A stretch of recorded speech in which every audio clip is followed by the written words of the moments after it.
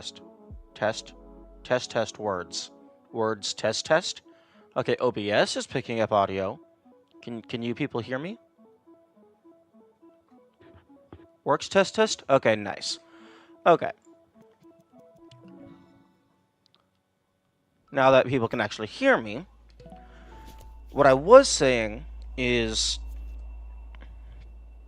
there is 4 full clears left, 4 B-sides left. Oh, wait. No, that's 3 full clears left. Because there's Temple, Summit, and Farewell. 4 B-sides, 2 C-sides. The Moonberry.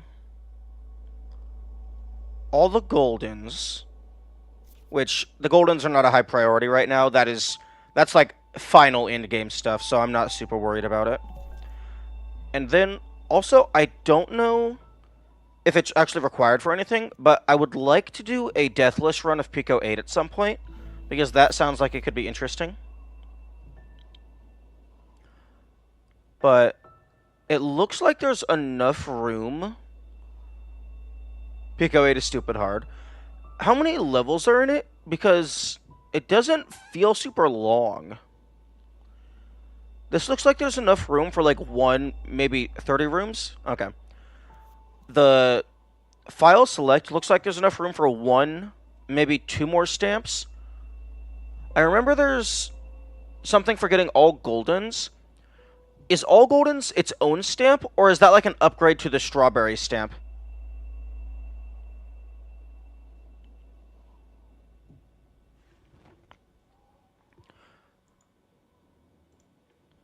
I think it's separate. Okay.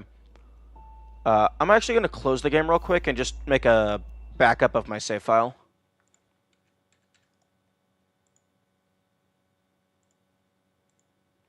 Okay, copy, streaming, new folder,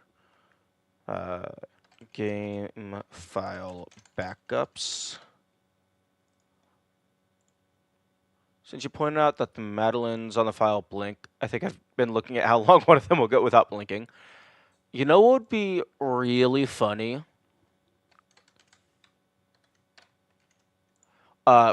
Is if the devs encoded, like, some miscellaneous Easter egg into the blinking. Like, maybe it's really slow Morse code.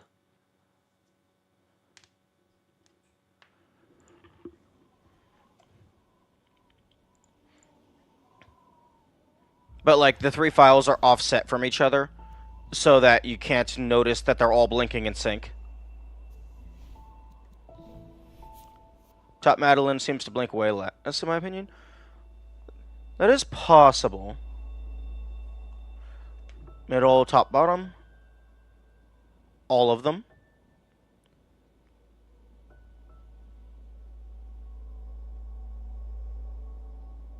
Top, middle, bottom. Okay, well, all of them did blink in sync that one time, so it might just be every X amount of seconds, or every X frames, it just rolls a random number for each of them, and on that one it just happened to be successful for all of them.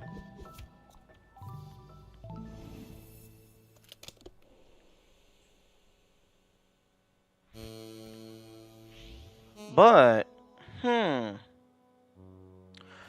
gonna add that to my notes, because that's an interesting way that you could encode information.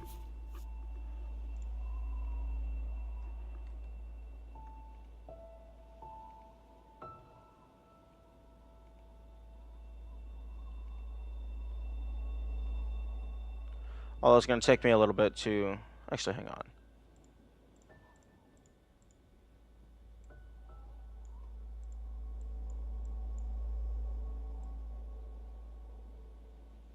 Can I just select window? That'd be really nice if I could just select window.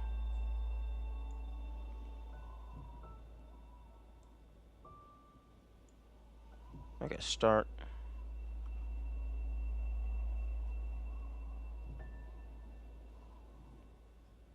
Come on, middle file, please blink.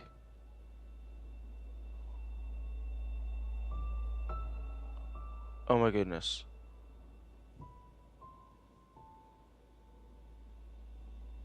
Thank you. Copy that. Actually, no. No, I'm not keeping that long of a nonsense. I'm just going to... Steam, why are you not... F12... Okay, now it's screenshotting.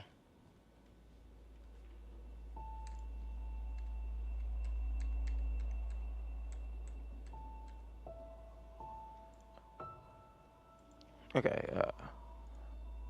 show on disk.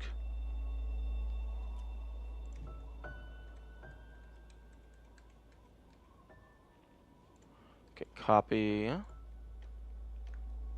And then open notes for puzzle game ideas.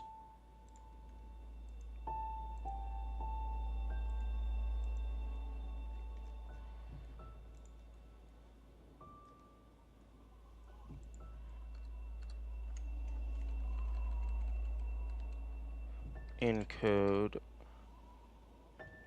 Do I have obsidian? Encode information into character idle animation.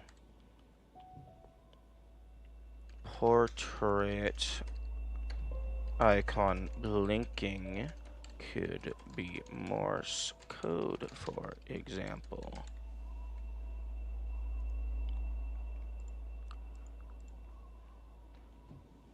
Yeah, anytime I find something that could be potentially an interesting way to encode data into a puzzle game, I just add it to this massive list that I have. Yeah, superliminal. Yeah, I've realized that because most of the objects that you grab have a default up state, you could potentially set the default up state to a different side. So then you could have the data encoded into whatever side was the up. Did you just call Celeste a puzzle game? No. I said anytime I find an interesting way to encode data into a puzzle game, I add it to this list.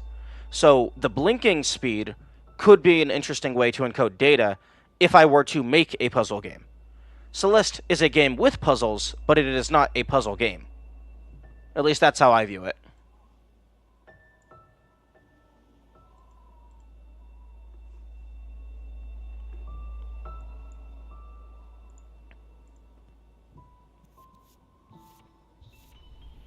Okay, now that we're done playing with this poor woman's eyes...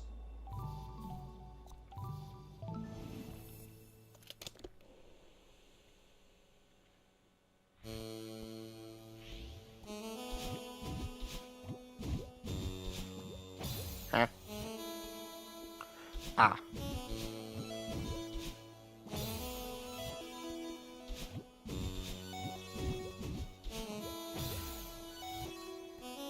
Excuse me?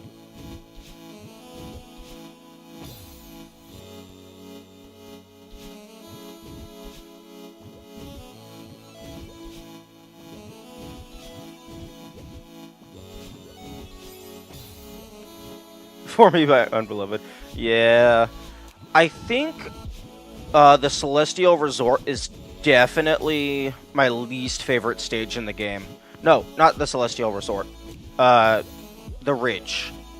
Chapter 4.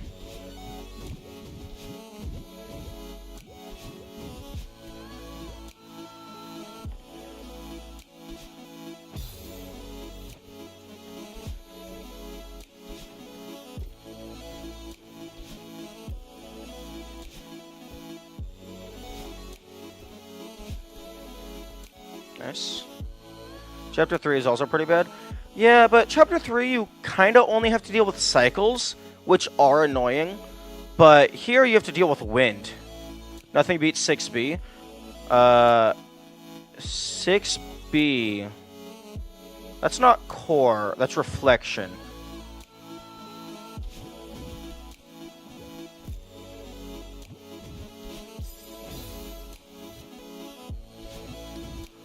I don't recall that being super terrible. I mean, there was a couple annoying feather segments, but, I mean, that's not horrible, horrible.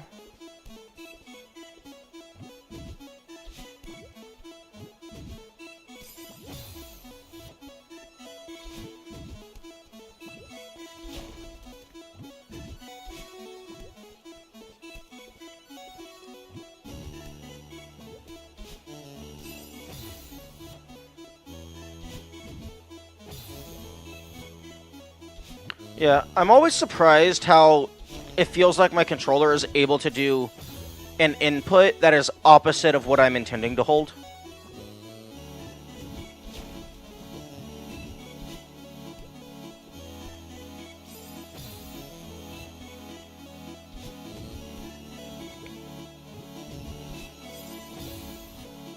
No, no, no.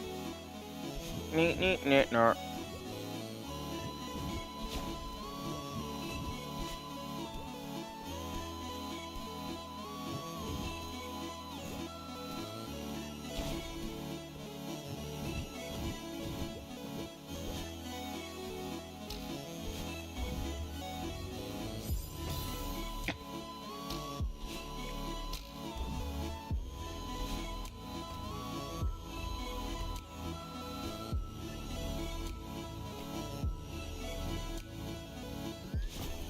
Oh.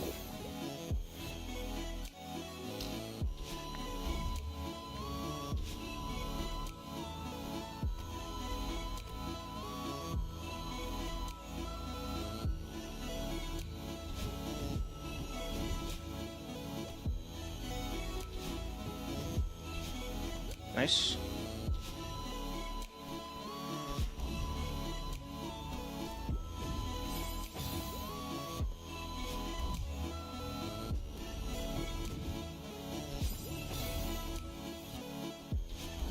Also, after you've already done all this stuff, and also some of the harder levels, the B-sides don't seem as bad.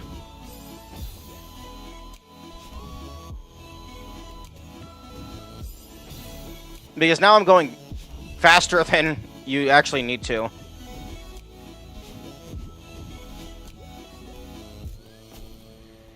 Oh, and then we get to the bullshit.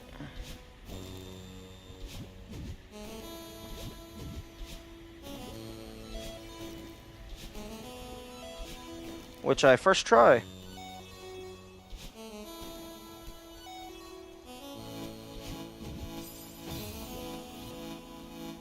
Yeah, I forget the... That's kind of a green.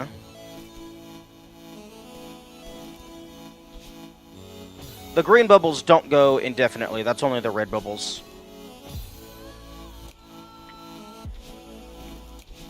Oh, wait. I have a feeling you're actually supposed to grab that and not grab the wall that I grabbed.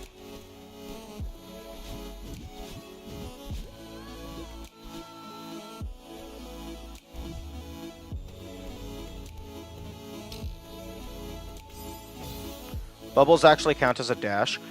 Interesting.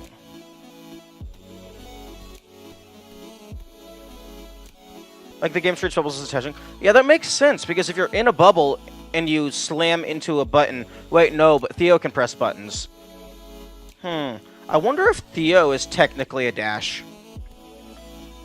But if you're going for minimum dashes, then that means you have to minimize bubble uses.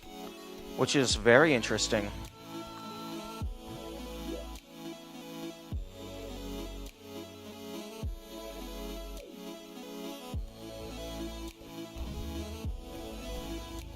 Theo is just overweight. I'm going to give him the benefit of the doubt and say that it's the crystal.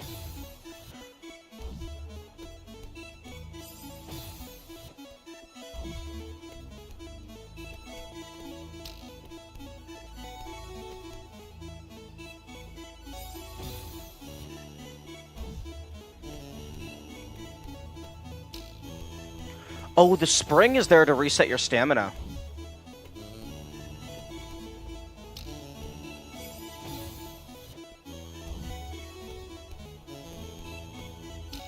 Have you done 1A dashless yet? Yes, I have.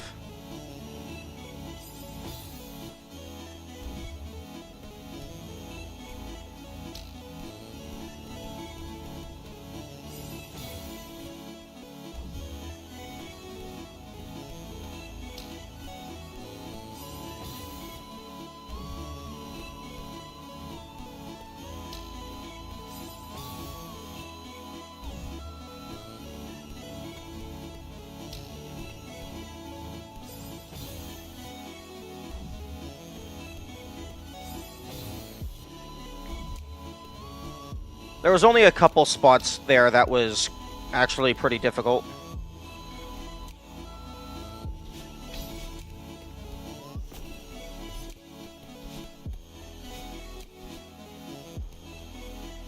Oh, this room. I remember you.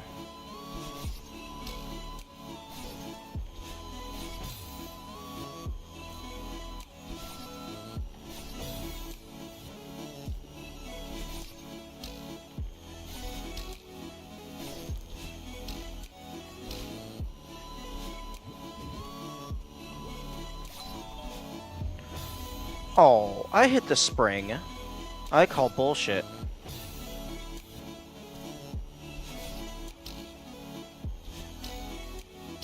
Because you can hit the spring from the side and it counts. But you can't hit it from below?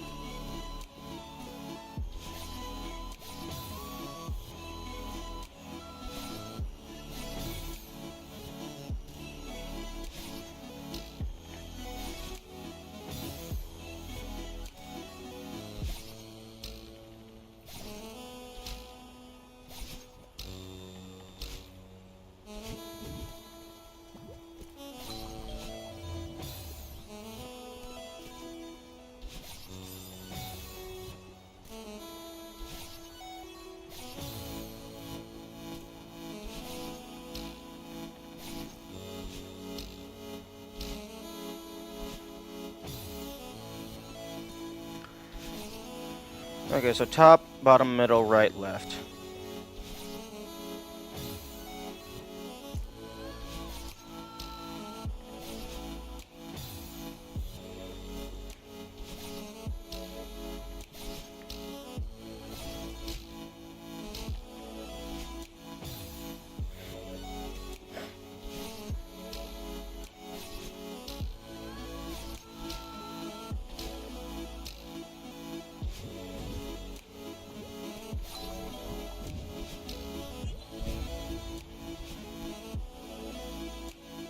Okay, so...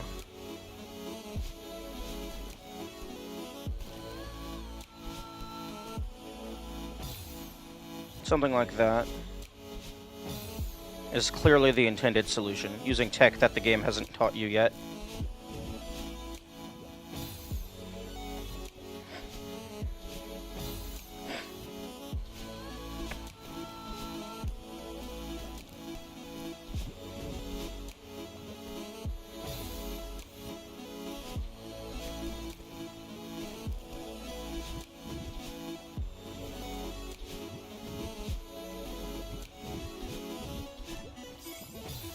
Oh, I should have just climbed up.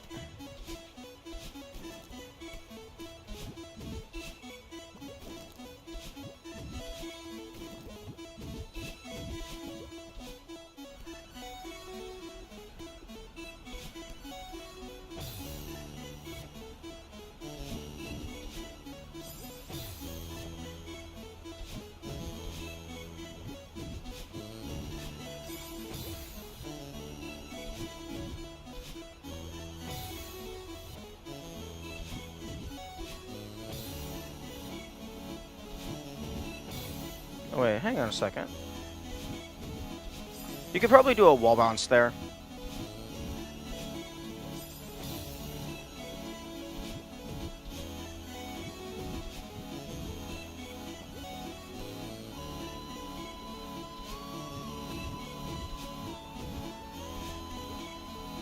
There we go. Alright, this room. You have to be very careful.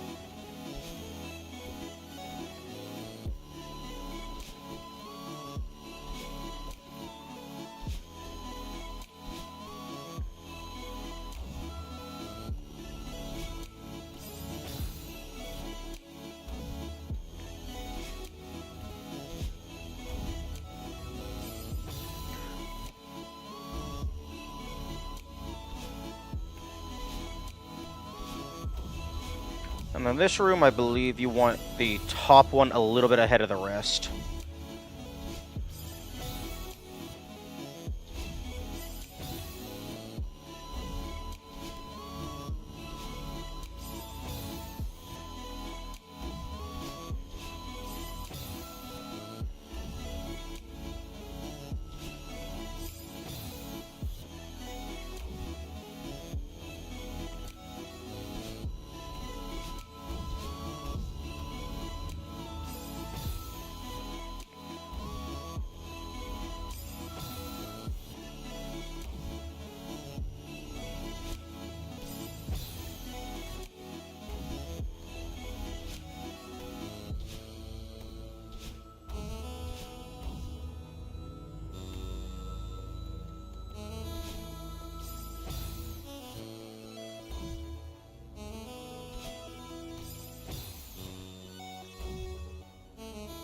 I think this is near the end, but I could be wrong.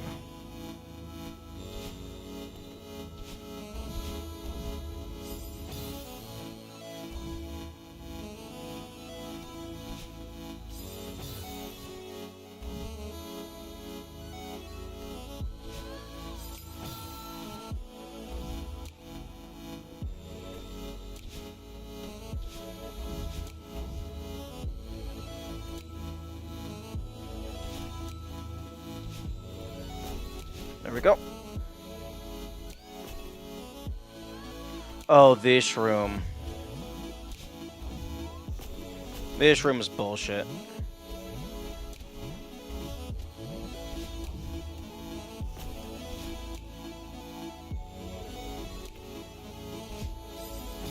Because if you try to dash into a wall and then immediately hold the opposite direction, you turn away before you can actually grab the wall.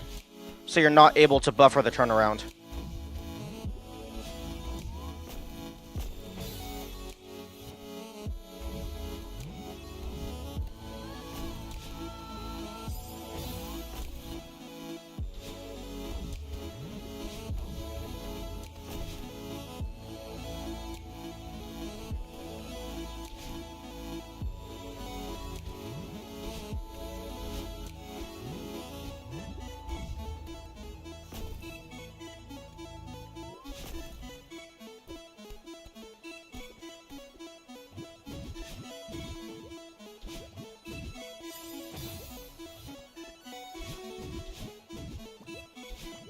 Okay, that's not too bad.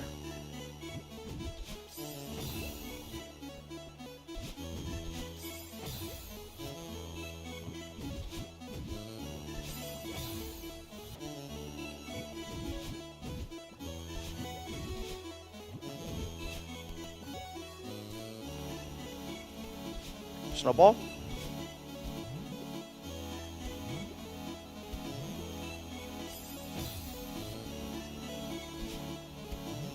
No snowball just yet.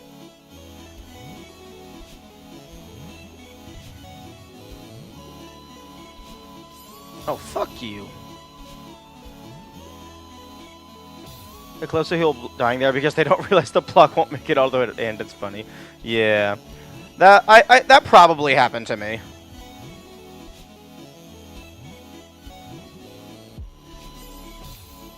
Well, I mean, not that I died, because once I got to the top, I definitely made it. From what I remember.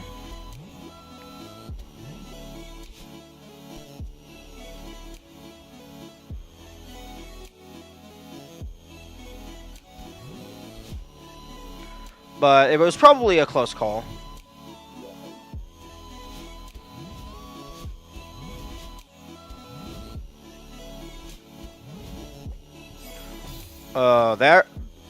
That jump right there is some, like, 7C nonsense.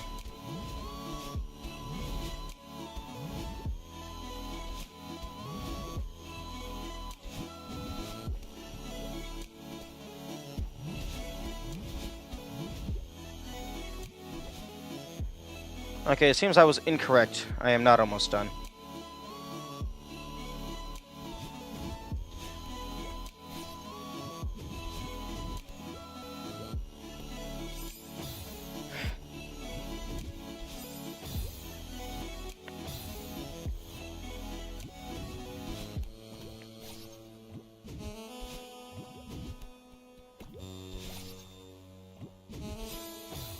Oh, okay, so just up dash.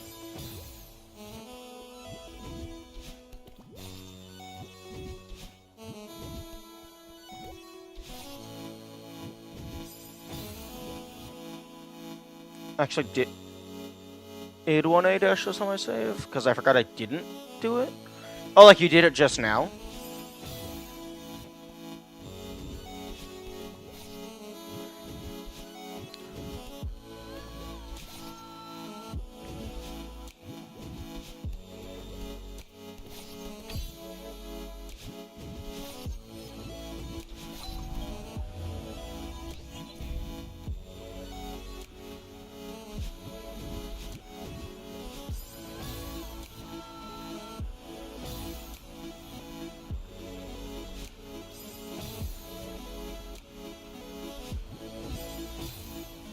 Yeah, nice. Good job.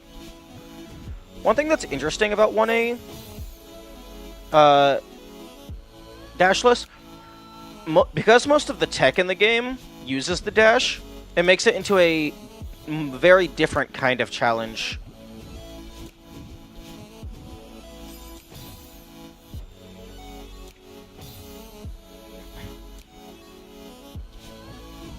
Ooh. A question for those familiar with how the community does stuff. If the game considers the bubbles as dashes, the people doing minimum dashes, do they also consider the bubbles as dashes? Because there is an official dash counter. It's just not visible in-game traditionally.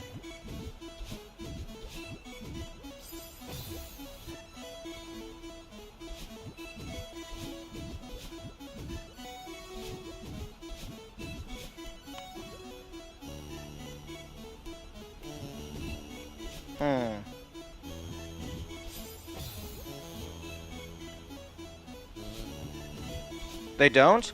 That is quite unfortunate. I don't think the game considers bubbles dash.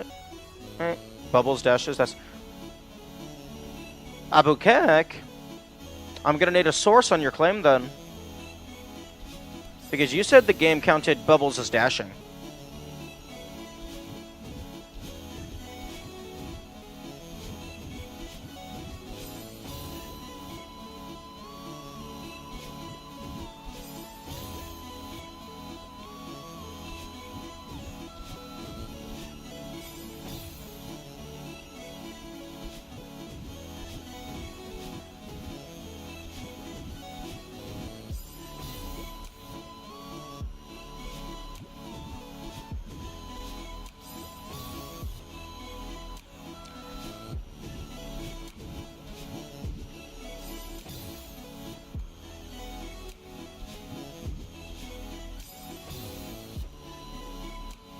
Stuff that modifies dashes works on bubbles, I'm pretty sure. That's interesting.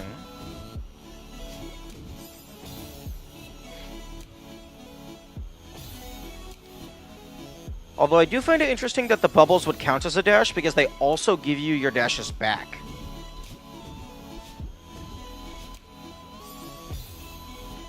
And do you mean both of the bubbles or just the green bubbles? Because the green bubbles go about the same distance as a normal dash.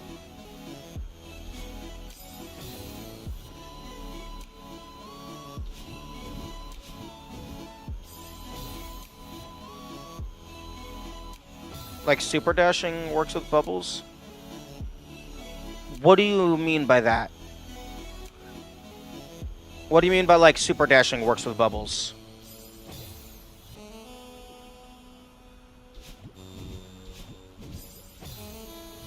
Because super dashing is jumping out of a dash. But if you try to jump out of a bubble, it just cancels the bubble.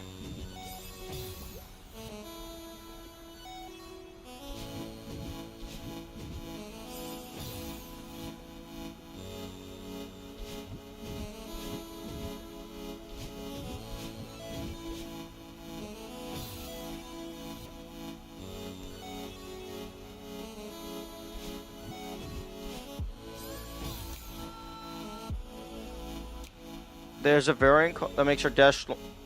That's not a thing. Unless that's in Core Seaside, that's not a thing.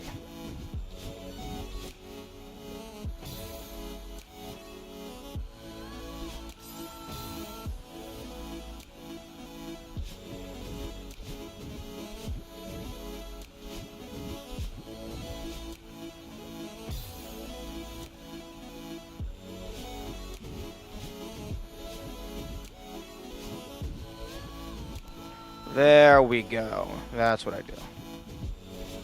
Fuck. Turn on variance mode. You unlock it after 8B. Where is that? Is it in options?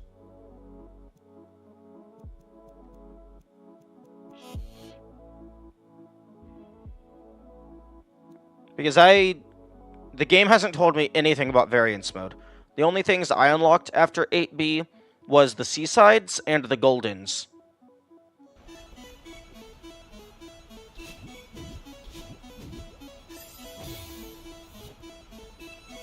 It's in save file select? Okay, I'll look into that after I beat this level.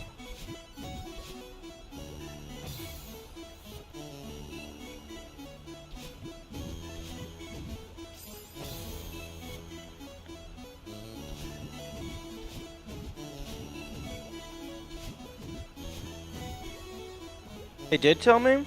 Okay, well, I did not see that.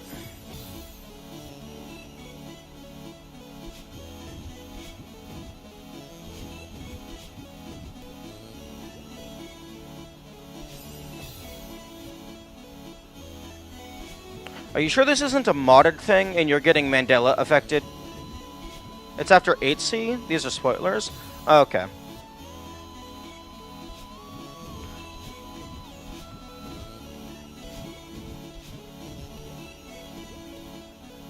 That makes a lot more sense.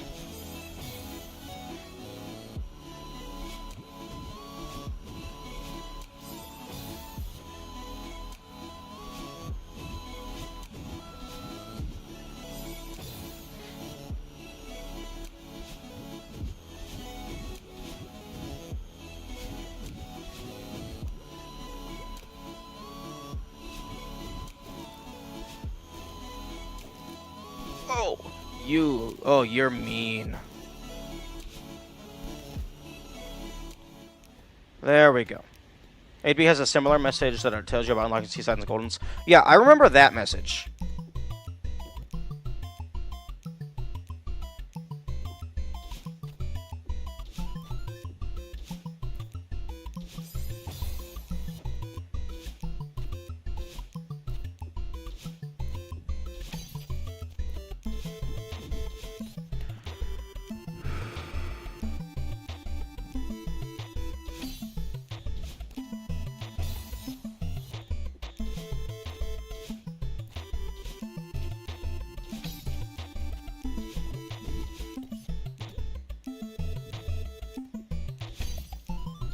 There we go.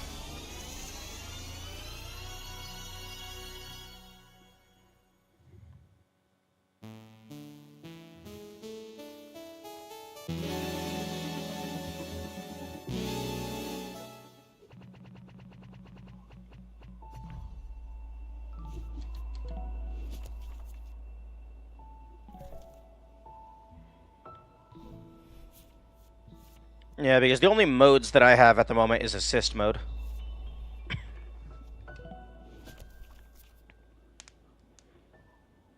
Okay, so...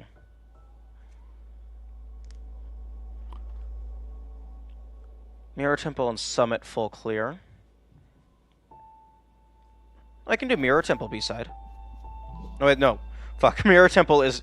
It may have Mirror in the name, but Mirror Temple is not Reflection. I think I actually would have gotten Reflection B-side already. It's just, when I first got to here, it was near the end of the stream, so I didn't have enough time to finish.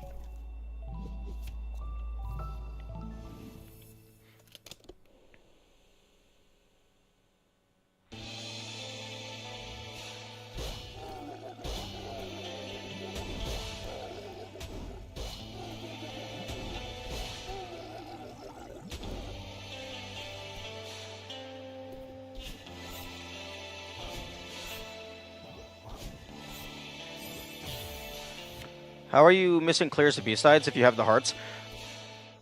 Yeah, it's in one sitting. It treats it like I think the flag and the heart is for beating it at all, and then the best speedrun time is for doing it in one go from start to finish.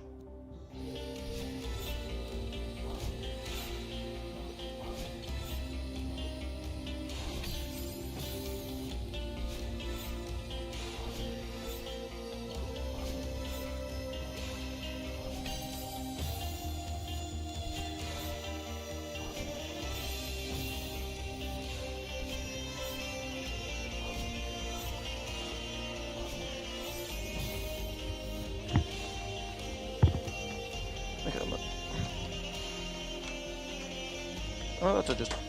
Okay, nope.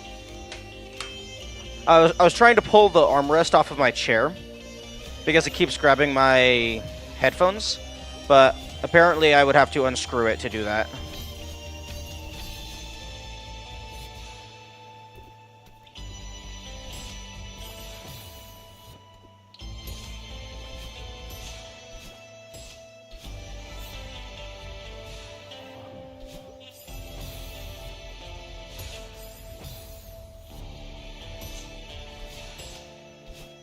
Yeah, it's the same reason why I don't have a final time recorded for Farewell.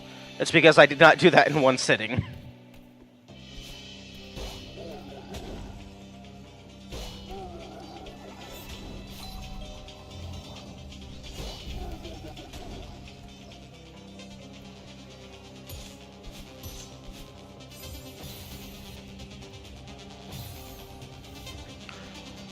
Although I suppose technically it's not one sitting, because I could just pause the game and then just come back the next day.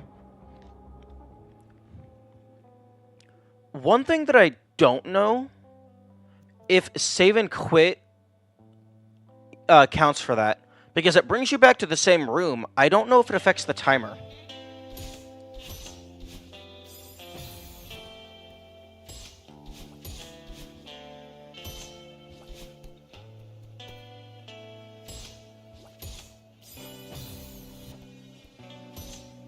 Actually, I'm at 255, 256. Okay, so at the very least, the timer is preserved. Although I don't know if it'll count as a one sitting full clear.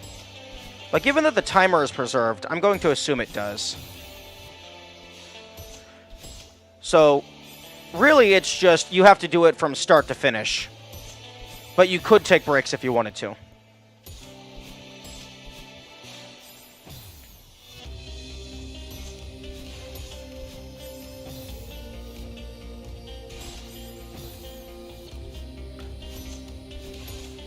Also, I find it hilarious that my dash button on the input display is bound to Demo Dash, even though I haven't been using that for a while.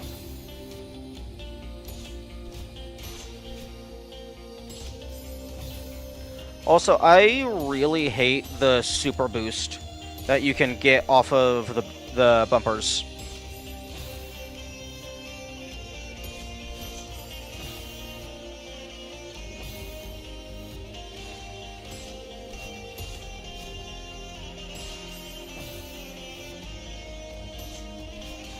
Because it's so much faster than the normal boost. If it happens and you're not ready for it, you're just fucked.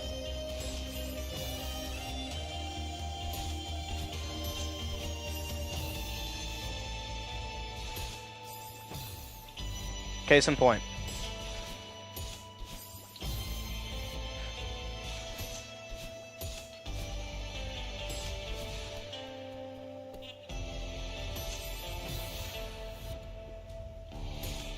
And also the bumpers float around a little bit. I wonder if that's a set path or if it is actually RNG. It looks like it might be a set path. It's just a pretty funky path if it is.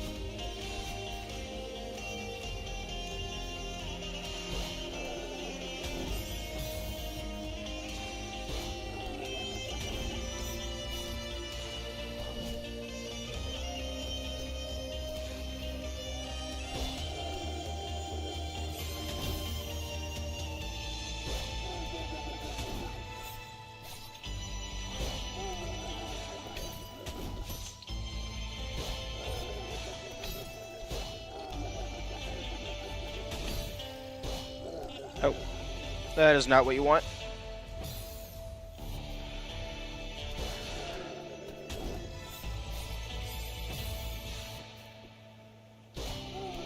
Yeah, I don't see how they expected anyone to do Feather with keyboard or D-pad.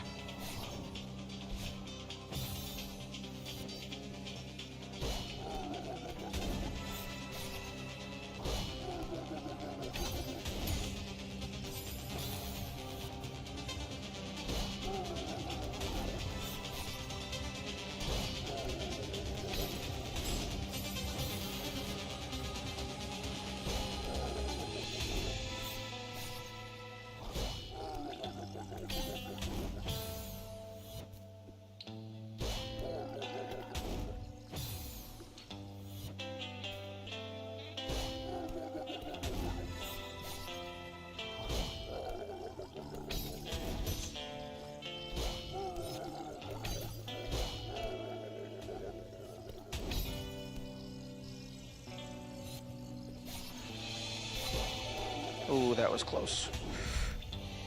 Oh, they are very merciful there. Okay, time for shenanigans.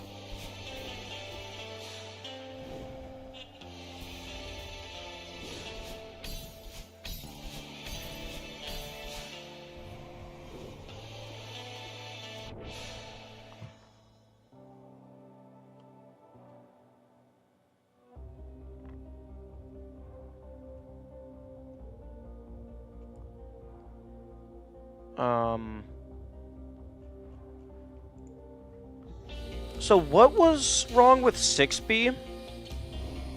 I think someone said that 6B was their least favorite.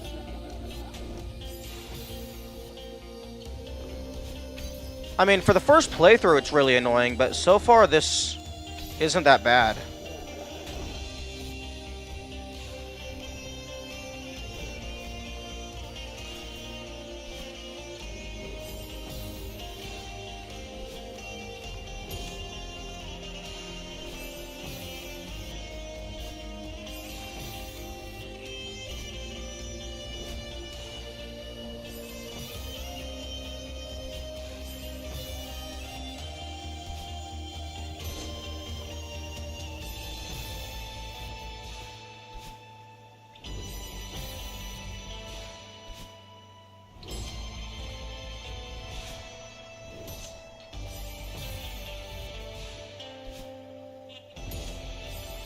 Oh, for fu- Stop with the super...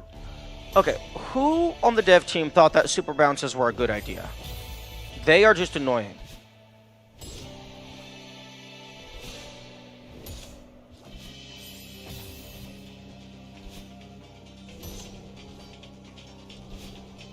Like, how did they not accidentally kill themselves over and over and over?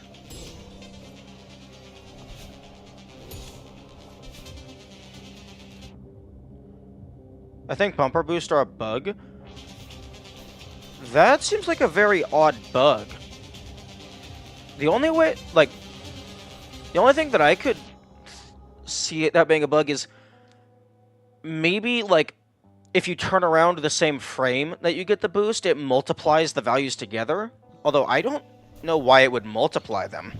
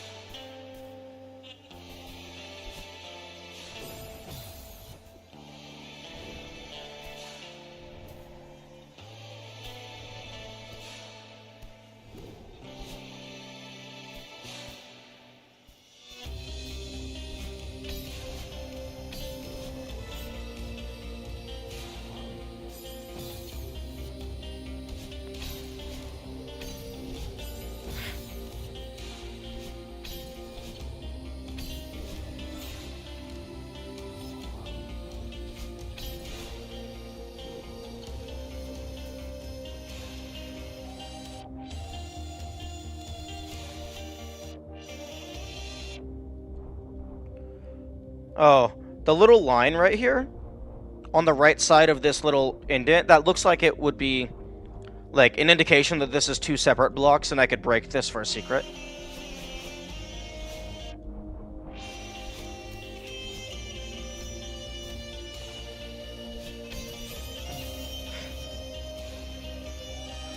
Oh, input display.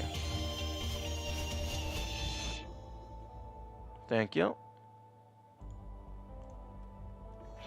Right here on the right side of this block, due to the texture, it makes it look like there's a distinct separation between this tile and the two sides. Well, less so on this side, but on this side, it definitely looks like it's a different block.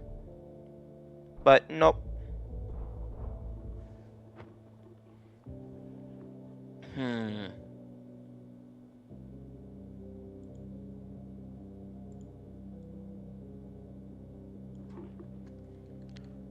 Okay, what is the... Okay, the chat is 350 pixels wide.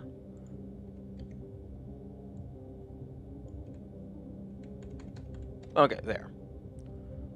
And then... the game...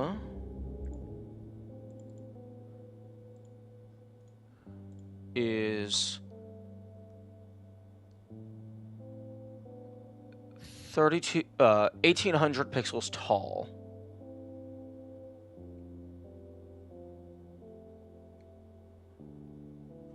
So...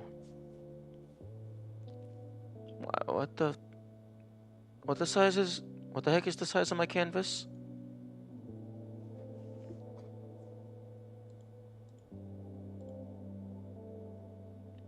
Oh, no. Not 1800 pixels tall. 1080 pixels tall. No, wait. No, that's the pixels wide. Wait, so it is 1920 pixels wide, but it's scaled down.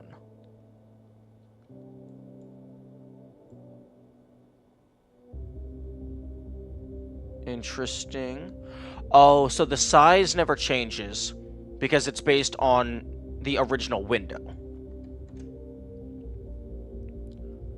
Oh, okay. I understand. My OBS window, the viewport is in 4K, but I'm downscaling to 1080p and then streaming out. Okay, that makes sense. Okay, so it is 1920.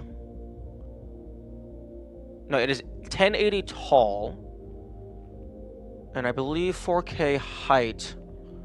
4K HI is like 21 something? 2160. So 2160 minus 1080 is 1080. No.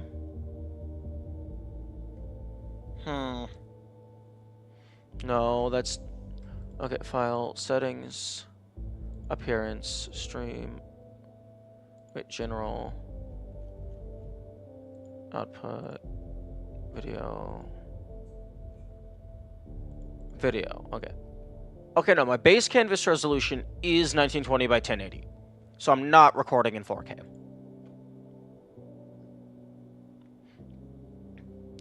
Okay, game, transform, reset the transform.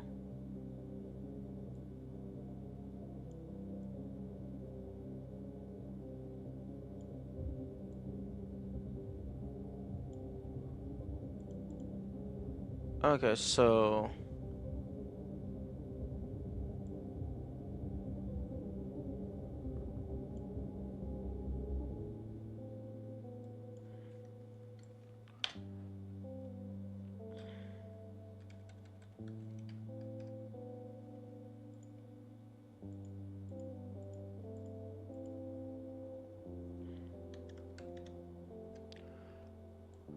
why are you...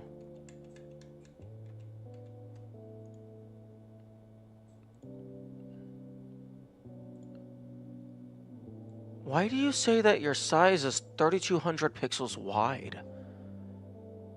That is definitively not the case. I just want to know how much... Oh, it's because I did fit to screen and then changed it. So it's not using the original, like, it's not maintaining its original ratio. Oh. So, transform, reset transform. So now if I rescale, it's forced to maintain.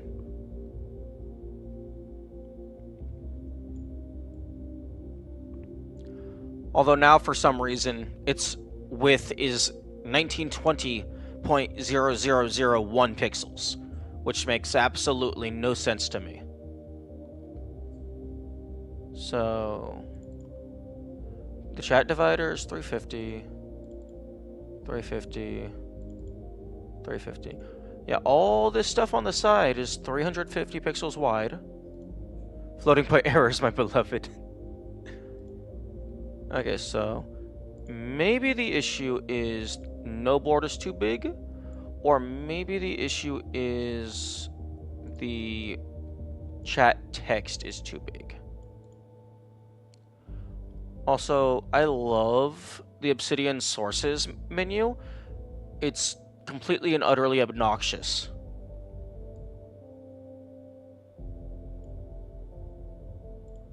And the best part is, you're not allowed to give anything the same name. Because for some reason, I guess it just can't give every source a unique value on the internal side. No, game folder.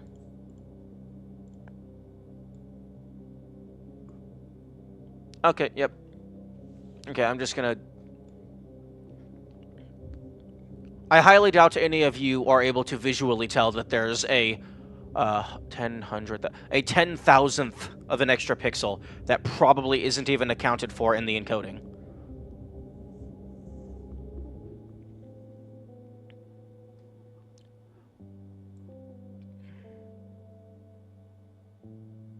But even still, it says it's 1080 pixels tall.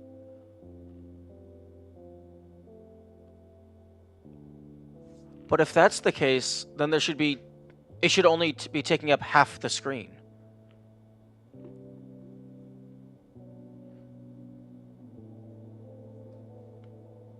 That makes no sense. Oh, no, wait, hang on. I think I might have an idea.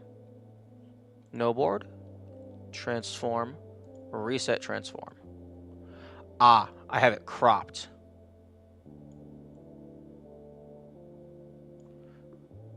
So, no board, edit transform.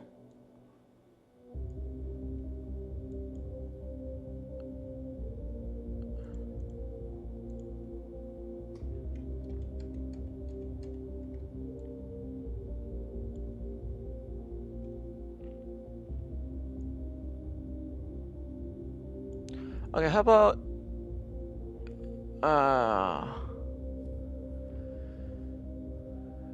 full screen preview. I will just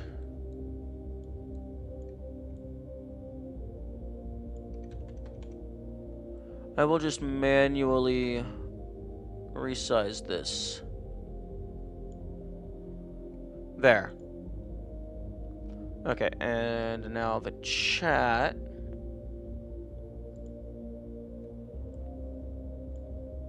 Can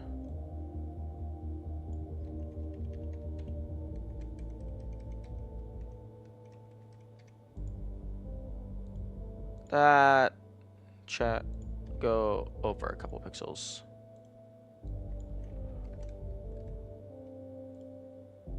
That looks good. Although the issue with this now is the input display is not going to be the same for every single game. And some games might not even have an input display.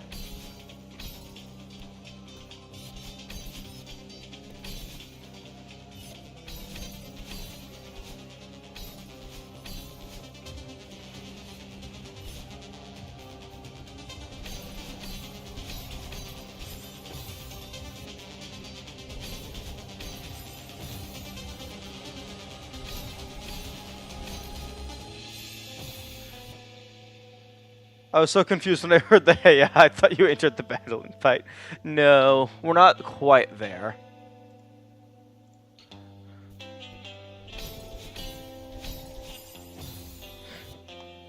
Oh, I am so looking forward to getting my new buttons. Because pressing the left button and then launching yourself up and to the right makes absolutely no sense. There we go.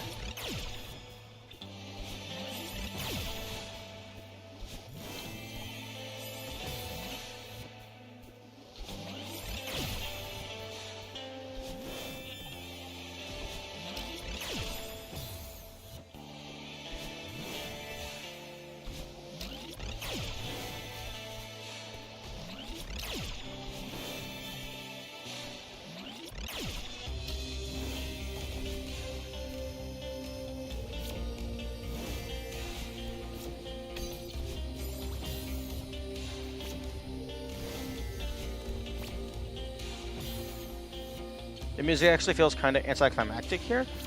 How so?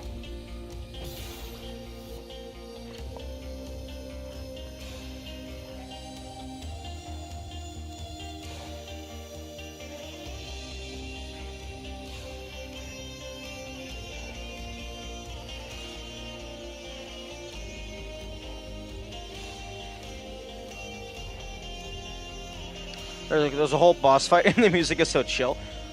I don't know, this feels... I mean, it's not the hypest of boss themes. Also, I can never remember what I'm supposed to do here.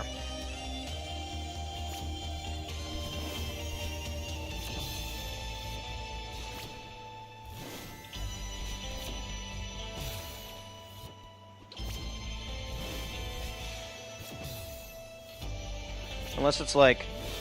dash up? Ah, there we go.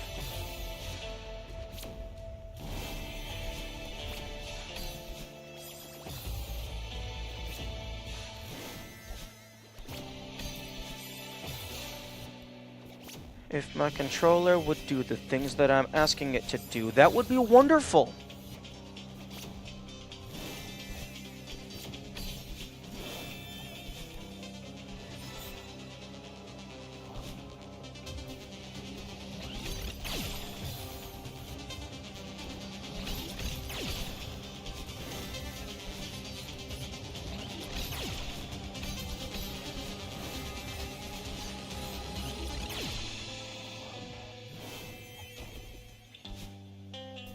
Okay, this was the room that gave me the most trouble last time.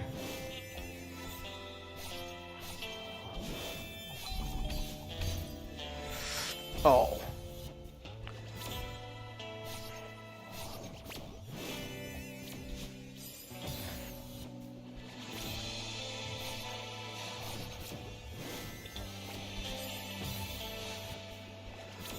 And, like, I know it's probably just the tighter turning, but it really does feel like you move faster if you're using the analog stick over the D-pad.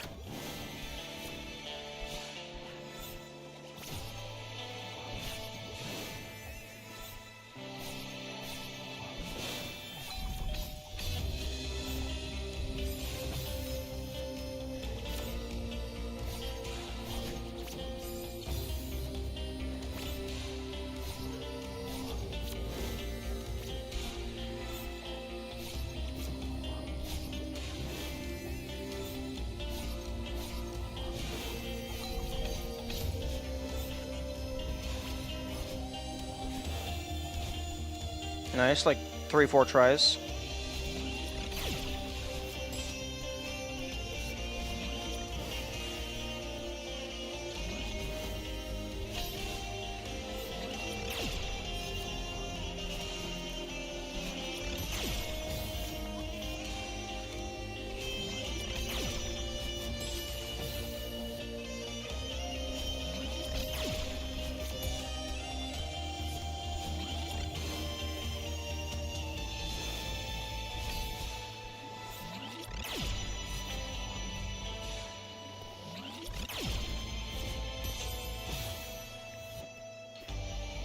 That's why they give you those extra walls, so that you can actually time out when the laser is gonna fire.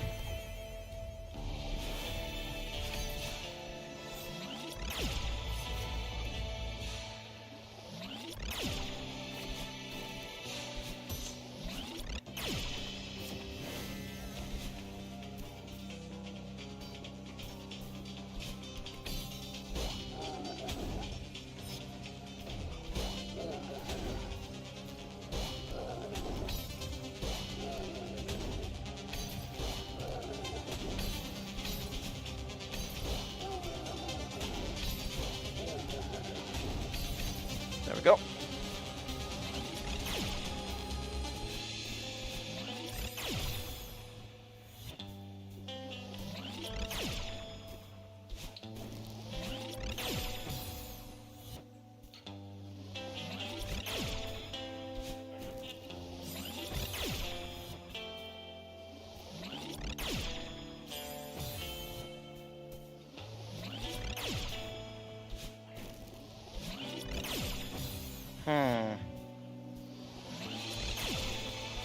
Oh, one moment. Food is ready.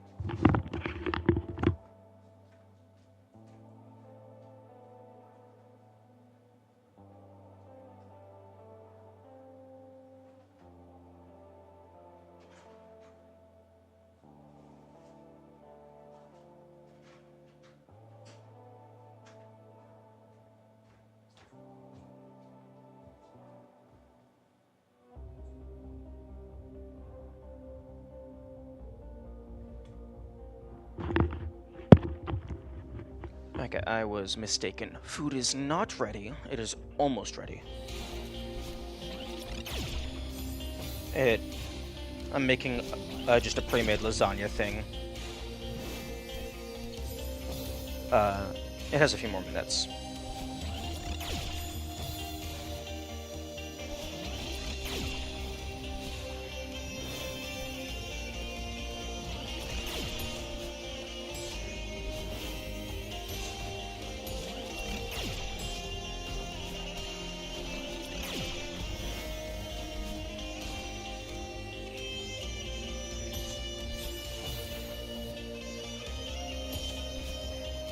Are you sure super boosting is a bug? Because that skip right there seems very intentional.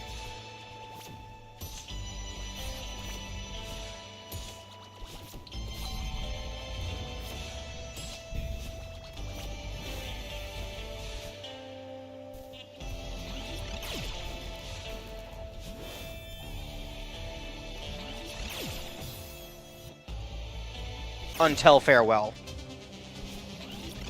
Wait, no. Wave dashing isn't a bug. Because wave dashing is an exploit. It's not a bug. Because after you dash, there's a certain amount of time before you're allowed to recharge your dash. But if you jump out of a dash, you keep the dash speed. So if you just wait barely long enough for the dash to recover, yeah, that doesn't seem like a bug.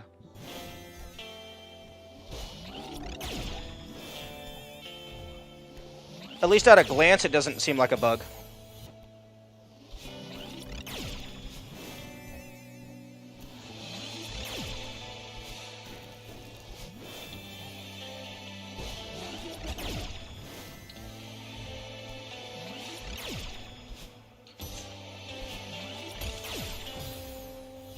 Just got 5A golden. Nice.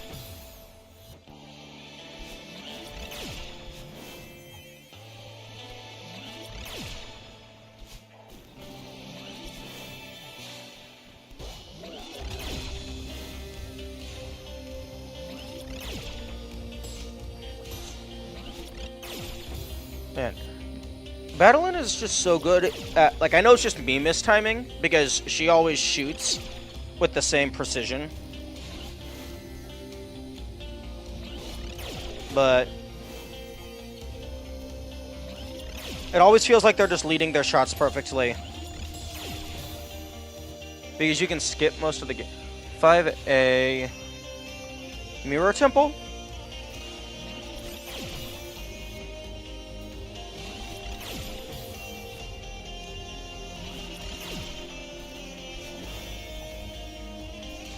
Oh, true, because of that one intended shortcut. Although that's not really skipping most of the gameplay. Because Theo is the hardest part, I imagine. But it does definitely help.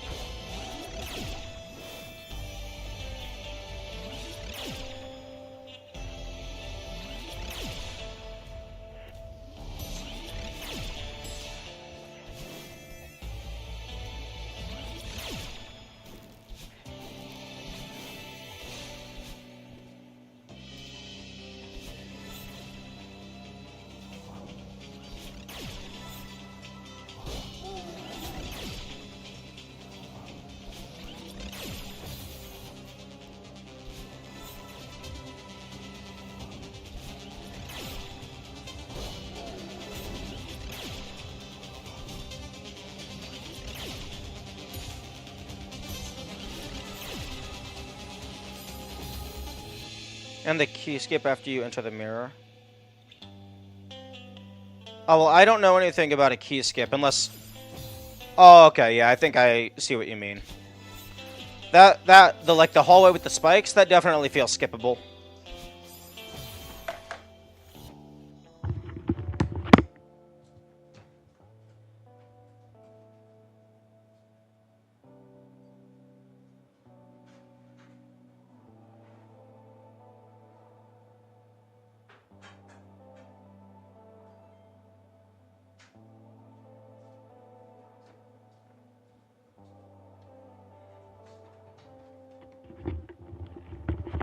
Okay, I am back.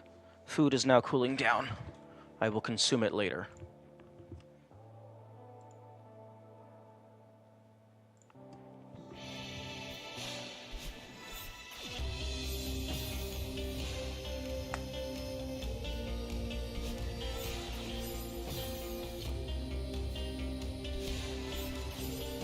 Okay.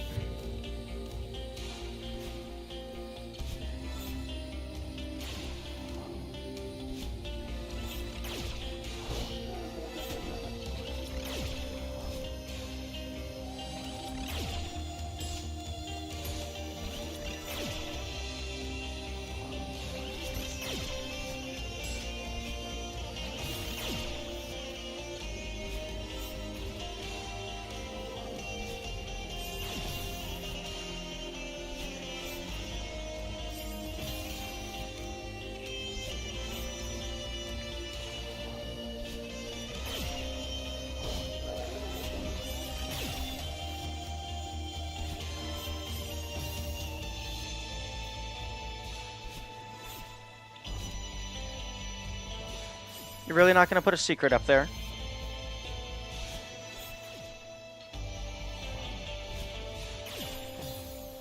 In that hard-to-reach little alcove?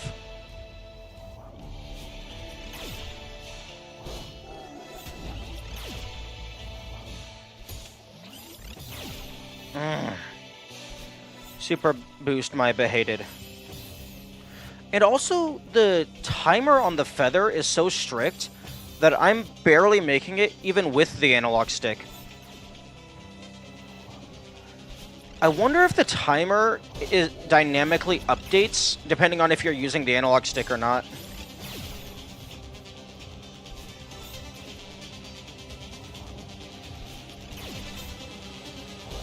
Or if it's just intended to be ridiculous ludicrous in how difficult it is.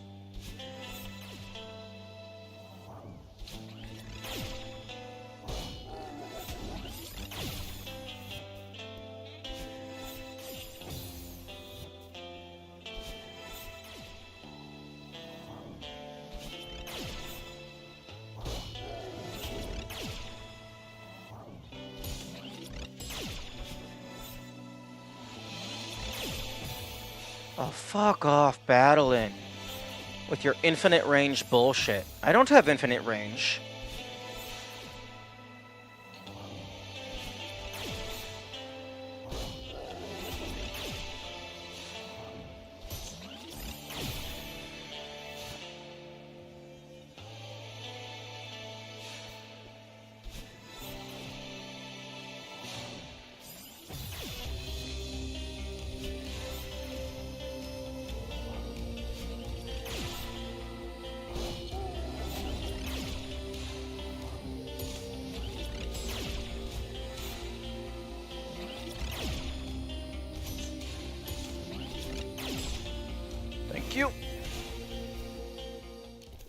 Here we go.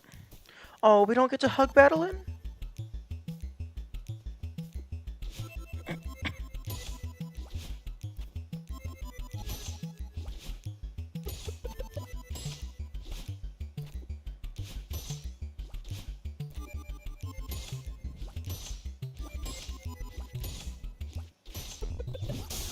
Okay, this is the room where I discovered that it's like basketball rules apply. If you die after you get the heart, it still counts as a death. And then you have to do this room again.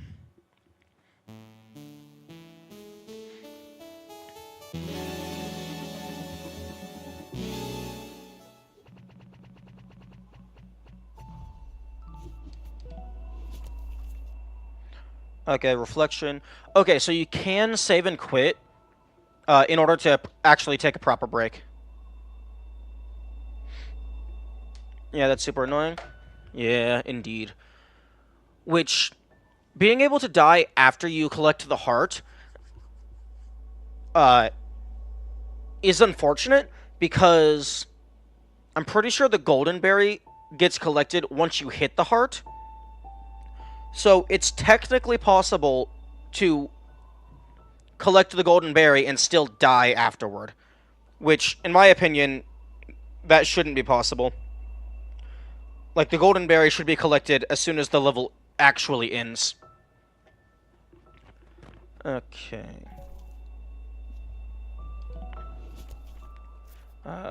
Summit B-side.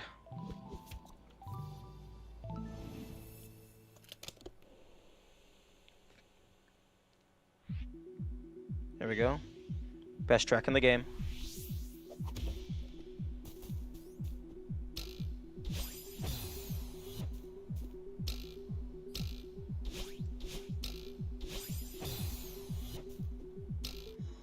What is with this muted nonsense? There we go.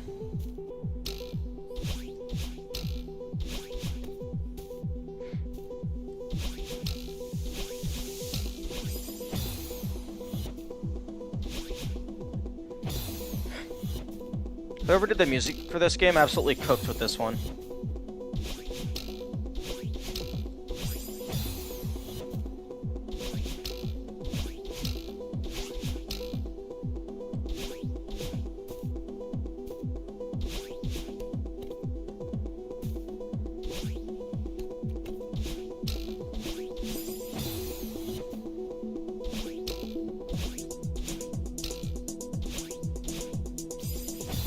Lena Rain?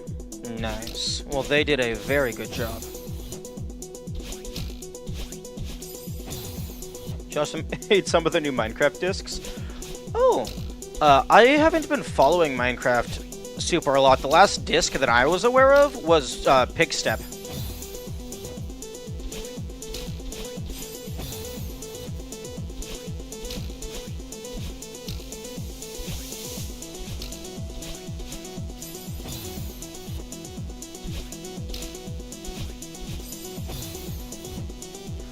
The B-side tracks are by guest composers, except this one, which is Lena as well. Oh, interesting. I wonder why they made an exception. Maybe because it's this level.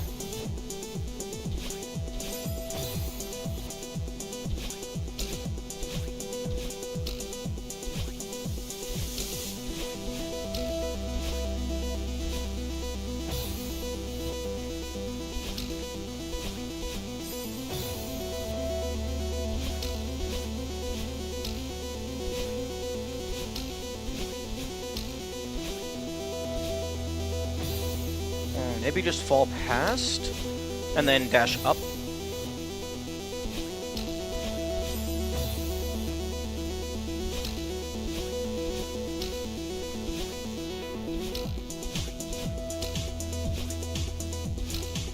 Yep.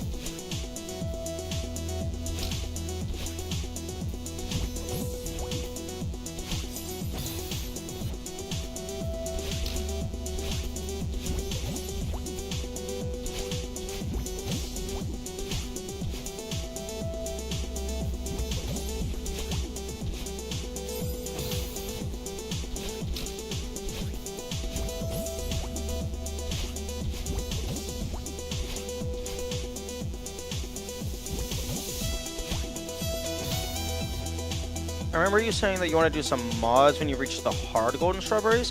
Which ones are the hard ones? I don't know. I do not know which ones are the hard ones just yet.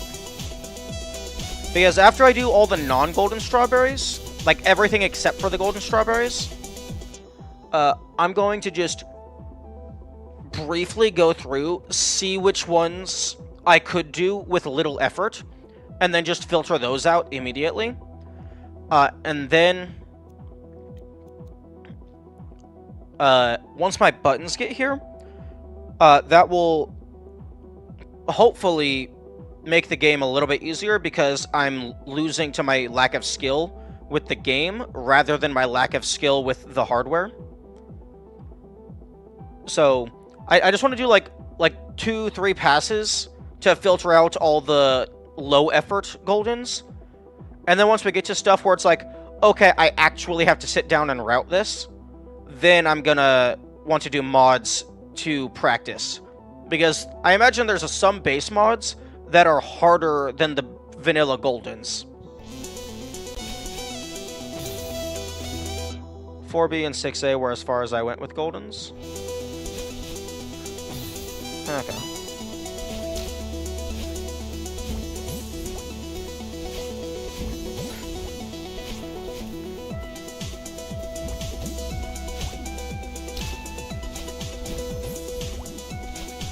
Oh. Right. I forget. It's mean. You know what would have been insane? Is for 7C, if they did it similar to 7A and 7B, where it was like it started out on the mountain, then it went through every area, and then it ended on the mountain. That would be insane if they had like a C level, like single room for each area in the game.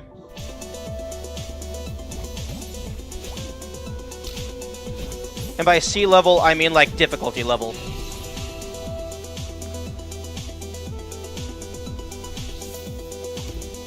So like that would make 7C like 8 rooms long or something.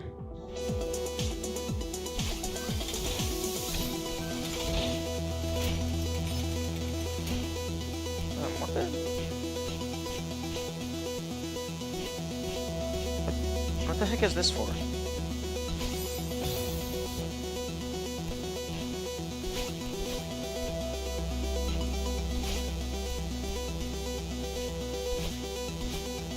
Oh, interesting.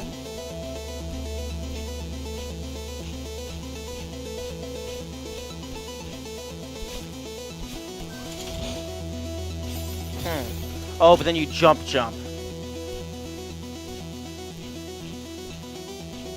Although this feels like it would be slower than just doing it the normal way.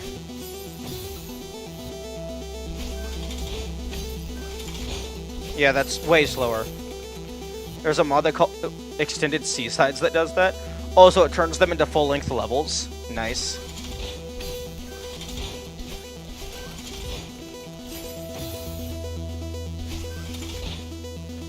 Oh! This is slower than normal, but it would be optimal for minimum dashes.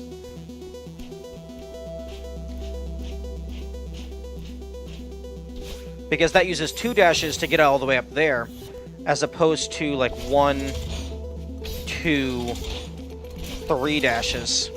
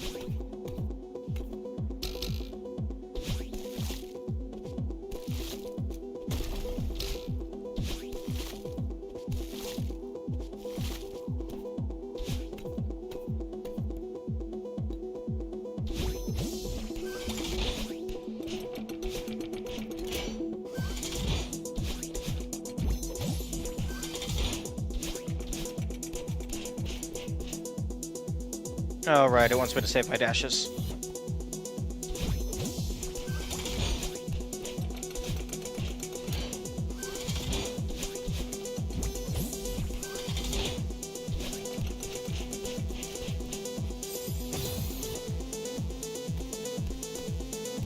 Also, I love that you can just barely make that for getting to her 0 dashes. That's very funny to me.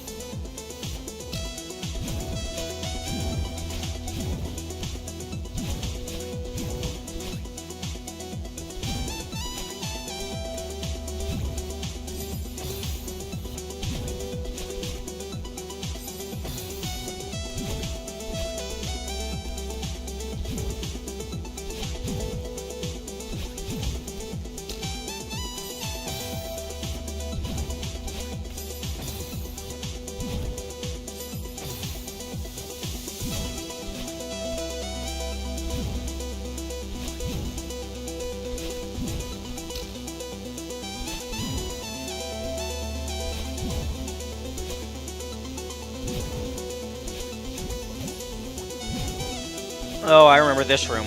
This room was a little tough.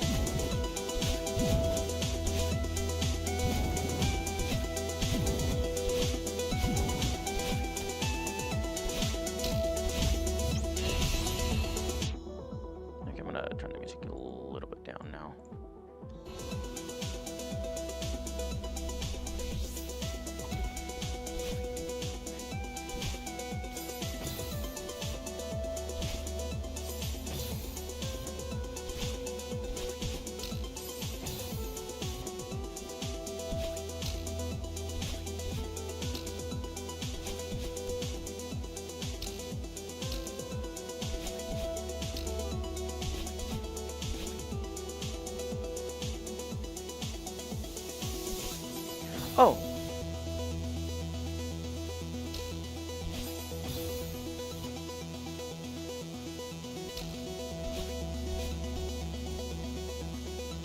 Right.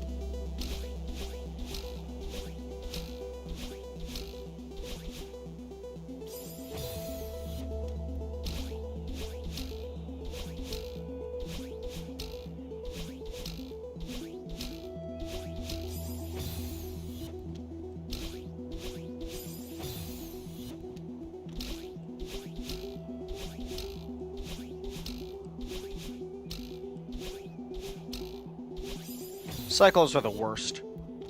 No, wind is the worst. Cycles are the second worst.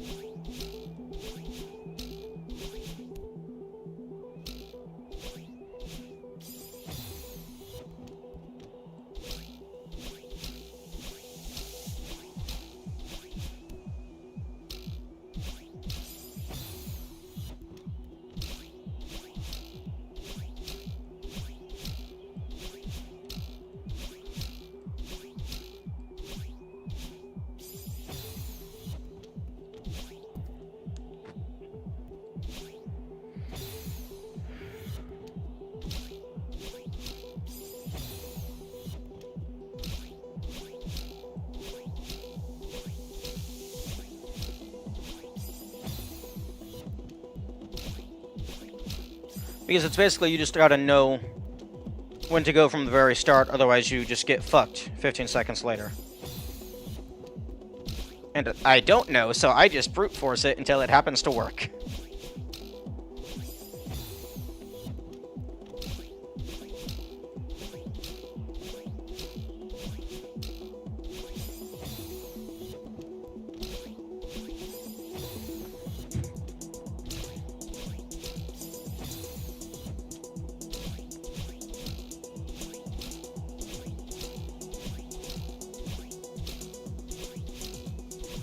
There we go.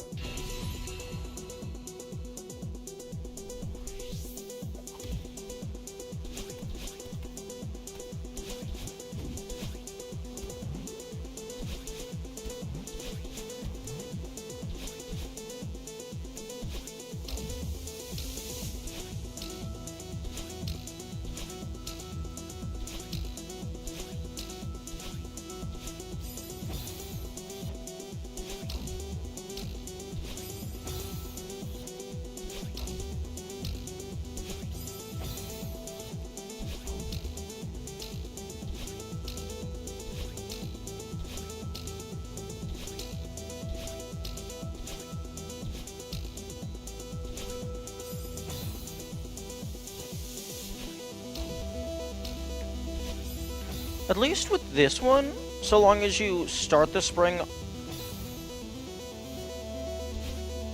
If you start bouncing, at the very start, the bounce is always the same duration. So at least for the first section,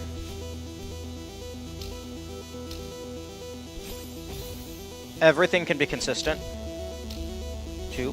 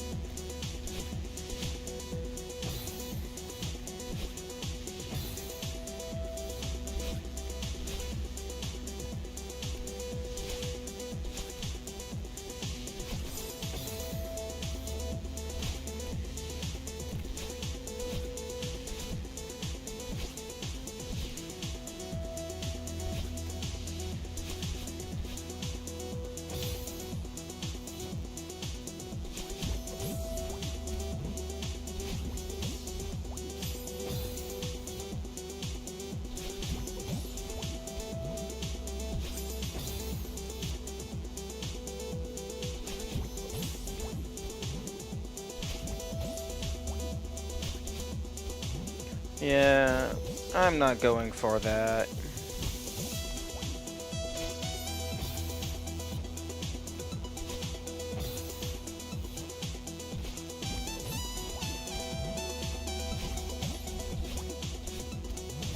Oh, I guess that is easier. Huh.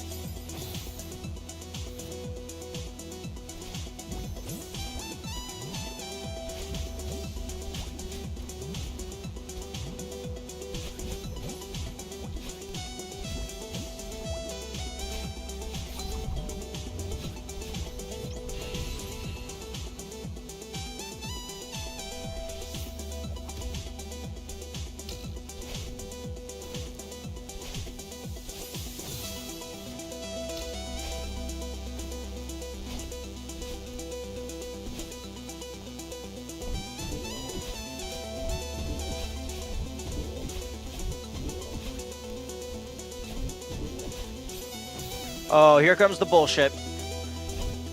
That same corner every single time, forcing me to do a diagonal dash.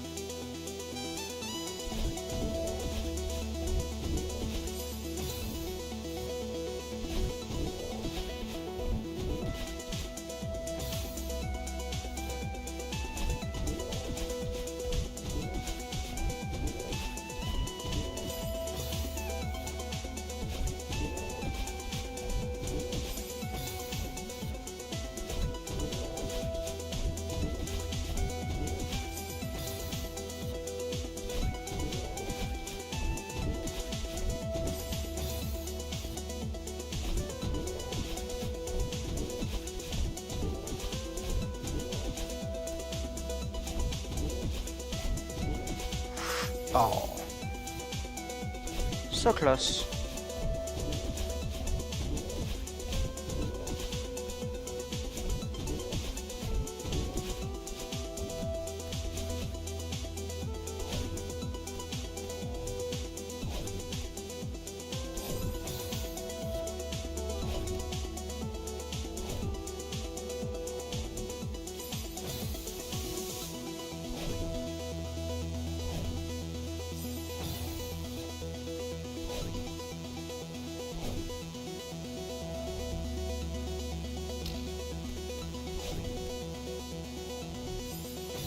Alright, I have to jump over.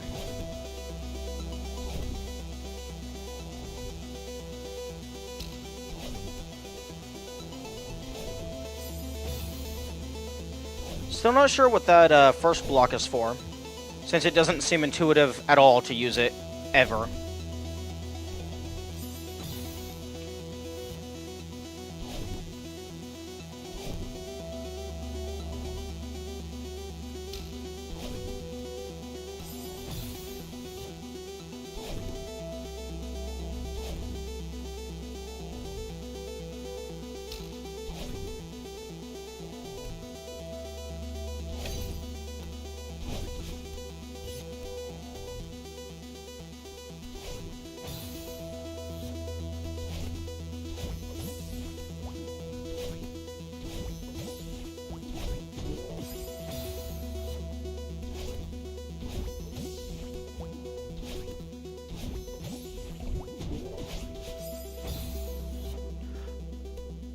Interesting.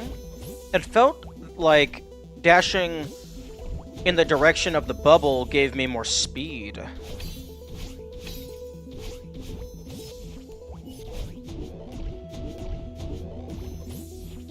Okay, easy spot. Wave dash there to get a speed zoom.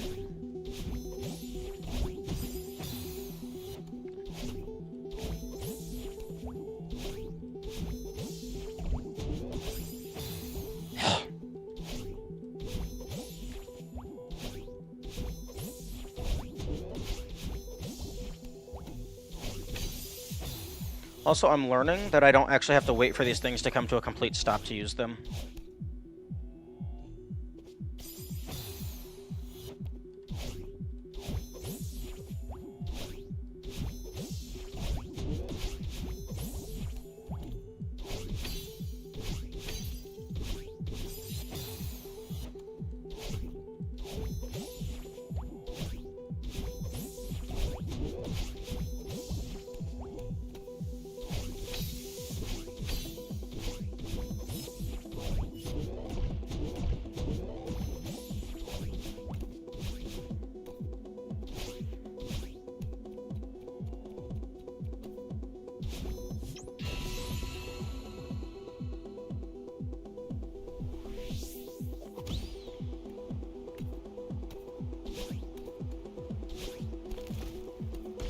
Oh, right, the wind makes the...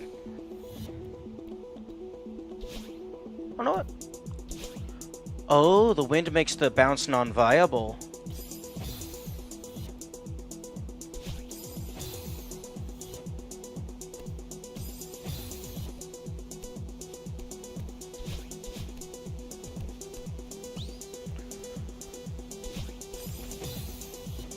Scammed out of a speed zoom, but that'll do too.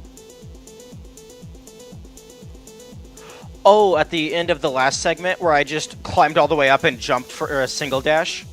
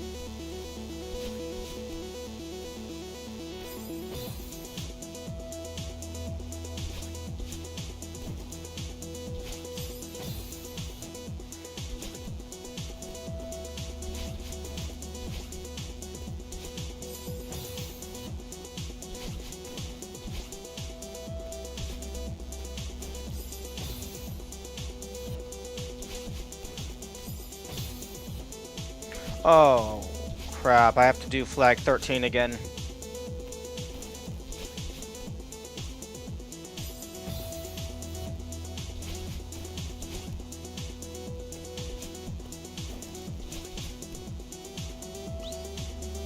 Ooh, this is the fun one.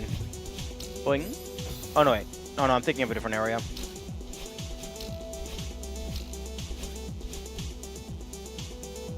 This is the one I'm thinking of. Boing, boing. Boing, boing, boing.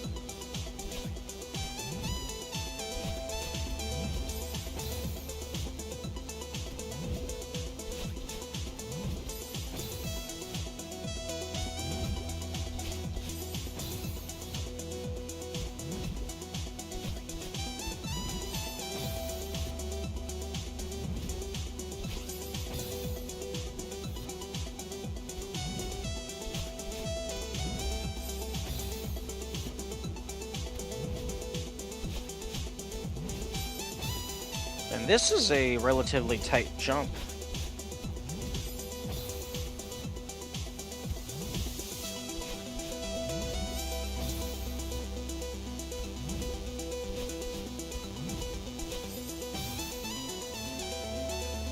This is where you truly learn to use clouds or perish, indeed.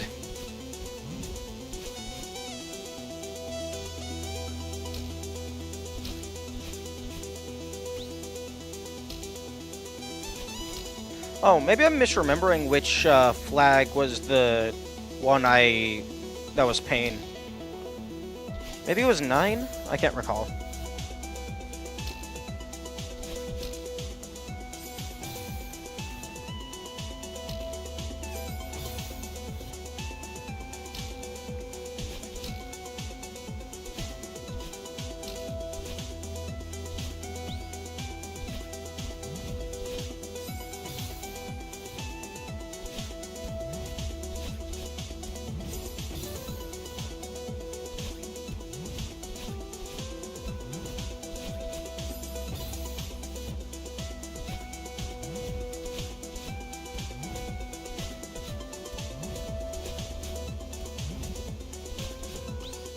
The one before the next Phantom Boost? I'm not for sure.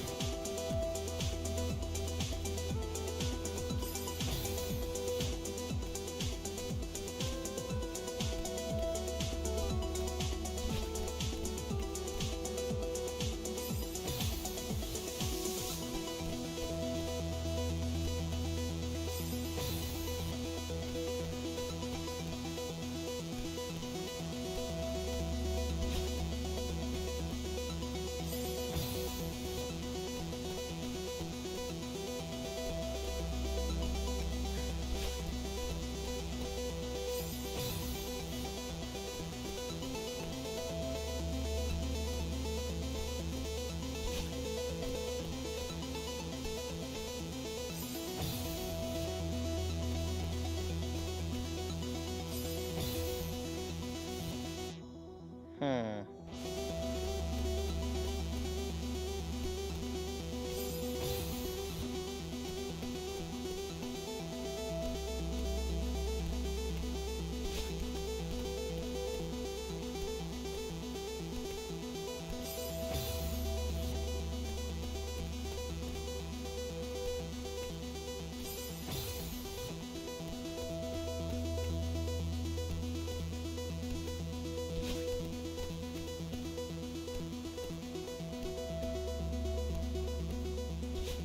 There we go.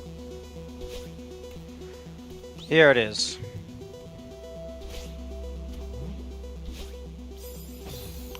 Flag 9. That was the one I remembered. Cloud 9.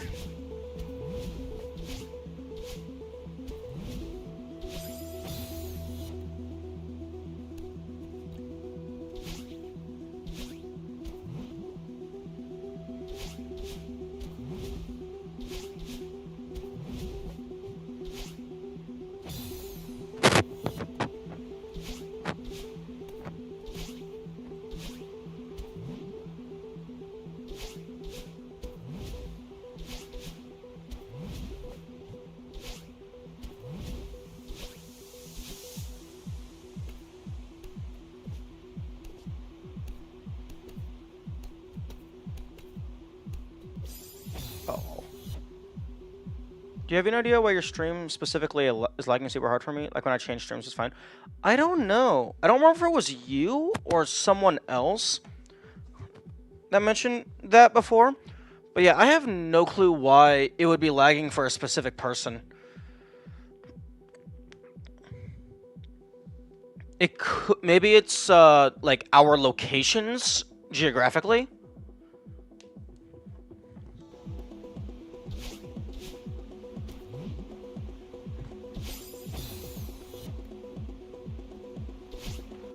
Like if I pull up my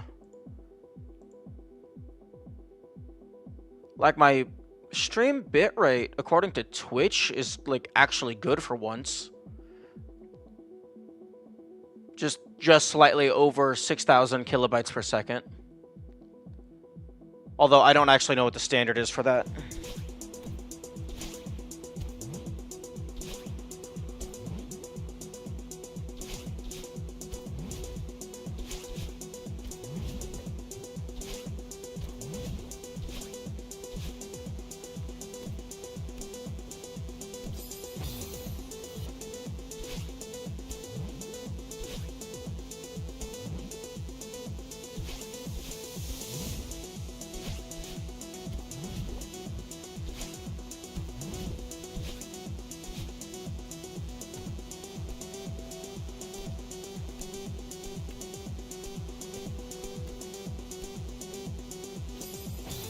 What?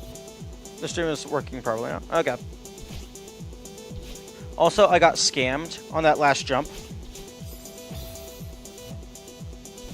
It did the wall grab animation, and then I died.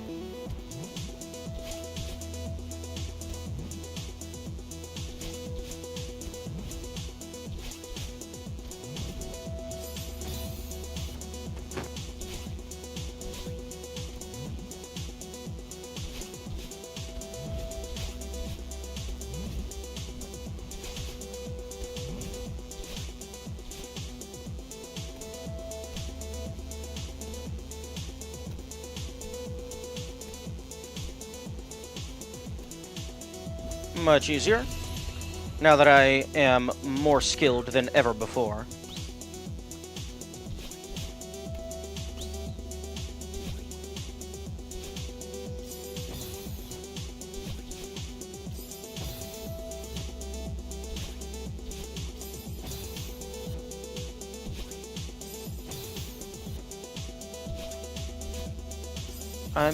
Beg your pardon?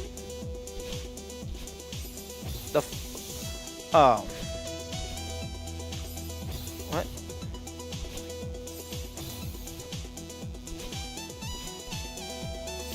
No, it definitely wants me to do a double wall bounce.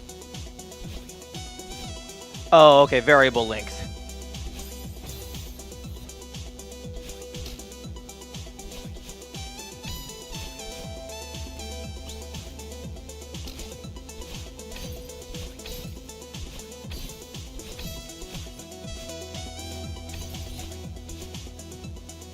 Crap.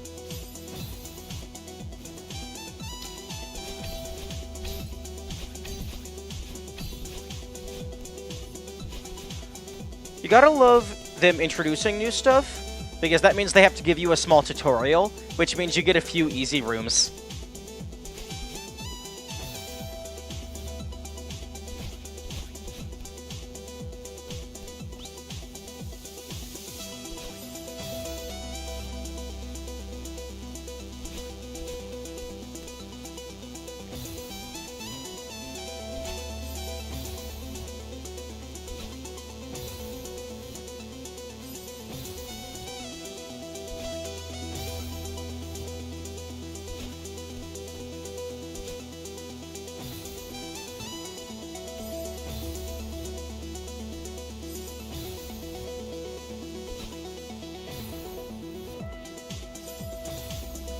I think last time at this part, I just did a corner boost.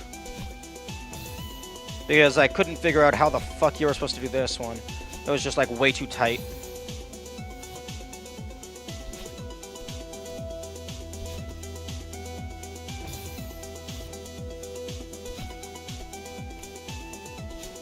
There we go.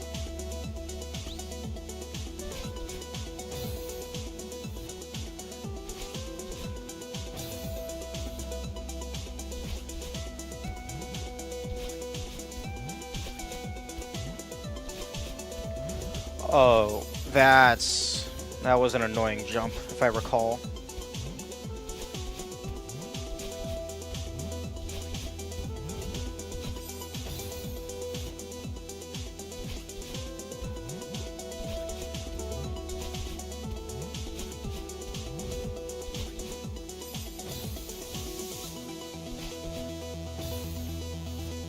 Yeah, these just random mid-air corner boosts are always annoying. Because, like, I'm just gonna bonk my head most of the time.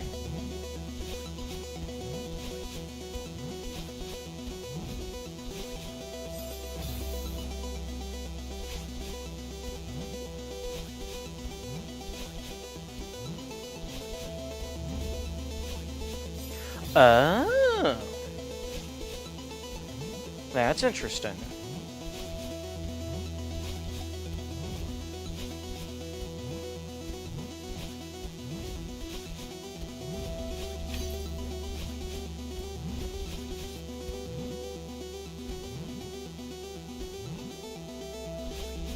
Fuck. And that's when it all falls apart.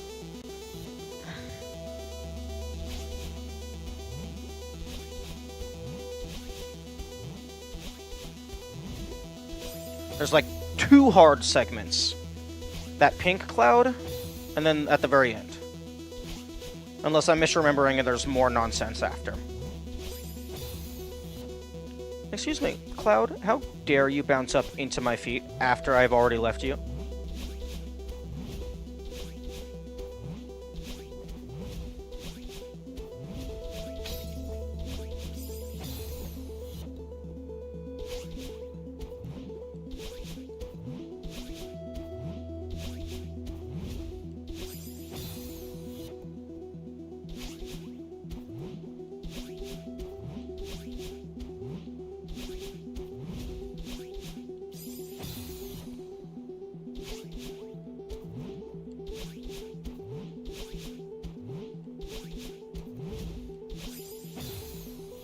Clingy Cloud. No, don't leave me.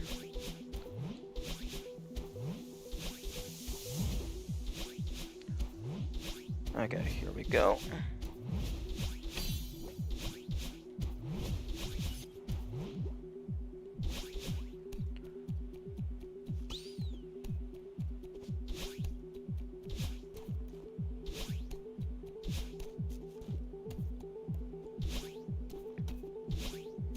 And then this is the fake out.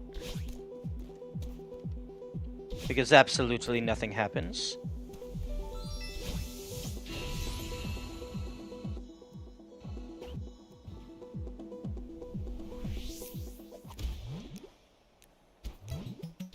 Oh, and then it's this bullshit.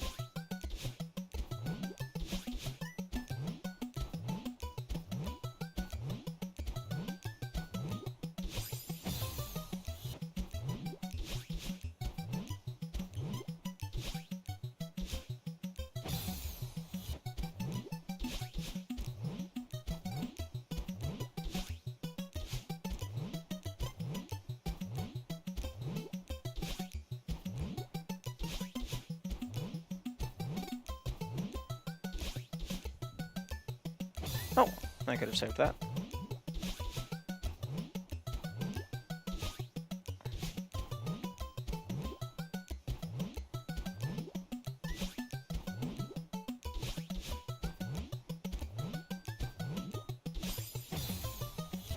This part was especially odd before they made the spikes appear on the inactive cassette blocks. Oh, so like they only visually so like when it turned deactive, it looked like a normal block.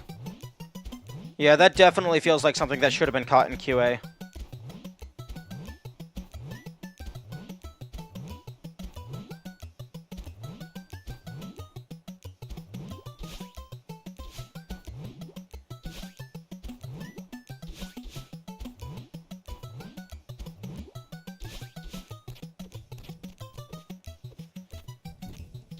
There you go.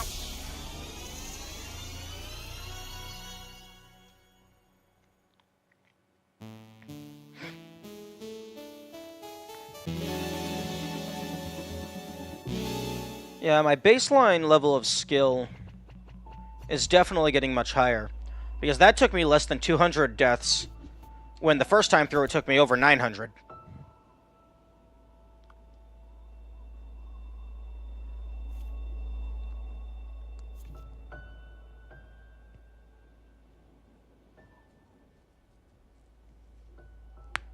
Okay, so core B-side is the only B-side remaining. And core B-side is bullshit.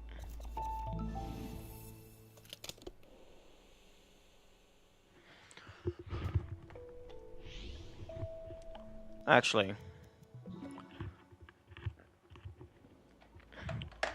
before I do that, I am going to take a small break to eat some food.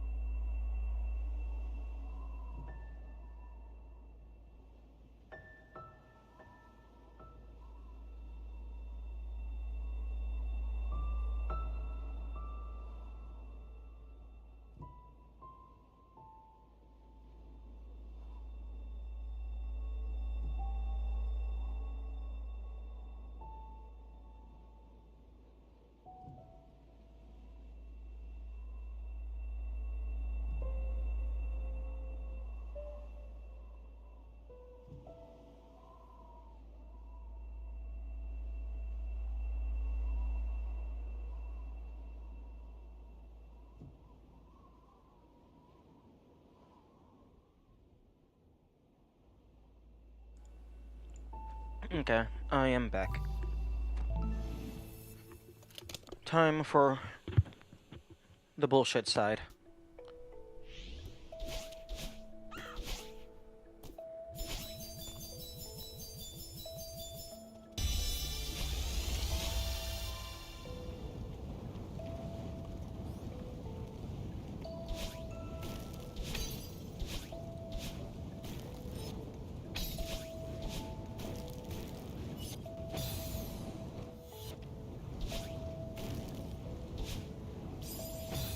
Right. I don't get my dash back.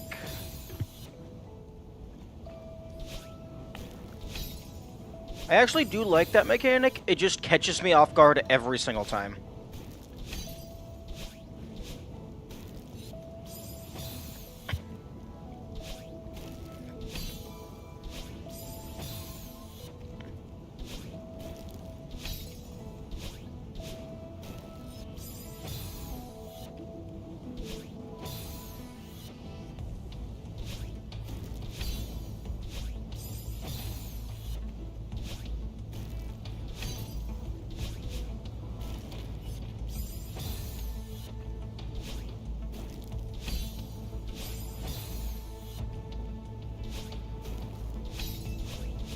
Oh. There's an idea. Just go over all of the things.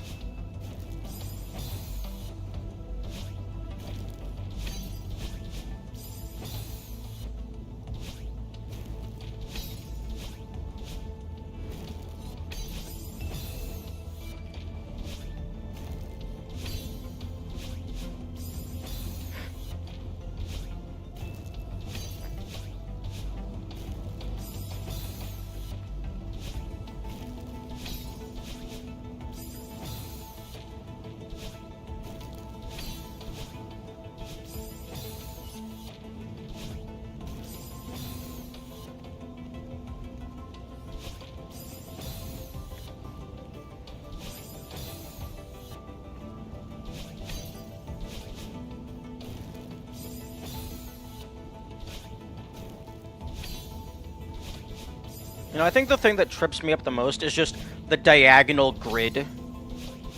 It causes your dashes to end like on top of fireballs almost every single time. Especially because they're moving upward.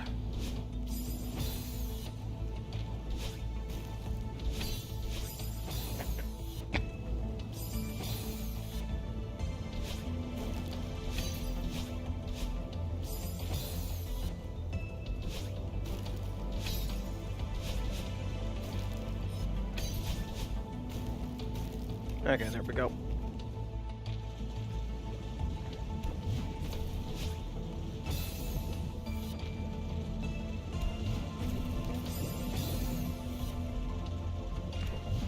You know, I'm also realizing, technically speaking, I don't have to do the full clear right now.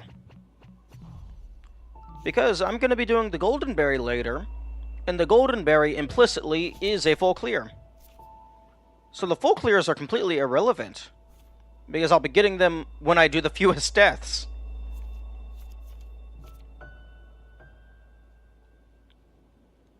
So the only thing that actually matters right now is the seasides.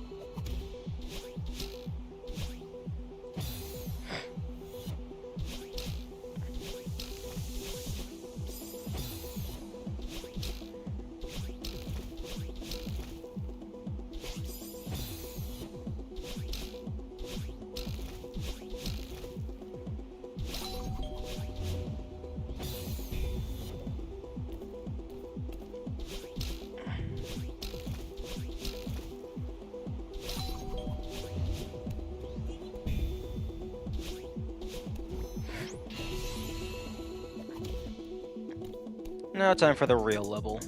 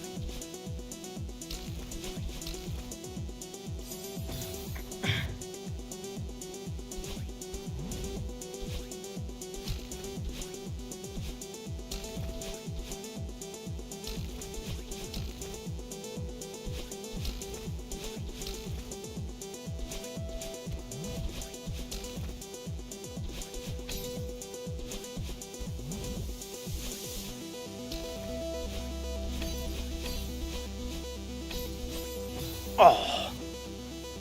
Yeah, that's gonna kill me the most, probably. At least once I get into that segment. Once I get into that segment, every single dash is just a luck fest.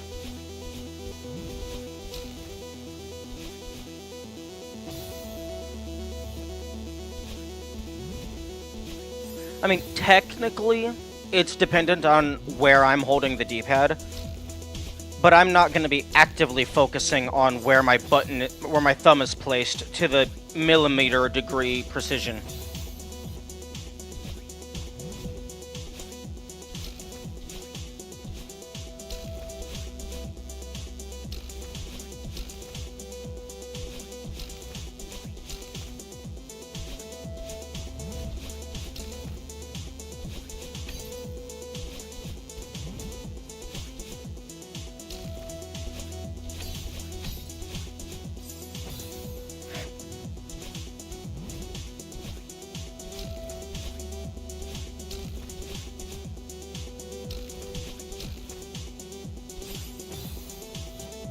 Okay, actually, let me go ahead and take a look at that spike maze. I'm not going to memorize it or anything, I just want the visual in my subconscious, so that when I get there, it's less of a surprise. Okay, so dash in, drop, left, left, up, left, fall, right, upright, then you fall a little bit, left, upright, fall a little bit, upright, up, left, upright, and then left. Just so that my background mind has something to chew on.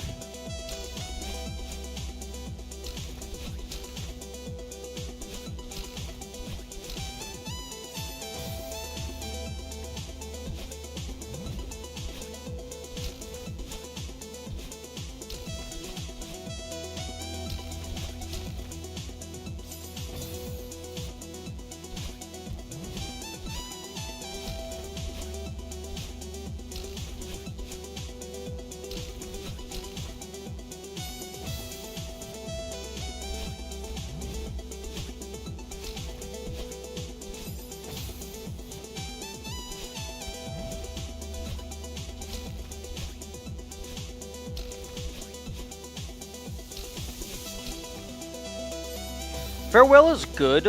I like Farewell, but before it was added, I feel like this is definitely a very satisfying level to end the game on. Like, this is a hard, but not ridiculously long challenge. I feel like this is a good level to be the final level. They did a good job designing it.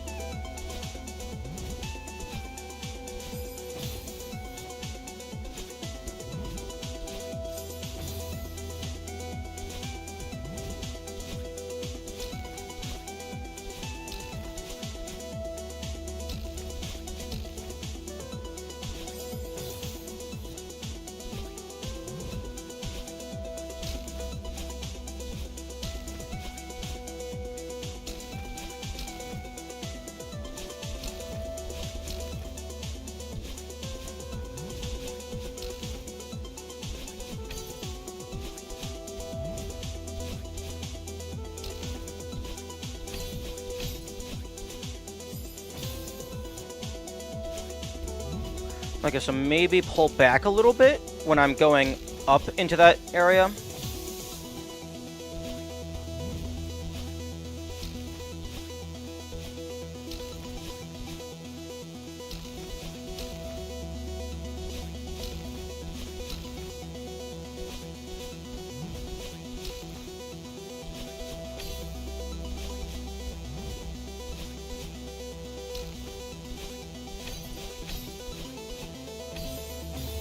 Yeah, definitely hold back a little bit, so that the dash doesn't bring you too far to the right.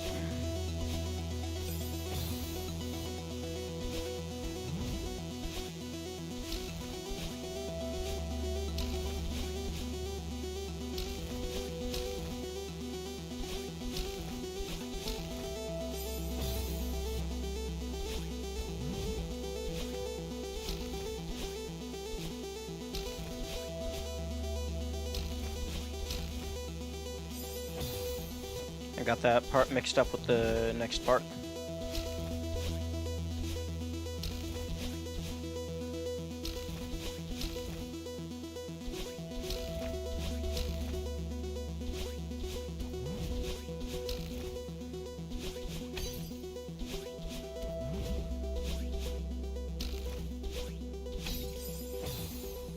Oh.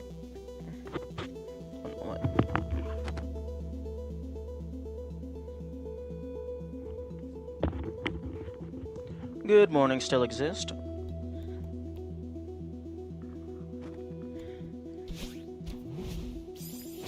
How's the seasiding? I just recently started this. I did a few of the B-sides to just start off, and now I'm back here. I was doing B-side core. That's the last B-side that I have to full clear. But I realized that I am planning on doing all the golden berries, which implicitly require a full clear on their own. So there's no reason to do the full clear and then the golden berry full clear.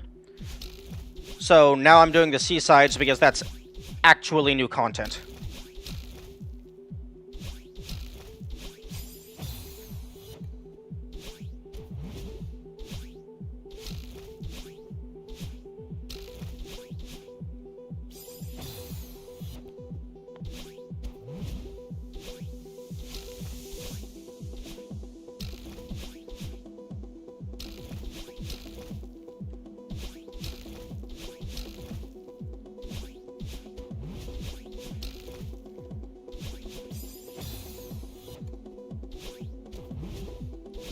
So far, I think my personal best for this room is getting to the 3rd dash crystal in the final segment.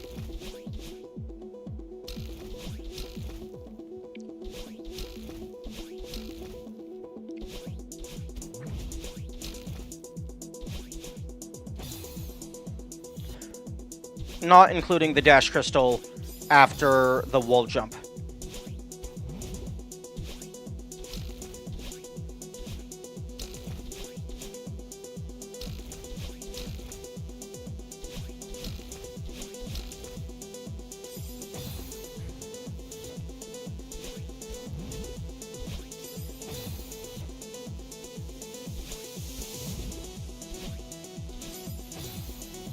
I will still never understand how I'm able to press down and left, and I go straight up.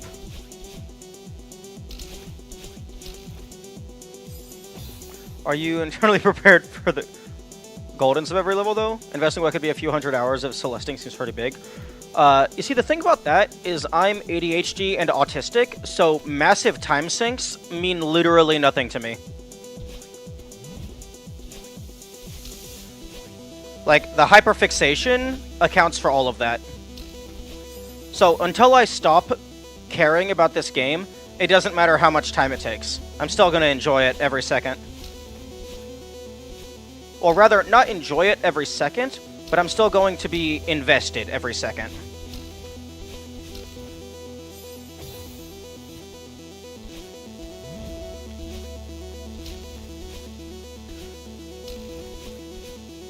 And like, if I start getting burnt out, I'm pretty good at self-regulating burnout. If I start not enjoying myself, I will absolutely switch to a different level or to a different game entirely.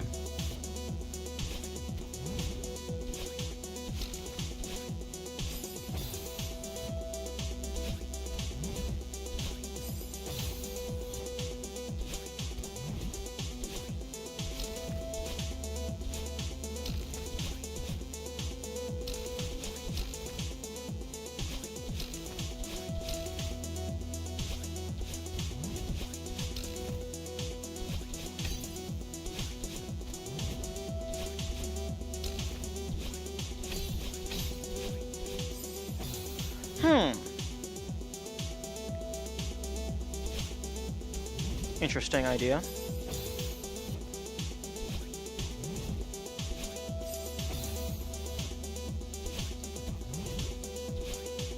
Maybe I don't need to use all of the dash crystals. Maybe if my spacing is good enough, depending on where I land, I might be able to just skip some of them.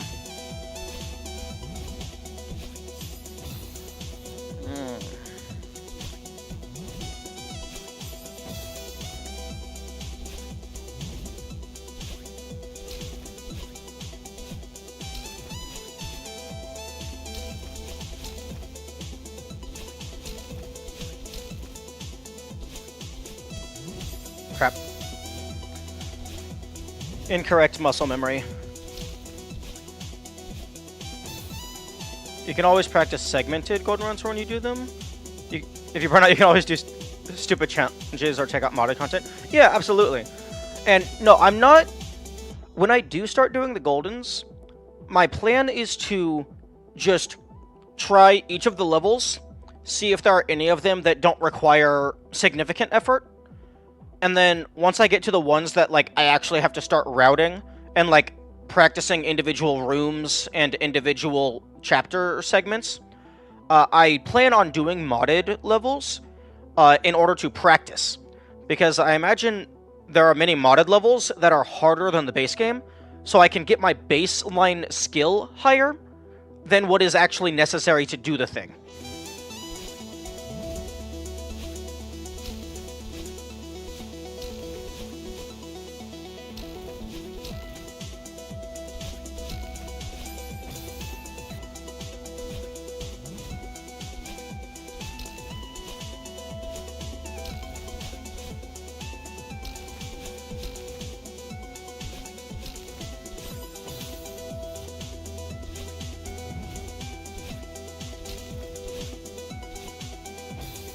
Because, like, one of my...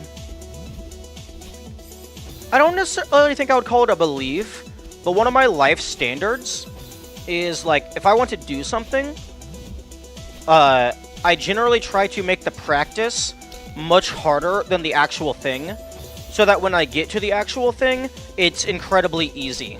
Or, at the very least, much less challenging than it was originally intended to be.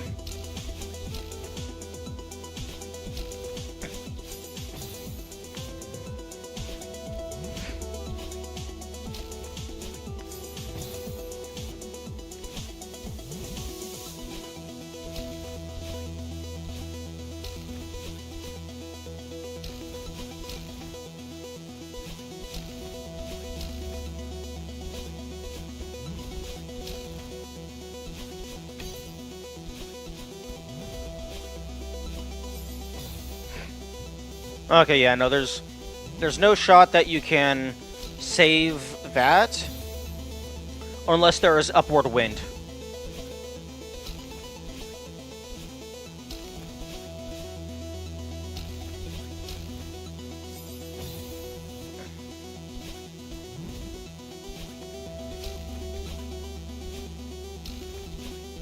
Also, yeah, thanks for the reminder. I still need to complete Sandstorm.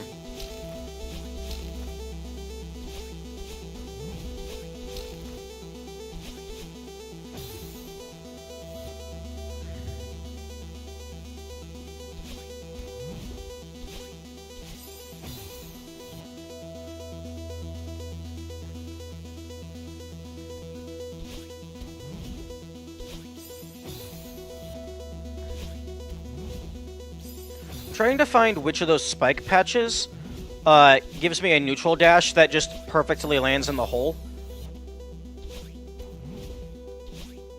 It looks like it's between the first and second cluster.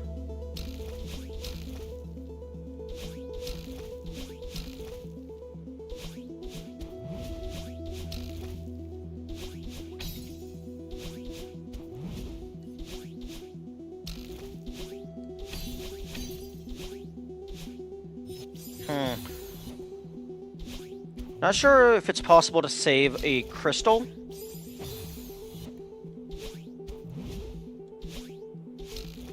Like if you get it by mistake and then trying to use the 2 dashes to stall it out. Not sure if that's feasible.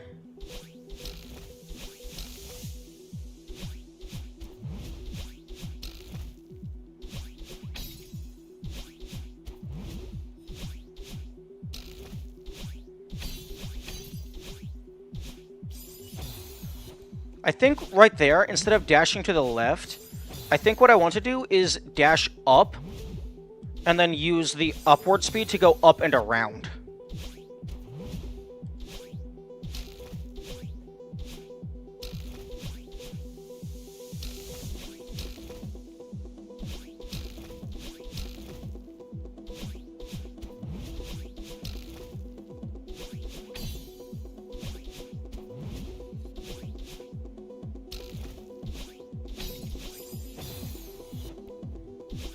And also sometimes there I just going too far forward. So the dash brings me directly into the spikes as opposed to in front of the spikes, which is where I actually want to be. Because surprisingly, being inside of the spikes is not a very pleasant experience. Modded content apparently gets really hard. If you take 7C difficulty as the metaphorical 1A, then modded stuff goes to metaphorical full game Golden's Deathless in a sense. Oh no, modded content goes up to TAS only, so there is a wide spectrum of what is expected. Which makes it the perfect practice, because it makes it far more difficult than anything the developers had ever conceived.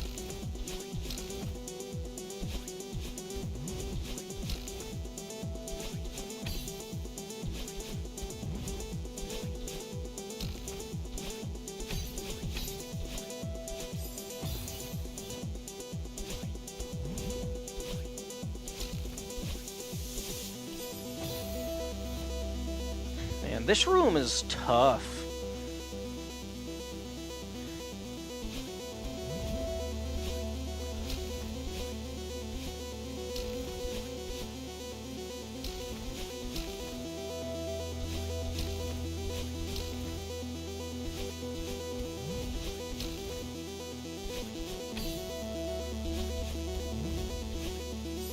It's always the platforming games that push the limits of human skills. Yeah.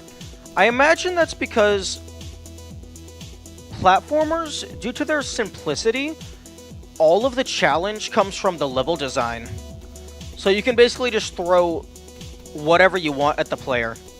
And you can make it incredibly precise by just making the spaces of not death smaller and smaller.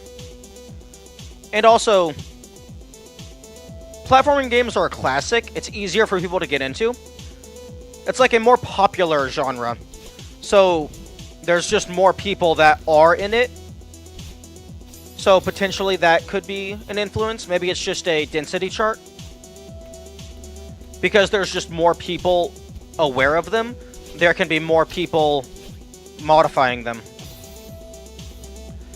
And I also imagine it's easier to modify a 2D platformer as opposed to a 3D action hack and slash or something. Especially like a more tile-based map system. Because then it's really easy to edit the levels. You don't have to make custom 3D models for everything.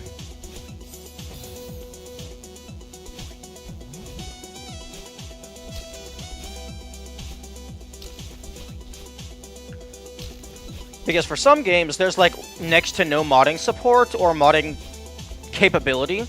So really, the only way you can make it harder is to do, like, self-imposed challenges, like speedruns or, like, no damage.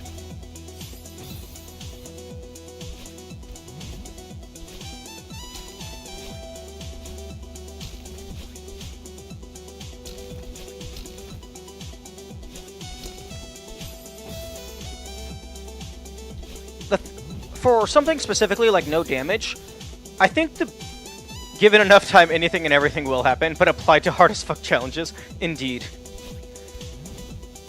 I think the biggest thing, like, obviously, like, don't get me wrong, this game, like, without dying, very hard. It's a very hard game.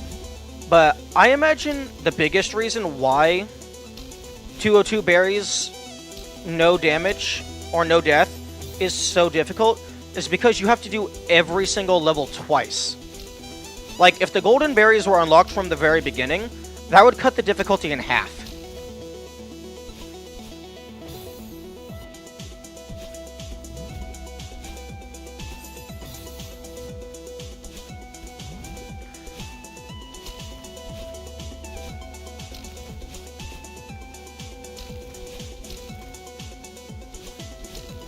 Or, like, if there was some, like, passcode you could input to preemptively unlock the golden berries, that would also, like, it would literally cut the difficulty in half.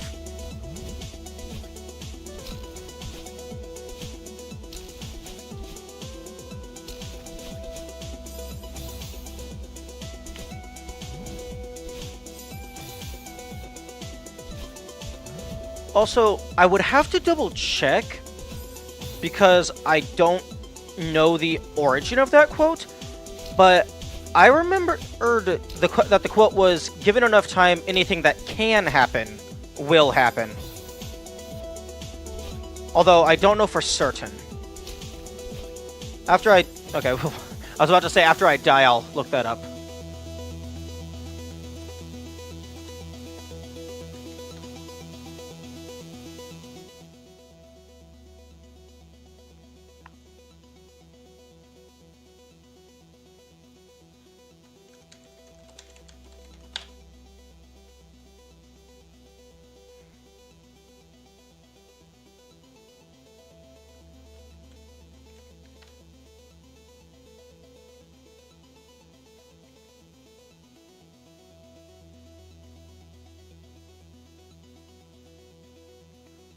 Huh.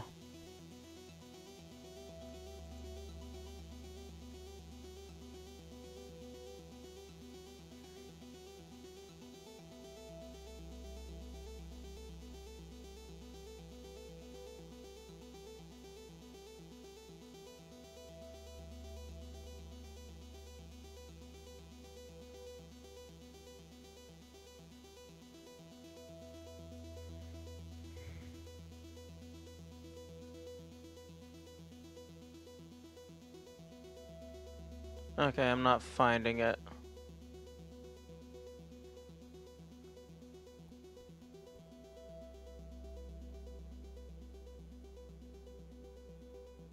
Hmm.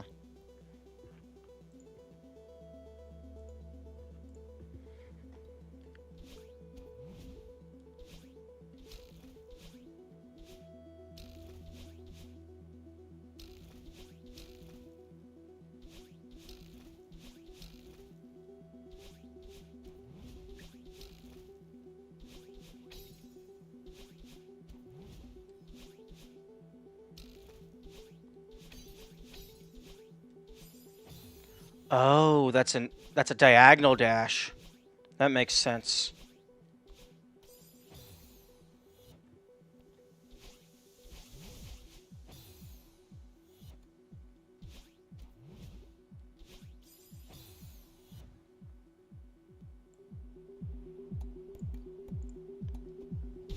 Kinda wish I didn't have to constantly be adjusting the music.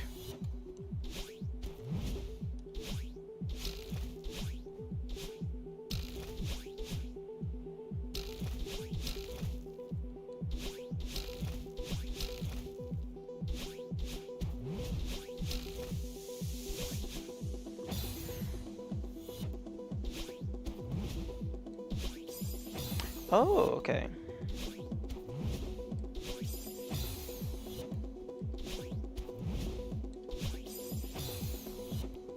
So maybe it's like the first half of the second cluster?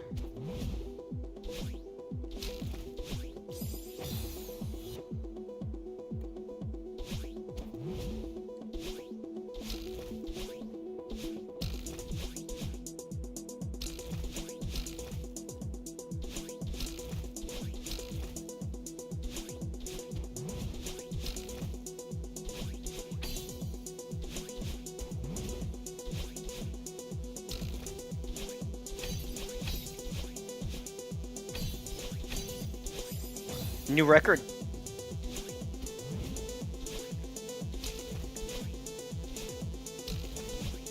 That is indeed a new personal best.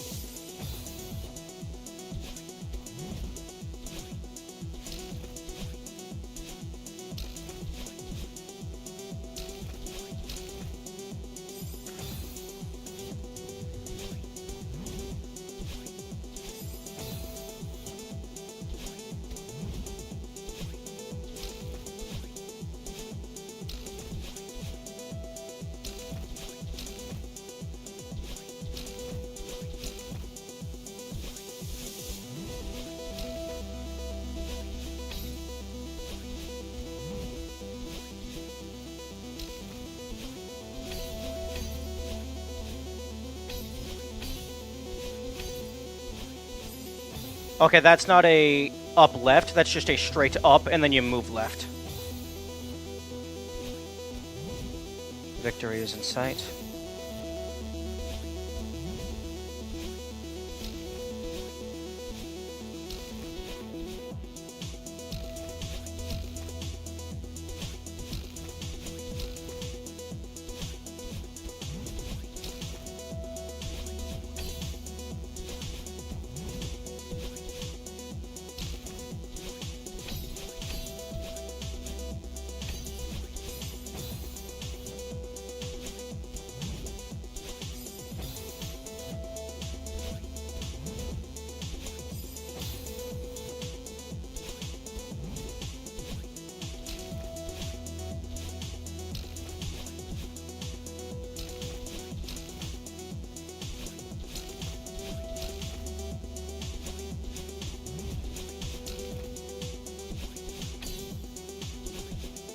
You know, the wall bounce is so lenient, I should probably just, like, intentionally go far. Because I'm still probably gonna get it.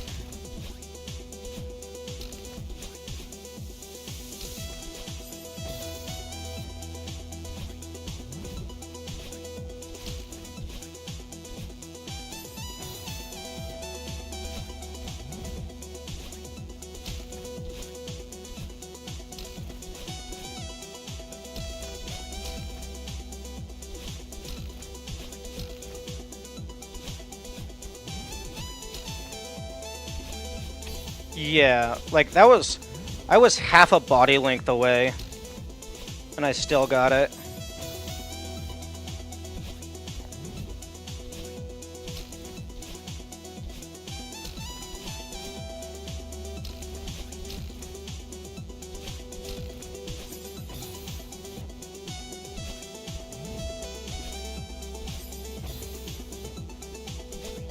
Getting really tired of the dashing straight up there nonsense. And like, I've looked at the input display a couple times. Whenever that happens, for whatever reason, I'm sending a soul up input for like just a couple frames. And I'm not sure what's causing that.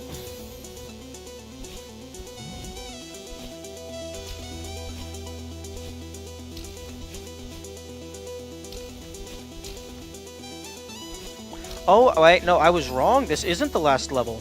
I still have Core Seaside.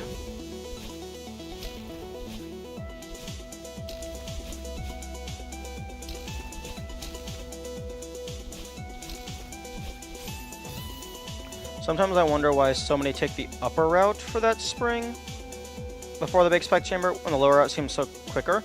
The upper route is drastically safer. At least from my experience.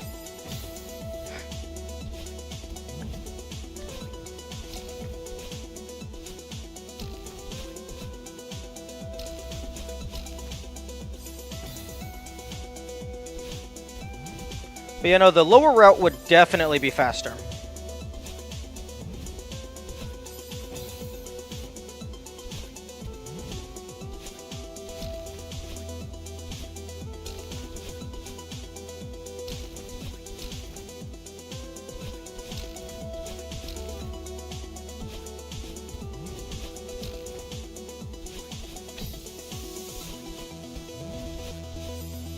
Yeah, that would definitely be faster. Like, over, like, twice as fast, if not more.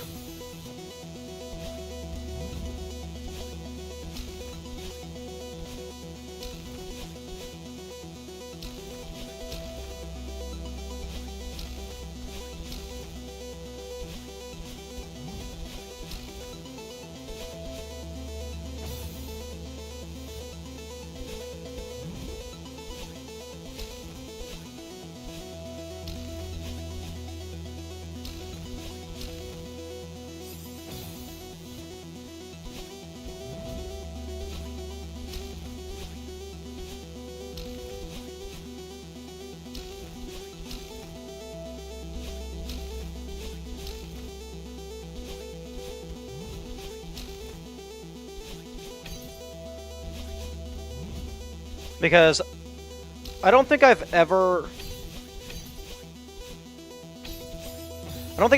died to the jump portion of the pink cloud jump. Like, I've died because I've just messed up my fingers and just didn't do the jump, but every single time I successfully did the jump, I don't think I've ever died.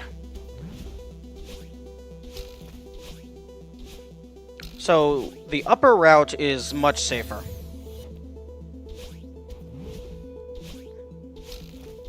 Actually, no, that's not true. I did die once, but that was because I hit the bottom of the spring on the other side, but I didn't die to the jump itself.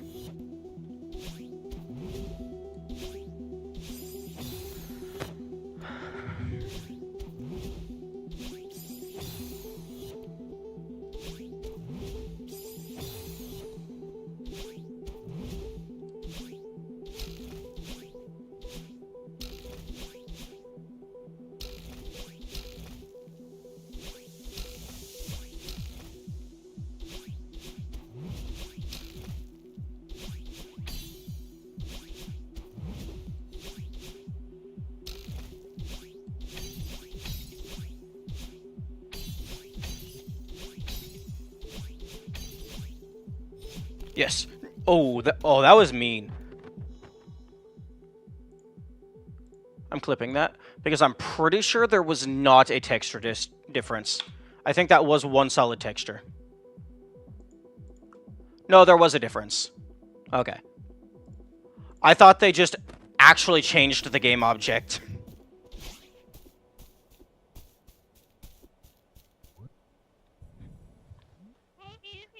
It's hard to believe that it's over, isn't it? What are you talking about? It's not over. Funny how you get attached to the struggle. Promise me that you'll take care of yourself, okay?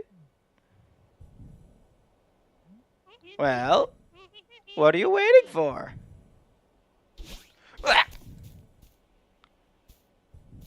Isn't this the beginning of Farewell? True.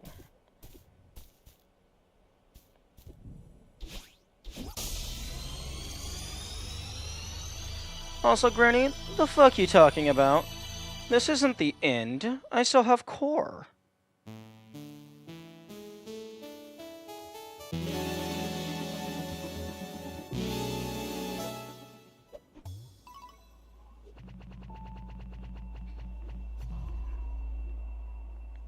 Granny was buried in 7C.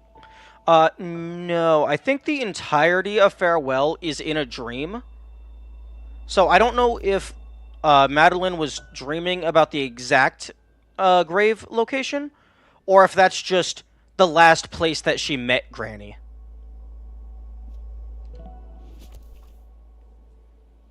And then there was one. Well, I mean, I guess I still have Mirror Temple and Summit A side full clear. Which, oh no, wait, those full clears are not automatically gotten by the gold berries. So I still need to do those.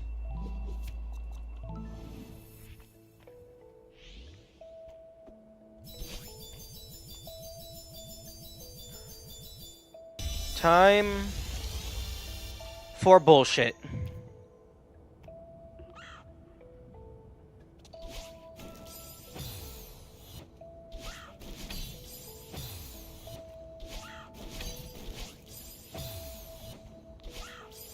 What?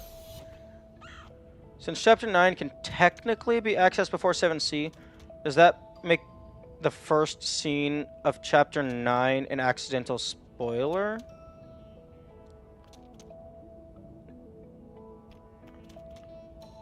Ooh. Yeah, that is true.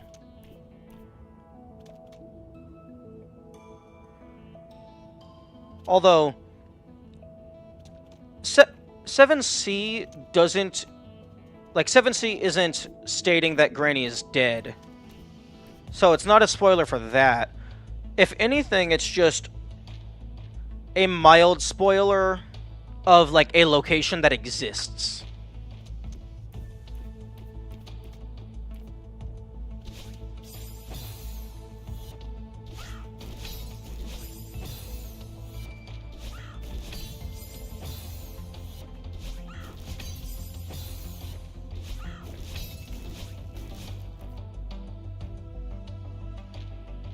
The HC Hyperdash tutorial. Oh, but hey, it's the third room. I'm at the end. Not.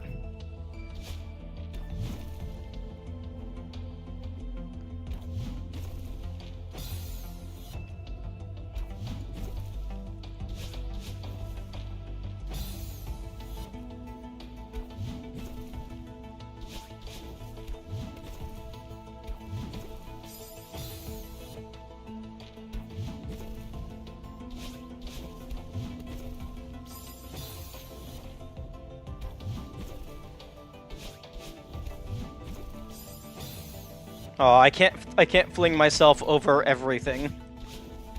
Unfortunate.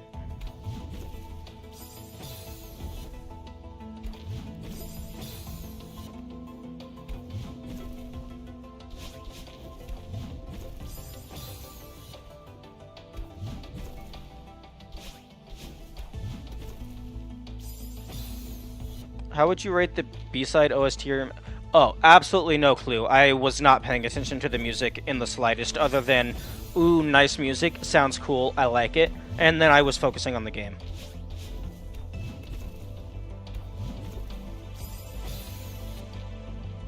But I did not pay anywhere near close enough attention to remember any of them, let alone rate them.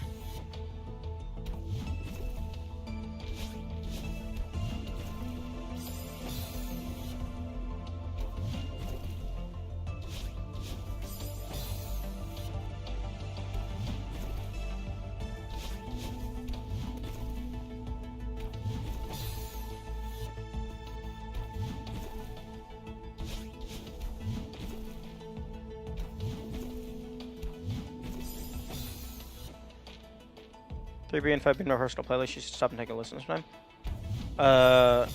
Hotel and Reflection.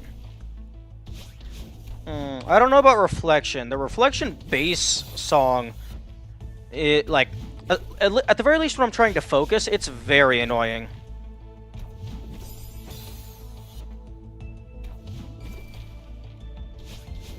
Oh, 5 is Temple. Oh, okay.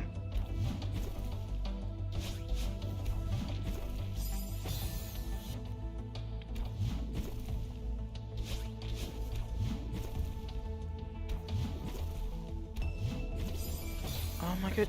Okay, what bullshit do I have to deal with after I get past the second fucking jump? Okay, so it's you launch through there, you go over, fall down. Well, actually, you hit that, you probably dash upward, fall down, dash upward, bumper into there, go over. Okay, so you hit the first bumper, fly into the crystal, go over, dash up, bounce over, dash up, bounce over. Okay, that's simple enough.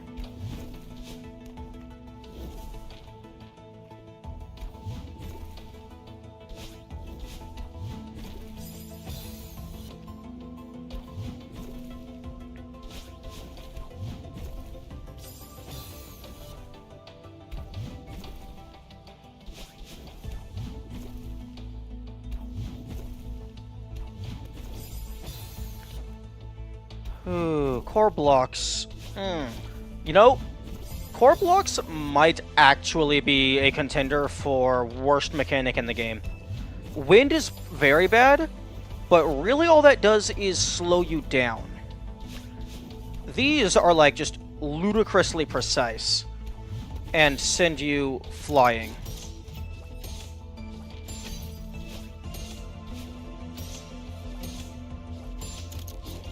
Okay, there we go.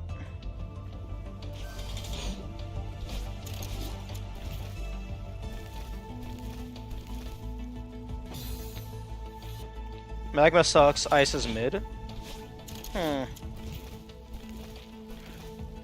The ice blocks on their own.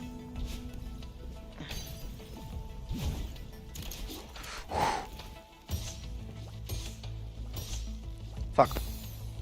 The ice version of the magma blocks don't really do anything other than slowly fall.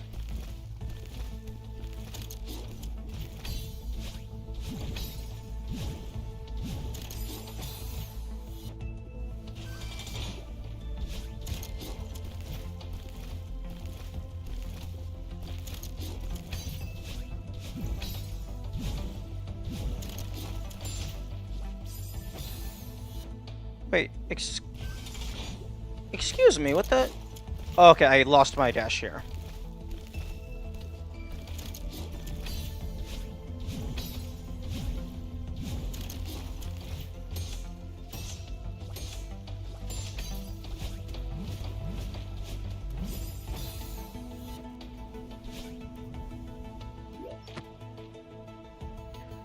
What if you do a hyper dash at the end of the traffic block to stack momentum? I will definitely give that a shot. Okay, so get through here, bouncy, bouncy, flop, flop, flop, flop, land here, launch. Then you jump, jump, jump, jump, jump, dash, slam into that, and it's going to hit that little lip, so then you throw yourself over here, and then you climb up, bounce, bounce, bounce, dash chain, launch, bullshit, bullshit, bullshit, more bullshit, and then you get to the heart.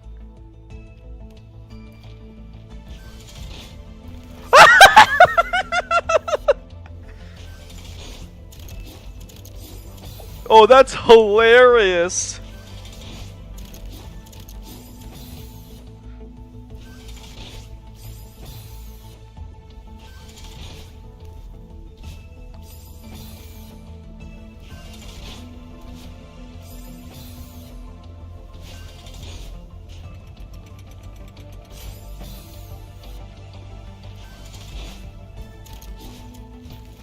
You can just skip this entire first segment if you get a good hyper dash.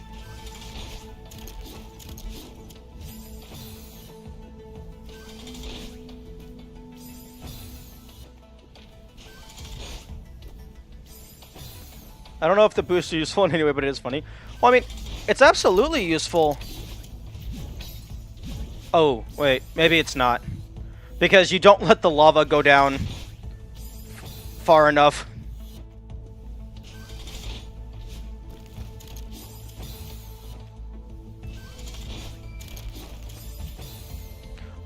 Ooh.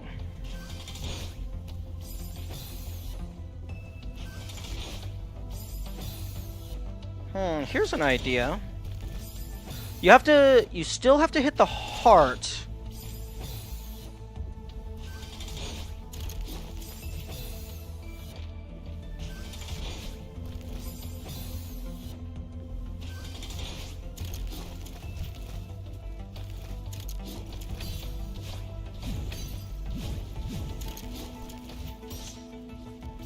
I think if you do it right, it definitely saves time.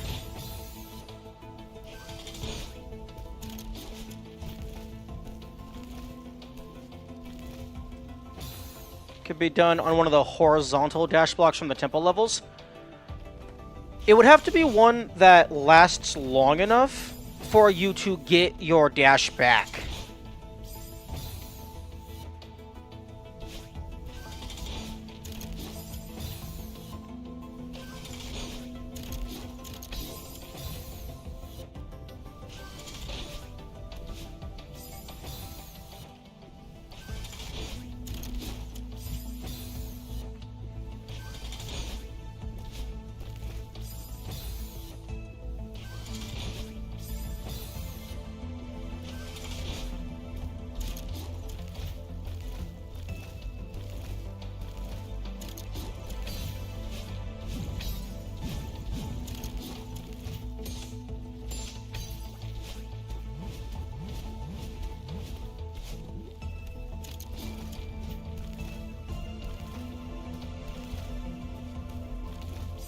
Oh.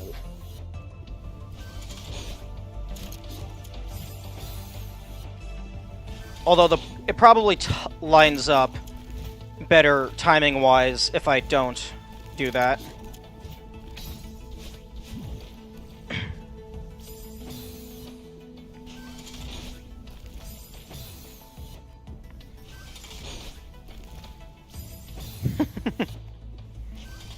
No, but it's hilarious.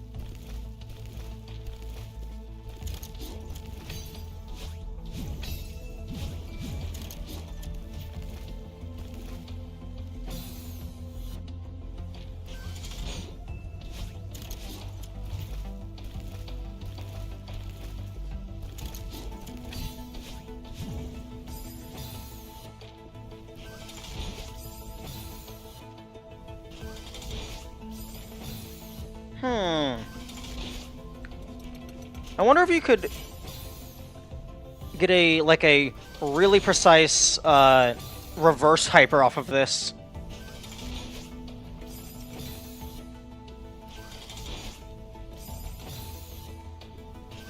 I'm definitely using up my dash.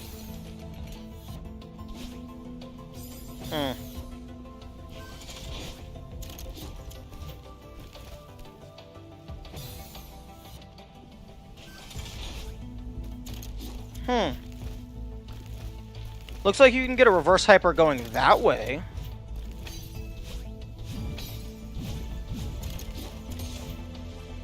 I've seen some speedruns chain wave dashes in a certain way to get massive speed. And then Huming was insane. Yeah. I don't remember if it was this room or a different room, but I watched a TAS once, and it got so fast that the camera couldn't keep up.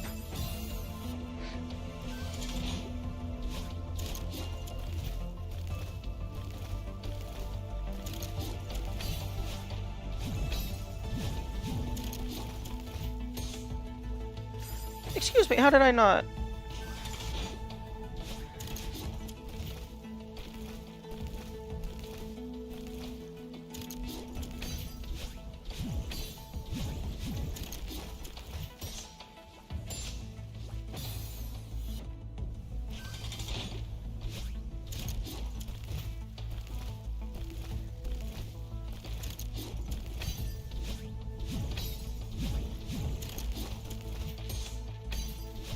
Okay, here we go.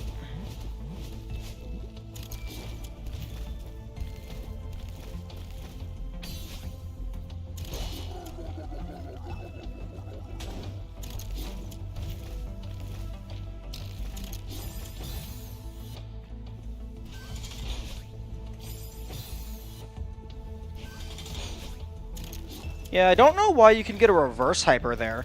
Unless I'm just accidentally hitting the down button, and then it's just a normal hyper slide. Fuck.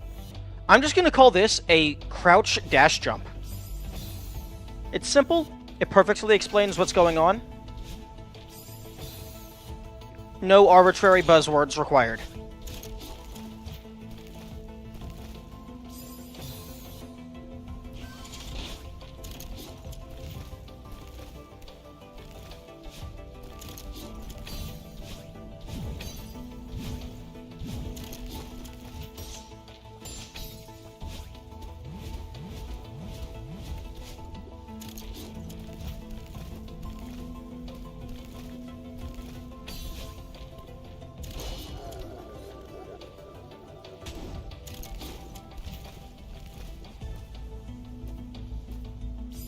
The most crazy thing I've seen in this game is probably a Tash run where Madeline jumps on spikes and doesn't die. Well, I mean, that's not even a You mean like jumps in the spikes?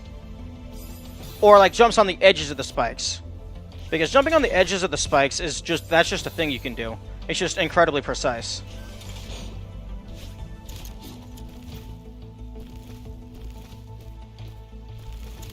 Huh.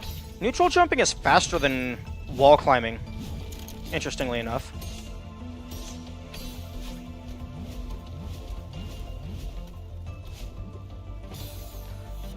Like, it's not even the 3-week trick, just straight up jumping on top of a row of spikes. Oh, that's hilarious.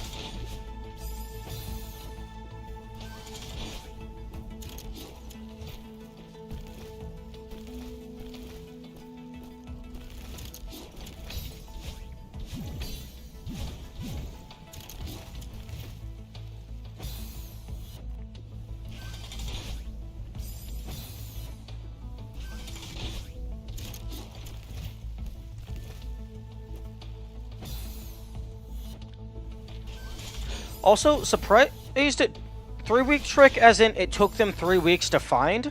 That's very surprising.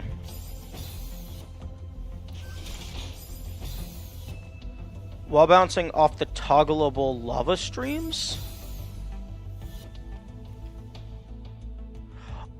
Wait, what?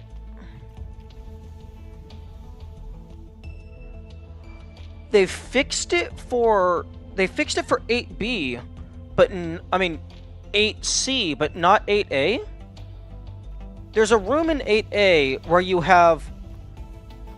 In 8A, there's a room where you have the lava continuously rising, and then when you switch it to ice, it rises slower, but it still goes up.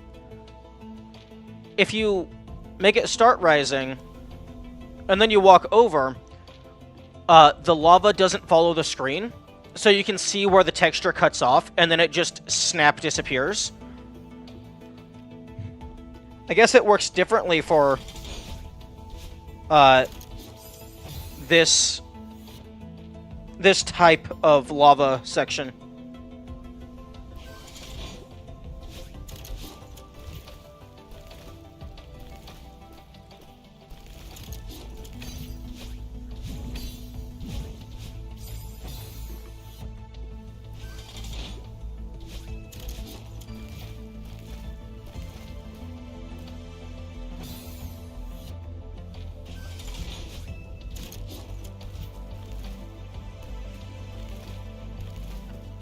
Interesting. There's some things that fall when you stand on them, and then some that fall when you grab them.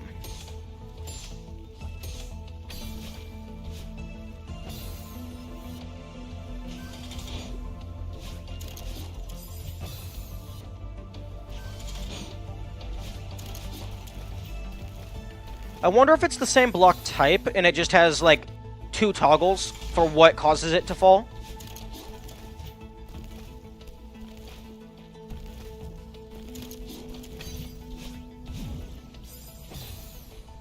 Note, this is not the magma ice.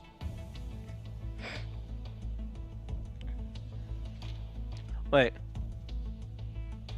Not that, but do you know the lava and ice blocks that appear and disappear? Depending on which state the room is in, yeah, I'm familiar with those.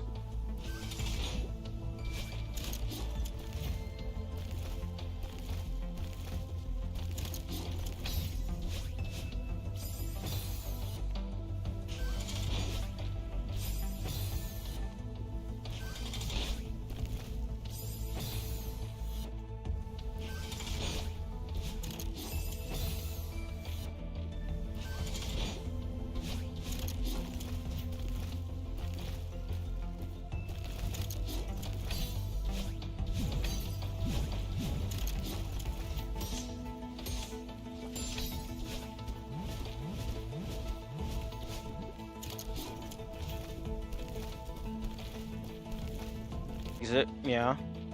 The task wall bounce off of it. Well, I mean, yeah. Yeah, that happens. I mean, I imagine internally it's just a wall covered in spikes. And you're able to get a small wall jump off of the very bottom of spike walls. So that doesn't sound surprising.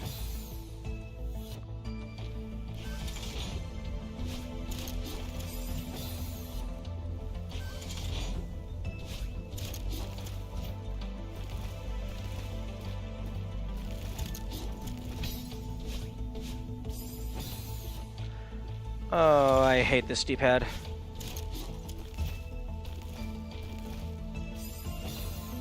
Can I have my dashes back, please? I want my dashes back.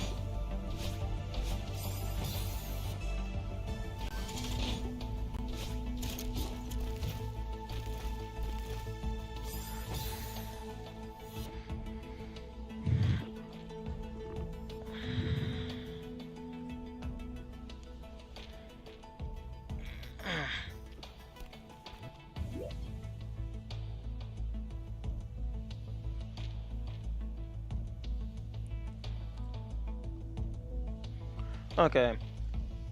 Okay, don't... Actually, no, I get my stamina back here, so... And then you get launched.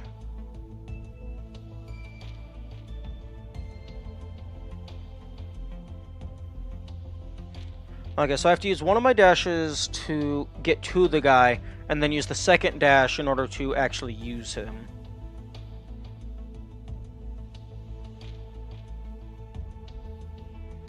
I don't know how... I don't see how you're supposed to have enough stamina to do that. But then you launch, change, launch, launch, and then dash, dash, dash, dash, dash, launch, dash... Actually, hang on. It is lava when you get to here. Ice, lava, ice, lava. So launch you, ice. So that guy's gonna slowly fall down. He's gonna launch you. You can maybe save one of your dashes? Actually, you have to save one of your dashes so you can get to that. So ice, you land up there, you jump over, wall jump, dash, lava, throws you up, back to ice. But you want to wait until the lava is right about to get you, so you have maximum time. And then it's a crouch dash jump into the fuck you pit.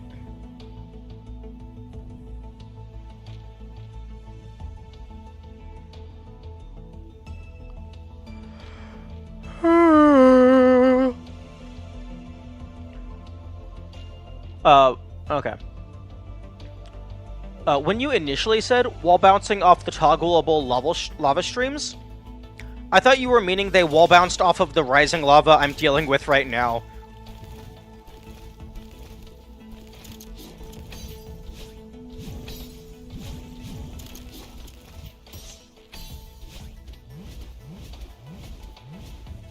Oh, that was such good.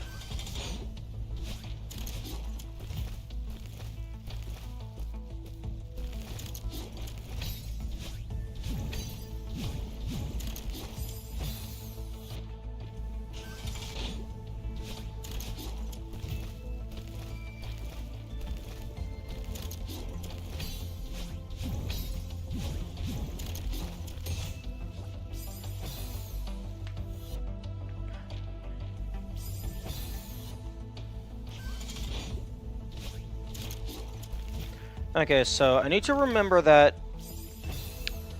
you don't get your dashes back, ever, unless you hit a crystal. The bumpers don't give you dash back. The ground doesn't give you dash back.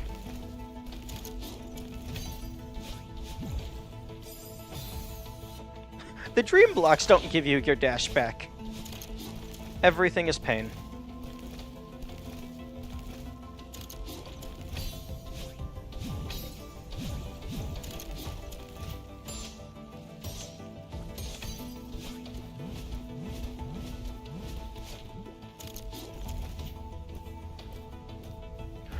if I don't grab these guys, they don't fall. That makes that a lot easier.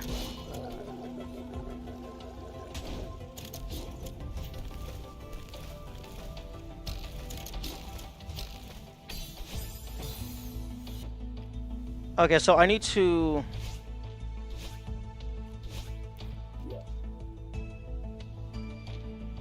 wait 5 years for the binoculars to scroll.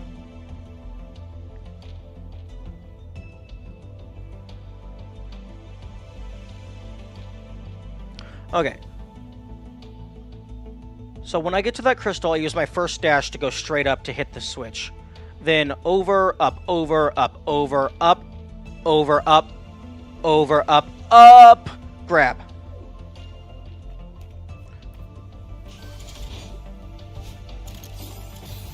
Excuse me? The fuck happened to my dash?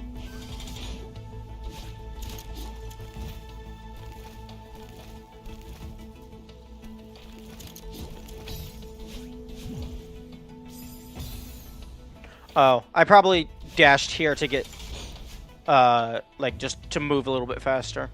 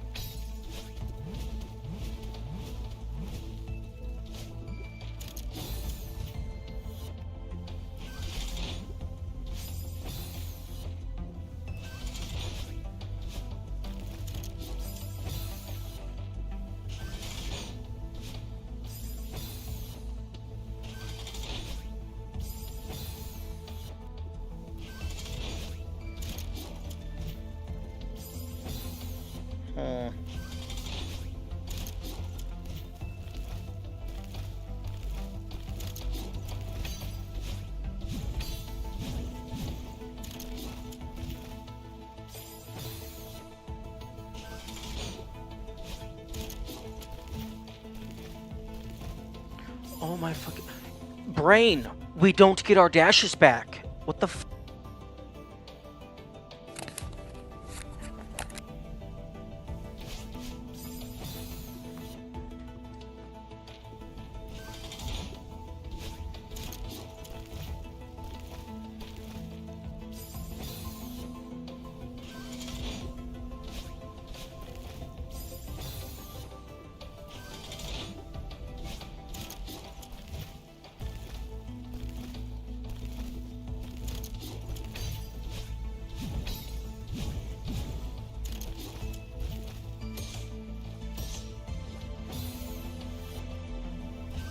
Okay, so yeah, if you don't get far enough to hit the top of the bumper, you're just fucked.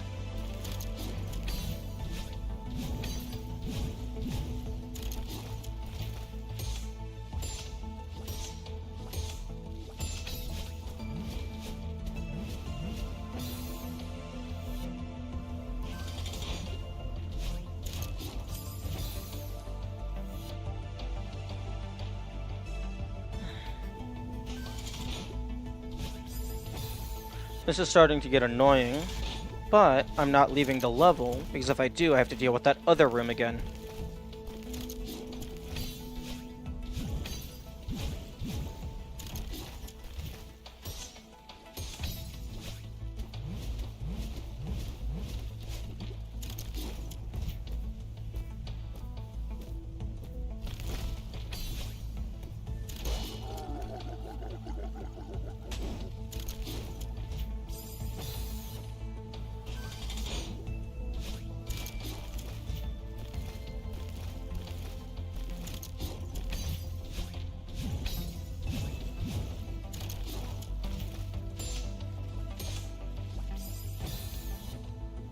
So yeah, you basically just have to hit the far left of that first bumper.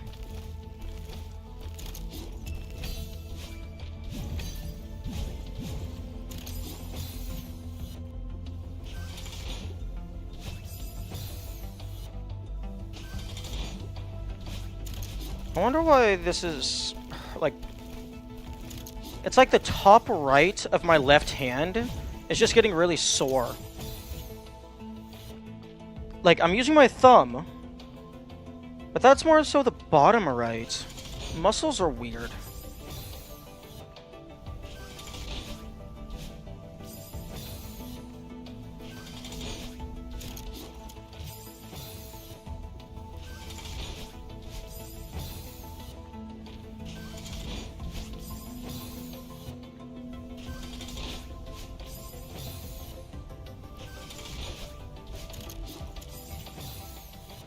Here's an idea. Get a hyper. Oh, the wave dash ate my speed.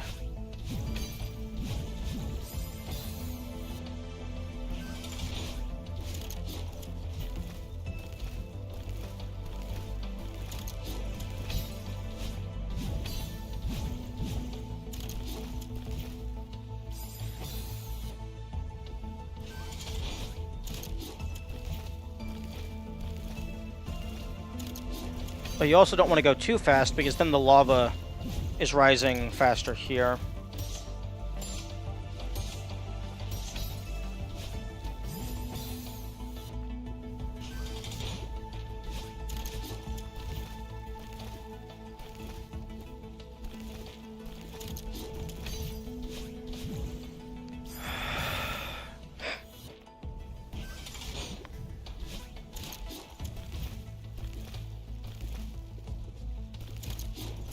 What the fuck? Why did that wall not fall?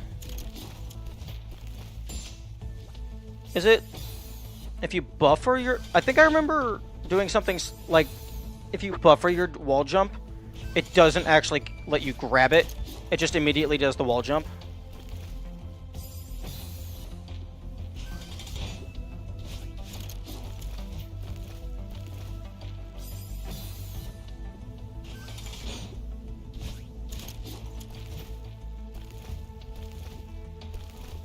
Okay, well, that time I didn't do it.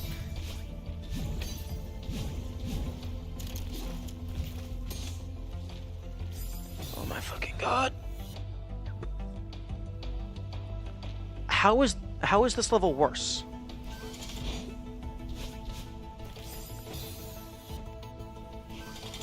How is this worse than 7C?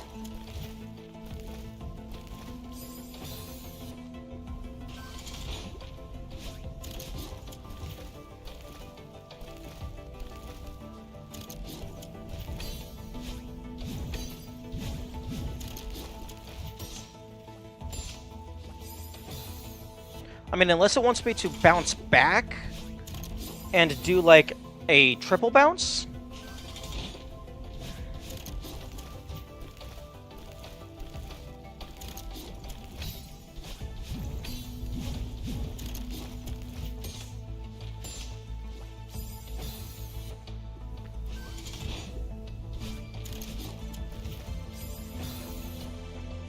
Game. I'm gonna go refill my waters. I'm getting frustrated and I need to chill out.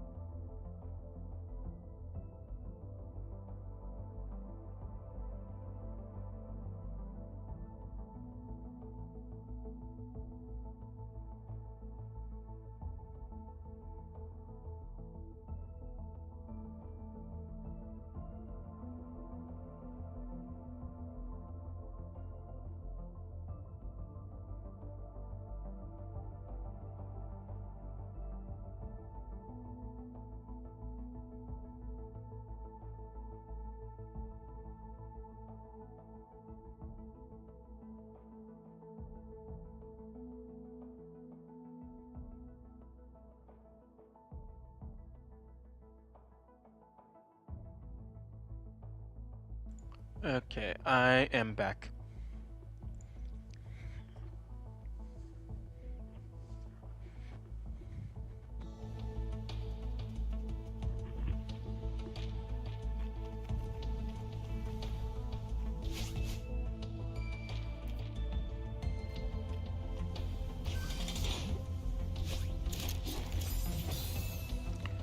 And starting off strong with a misinput. Two for two. Can we go 3 for 3? Okay. Enough with the nonsense jibber jabber. We have a level to win.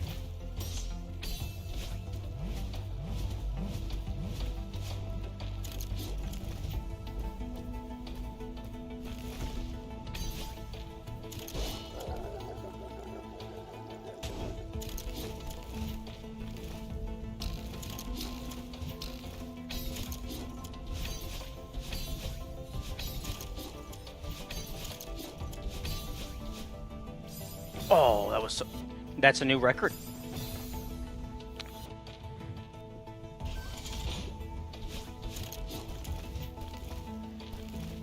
Is what that is. Excuse me.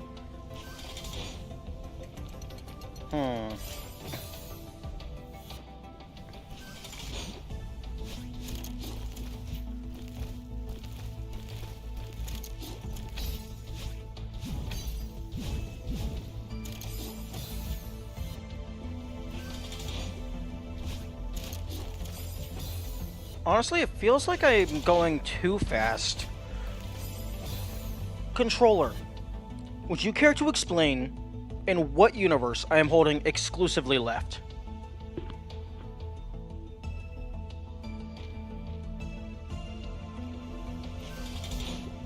I am very clearly holding up and left.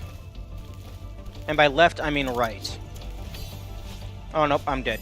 Well, not for that reason, but I wasn't going to get to the flip soon enough. I need to actually slow down. What the f... Oh, I am so looking forward to getting that new D-pad. This controller was definitely... Okay, I'm clipping that. I'm clipping that right now.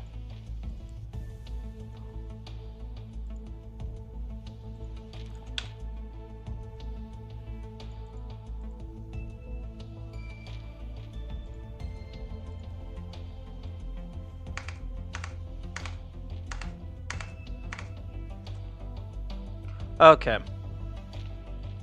That one, I actually just... Apparently I wasn't holding up. Okay, I was holding up. And then apparently I stopped holding up at some point. Even though I definitely didn't.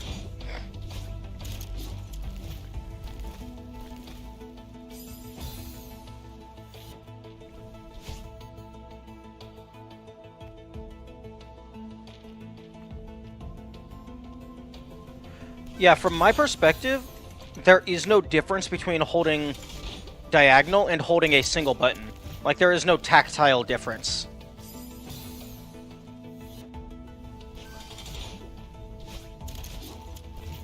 So it's actually not possible for me to tell if I am holding upright or just up. Or, like, just right. Because it's all a single button.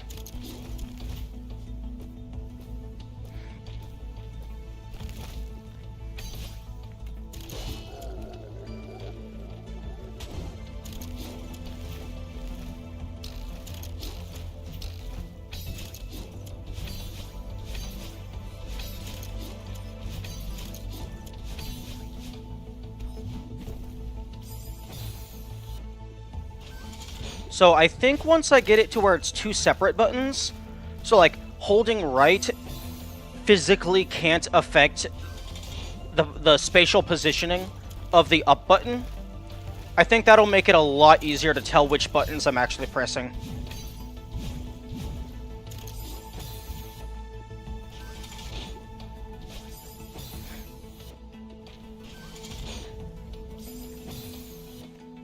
But yeah, before I got distracted by that clip, this controller was definitely not designed with this kind of gameplay in mind.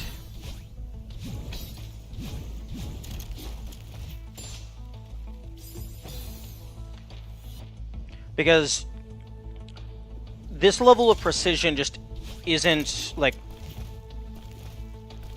I mean, it's definitely doable. Case in point, I've done it. But it's just... Fuck. I hate that mechanic. I'm not even sure, like, how I'm trying to describe this. But the D-pad specifically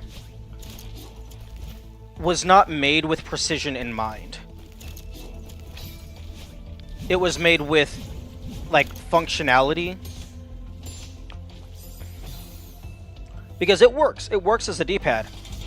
I just don't get why...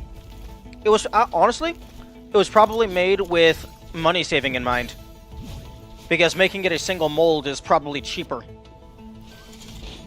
And, like, easier to install. And for, like, the vast majority of games, it does not matter.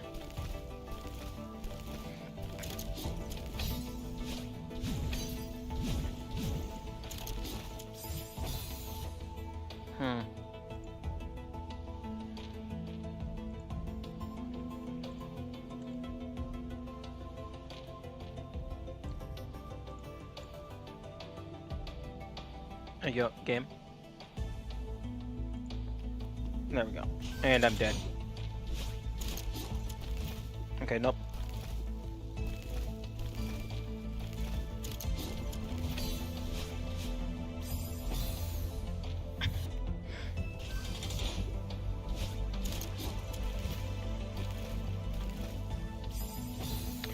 I think I'm not holding the jump button long enough.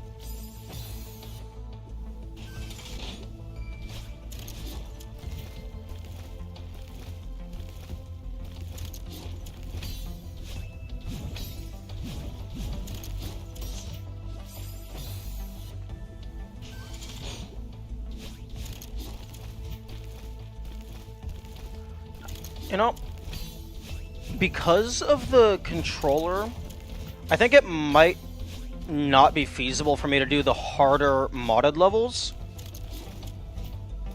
Because, like, I'm barely able to do the harder vanilla levels.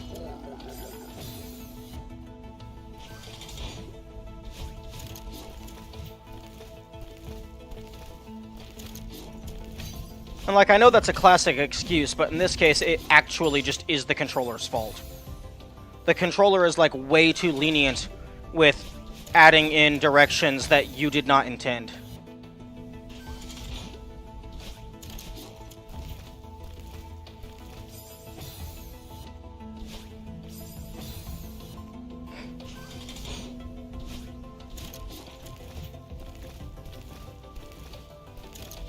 Oh, I'm dead. Maybe? Oh.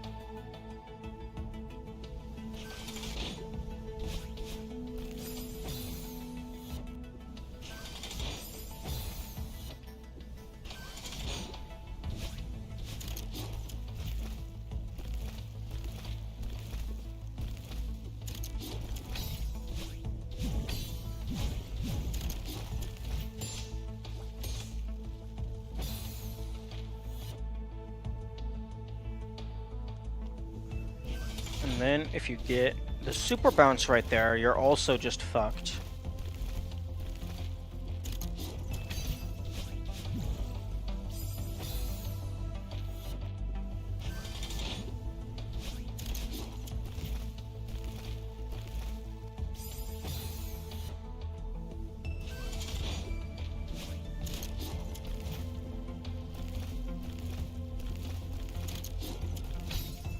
Oh, I might be dead.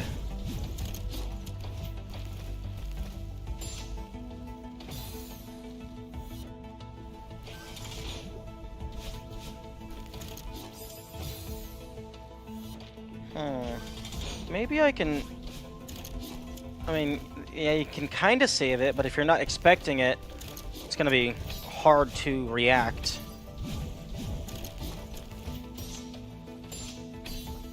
Okay, finally. I get a good run where I'm not getting fucked over every 5 seconds.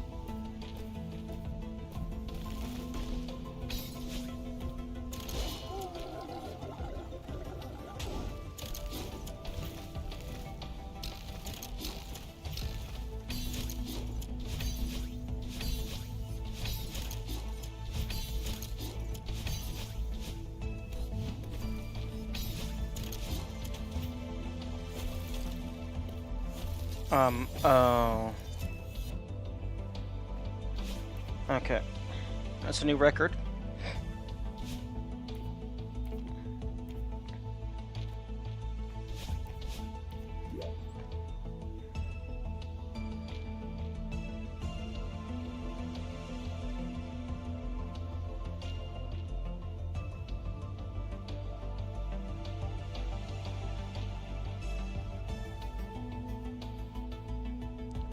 Okay, so...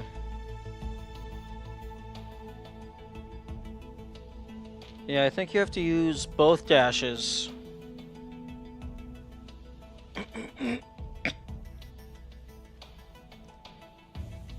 To get up there.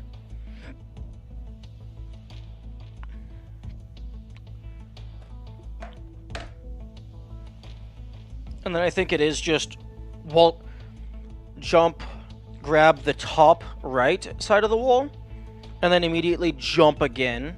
Like, maybe don't even grab it. Maybe just do a wall jump straight out.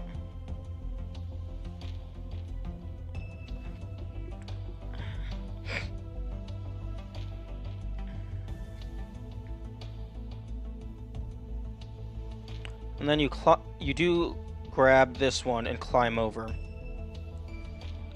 And then you drop down and that launches you up. You wait for the lava to come up. And then right before it's about to kill you, you hit the switch, so you have maximum leniency. And then it's just 2 ground dash jumps. GDJs. And then hopefully you don't fuck it up. They even give you a recharge there.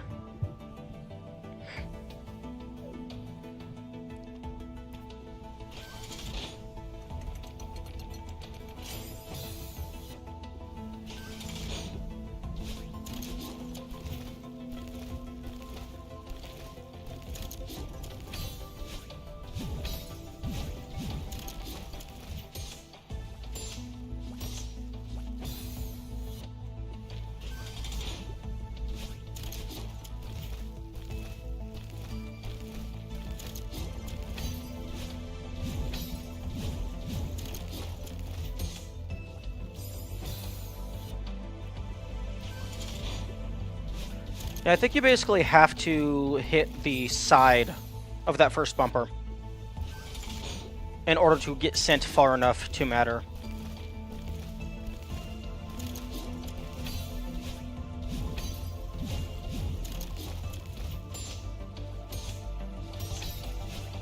Or not, maybe it's just has some variance.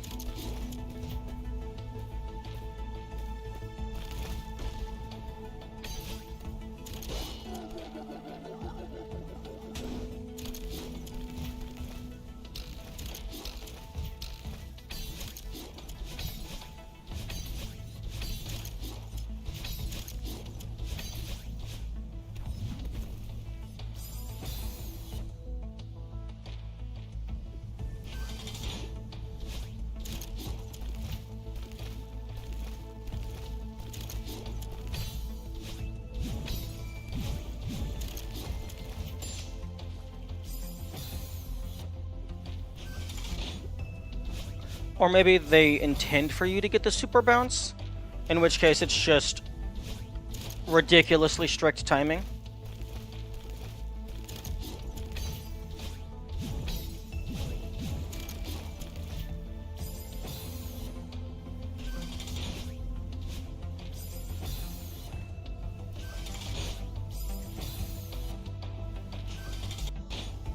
That was the wrong button.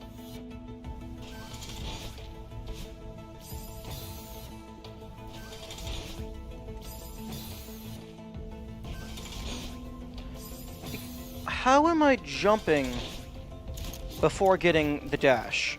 I'm explicitly sliding my finger from dash to jump.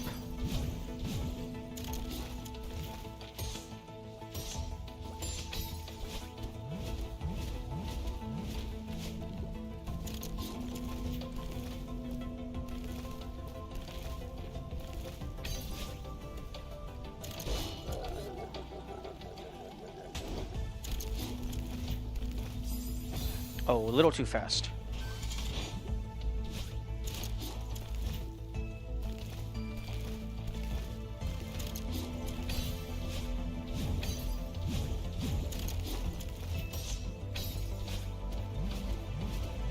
Okay, good run.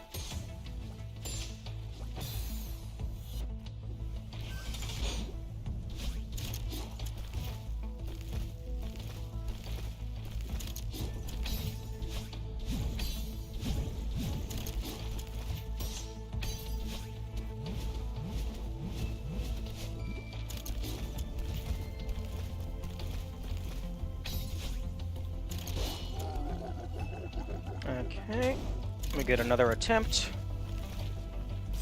And it's lost immediately.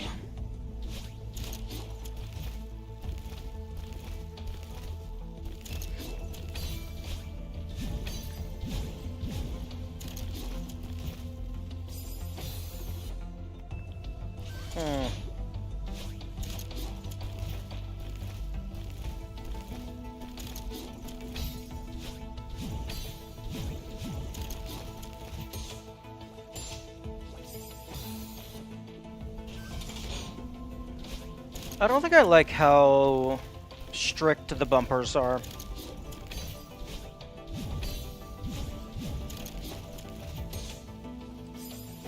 Because if you hit the side of them, you get sent flying.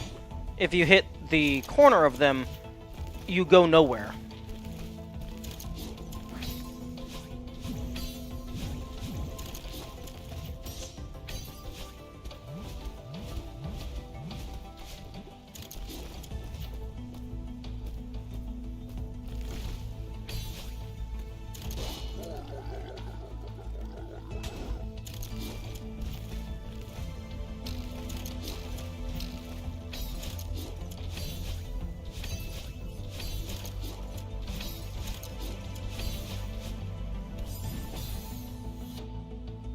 And then you gotta apparently plan the lava so that it's like relatively low at that point.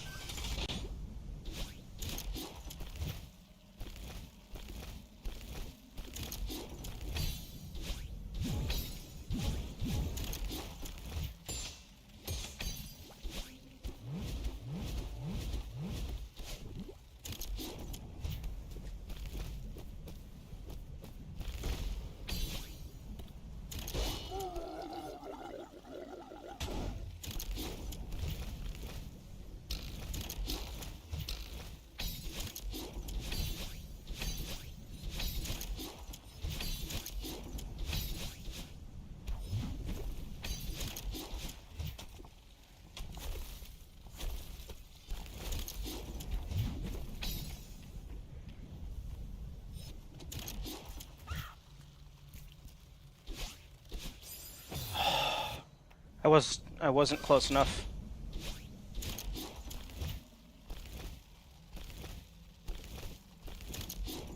I needed to be closer to the ledge.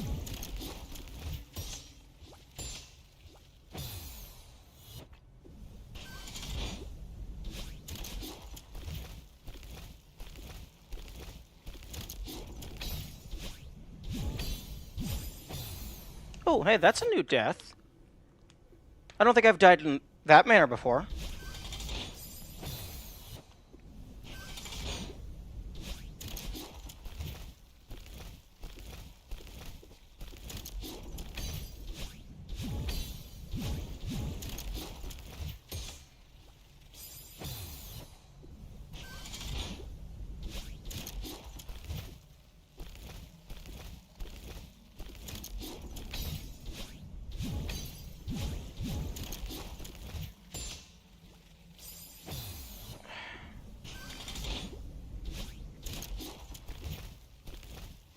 Yeah, I still have no clue what you're actually supposed to do on the bumper section.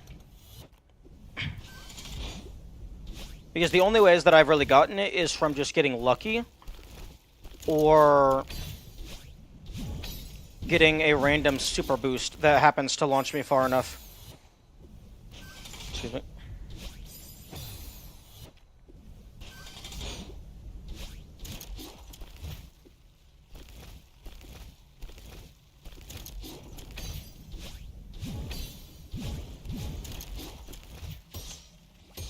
Okay, so it wants you to hit the left side of the first bumper without getting a super boost, and then hit the top of the second bumper.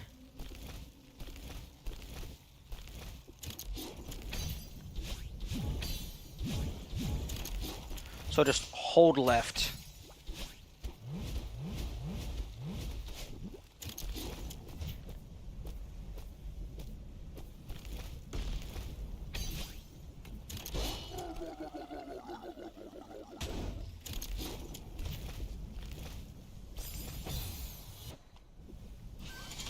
Hold left and it just lines up, assuming you hit the bumper.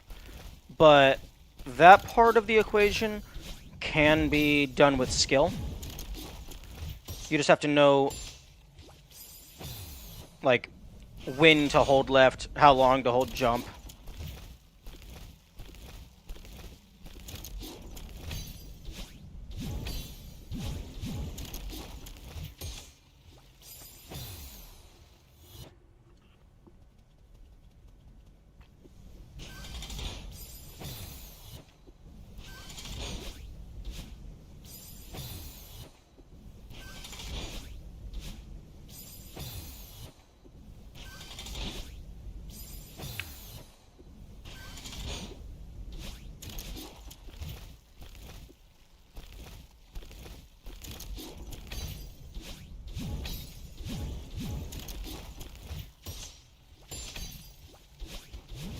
Oh, I'm fucked. Ripperoni.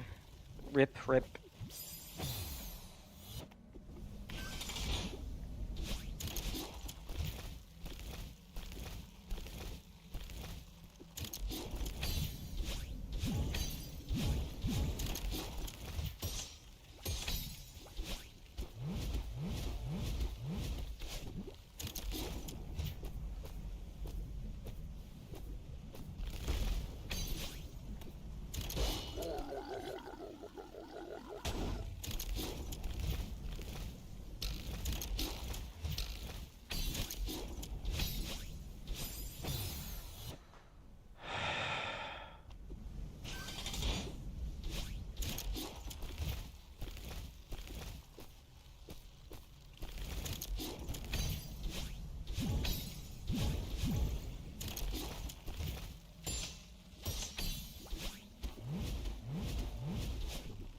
Oh, right. Because it moves when you dash. You can't dash to it if you fall down.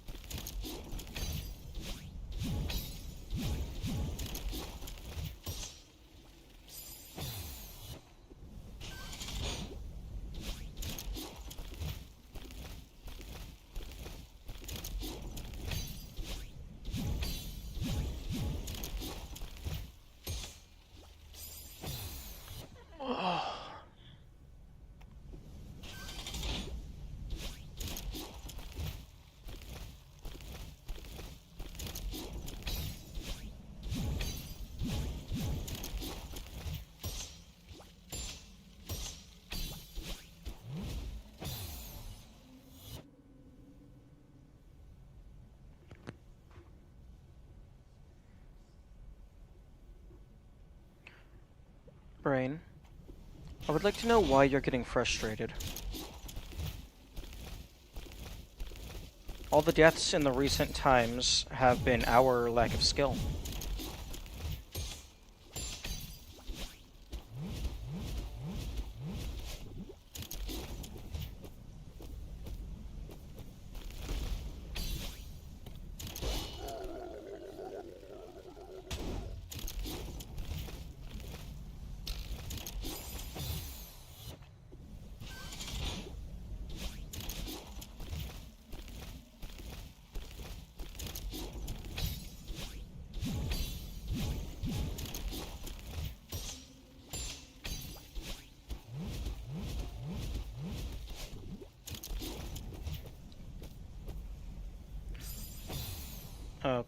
Okay, that's a new one.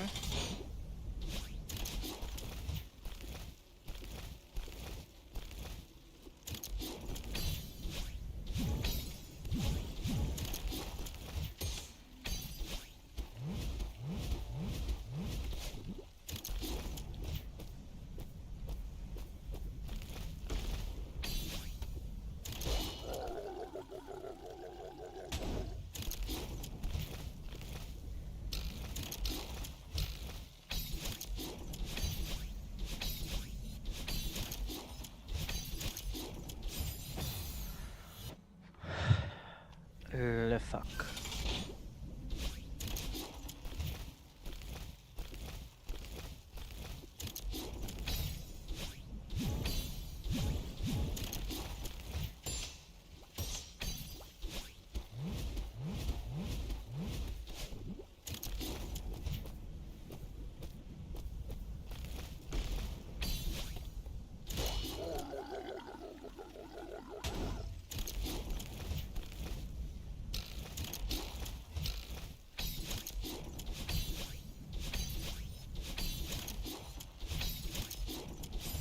Again? The fuck? Fingers, how dare you? Okay, I'm just saying words. I don't even know what to say right now.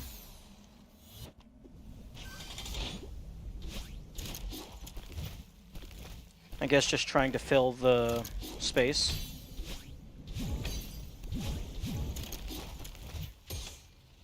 And then you get the bullshit. I mean, I know I can prevent the super bounce by just constantly be holding left.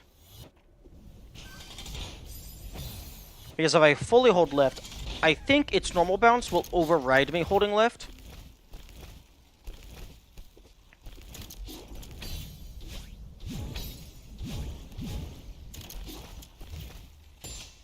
Okay, yeah, it definitely does. So I can just hold left until I get bounced by it, and then let go of left during the flight.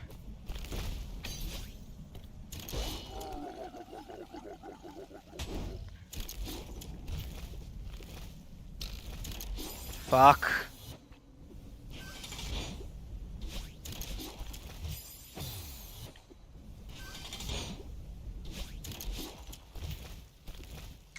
Those spike springs are very annoying.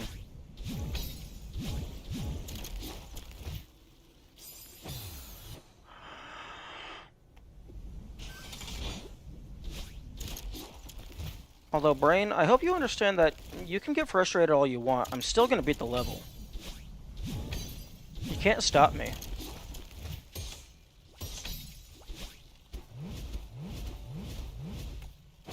Oh? Do I not have to jump there? Can I just hold to the right and it just works?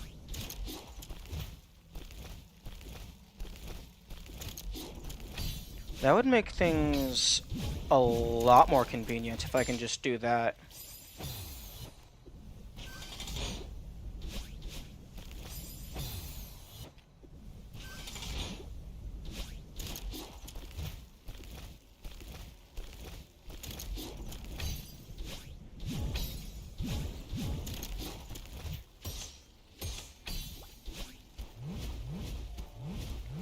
Oh, that is... I don't know if that's 100% consistent, but if that is consistent, that will be beautiful. and really convenient.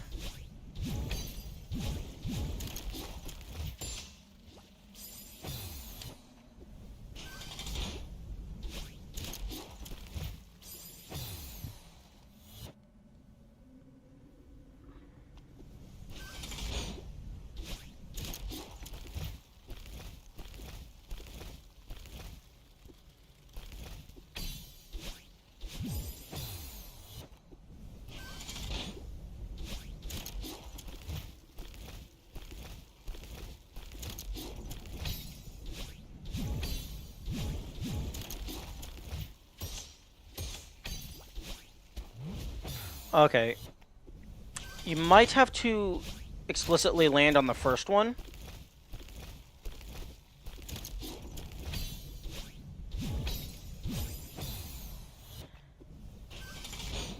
But then the others could potentially be guaranteed.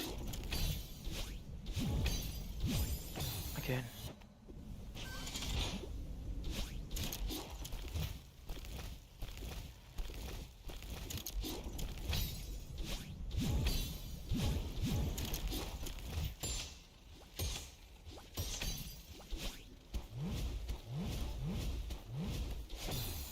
Oh, that's not what you want.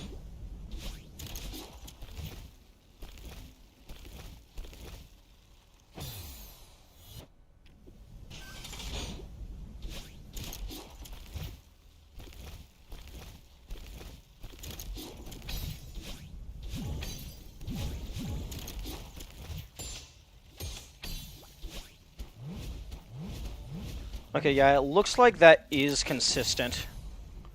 Assuming you can land on the first one safely. Okay, this is a traffic block. This is not a dash block.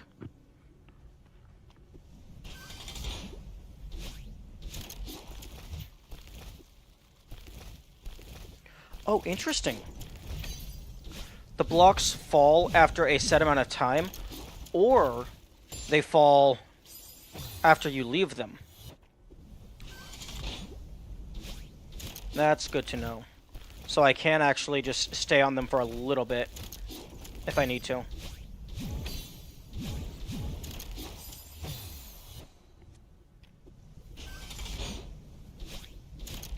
Although you have a little bit of speed coming out of the dash, out of the dream block. So you kind of have to jump immediately, and then you die. Don't forget the death part. That's very important.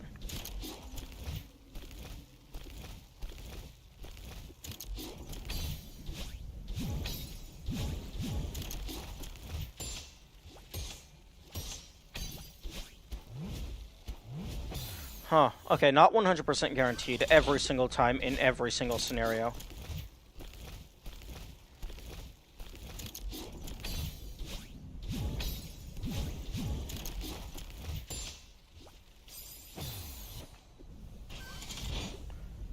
It definitely feels like there's some luck aspects, but this is mostly just me being bad.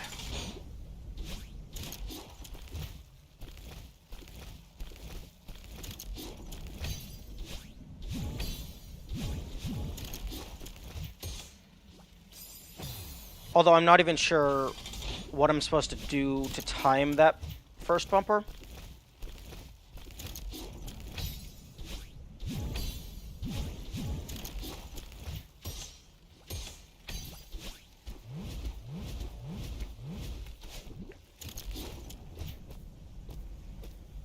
Okay, now I get to die to the spring spikes.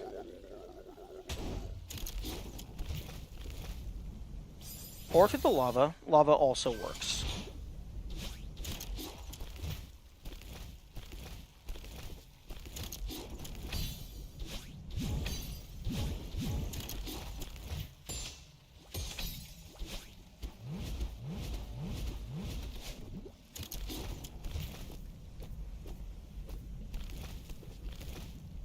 Okay, that was close.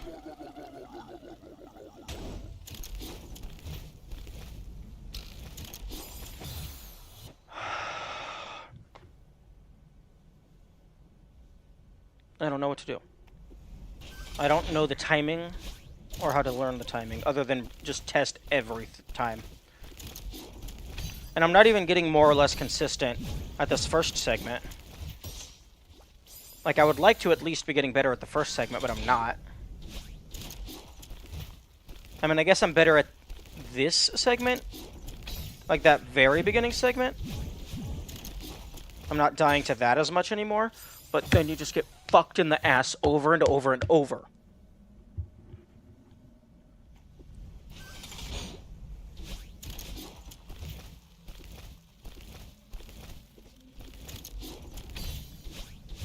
And I want to point out that I am having fun. I'm enjoying this. Just because I am currently in a small patch of bullshit, that does not mean the rest of the game isn't also fun.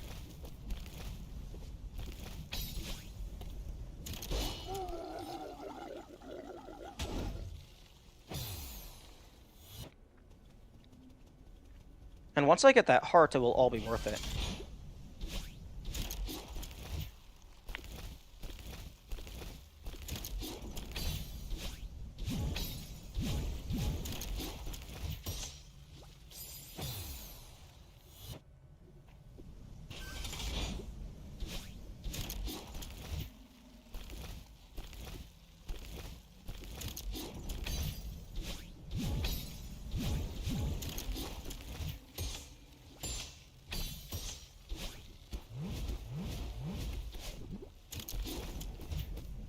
Okay. We get another attempt.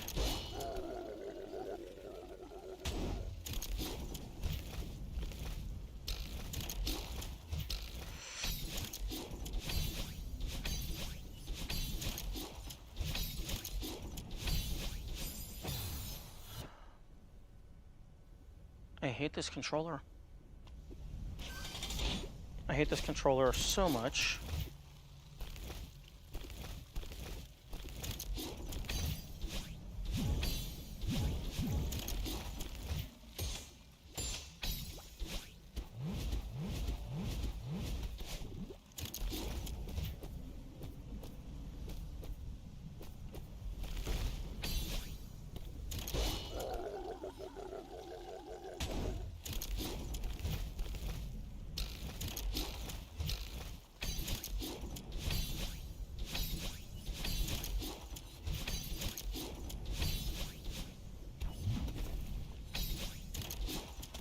Okay, here we go.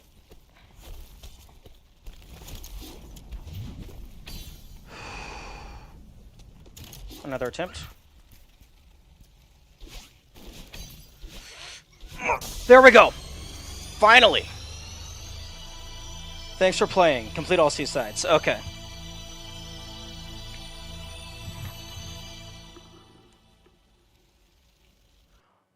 Also, I don't know if that bird actually said anything. I wasn't paying attention.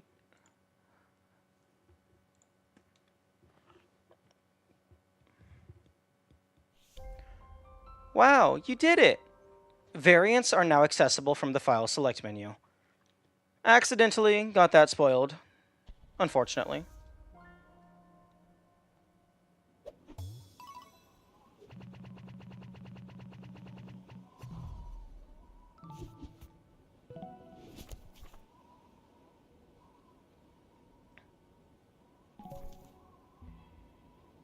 Okay. No, not Pico 8. Exit Pico 8. Okay. Okay. Yellow heart for getting all the seasides. Okay. Variant mode. Before I mess with that, I'm going to make another backup of my save.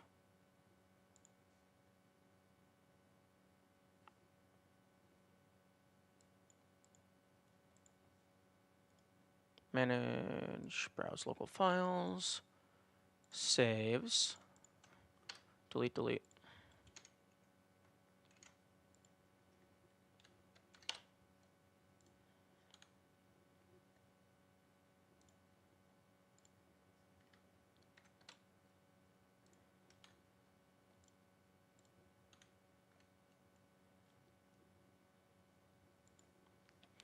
Okay. Saves are backed up.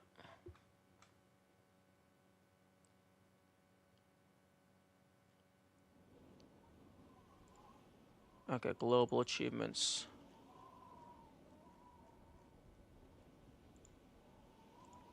Full screen. Options. There we go. Okay, now before I mess with the variant mode on my main file, variant mode on. Okay, someone said this messes with your dash.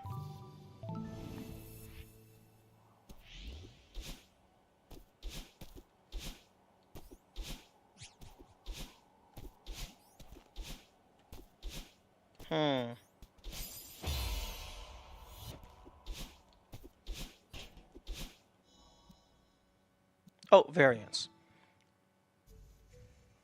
Oh.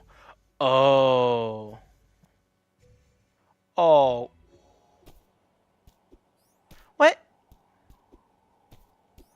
What? That's stupid. That is so stupid. No, make it full invisibility or nothing. What the fuck is that? No grabbing. Low friction. Super dashing. Oh, okay.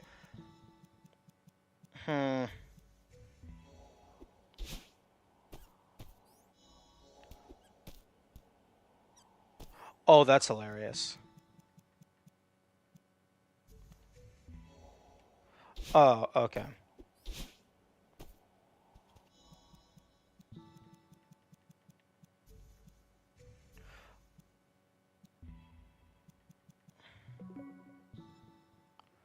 Okay, so variant mode counts as assist mode?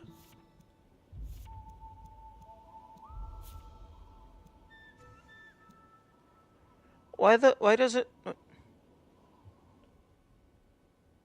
variant mode require a super confirmation?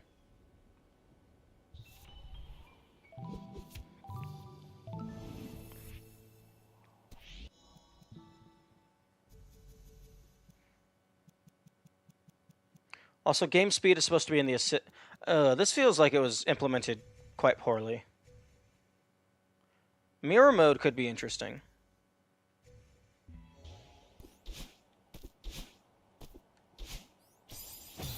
.360 dashing? Oh, okay. Analog stick. It lets you dash in any direction.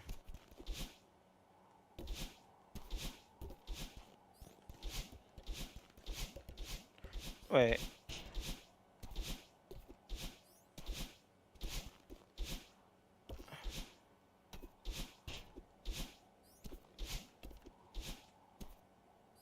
Maybe?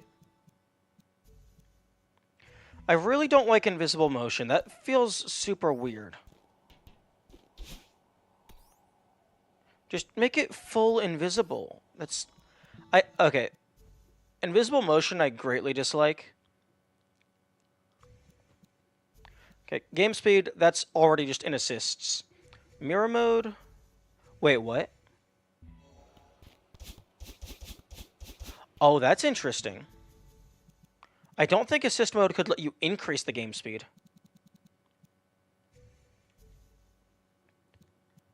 Okay, well that's interesting. Again, very odd that they restrict you to 50% and 160. Like, just let me put in whatever number I want. Mirror mode, I like that. That's just a classic. 360 dashing?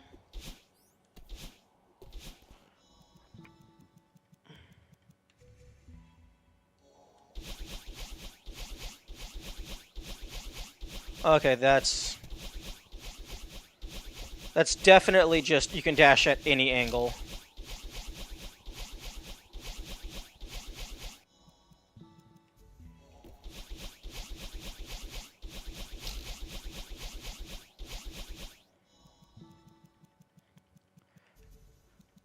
.360 dashing, that's interesting. I could definitely see some modded, levels designed around that. Invisible motion, absolute F tier. I don't like it at all. Like, just go all the way. Or better yet, just have, instead of invisible motion, make it be invisibility, and then have it be off, invisible while standing, or rather, off, invisible while moving, and invisible total at all times. No grabbing. Probably what it says on the tin. Yep.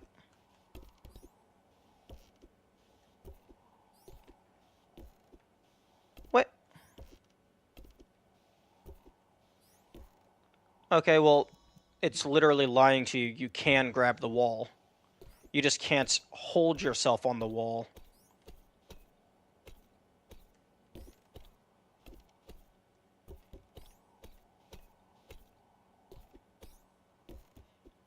Because if I jump and hold left into the wall, I slide down. If I'm just in front of it, I don't do anything. If I jump and hold grab, I slide down.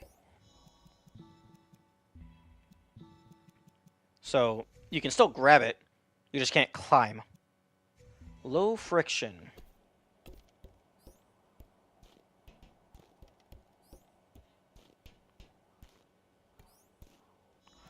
Is that... Okay, that affects acceleration and deceleration.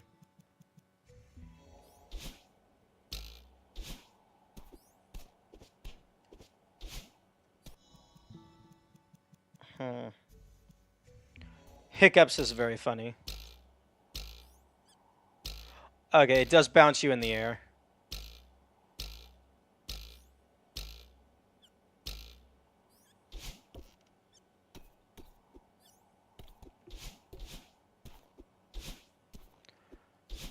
Oh, we can interrupt your dash. And then this is probably just alternate skin. Yeah, you can just... It's just an alternate skin.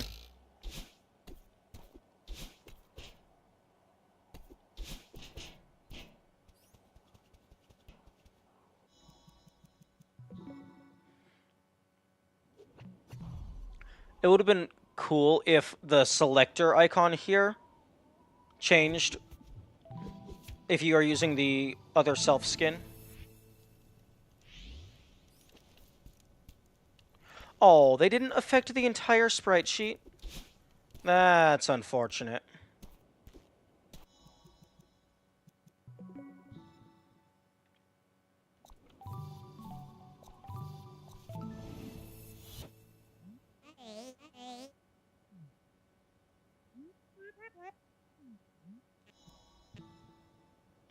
Oh.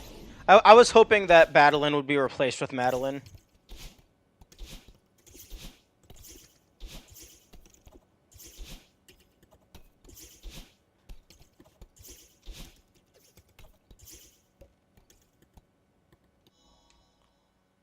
Okay, it might just be the lighting, but I don't think it's a one-to-one. Actually, I think the clothes are a little different.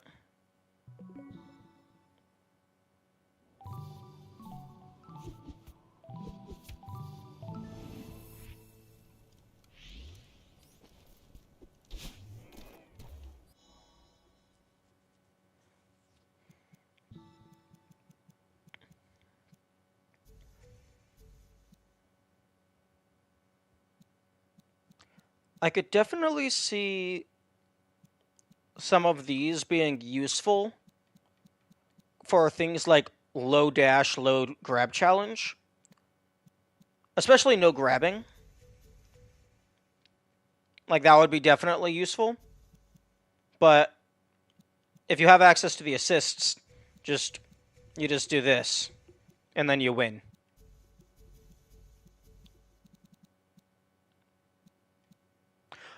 Although, question, that got unlocked for the file select screen.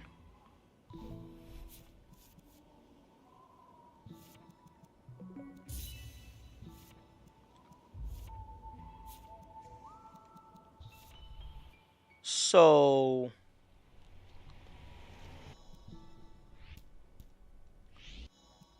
you could just choose to not use these, And then you could, like, use some of these for a challenge run.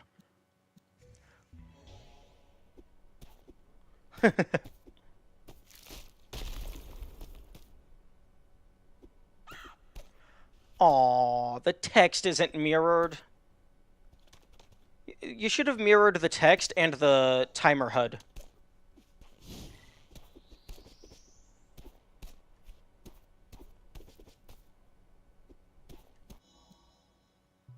Okay, so... Save and quit.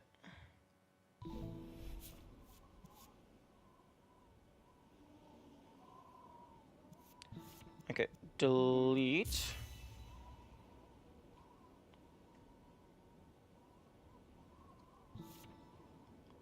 Rename.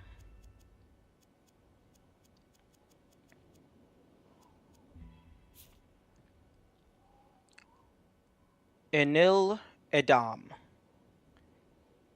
Madeline. Line. Line.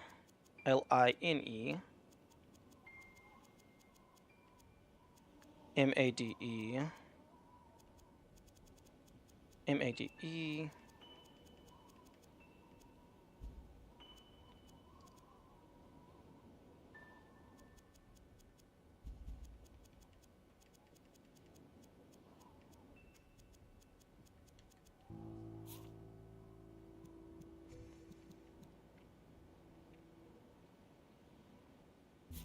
Actually. Do I want that on the... Actually, I guess I can always move the save file later if I want.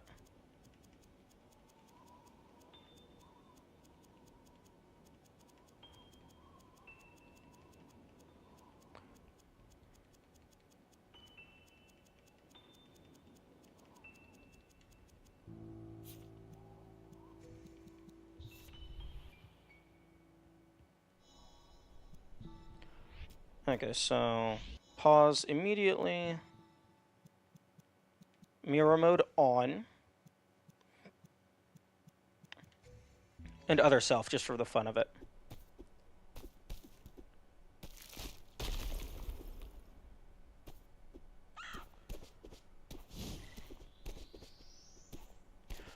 It would also be interesting to do a...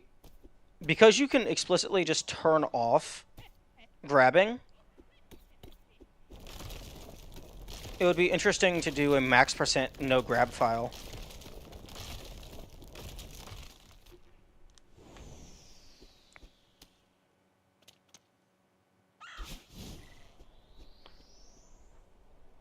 Interesting. They affected this part of the sprite sheet, but not the start of chapter 2.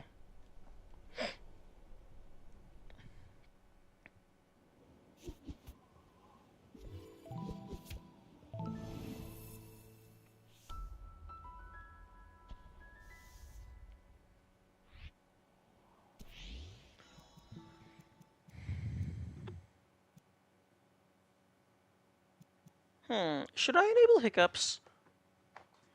No. I don't think I will. Oh wait, it's not going.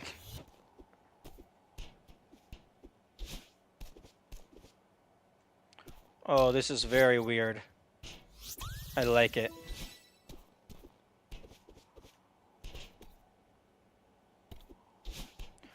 Although I do wish that the HUD was mirrored as well. I think that would be very funny.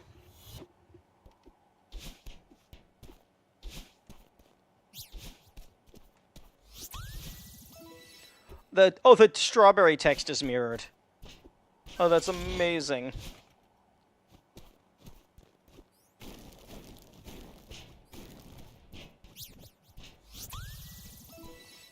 I wonder if, like, they actually just...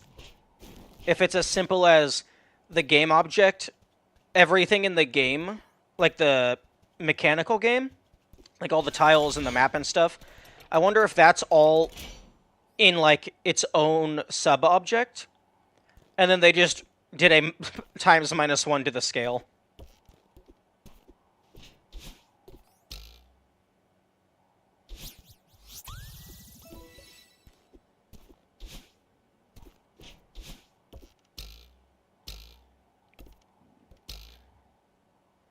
Oh, that's just so you can get a preview.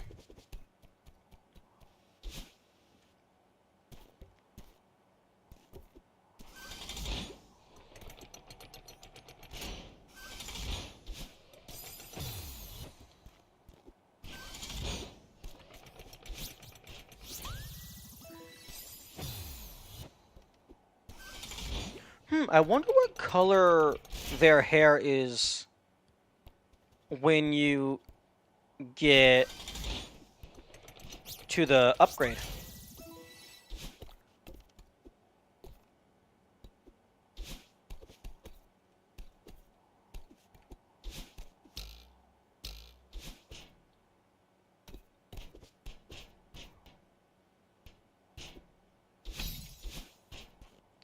This is super weird. It's just messing with all of my muscle memory. Okay. No point in talking to the NPCs. They do not appear to be changed.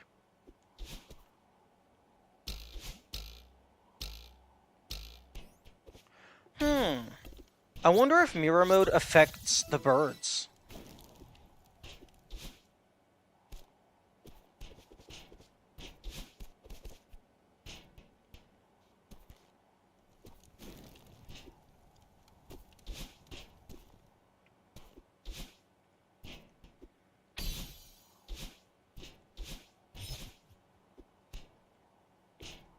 I kind of wish that their hair had a different color for when the dash was expended, and it wasn't just the normal blue.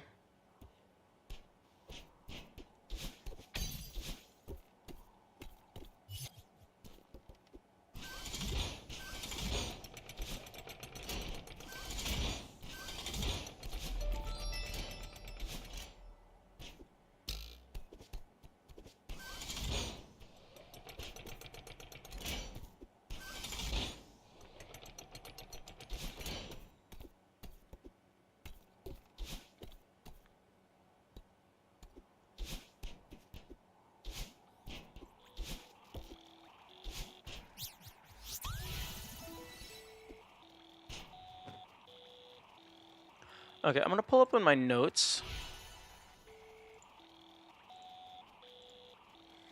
Okay, so originally it's up, left, down right, up right, left, up left. Okay, it is reversed. Up, right, down left, up left, right, up right. Oh, I love that. That's amazing.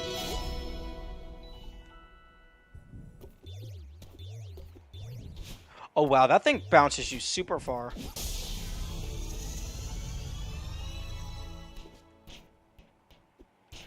Okay.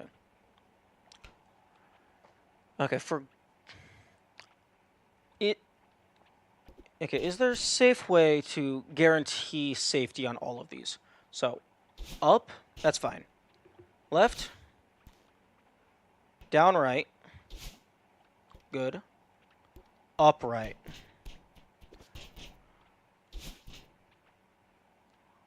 And then left, and then up. Okay.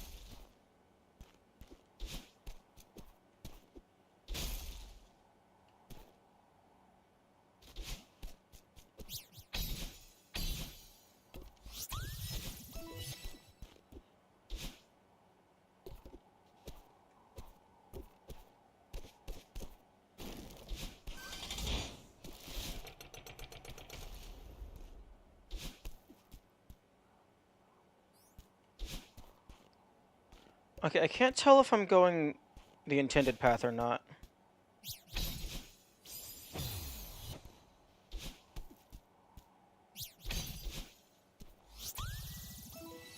Okay, this re-merges.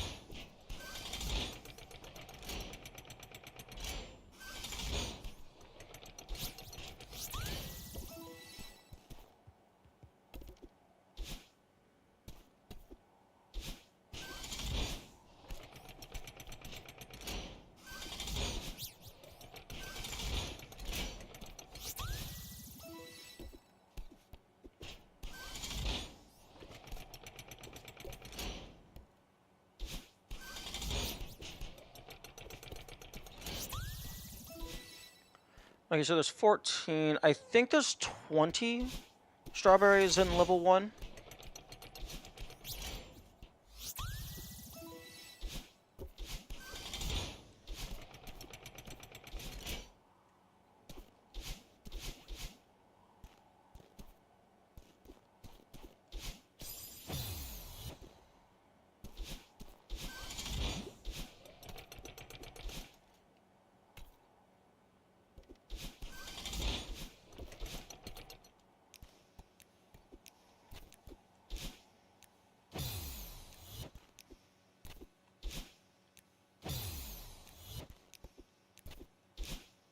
I thought you could get a wall bounce off of that.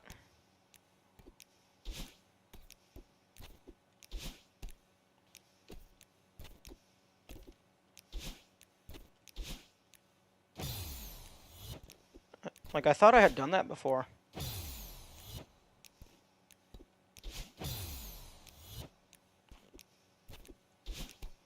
Okay, you can. It's just a little tight.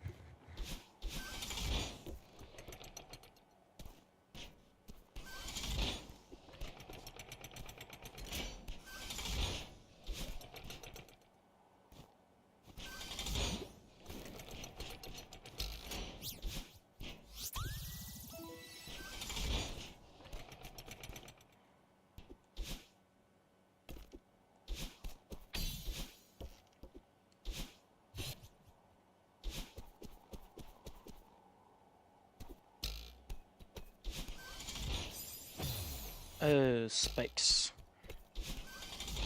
Hidden by the timer.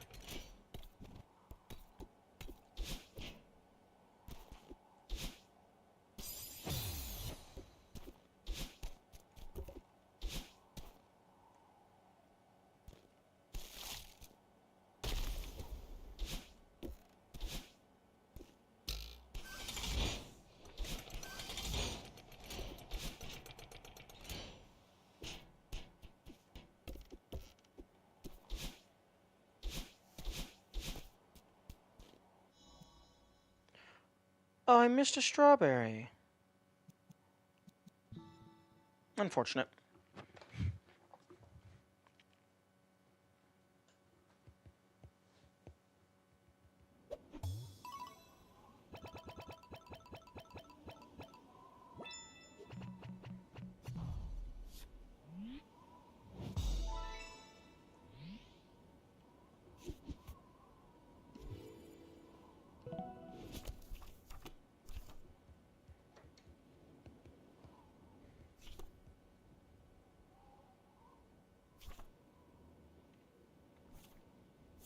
Okay.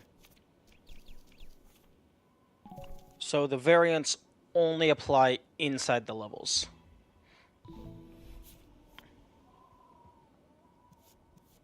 Hmm. I wonder if the variants apply to the Pico 8 version.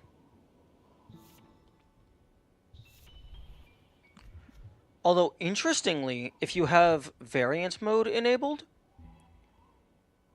you can't skip levels. If you have assist mode enabled, you can skip levels.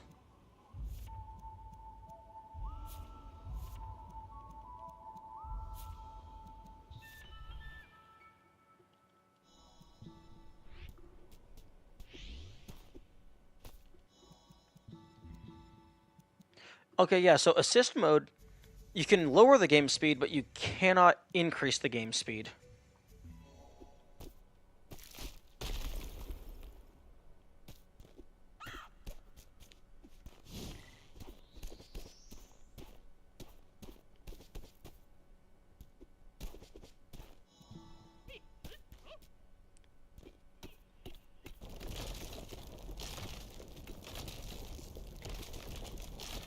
A little surprised there's no floor is lava or like bouncy variant.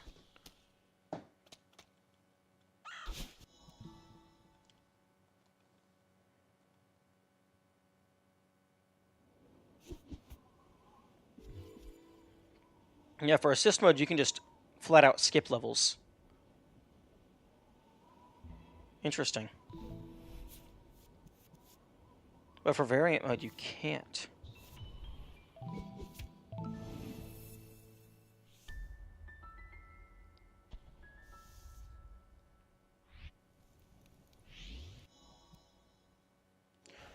Interesting. The text on the monument does not pause if the game is paused.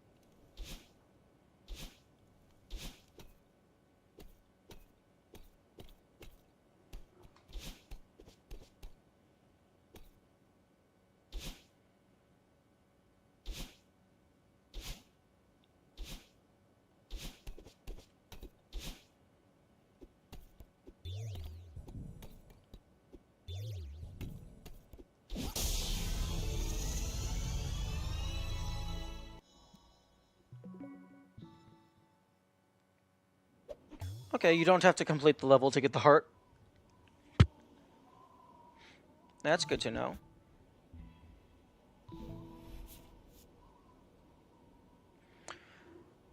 Okay.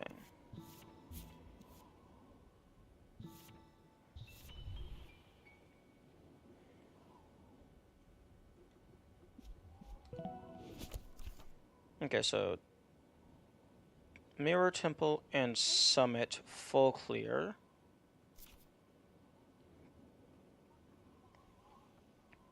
And then also Farewell full clear.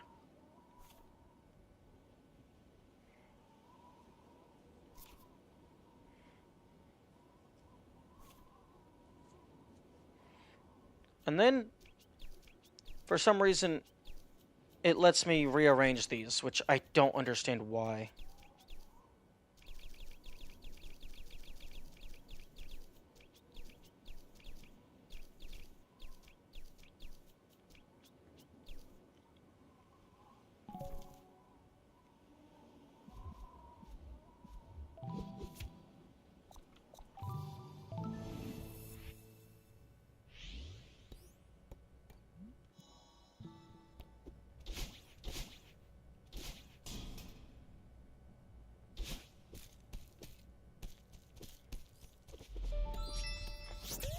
I'm gonna check to see when the D-pad is scheduled to arrive.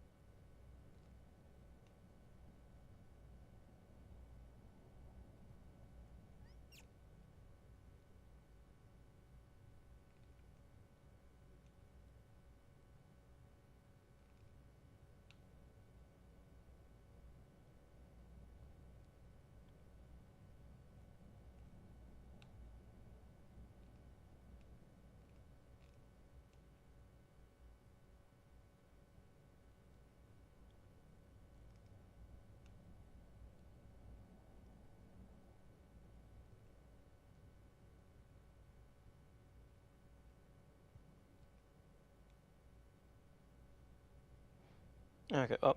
Okay. Sorry, got distracted by something. When is this thing arriving? September 23rd. So it is Friday. Oh, so Monday. It should be arriving Monday.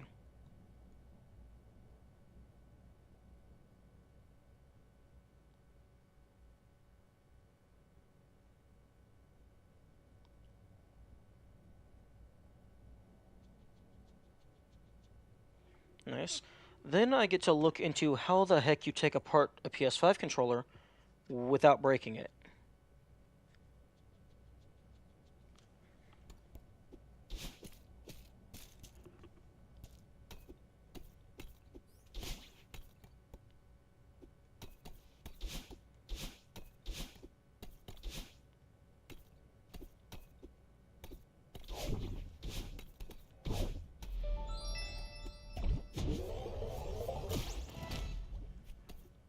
Oh, interesting.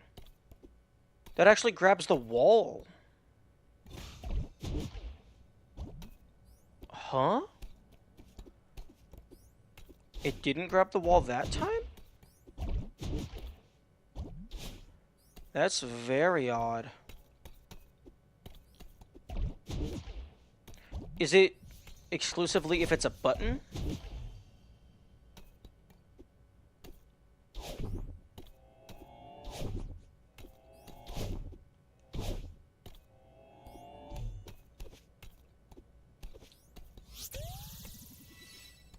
Hmm.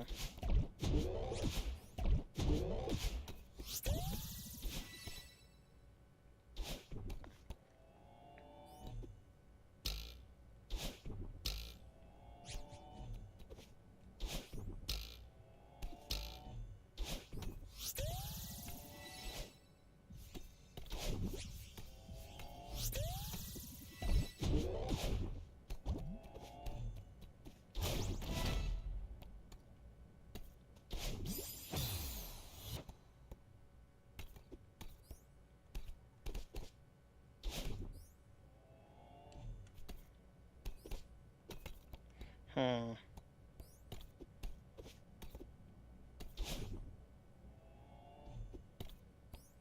I'm trying to...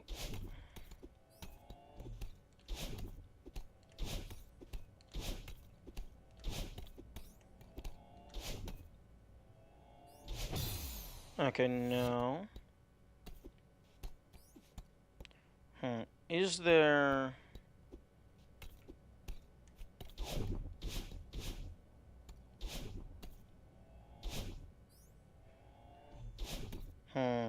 I'm trying to find a setup That gets me aligned perfectly. I guess I could do a visual setup. Because I can just count individual pixels.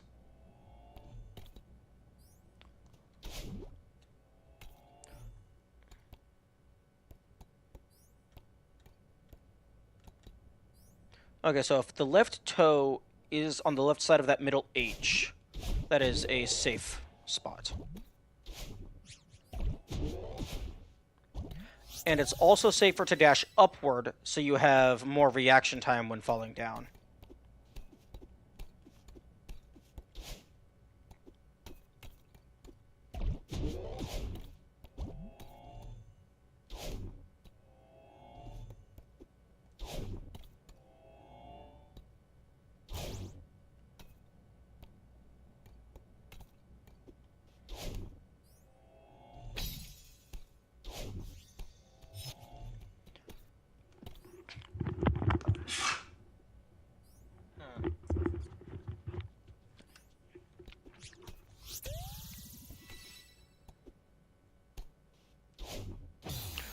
Right. I forgot. If you dash on the upward moving blocks, you do not get dragged along with them.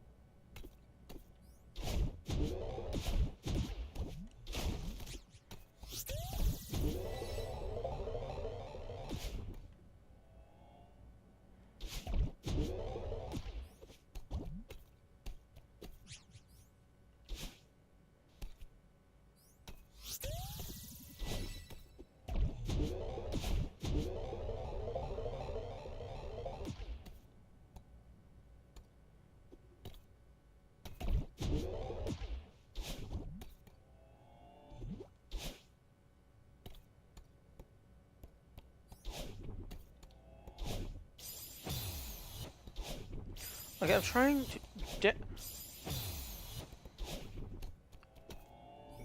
Game, just let me do the dash.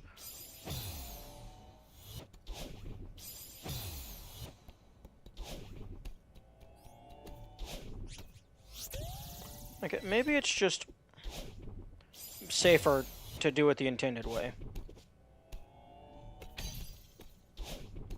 Yeah, that's probably safer.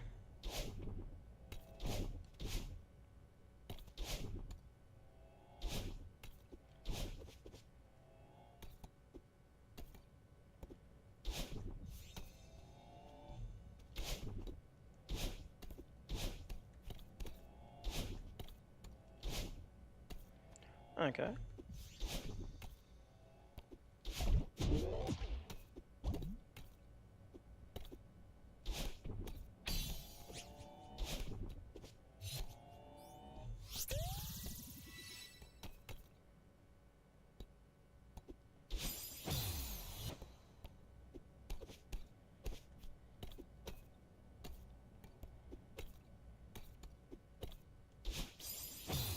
Hmm.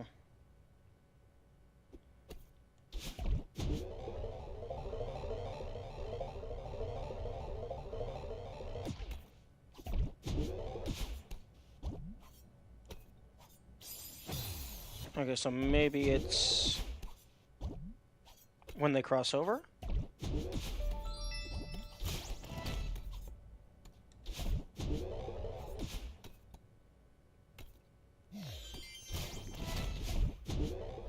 And then you just hold straight up.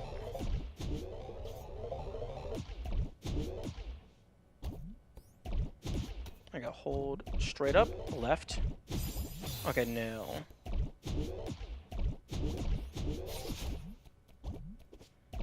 Okay, there's not going to be a lot of free,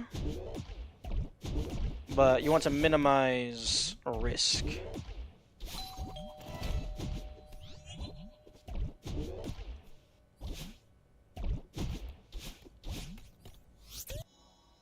Okay, that is all of the things.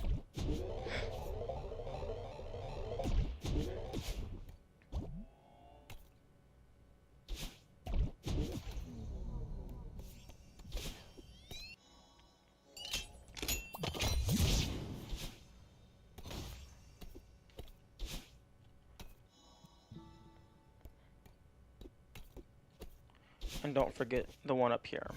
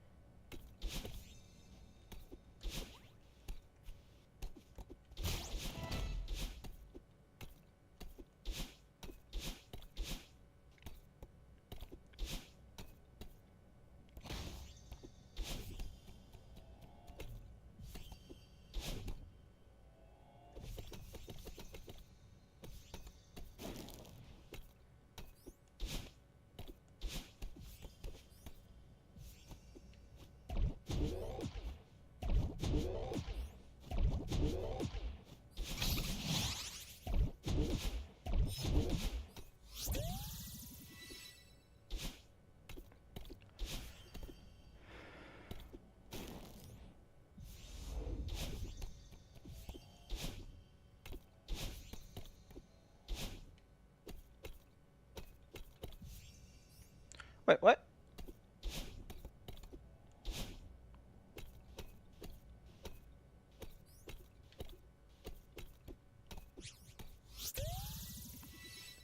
Oh, the little sparkle was from hitting the torch behind the strawberry. Oh, that's funny.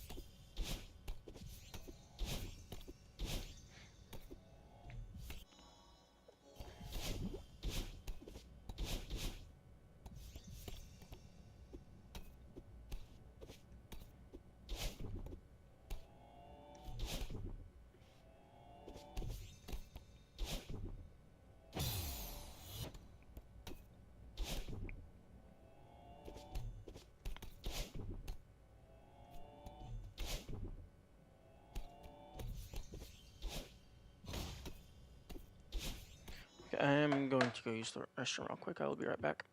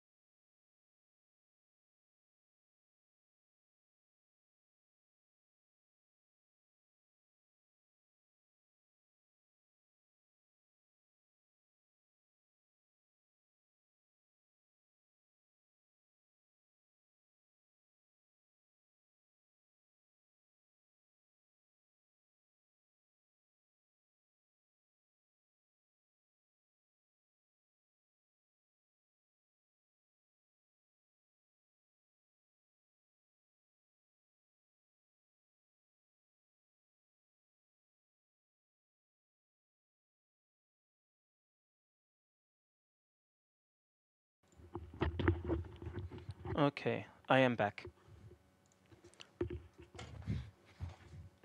Okay,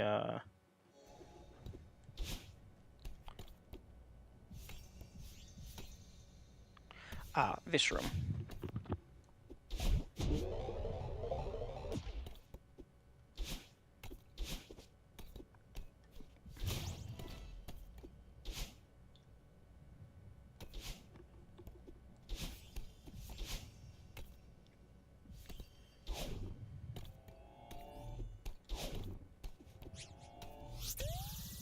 Hmm.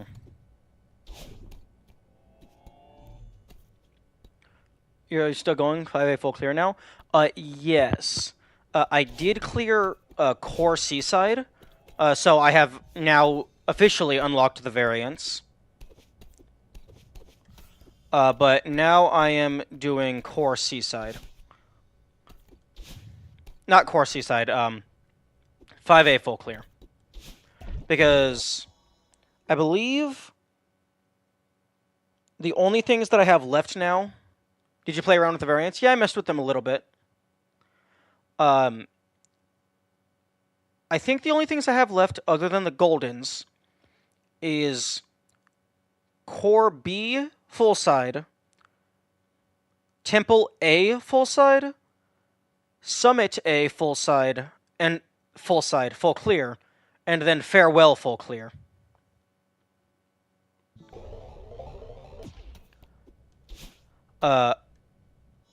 The variants, I liked that they gave you a Battle-In alternate skin. I think that's funny. Mirror mode is really cool. I don't like invisible while moving at all. I feel like it should either just be full invisible at all times, or it should be like off, invisible while moving, and then full invisible. Like, you should just go ahead and include full invisible.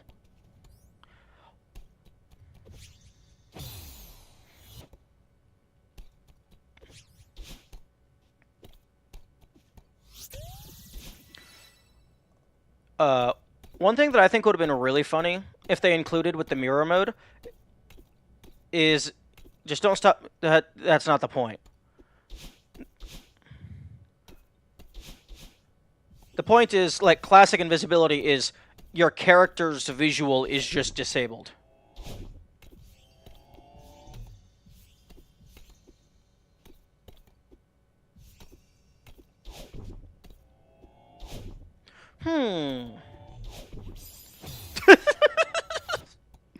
That's not what I thought was going to happen, but okay. But with mirror mode, I kind of wish that the timer and the other HUD aspects also got flipped. I think that would be really funny. There's a mod called Extended Variants, which has a lot of stuff. That's cool.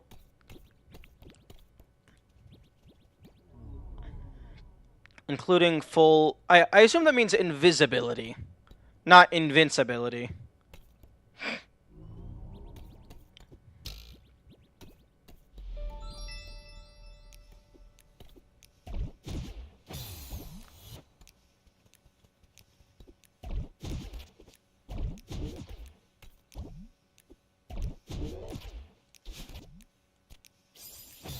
Misspelling.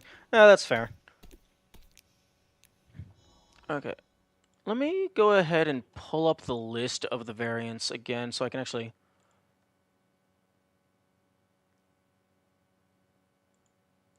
Okay, so game speed. Being able to... You can set game speed up to 160%. I feel weird that they wouldn't let you go full double. That's a little odd to me. Mirror mode, I really like. 360 dashing, I could definitely see some cool modded maps that make use of that, being able to dash at any angle. It also has an option to turn on random variants every room. I don't have that. Unless you mean extended variants. 360 dashing is cool. I could see some modded maps being made with that in mind. Invisible motion, missed opportunity. I don't like that one very much. No grabbing, I feel is odd. The extended variants? Okay. No grabbing I feel is odd because if you're facing a wall and you don't hold anything, you slide down. I mean, you don't slide down, you just fall. But if you're pressing into the wall, like moving into the wall, you will slide down the wall. But with no grabbing, you can still grab the wall. It's just you slide down, you don't hold in place. So I feel like that name is a little bit misleading, but it is a cool, like, quote unquote, easy mode for the minimum grab thing because it allows you to do neutral jumps much easier. Low friction, I think, is it's interesting. I wonder how it affects the difficulty of some levels because all the levels were designed with base friction in mind. Super dashing, that actually might make some things impossible if there's no way to cancel the dash in the middle. Hiccups, I love. I think Hiccups is very funny. I bet Hiccups, like, if you were to allow variance in things like challenge runs and stuff, I bet there's some very niche strategies utilizing Hiccups because it also resets your fall speed because it will bounce you up in midair. And then other self is just alternate skin, which is cool. Hiccups are super annoying in variance randomizer. Yeah, I can see that. Oh wait, I ended up turning off music so I could actually beat Core Seaside.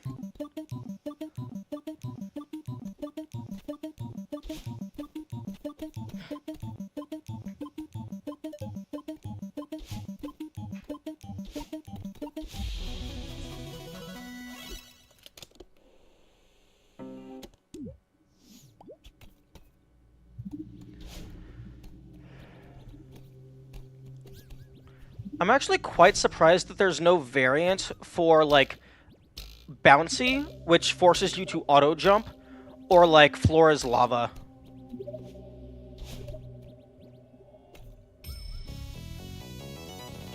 Where, like, if you touch the ground, you die. Although I guess Floor is Lava wouldn't really work for, like, because you respawn grounded most of the time.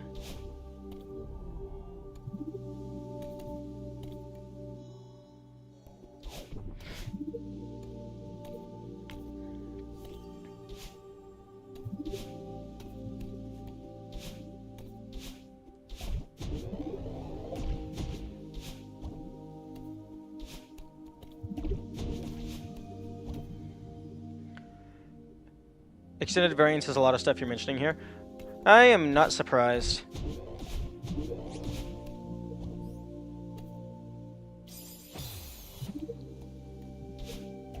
Because the community knows what the community wants.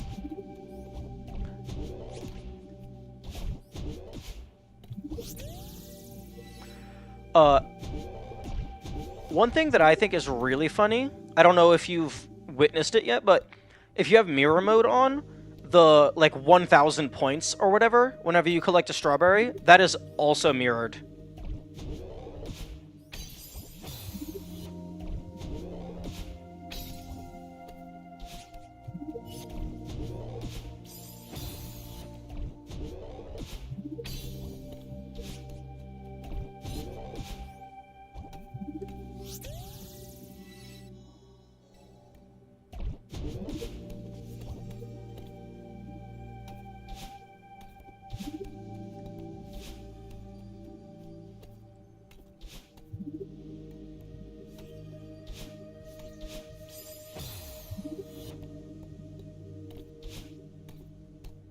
Wait a second.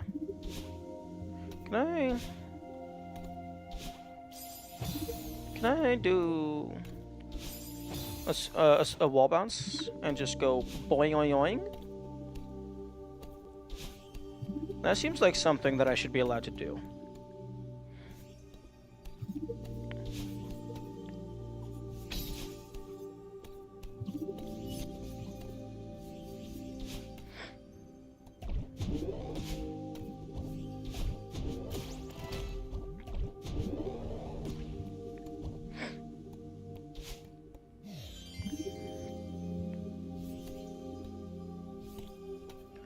Now, remember, you're not using this key on the door. You're using this key on the crystal heart.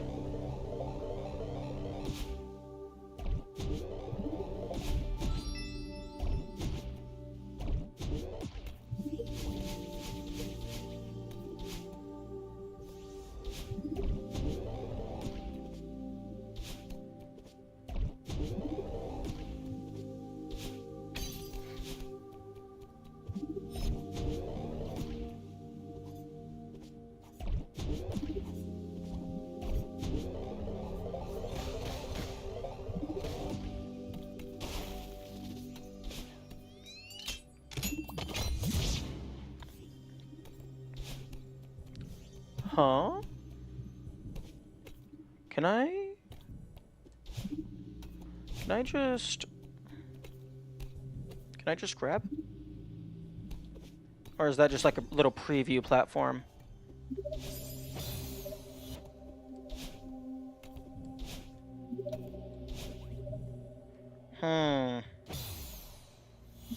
That feels like something I should be able to do.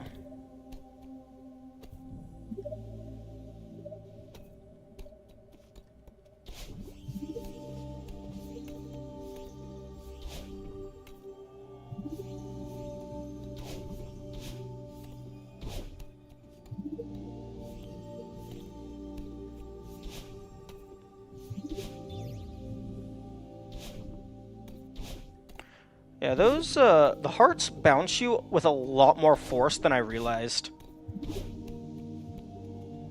And also, getting all seasides gave me another achievement, which I was expecting.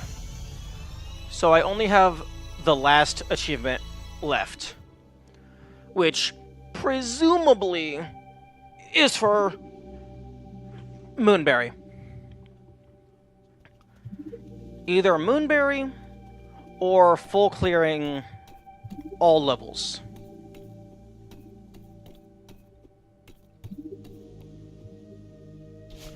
I highly doubt it's all Goldens, because the percent of players who have it is 5.7. If it was get all Golden Berries, it would probably be like 0.7. Actually, hang on, I can go ahead and calculate that.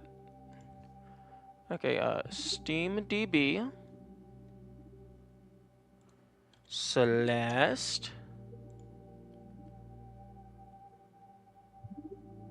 Okay. There's 800 people that have gotten that. Okay. Oh, 800 who have Farewell Golden. Yeah, and Farewell Golden's probably the hardest one to Golden. Okay, charts.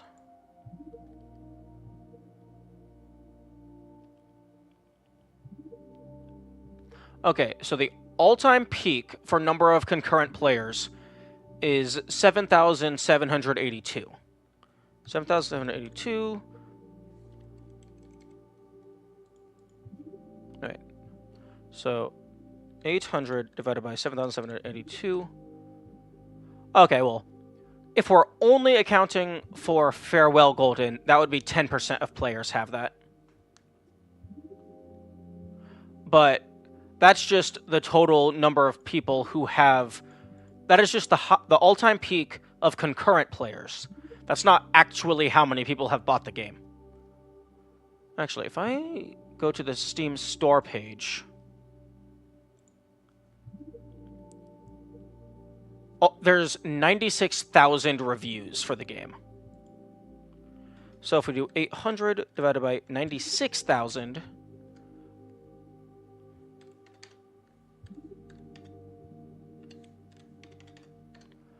that would be 0.83%.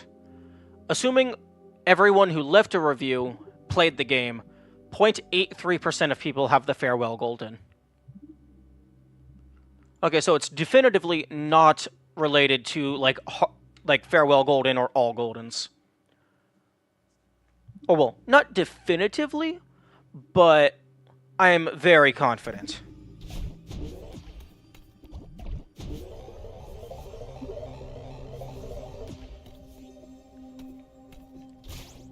So it's probably Moonberry.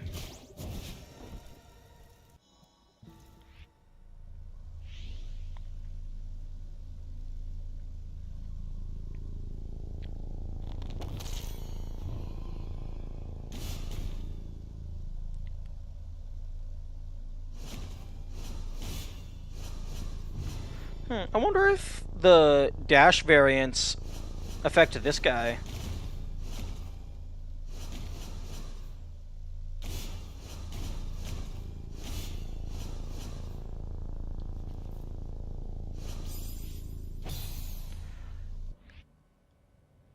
I think it would be hilarious if that actually counted as a death. Like, maybe it doesn't affect the golden berry, but it would be hilarious if it was impossible to do a true no-death run, because that counts as a death. Wait, let me check if they affect... Oh, okay. If they affect the fish.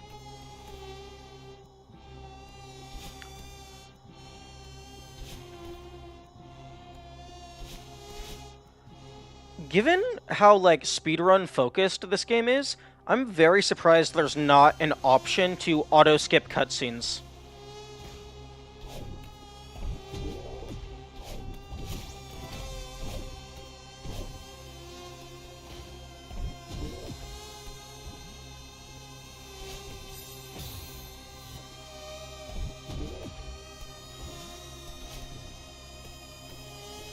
Okay, I believe this last strawberry is just inside one of these red blocks.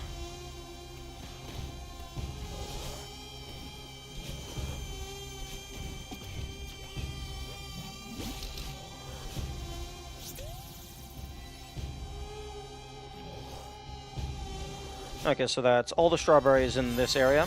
It does not? Aw, that's unfortunate.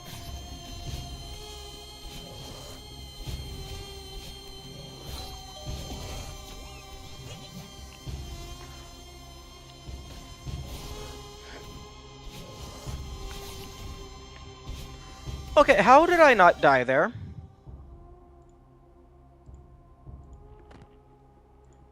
Excuse me? How did I not die here?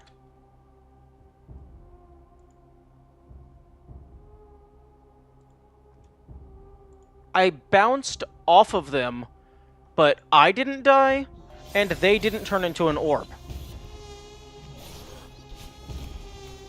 I mean, I know they weren't in an attacking animation, but I figured they just had a constant hurt box.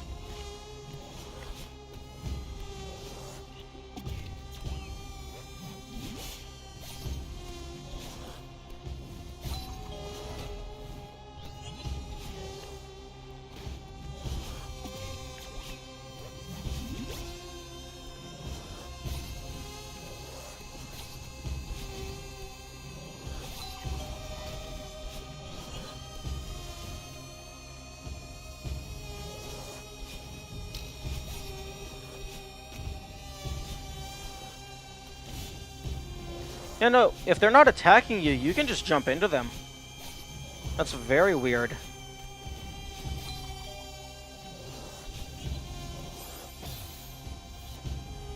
I'm playing Chapter 5 with 0.1 dash speed. But what does that mean? It affects the dash length? Or it just takes you 10 times as long to finish a normal dash?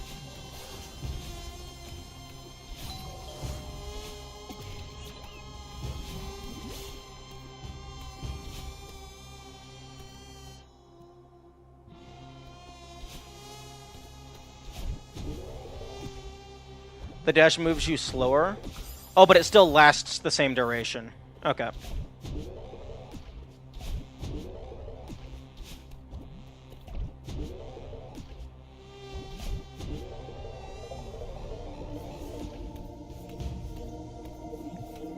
Okay. Now let's not miss the strawberry in the top right this time.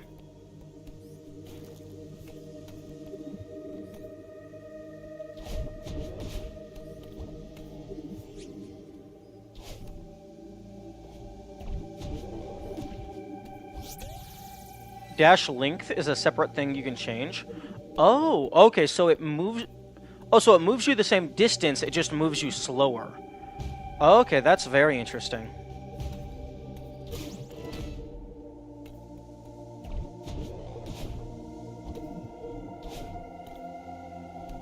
I feel like that would feel very weird.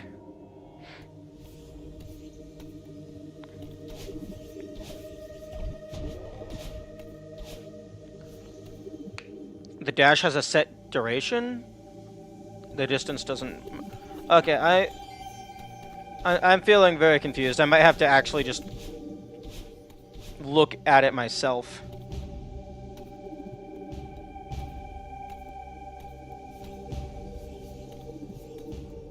Because...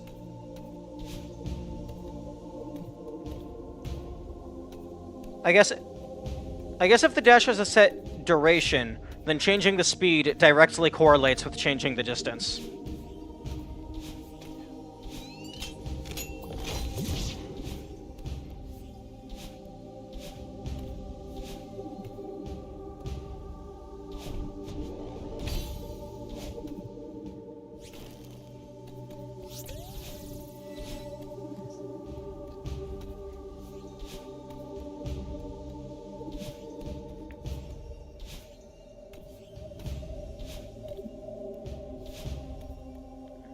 Duration, not length.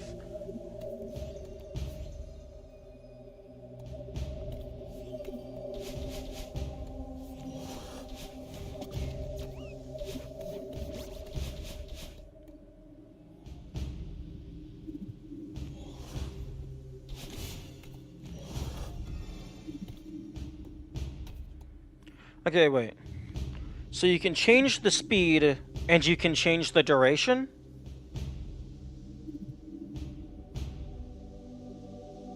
Because those two would allow you to determine the length.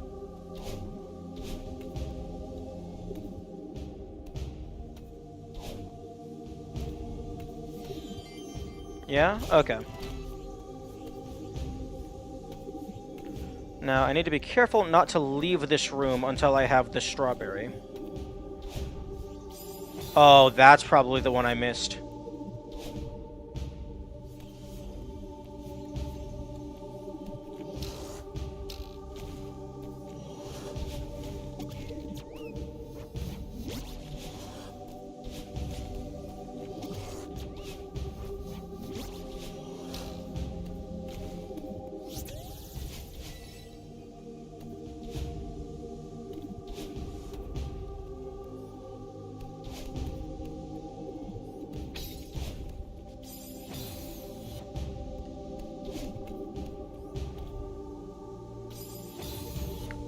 I mistook it for length because that's practically what it does. Yeah. I mean, it's effectively the same thing.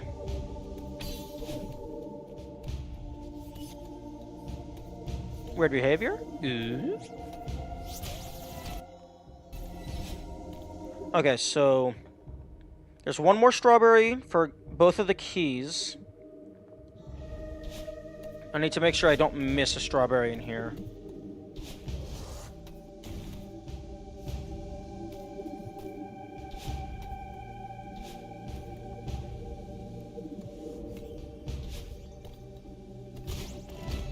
Fuck. Okay, well.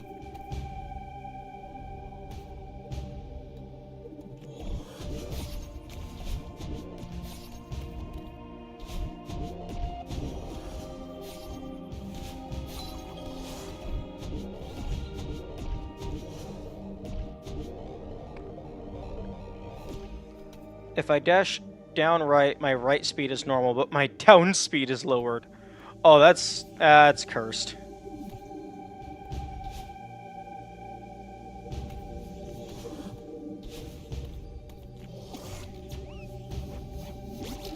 It seems somebody didn't remember to normalize.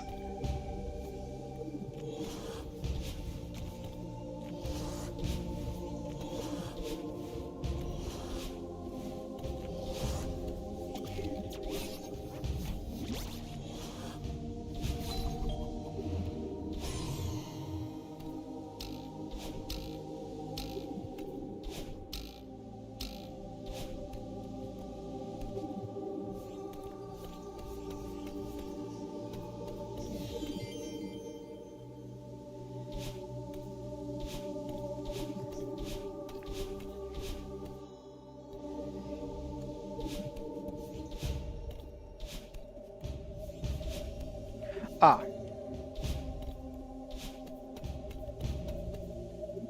No, this isn't... that's not a strawberry. Down diagonal means dashes are meant to preserve momentum, which in this case preserves my walking speed. Oh, that makes sense.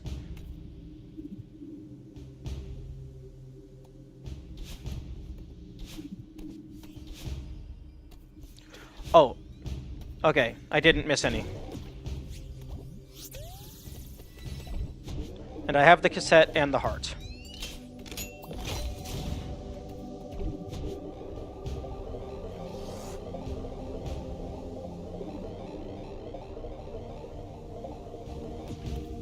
Extended variance nonsense is my jam to map around. Nice. Yeah, extended variance sounds cool. Okay. And there's only one strawberry in the Theo section. And I know exactly which one that is. It's the one where you're just showing off.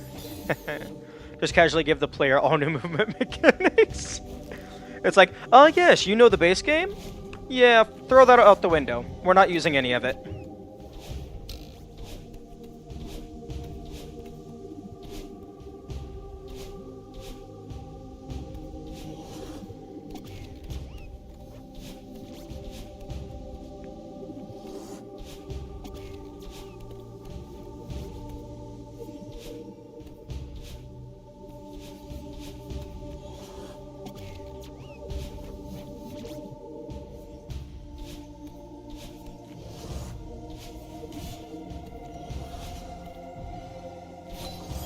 Fuck.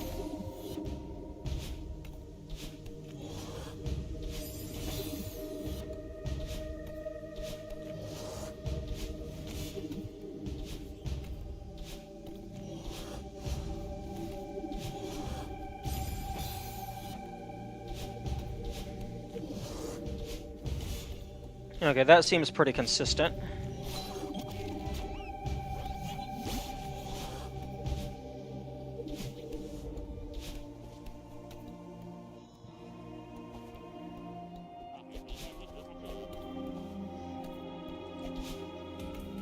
Speaking of dash speed and whatnot, I found a really cursed glitch somewhat related to it.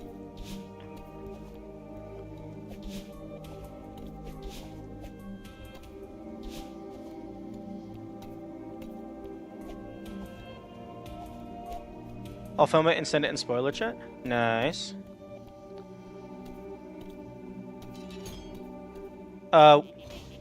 It doesn't happen to spoil, be like actual spoilers for something I haven't seen, would it?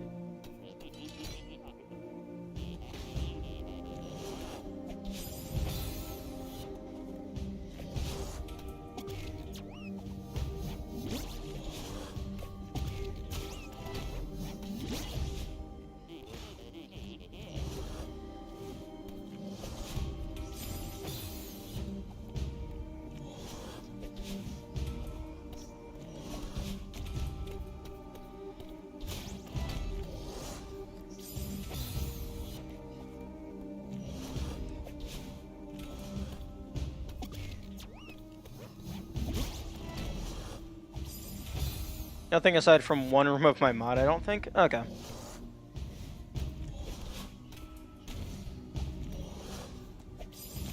Oh my... I hate these stupid fish. How the fuck are you supposed to golden this? Other than routing it out and knowing what you're supposed to do.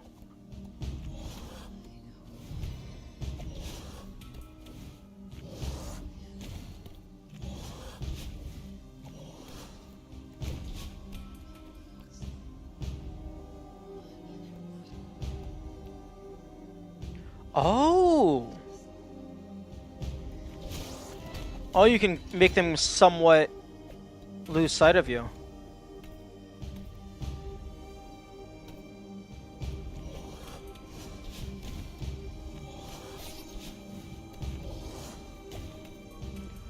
Kinda wish Theo could bop them. That would be funny.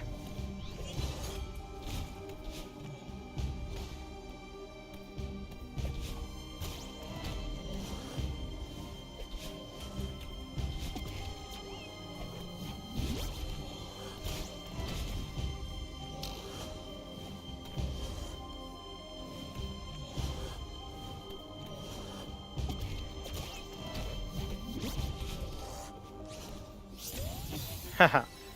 Okay, got the strawberry. It does not matter that I died.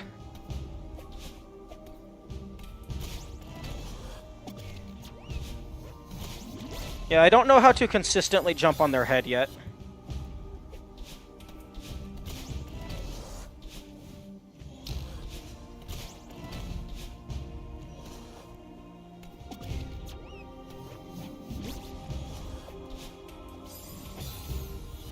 And these guys move very fast.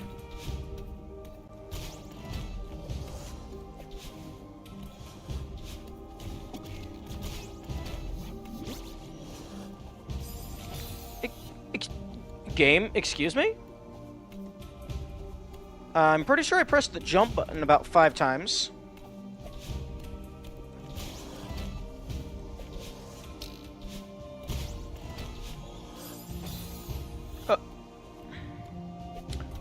Okay.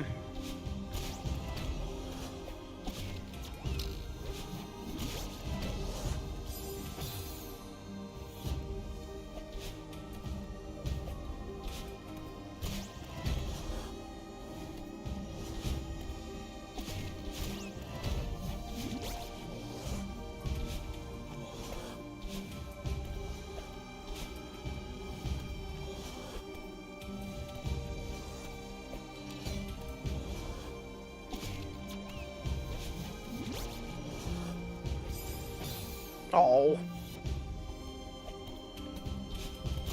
Yeah, some malarkey.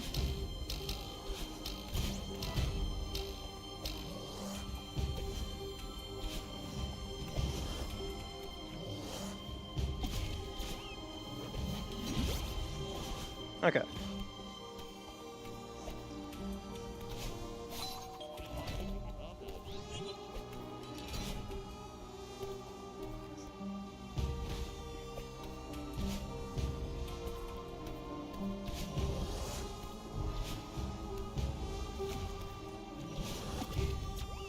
Fuck.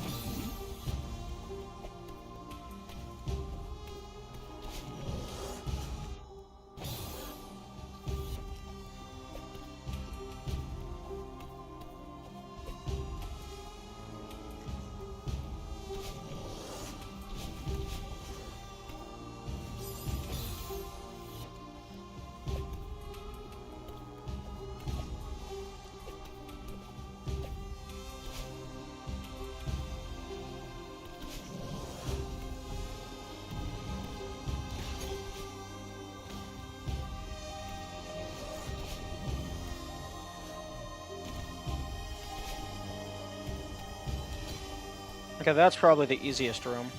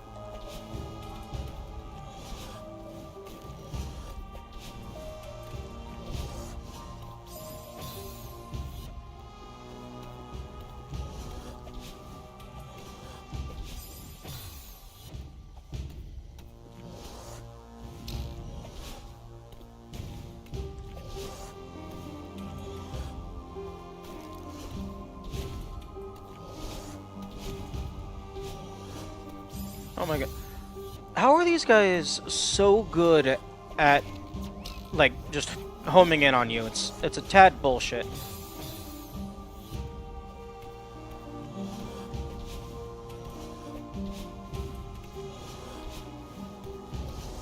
Let me fuck off.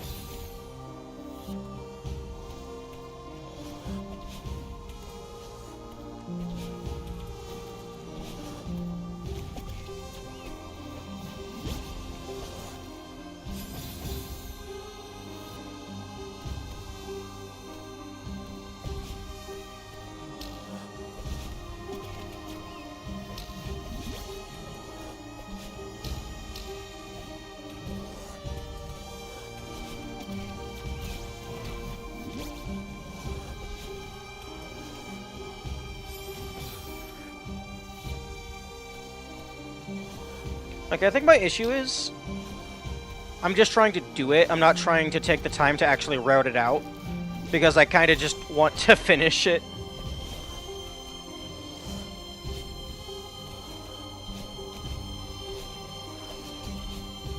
Okay.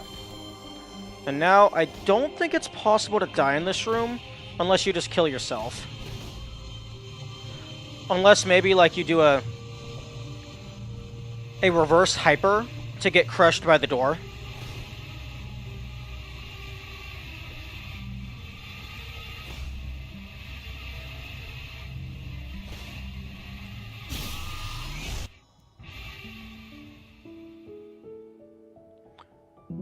I've seen someone get crushed by a door because of the shockwave before. Oh, that's hilarious.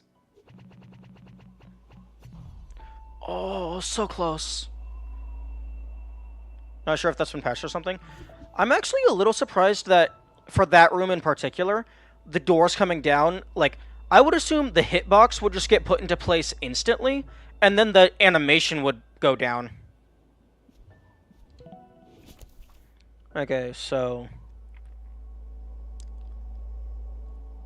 the golden berries before you throw, Theo? Yeah, I know, the golden berries in the first room.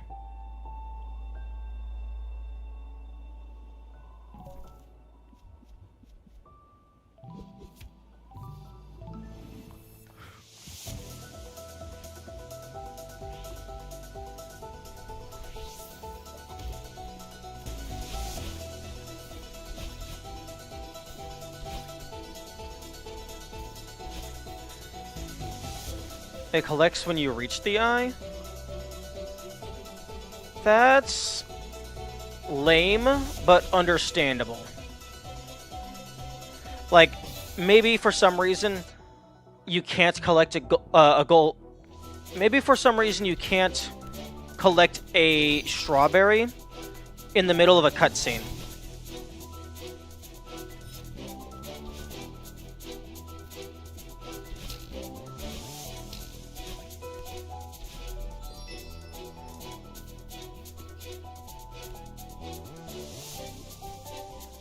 Posted the glitch? Ooh, let me look at that.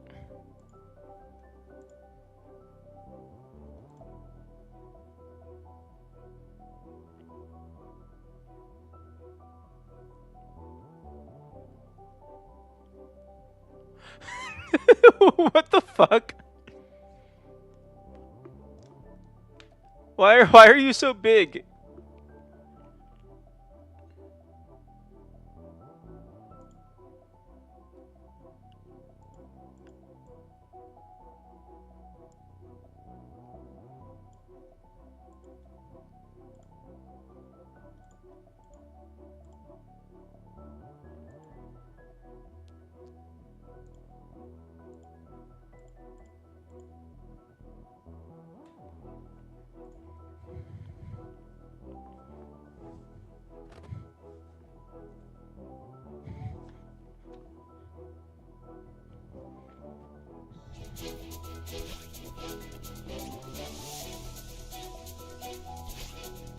Fuck.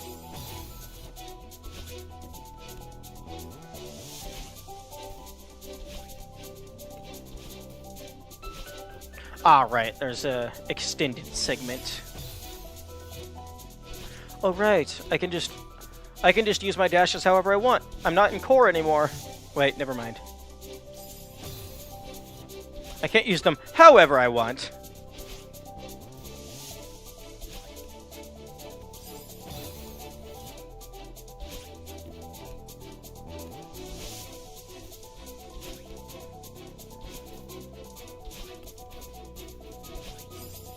Oh, fuck off.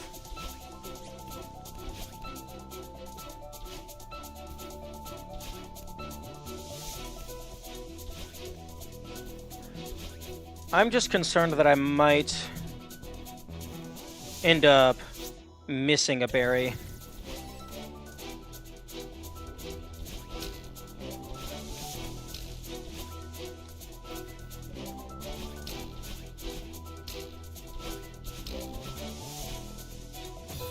I don't know why it happens, but it's a thing that you can do in that part by dashing down really quickly after hitting battling. I wonder if it has anything to do with leaving the screen before Battlein is, like, ready to proceed or something?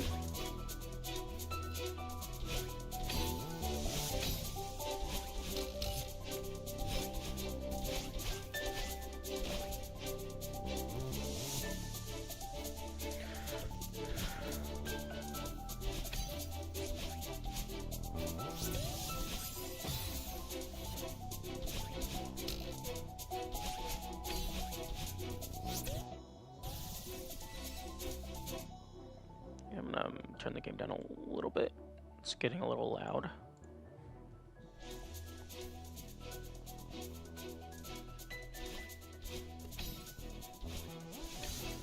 Very odd that they,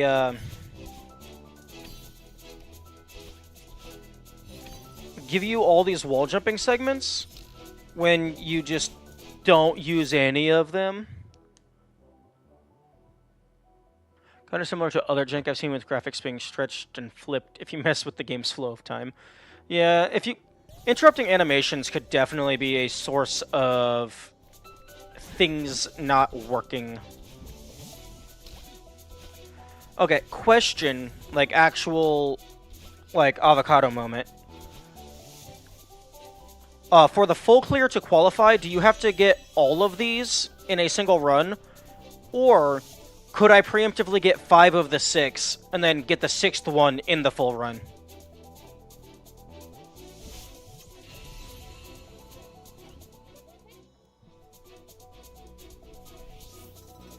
Probably just the heart. That's what would make sense to me, but I don't know if starting from the start has, like, some internal variable that gets set that causes the values to get wiped temporarily. I just get the crystals to be safe. Yeah, that's what I plan on doing, but I'm just concerned that I might miss one. Or, like, forget where they all are.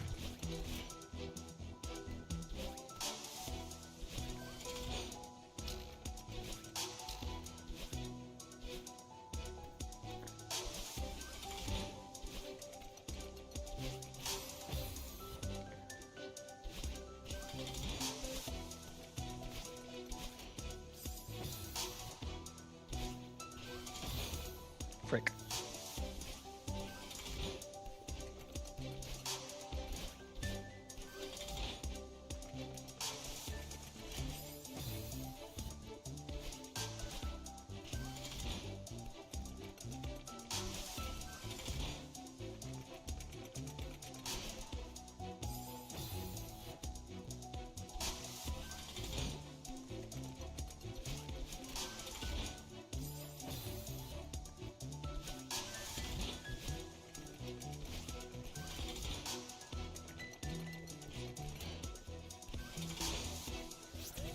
Also, not right now, because I have other stuff that I'm currently in the middle of doing.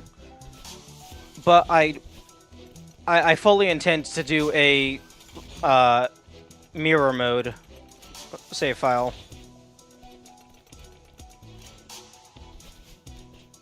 Okay, what the fuck?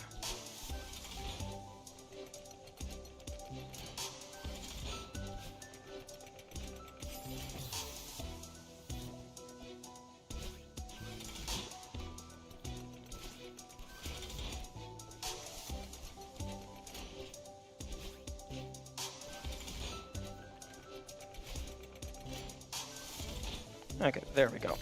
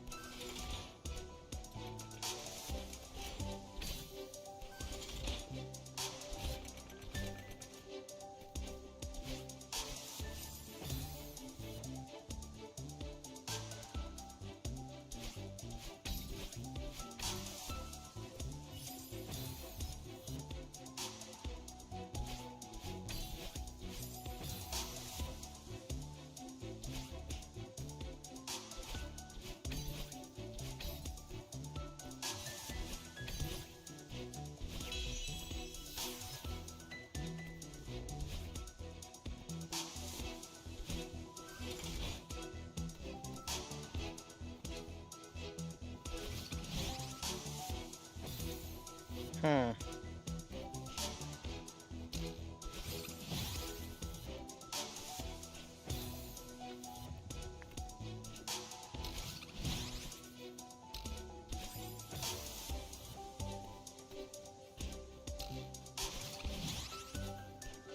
Water.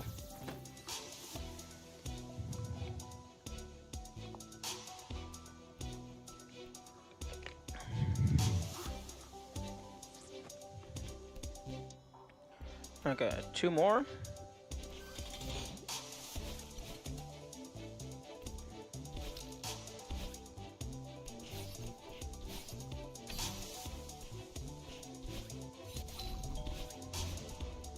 Full clear attempt on Summit got destroyed by something or... Oh.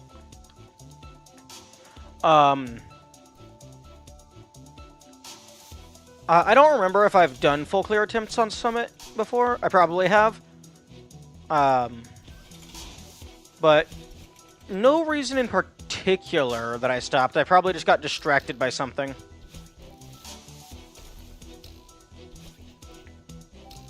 Or maybe like it got close to the end of time.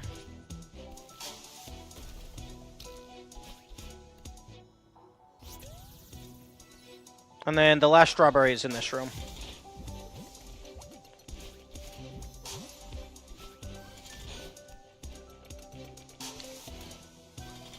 Isn't it impossible to get all the berries at once? If you're referring to a full chain, then yes. But a full clear is just collect all the berries in a single run, not get them all in a single chain.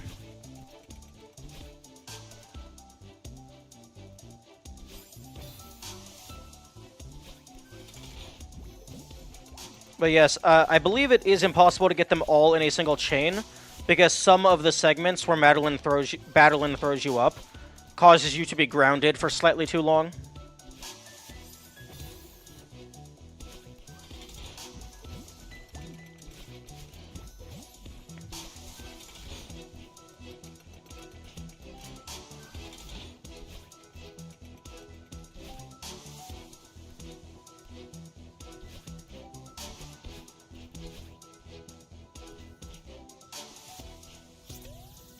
The chain task is 21. Impressive. What happens if you go beyond 1-up? Does it go like 2-up, 3-up, 4-up, etc.?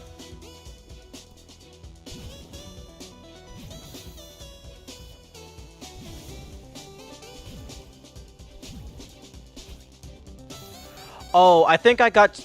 Oh, I know what happened. I got to this part, and I missed one of the berries. 1-up, 1-up, 1-up. Oh, okay. Yeah, I was looking at some of the game sprites, and I thought there was like one sprite that said wow, so I thought maybe once you got past a certain point, it just, like, I thought maybe it did 1-up, 2-up, 3-up, etc., and then it just did wow, wow, wow, wow, wow for the rest.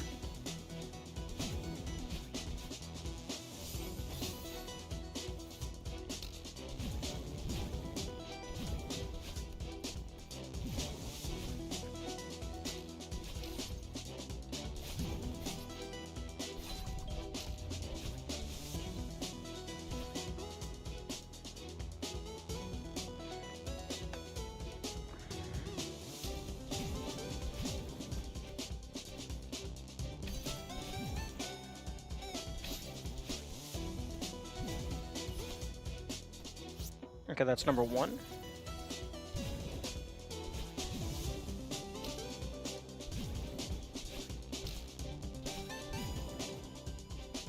Okay, it was this room. Because I forgot that you have to backtrack a little bit.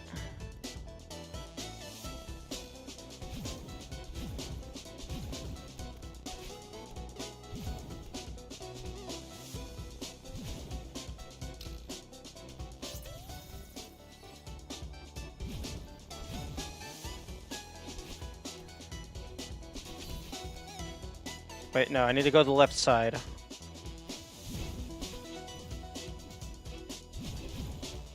In order to get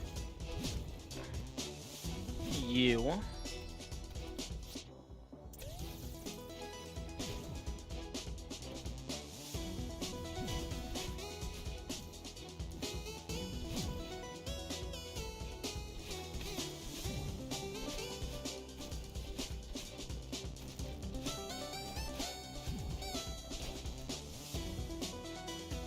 Oh, right. I also need to be on the lookout for these.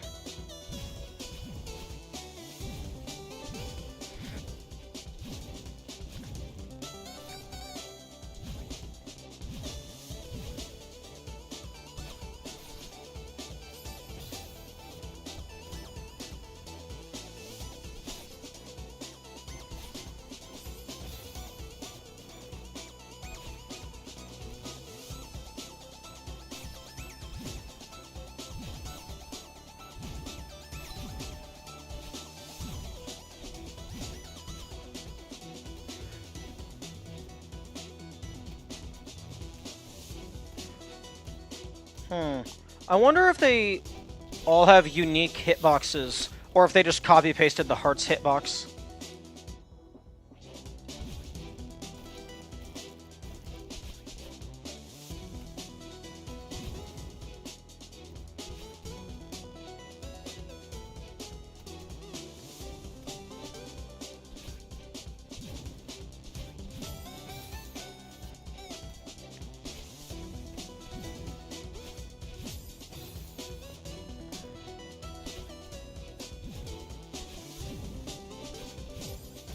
Man, that's some shenanigans.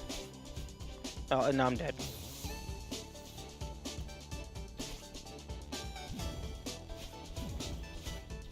There we go. Okay, I did not miss any this time.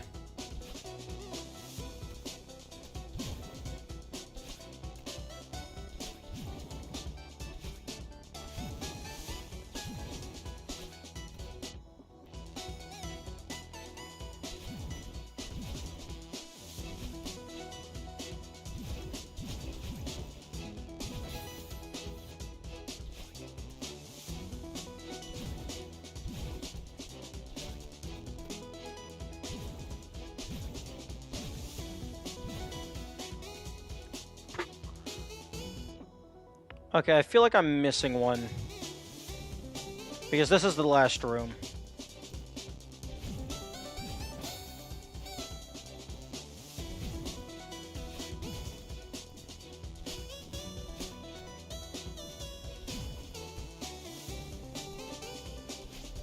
There we go.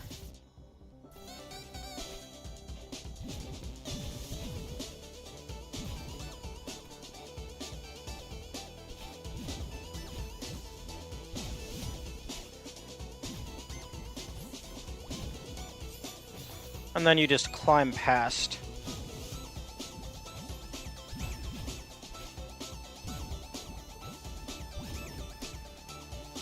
One moment. Okay, that's all of them.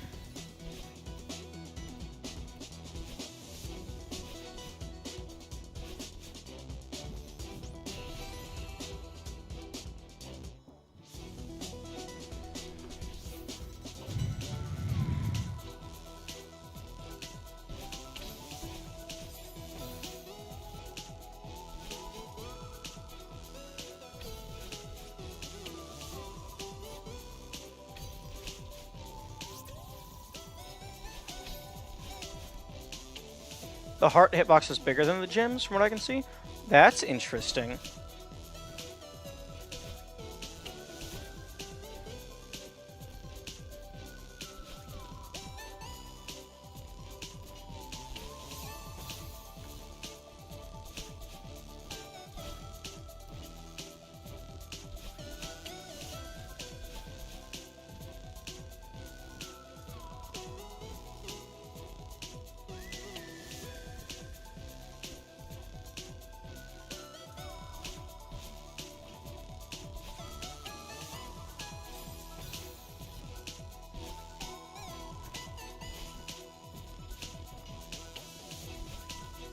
First things first, just go ahead and bank the heart.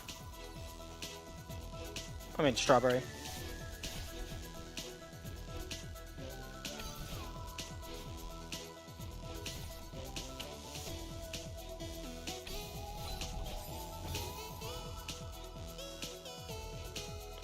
Okay, thank you. And did you check if the gym hitboxes are all identical? Or is that just specifically for that one gym.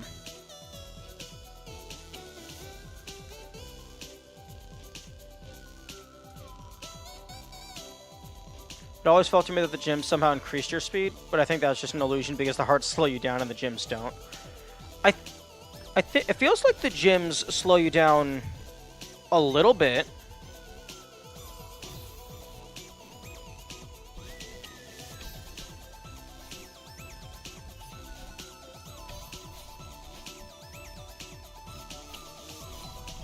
It's just the hearts slow you down for, like, longer, I think.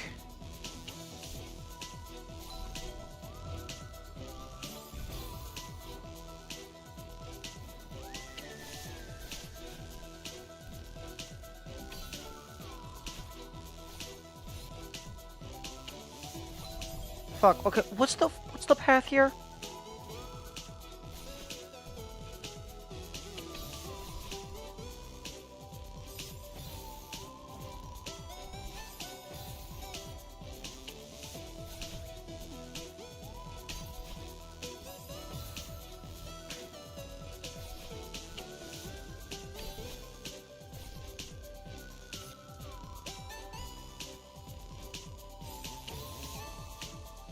Gyms are 12 by 12, while the hearts are 16 by 16. Okay.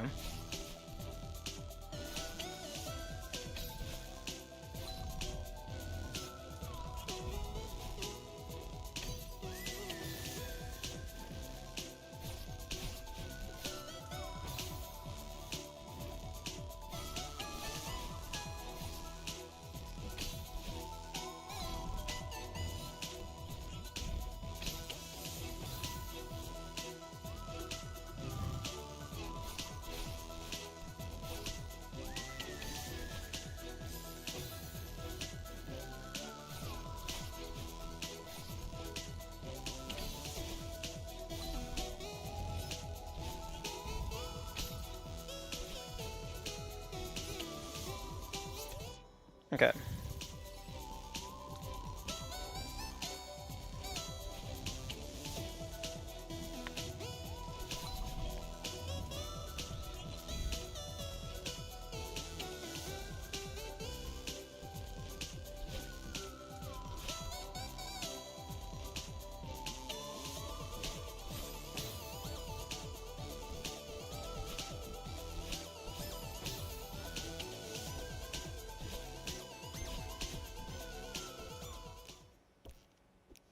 Oh, right. I forgot about this.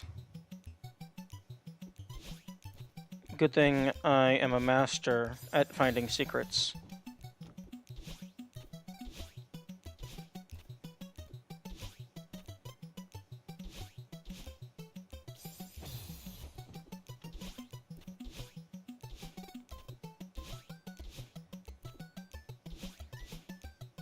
Huh?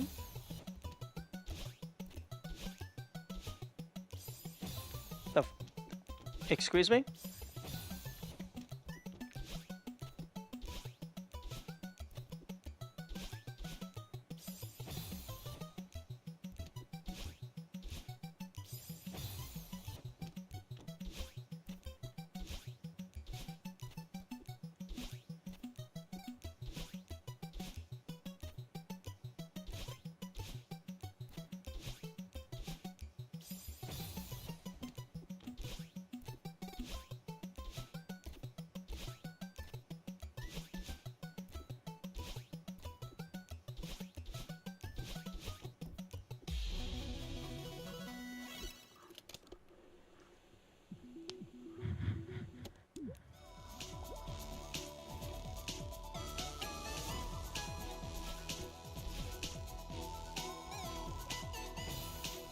Okay, well, I'm glad I found that incredibly important collectible that I had forgotten existed. Okay, that is much easier than what I did the first time.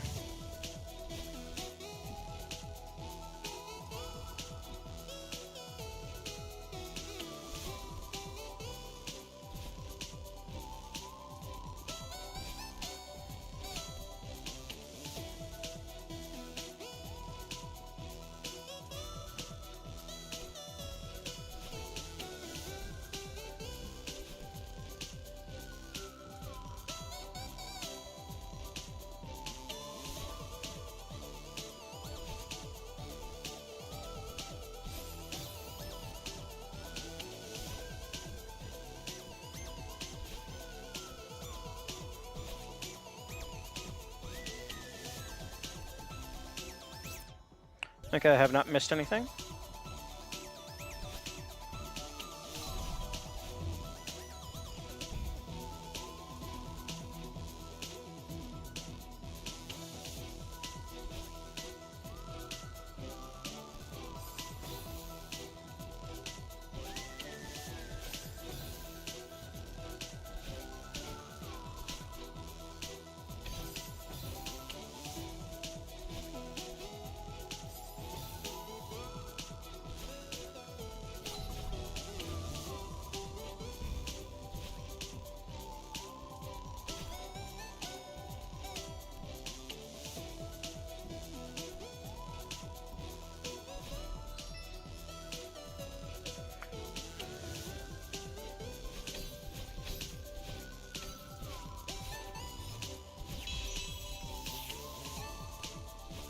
Yeah, I think it feels like the hearts slow you down more because they slow you down to a complete stop to do the animation, but then the gyms slow you down a little bit, but then just let you go. Alright. This room that you never actually... You don't do any of the puzzle.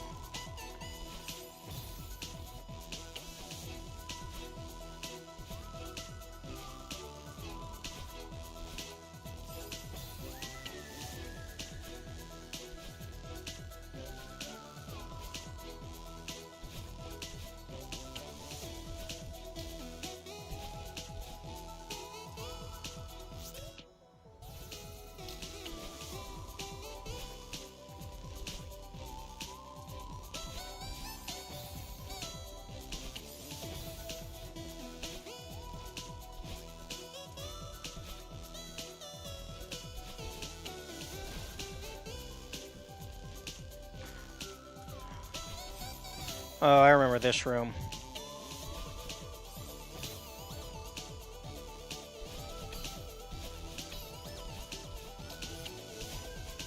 It's a lot easier than last time. Ugh. What it feels like to chew skill gum. Or something. Oh, I hope I didn't miss something. It looked like I might have been able to go over the stuff at the end of the wall.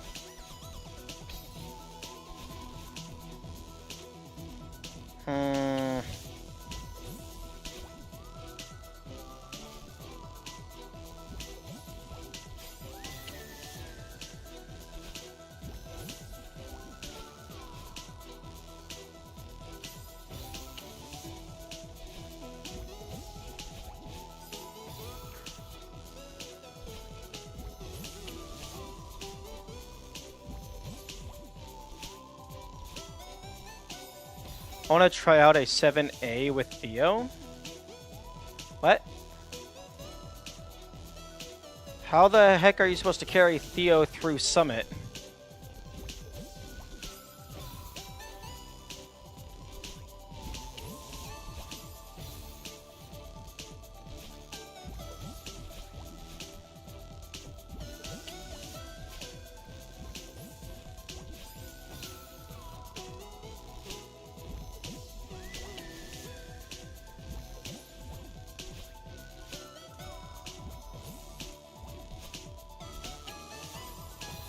A ton of regrabs? That's...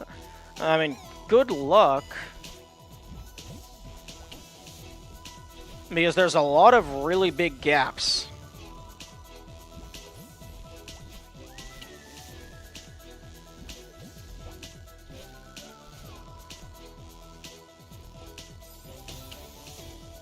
There's a way to throw Theo straight down. Okay. Does that give you infinite flight or something?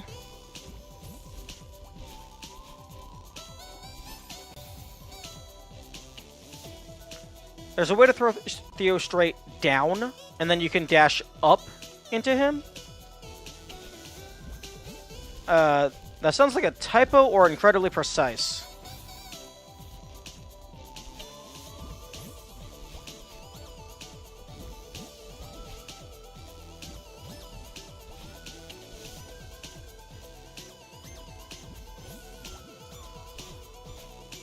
Fuck. These stupid hair follicles.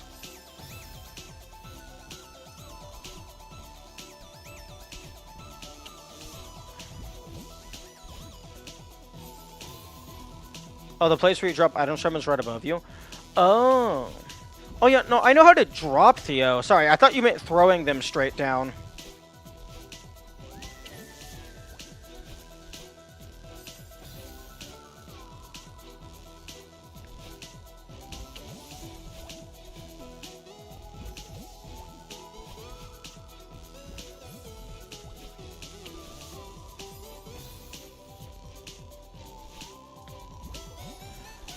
I didn't realize you could drop Theo in midair, though.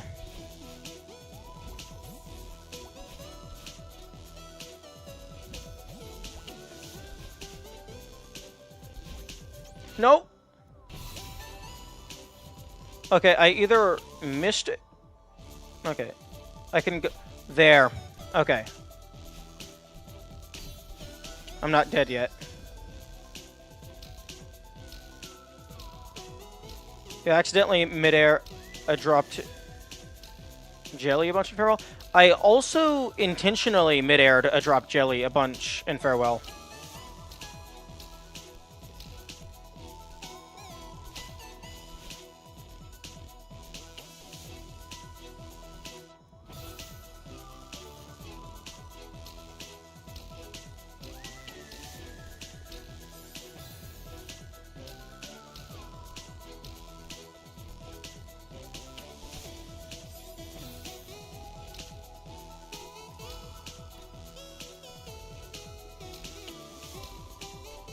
Oh my goodness. Can I? No, okay. Give me the spring.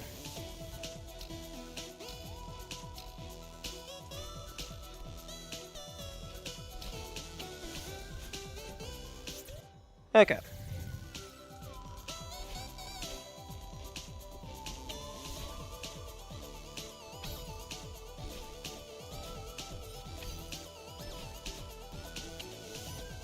Also, like, quote-unquote, what the fuck happened to it there? There was a lot of me saying that in this game. That happened a lot.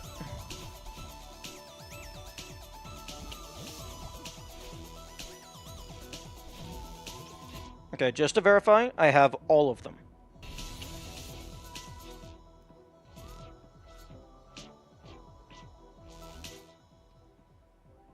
Oh, you could probably get some pretty cool wallpapers.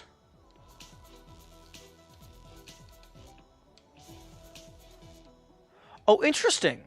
If you unpause and then immediately press the journal button. Oh.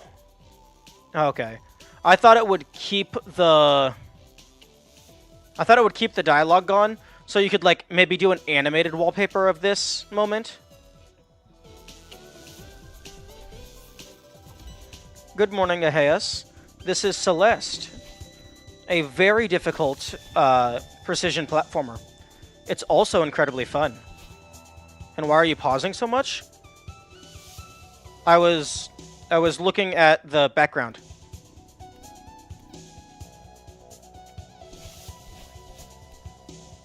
You physically can't exit rooms with Theo? You can, in Theo's normal areas, you can exit the rooms.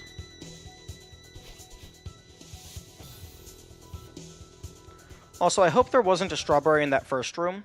If there is, I'm kind of screwed. And, in the section with the dialogue, I was pausing so I could look at the background to try and keep it animated. But in general, I'm pausing. The blue dots and the red dots on the bottom, those are collectibles. I am currently doing a full clear of the level, so I have to make sure I don't miss any.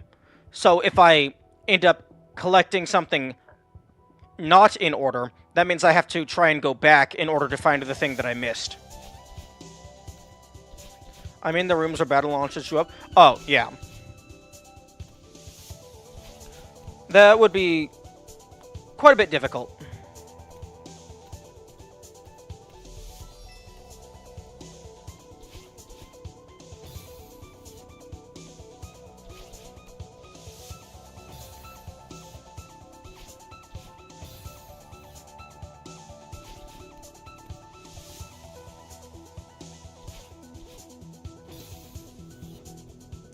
This is a very annoying jump.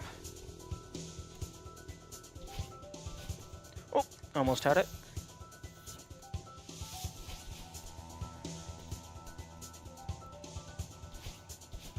There we go.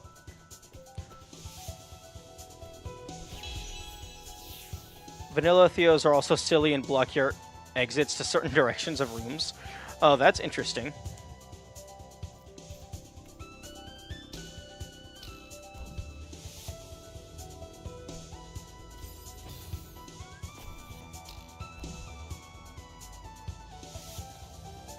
But those extended variants. Is there Theo variants? That would be hilarious.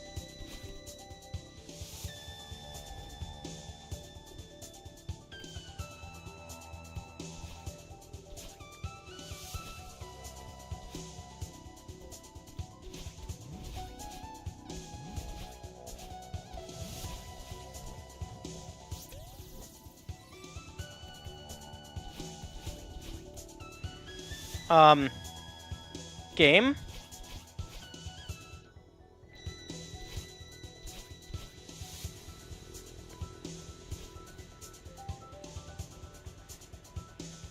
Okay, I hope the game didn't just actively screw me out of a strawberry by getting a strawberry. There's a variant that allows leaving Theo behind. Oh, that's funny. I was more so meaning, like, bouncy Theo. Or, like, Theo can actually hurt the Seekers.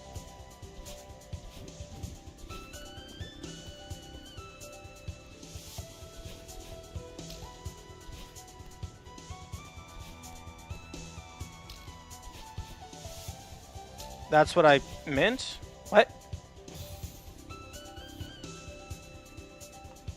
That's what I meant by all berries not being possible? What are you talking about?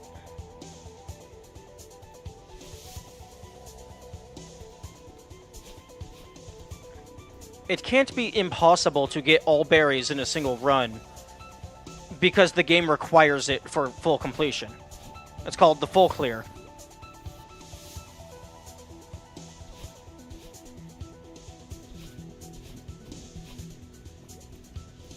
You literally missed a berry? Is there two separate berries that both count for the first berry of this segment?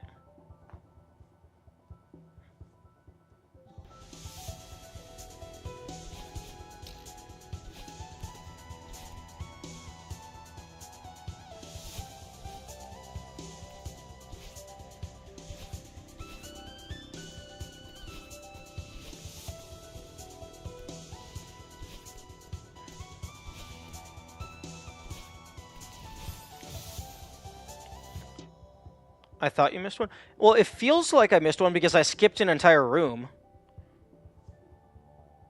Exiting right, you can only leave if Theo is with you or has been thrown off screen. Exiting down and left are fine. You can leave him. Exiting up crashes your game. Oh, that's unfortunate. That's very funny, though.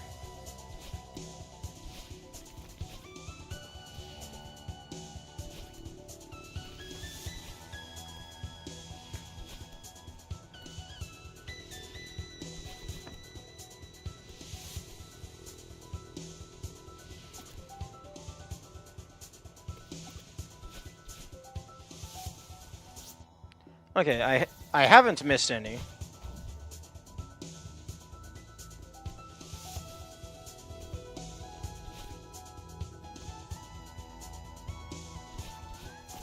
Crisis averted, indeed.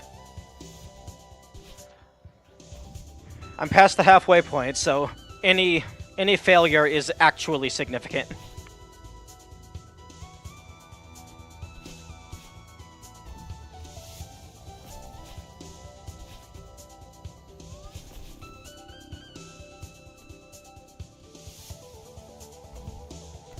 Also, vertical transitions are a lot scarier than horizontal transitions.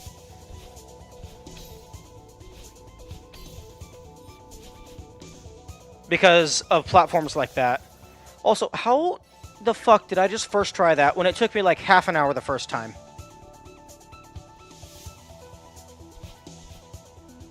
Okay, no, that looks like it's the intended way to go.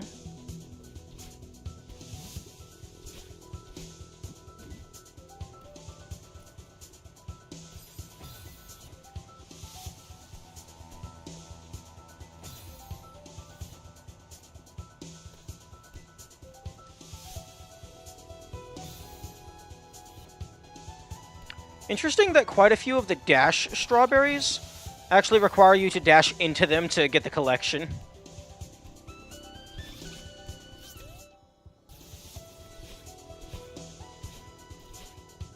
Wait. No.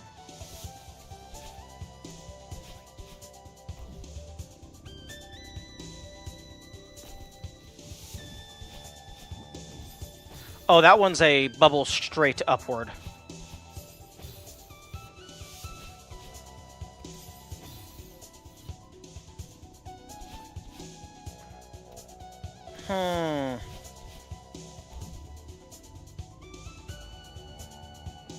The game thinks it's sneaky.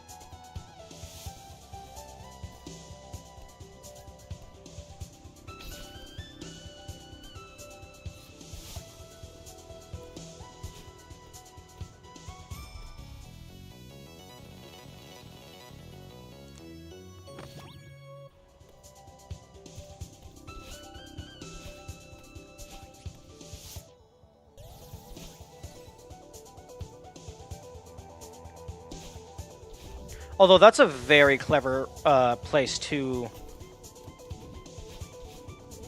One moment.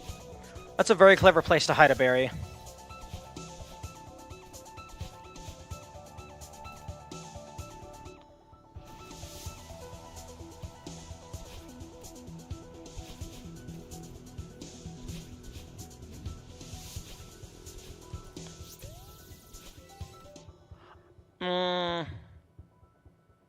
I would recommend things related to the game. I'd recommend either doing the stream chat channels or off topic.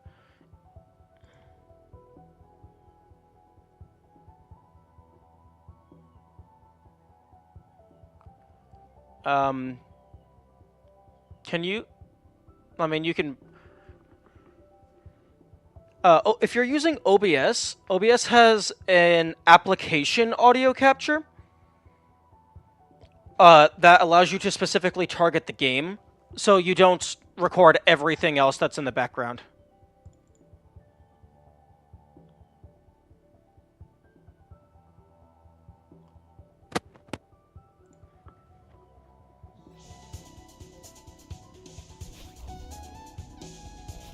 I'm using Insta Replay. I don't know what that is, but I would recommend swapping to OBS immediately.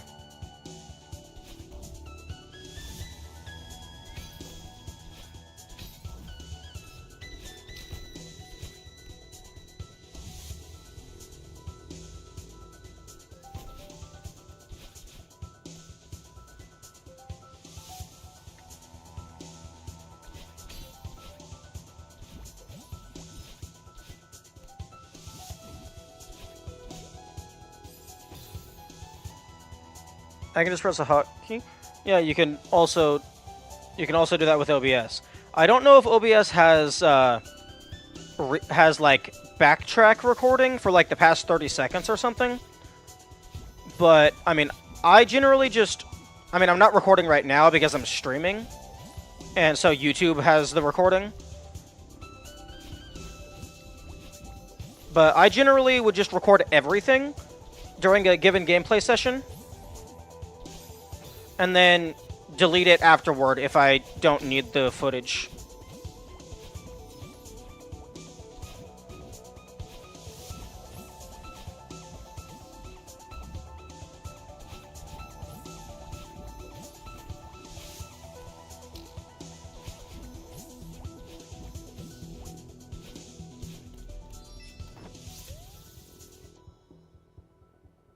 Okay, that's everything.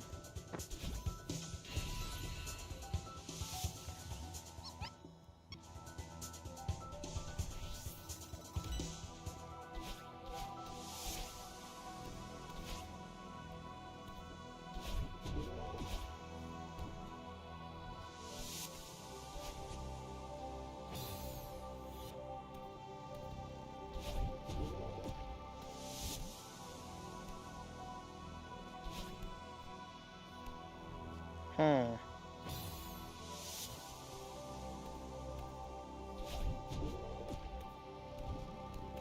There we go.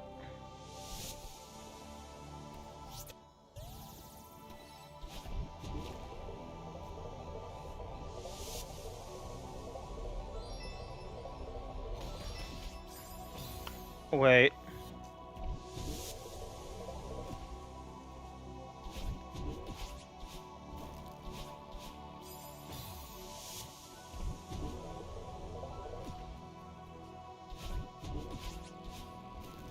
You're almost had for a fool, indeed.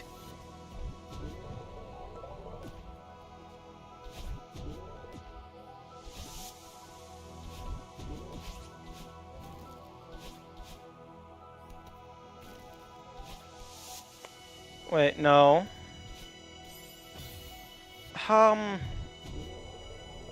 It looks like both paths lead into...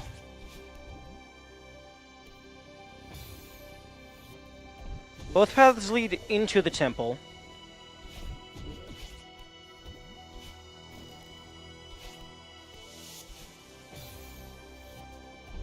How do I get the strawberry and still take the top path? You can land on one of those ledges next to the leftward spikes. Okay.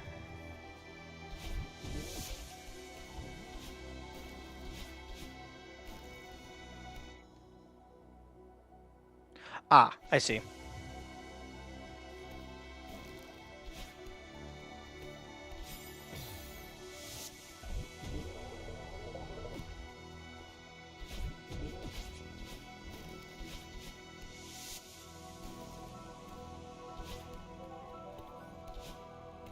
There we go. That's quite clever. That's good. That's good. That's good. Full like good game design, but like more specifically, like crap. What's the, like not base game design, but like more for like the extra stuff.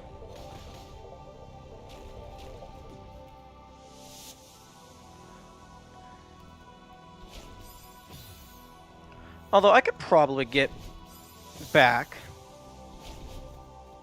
if I wanted to.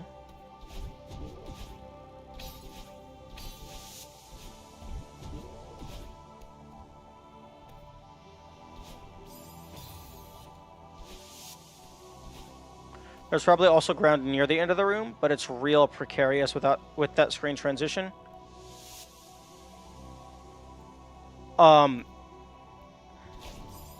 No, if you take the main orb in, it slams gates down behind you.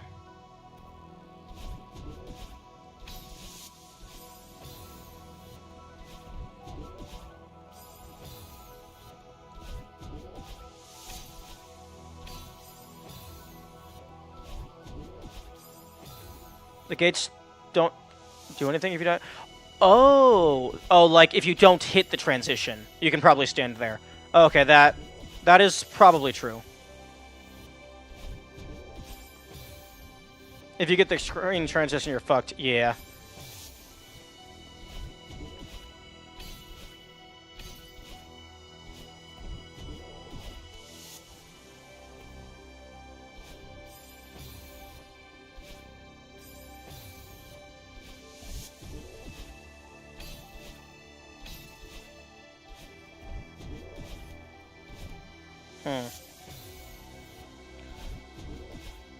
Every place they decide to not put spikes, I am just very suspicious of. It's like, oh, is that a secret? Are you trying to hide something from me? Going through dream blocks with Theo is possible. Wait, you can throw Theo through the dream block? Or like you can dash into Theo and then into the dream block and it just takes him with you.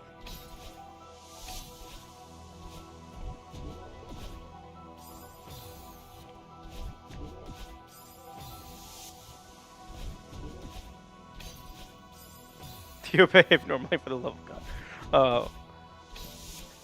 Who would have thought it? Putting game mechanics into unintended scenarios makes them not function. The second one? Okay. Yeah, it's almost as if QA doesn't care about things that the game was not designed for.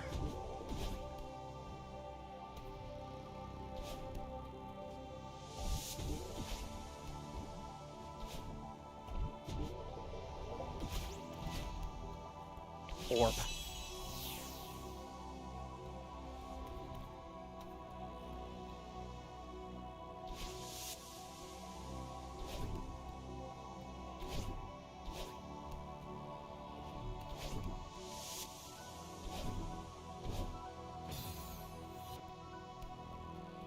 I would love it if I had to go back for...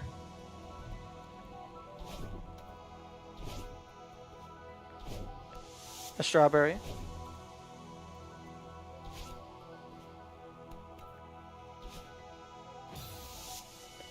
Okay, well, I don't think you're getting across that gap using intended game mechanics. If you hold an item while in water, you have no grab animation. Oh, so the item just kind of sits above you. That's funny.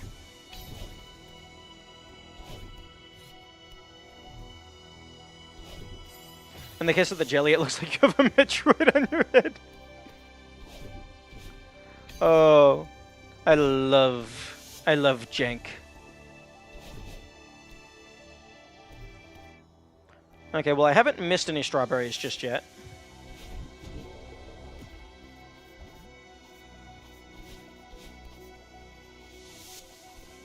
Ooh, that was close. Okay, we're good.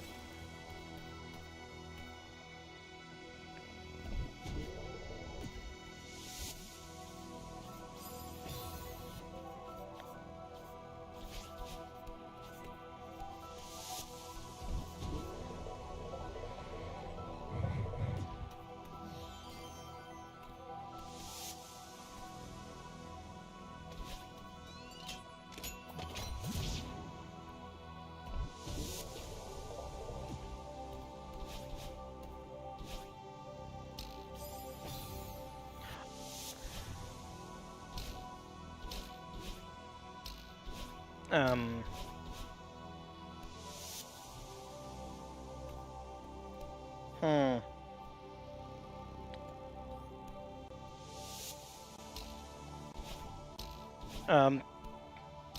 Okay, there we go. Just kind of dash with Theo until you stop grabbing. What happens if you just let go of Theo while you're inside of a dream block?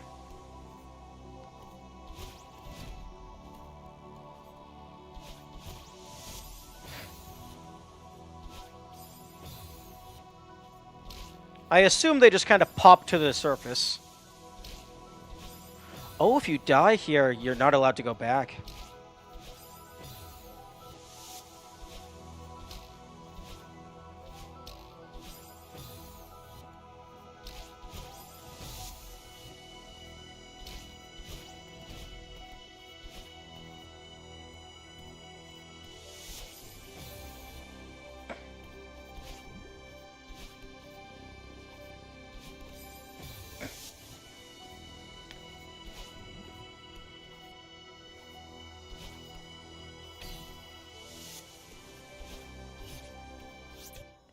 Okay.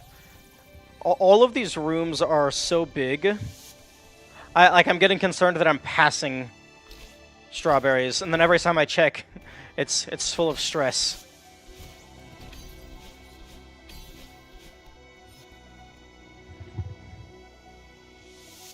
Okay, this room... I think this room did actually have, like, a lot of strawberries at the end.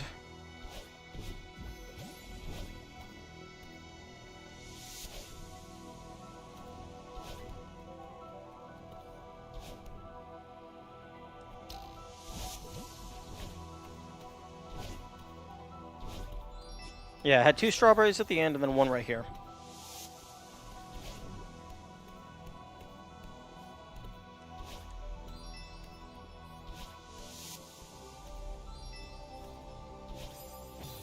Oh, really?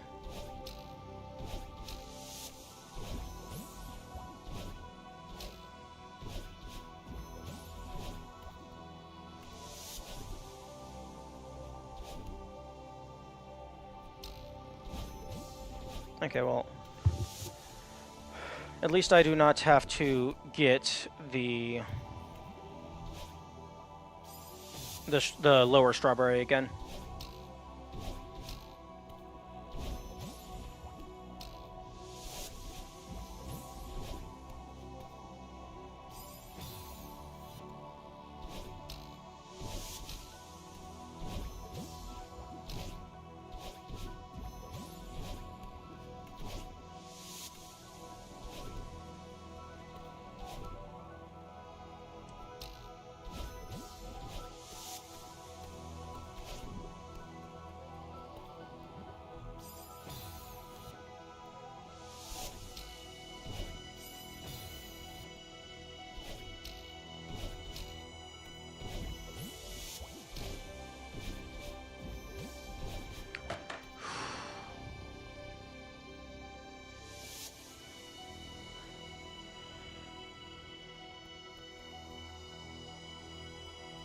Finger getting a little cramped up. I'm gonna drink some water.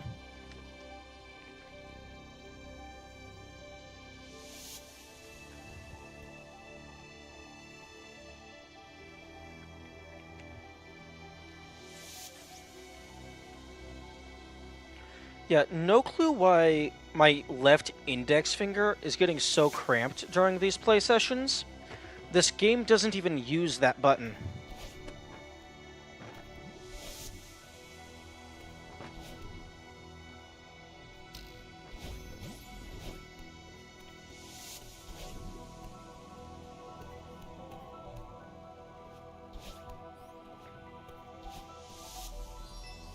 Okay. I remember the last time I was here, someone said something about it's not symmetric. I guess... Oh yeah, this is 2 tiles here. It's 4 tiles on the other side.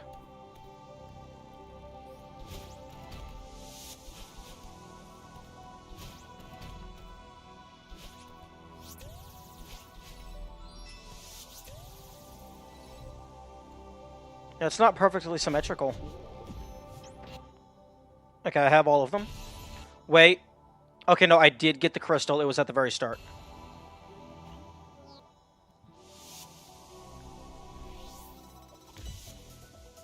So, 1, 2, 3, 4, 5.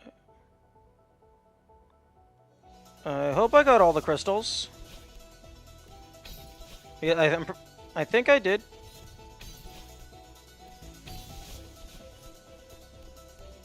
Well, we're gonna find out.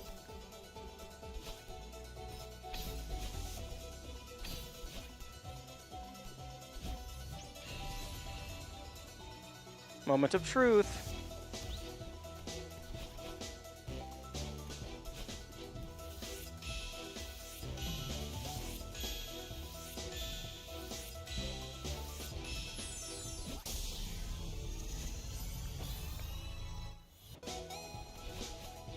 Oh, darn it. That doesn't count as an animation skip.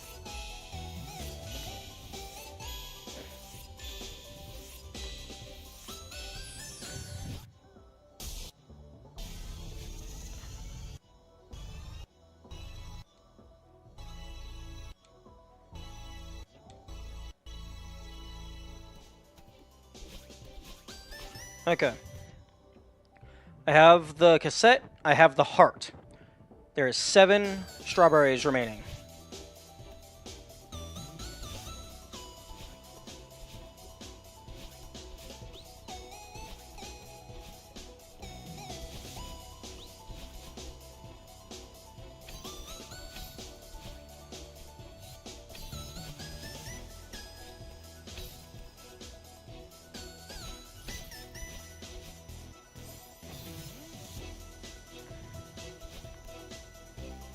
Kind of curious if you can do a split Droost with Theo.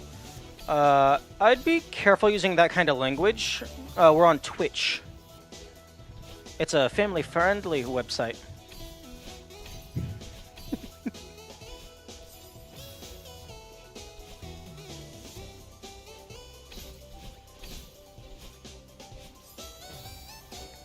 Okay, maybe I have to go around?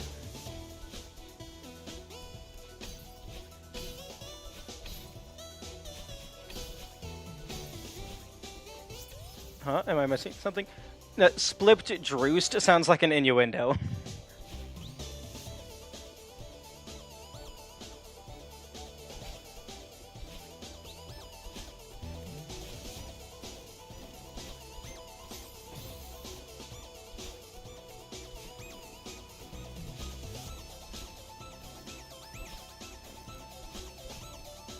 Whoops, I'm dead.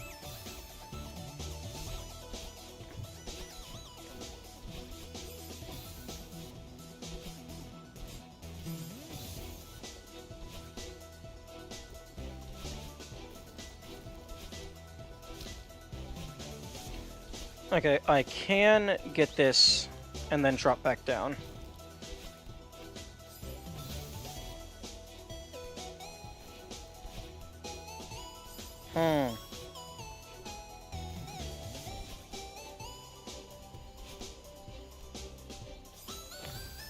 But then how do I get back?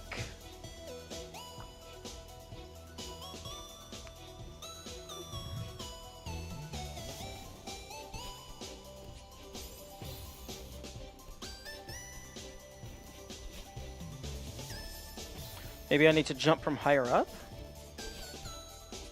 Ah, there we go.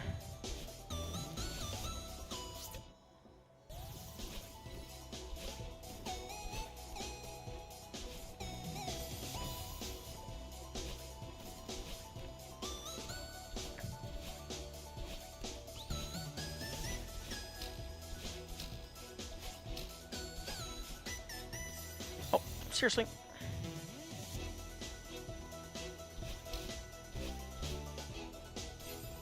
Wait, I'm sorry, why did I not die there?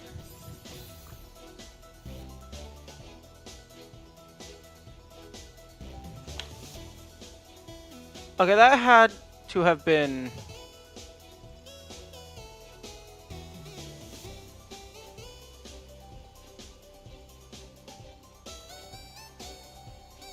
That had to have been like lag frame shenanigans or something.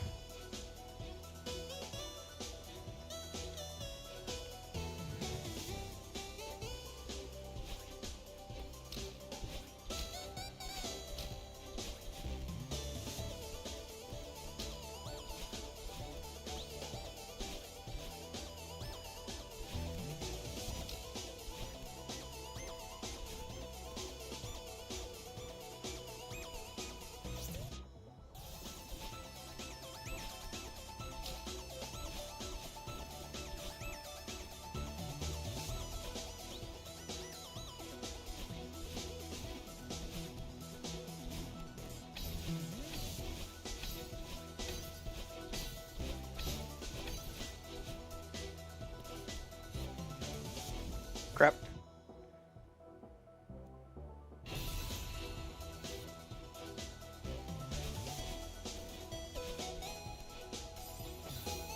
The wind pushed you into the spikes?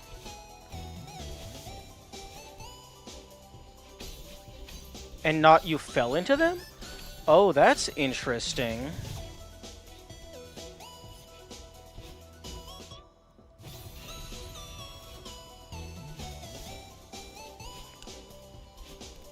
I'm curious, like, what the internal difference is.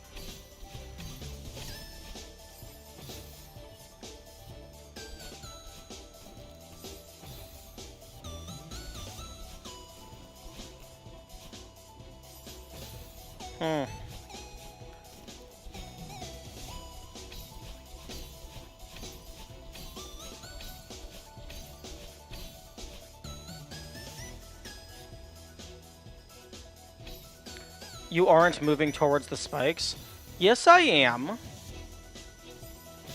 If the wind is pushing me towards the spikes, I am moving towards the spikes.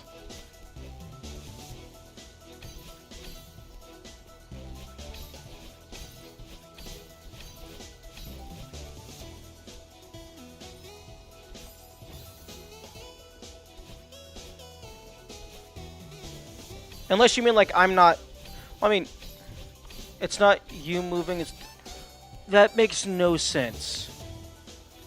By that very same logic, I can say, oh, it's not me moving, it's gravity pushing me.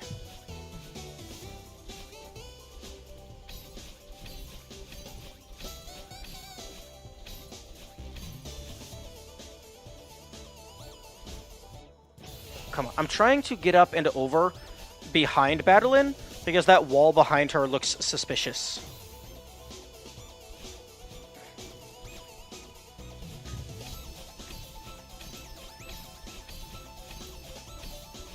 Wind gets applied separately, so it's like a physics frame thing.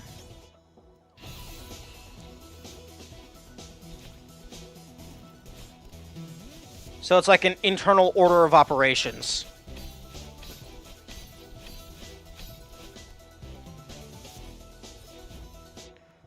Okay, is it even possible? It feels like it might not be possible to get behind her.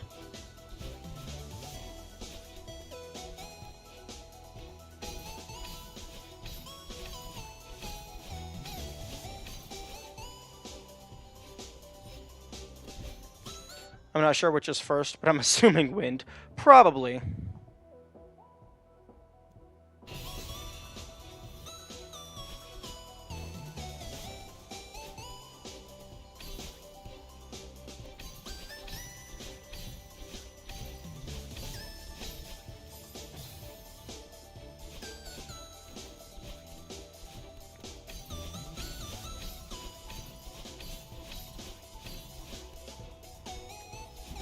Okay. Is there a strawberry behind her? I highly doubt it, given that I've never gone back there. Actually, given that I've never gone back there, I know for a fact that there isn't one.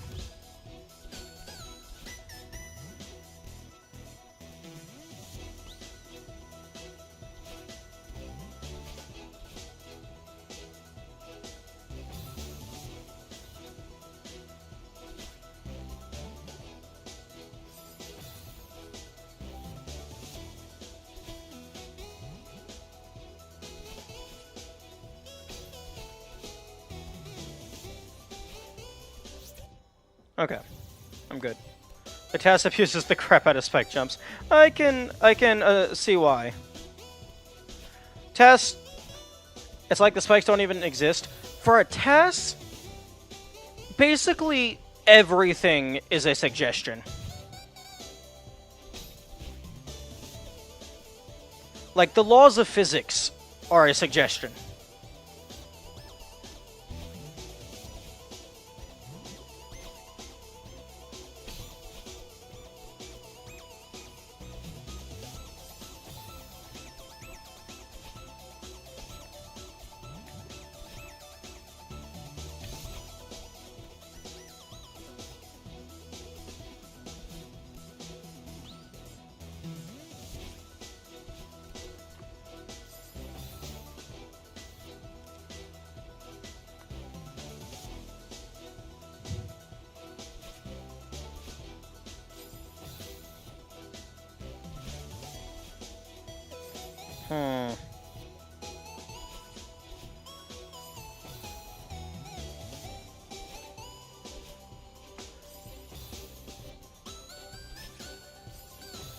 Yeah, the heck?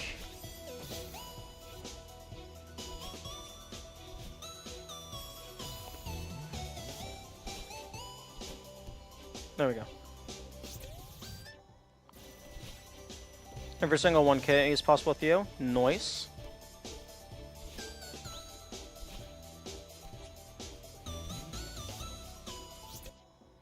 Okay.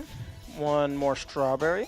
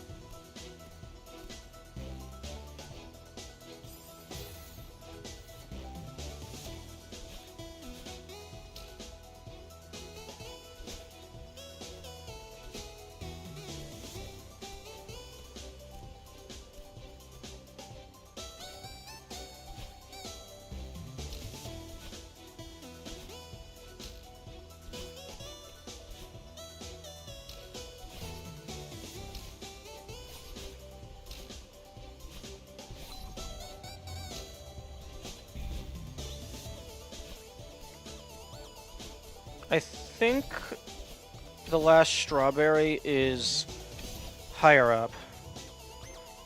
I think it's like a feather segment.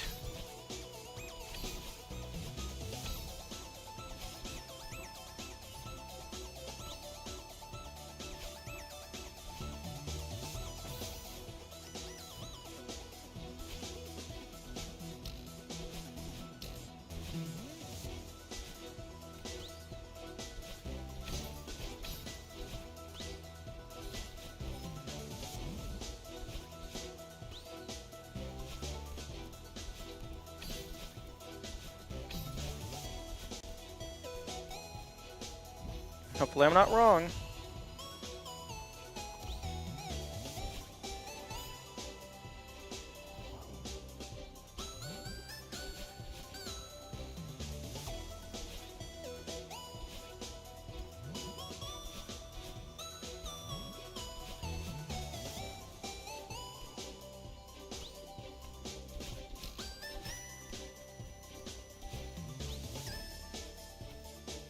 Here, this is where I think it is.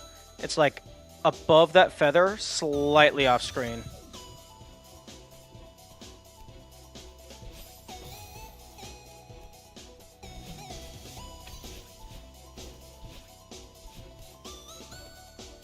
There it is. Yep, confirmed.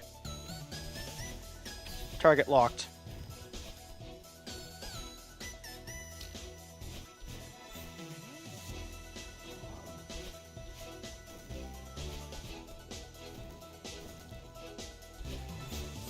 Fuck.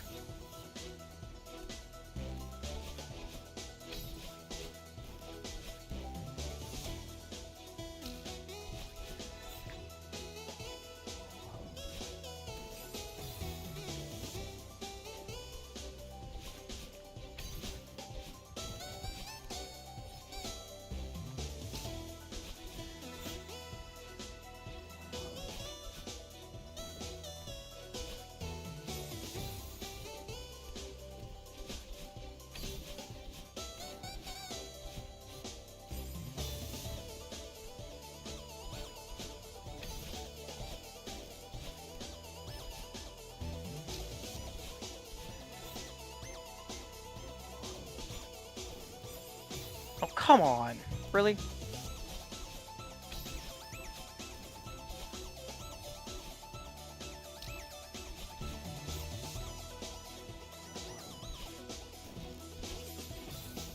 Okay. Bye-bye.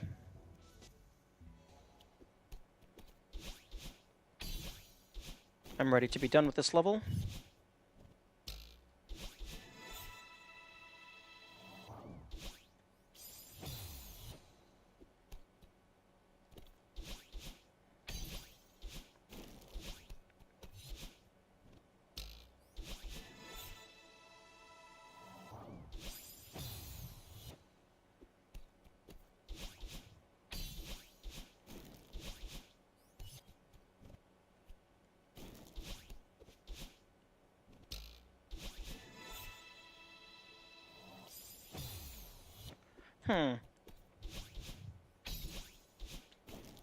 I could probably just go to the next flag over and then hyper dash back. Or wave dash, rather. Oh my goodness.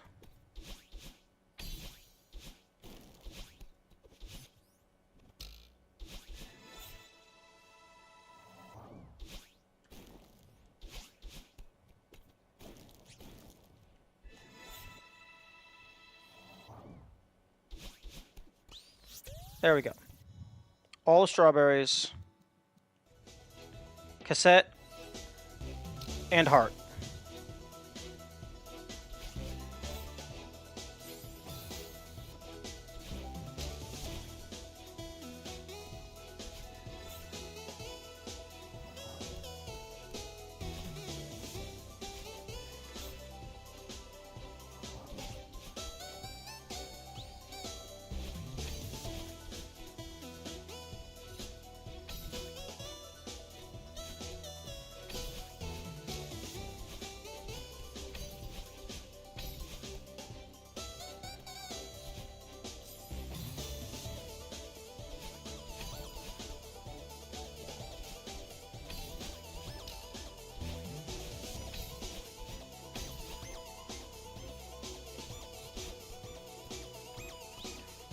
And now it's almost over.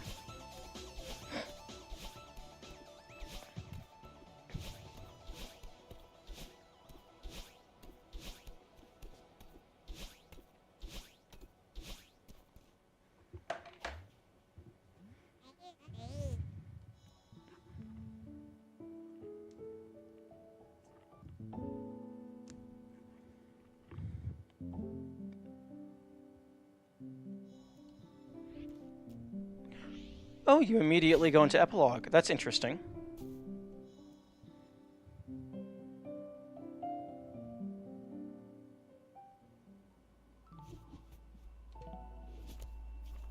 Okay. So that is all full clears, with the exception of Core B-side and Farewell.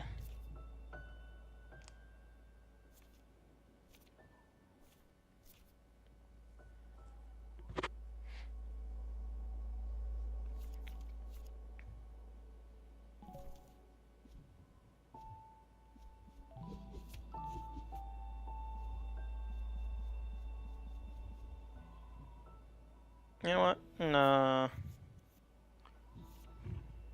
I'm gonna do some more with this.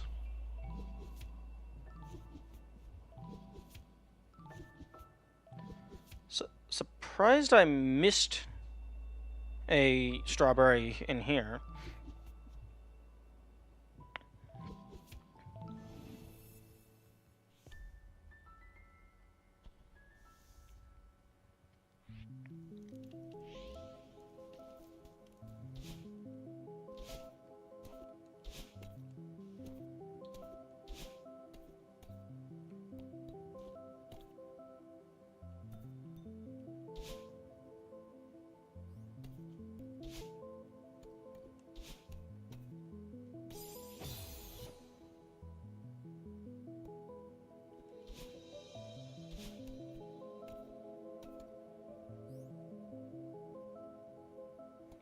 Oh, you come down from above.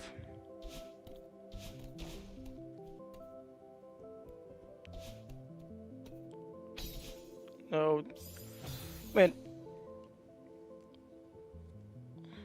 Honestly, mirror mode is always harder than anticipated. Like, I don't know if it's like just because you're used to the normal version, or like if there's just the human mind tendency to go left to right. But like it just messes with my head.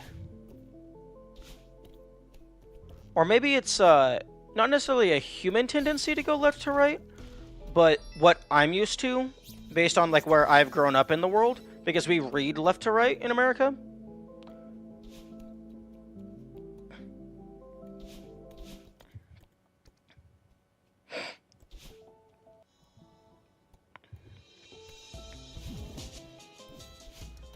But I imagine it's also just, after having played the entire game normally, reverse just messes with you.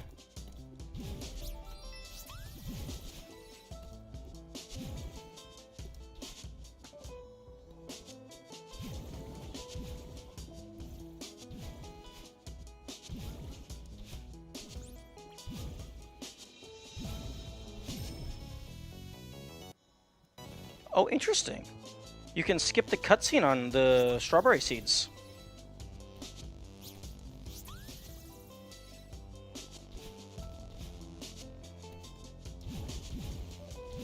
Should I go for a poo one?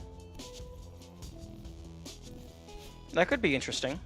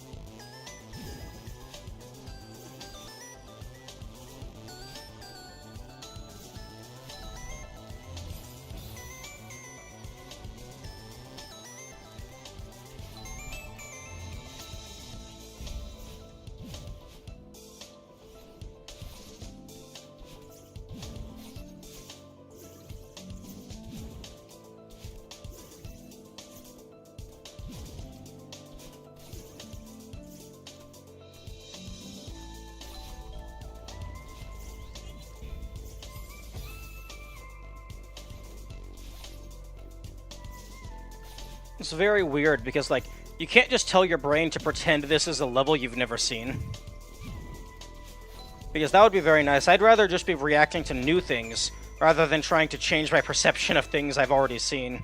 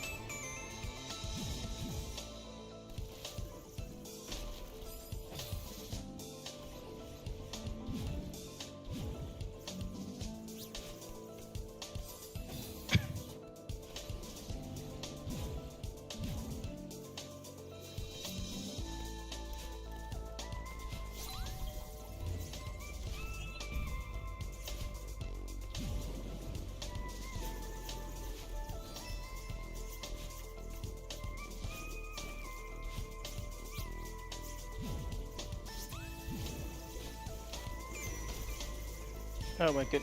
Which direction am I supposed to go? Ugh. This is truly a mindfuck.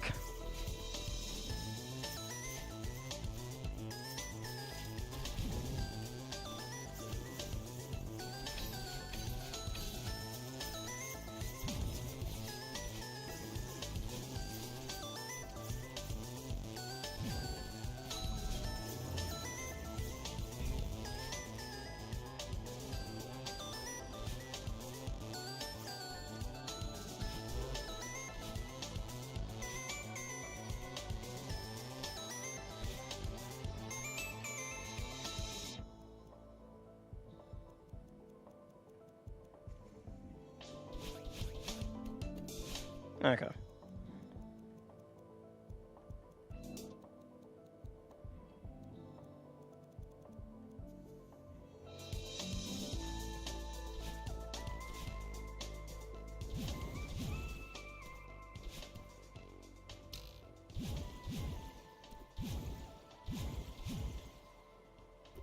Oh, I missed the cassette. Oh well. I probably also missed a berry, but I also intentionally didn't get the heart. I'm not going for full clears, so it's fine.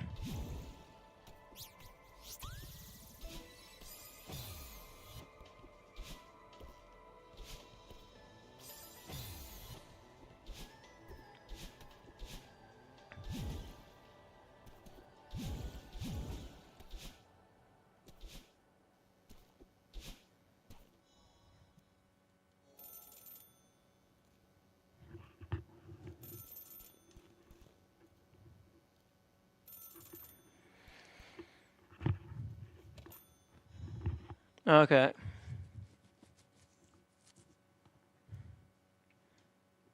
They didn't add sprite sheet for that. Or this.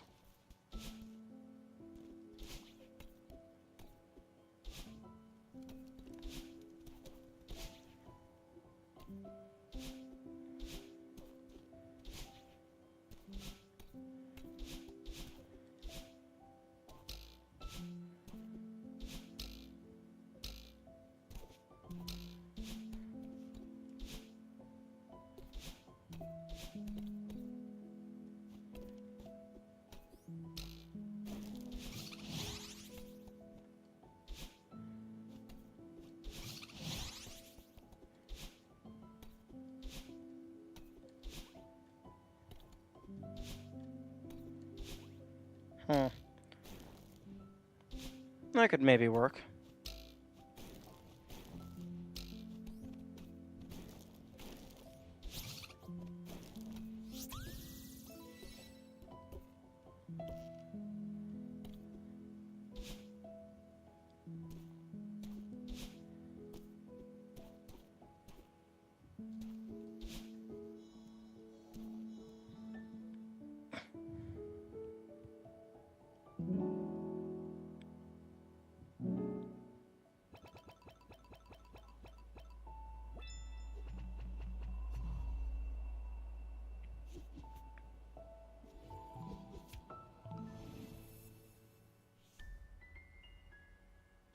GG, thank you. Although, not sure what you're GGing. Oh, I don't know what I walked into. Oh, this is just my mirror mode save file. Nope, nope, nope, wrong button.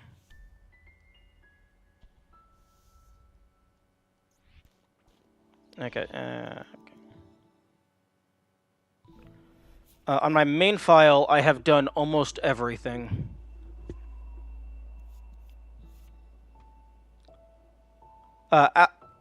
After I beat Core C side, I unlocked variant mode, which just has a bunch of fun little game tweaks to mess with. How almost is almost? Almost means I have Core B-side and Farewell full clear and Goldens. So basically Moonberry and B-side and then Goldens, and I believe that's everything. So I'm almost to the true end game, to the endest of end game.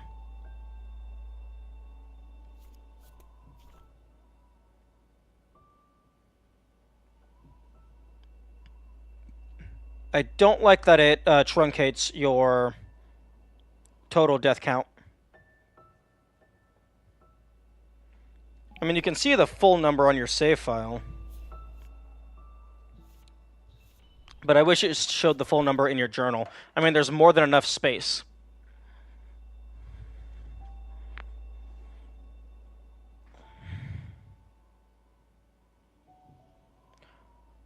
But yeah, I have nice, good progress. How hard was 8C compared to 7C? Well, 8C...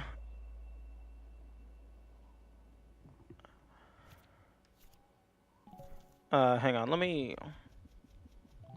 actually go here. 335 deaths, 571. So 7C a little bit harder, although I like 7C more.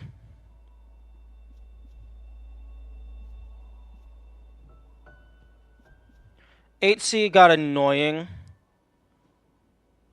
It got very annoying.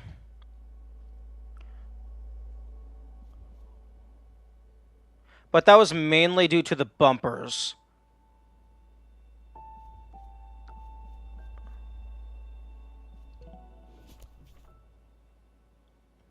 But yeah, I have Core B-side full clear, and then Farewell full clear. Which means I need to find the Moonberry. There are bumpers in 8C. I think there's one segment that just has 2 bumpers, but it's a little annoying. All I remember is hypers. Oh, yeah, it teaches you how to do those.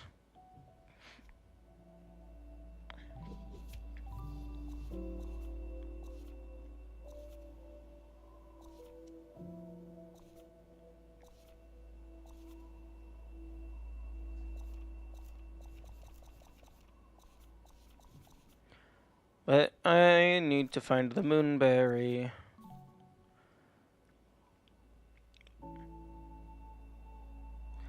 I wish that Farewell had a B and a C side, just for it to be a full, well-rounded thing. But what a long level to find one specific thing in. I know.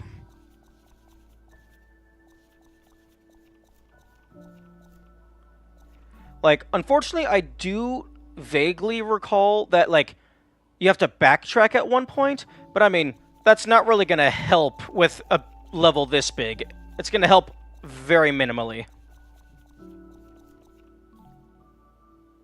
But, like, I don't even know what they would do for a B or a C side here. Because this one room is a B side on its own.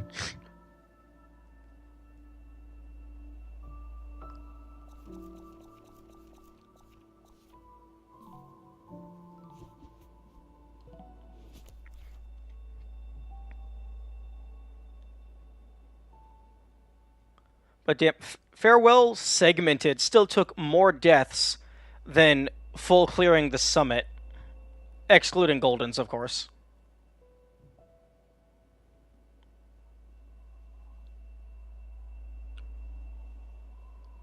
Yeah, no, I don't know what Tabatar was talking about, saying that the seasides are harder than Farewell.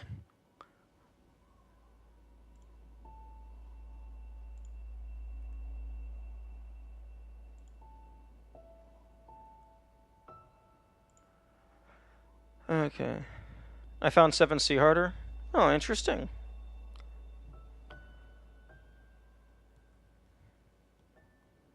But the rest is easier for sure.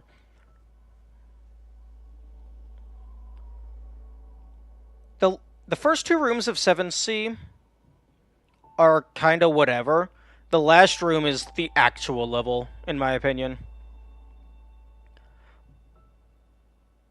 But, like, at the very least for me, it took 12 hours to beat Farewell once. It took 10 and a half to beat all of the summit. So, yeah. Farewell's definitely the hardest thing here. For me, anyway.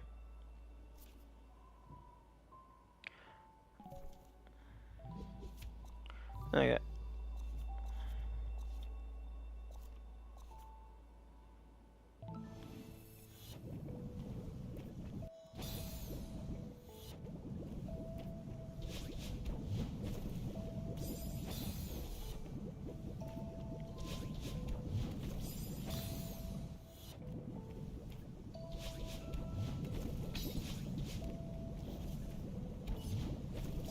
Hmm. It is the time when I normally stop, but the stream did get delayed because my body demanded sleep. I think I'm gonna go on a scavenger hunt.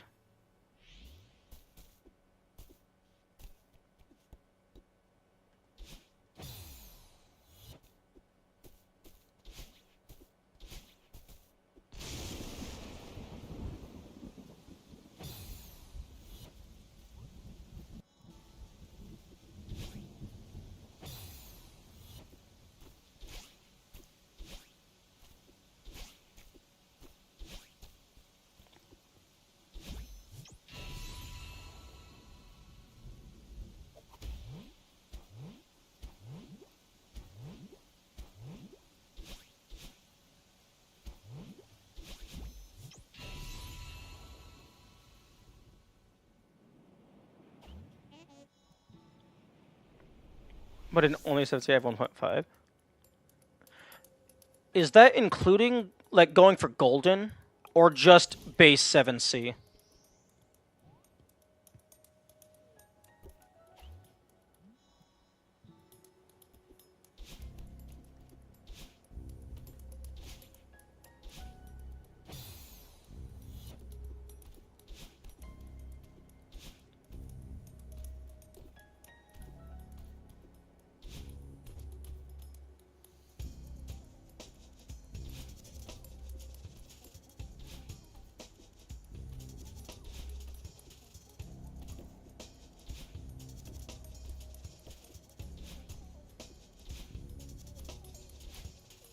Just base, but golden 7C shouldn't take more than 50 to 100 after doing it once. I mean, fair, given that only one of the rooms actually matters.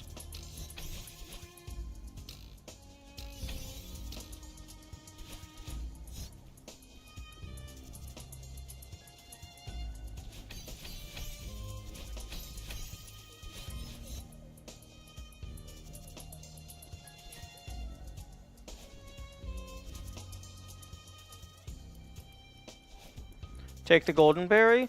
No, I'm good.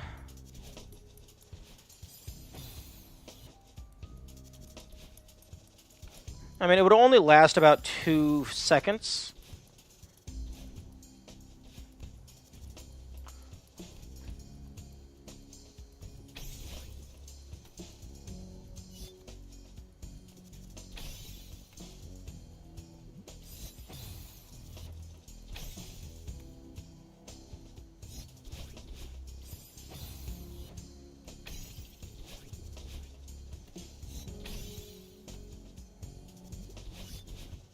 Hmm.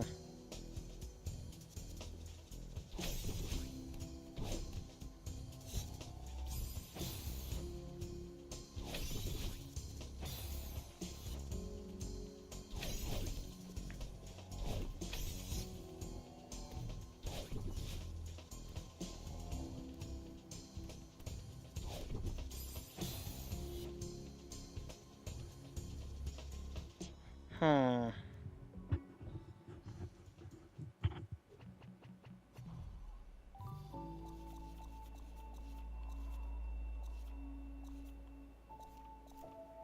Oh my god. What? Okay, red hair here.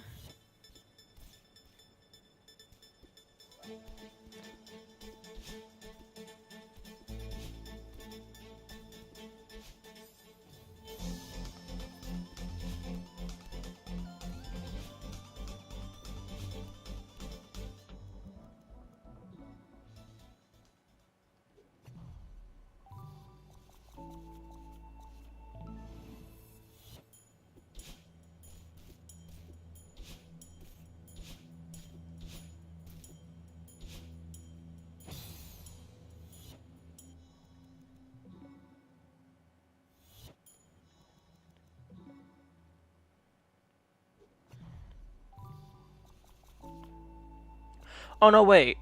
Battlein doesn't rejoin you at any actual point, like physically.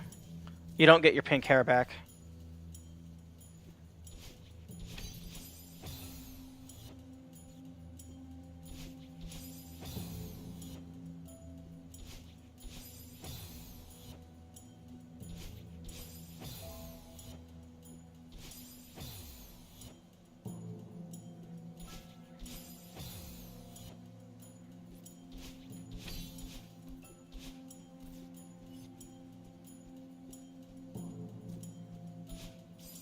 Oh, right.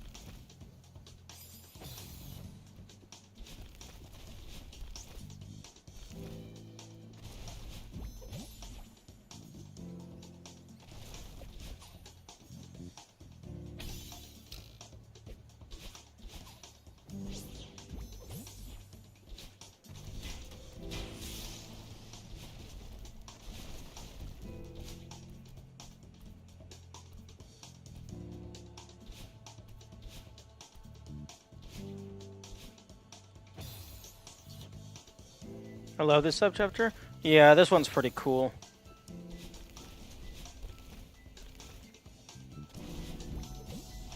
Okay, I have been told that there is feels fast-paced. Tetsuba doesn't feel forced.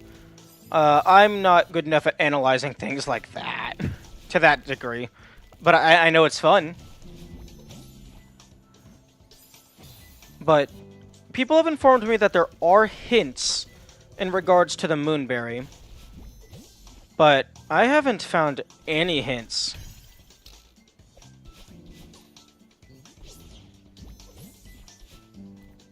In regards to, like, a secret being in any location.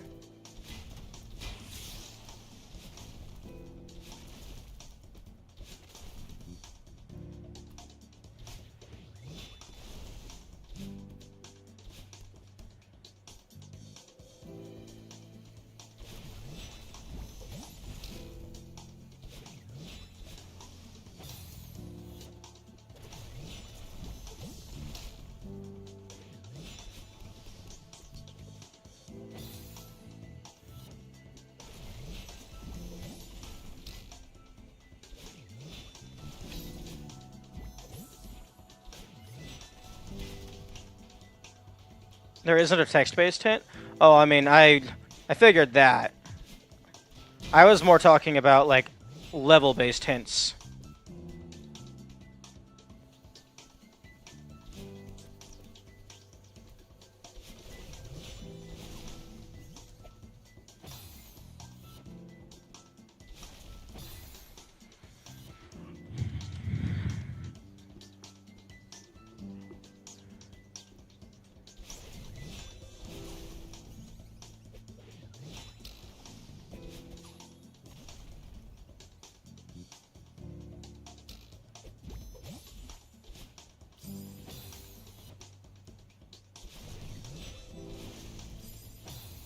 Oh, I am so looking forward to my new buttons getting here. I'm getting really tired of these misinputs.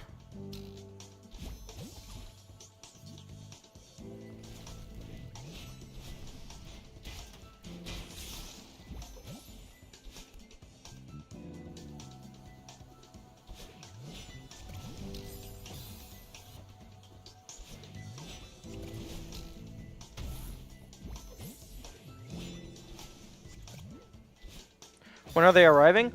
I think it said the 29th? No, the 23rd.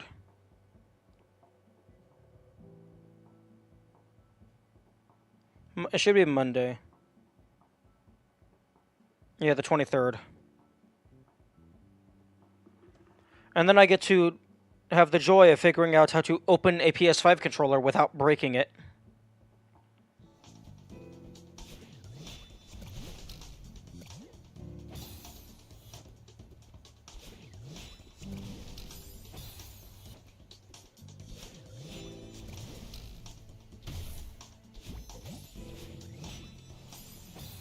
Oh, right, I forgot.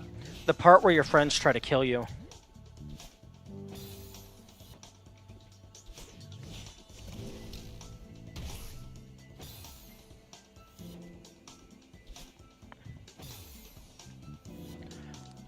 If I had to guess, there are tiny screws on the back. I'm not seeing any screws. Like, none. I mean, like, there's a tiny, tiny hole in the back, but I figured that was like a reset button or something.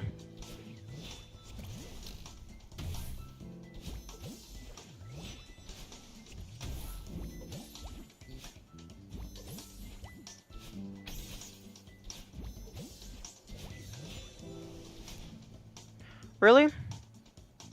Really? In the handles? If there are screws in the handles, the designers did a very good job at hiding them.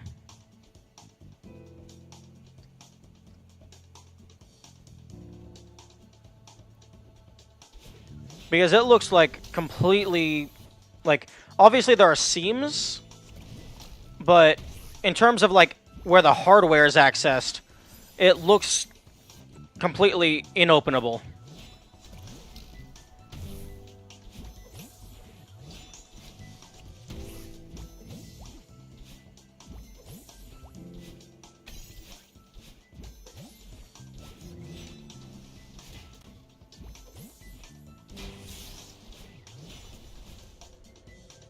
I guess they changed it from the PS3 design.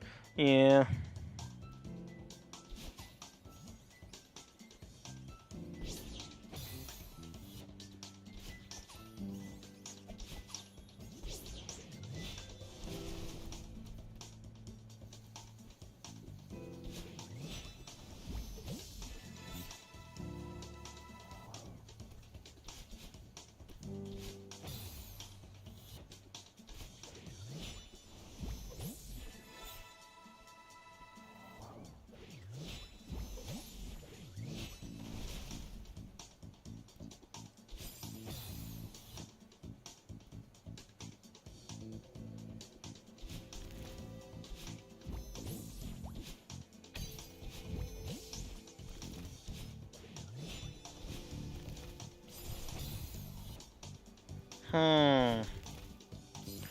Hmm.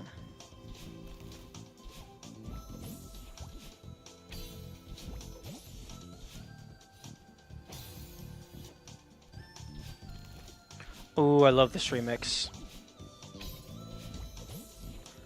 Not necessarily really how it sounds, but like it's a good spot to put a remix.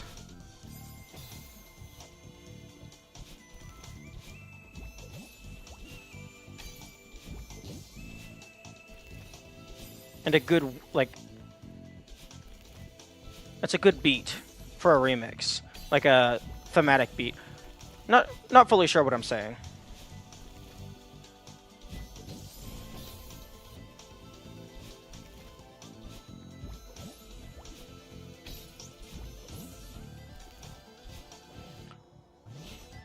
Okay, what the fuck is up with all these dash crystals?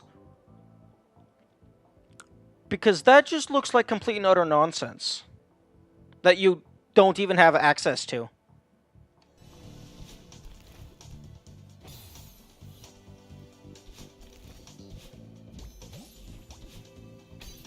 Like, I don't even know how you're supposed to get to those.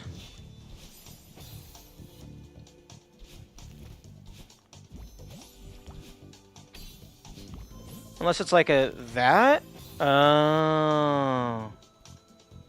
What do you think of Farewell, the song that plays in the last subchapter? I'm in a constant disagreement with my friends. I would have to go back and double check. Okay, that looks like a really obnoxious speed route. And I fail to see how it's faster than just using the bird.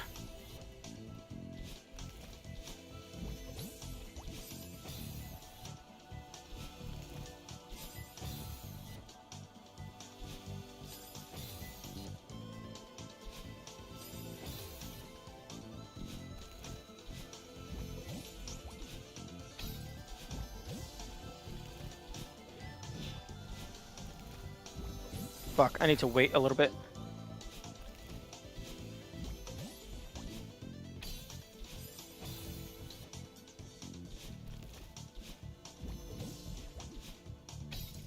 Oh, interesting. The electricity texture is like there's a constant texture going on universally, and then the electricity objects act as a mask to let the texture through.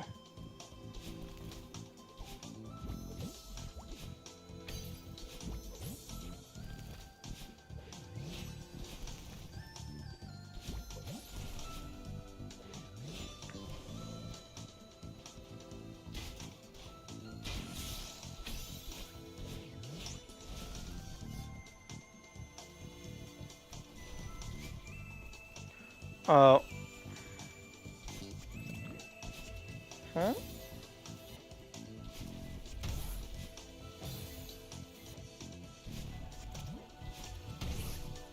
Excuse me? Oh, I see.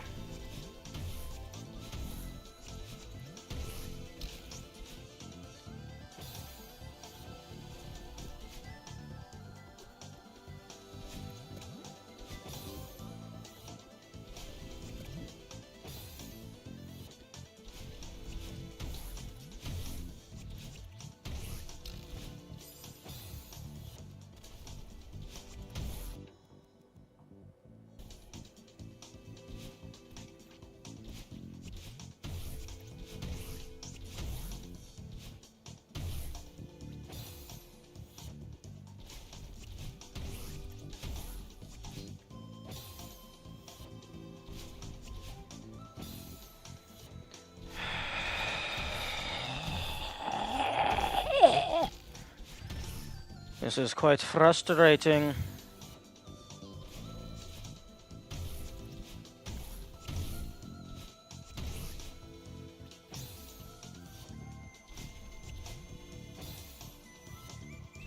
You would think after 55 hours I would know how to play the game.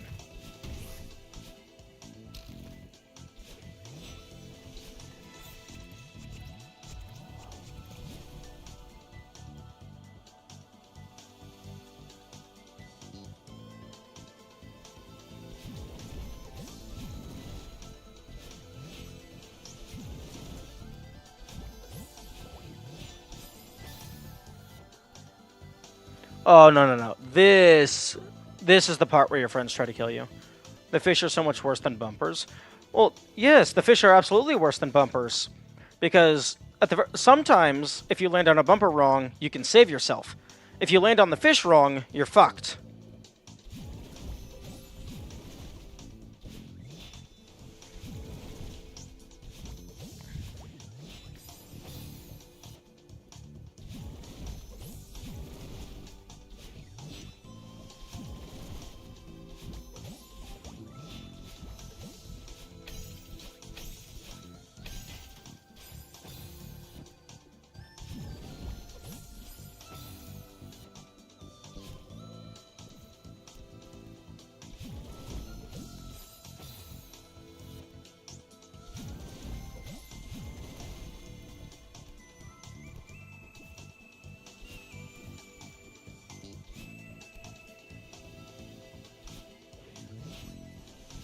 Is the bird really your friend?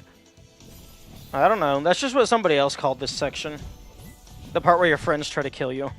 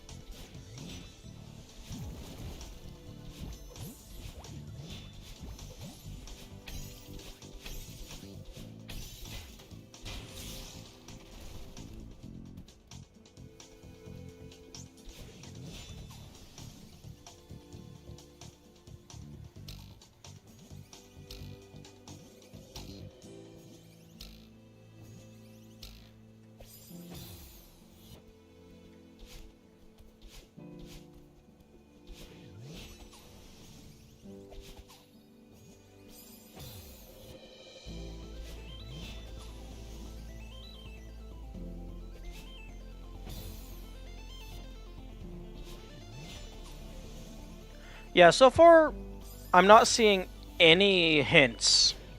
I mean, granted, I did skip ahead a few chapters, but I'm not seeing any hints as to what could potentially be for a hidden route.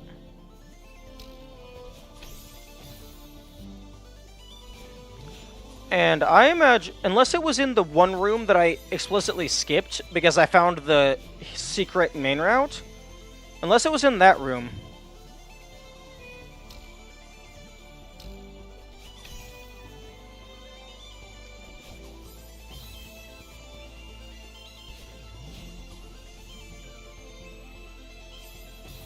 Yeah, unless it was in that room because I didn't go in that room, I imagine I would have found it. Because this game hasn't really had any, like, actual big secrets. And I feel like I'm pretty good at noticing the more casual secrets.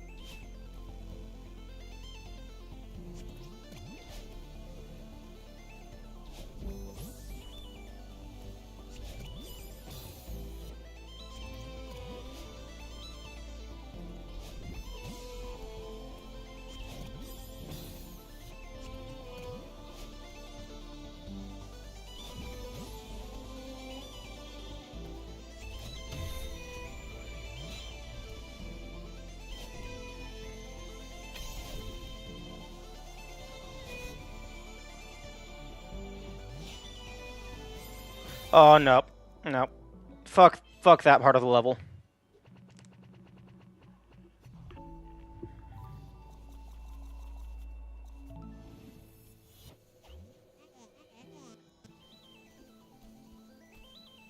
Oh, this song. I mean, it's okay. I like it. But I mean, I'm not really that big of a music guy.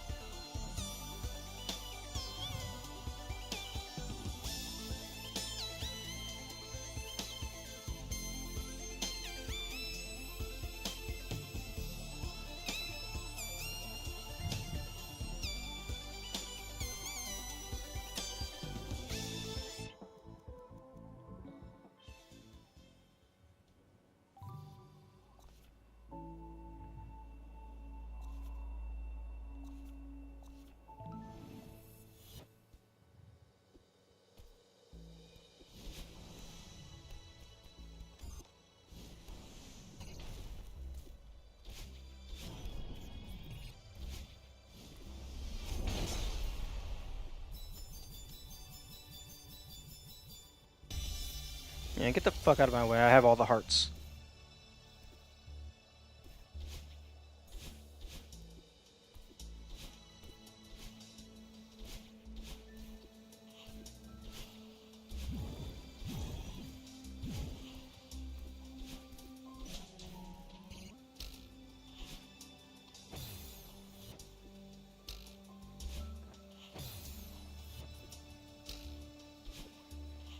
Yeah, I think the hardest tech for me is wall bouncing.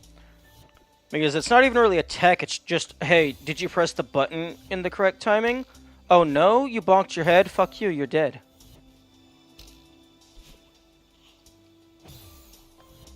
Yeah, it's not even like performing something, it's just timing something.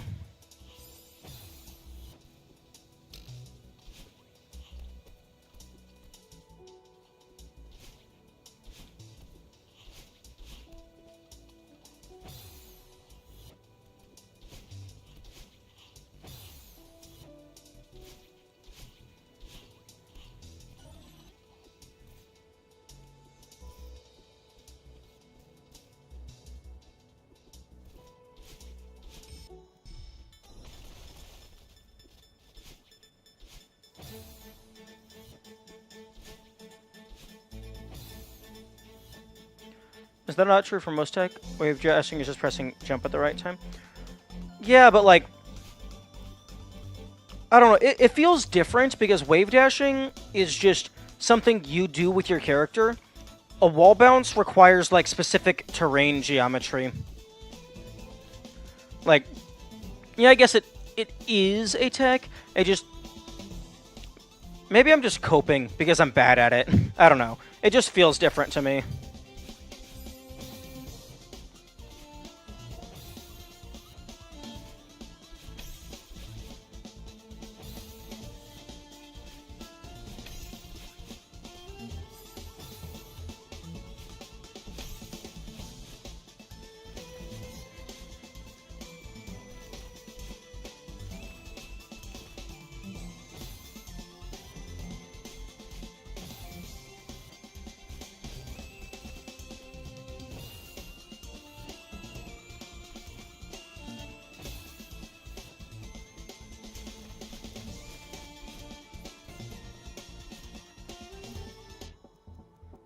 Hmm.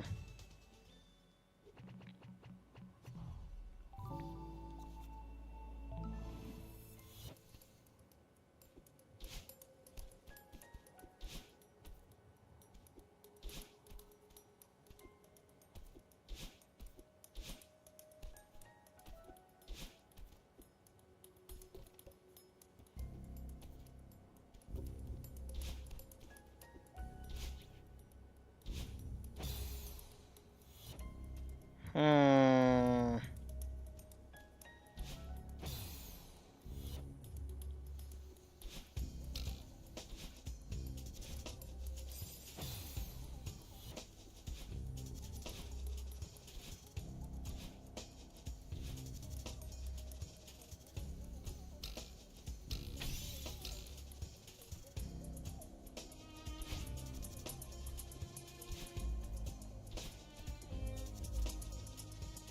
Mm. I thought it had something to do with this. Because maybe I'm misremembering what the video showed. Because I watched the video about the 202 berries deathless. I thought they were talking about the moonberry in this, like near this area. Like with these types of platforms. But I mean, even if that is the case, I'm not seeing any hint around here.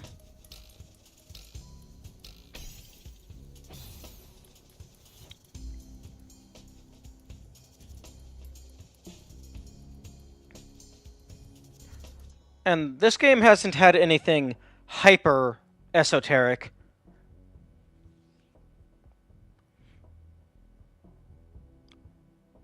Hmm.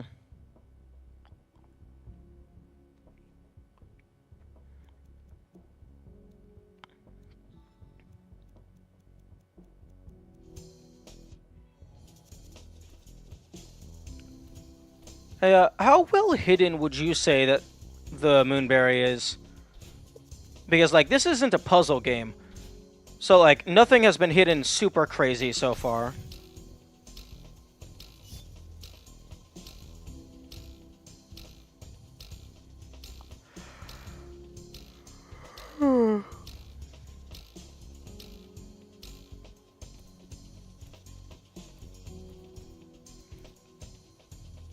It's fairly noticeable since you know that you must backtrack. Okay. But, I mean, I'm not only trying to find it, I'm also trying to... Oh, that's cute. They get scared of you. I'm also trying to, like, figure out the intended way to find it. So, like, I don't even know what the hint would look like.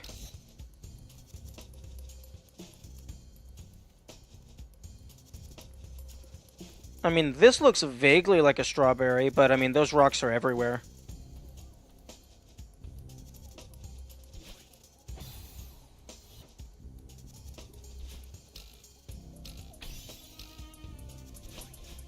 Okay, well... If I'm going to be systematically just checking everywhere, I might as well start from the start. Although, I don't even know if I'm going to even have enough time to get a full clear in.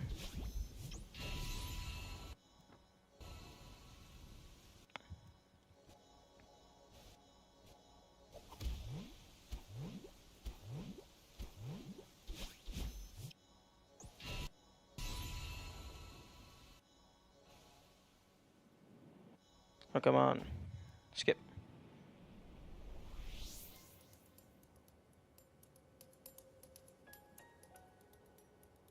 Oh, I think saying there's a hint put you on the wrong mindset. I know what they mean, but I wouldn't call it a hint. Oh, okay.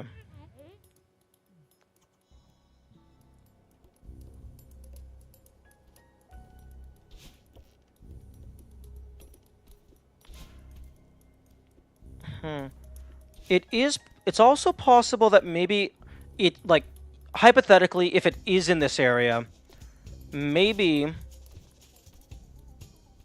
I did something that causes it to no longer be available.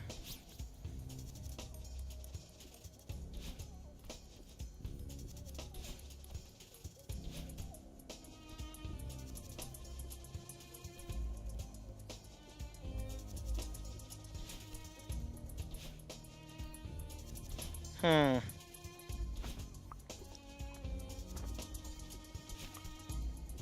And for me, like, when I'm saying hint, I'm just meaning, like, something out of the ordinary that indicates that a secret might be here. Not necessarily something being like, oh, hey, there's a moonberry here. But even just, like, a slight indentation in the wall in a place that otherwise there shouldn't be.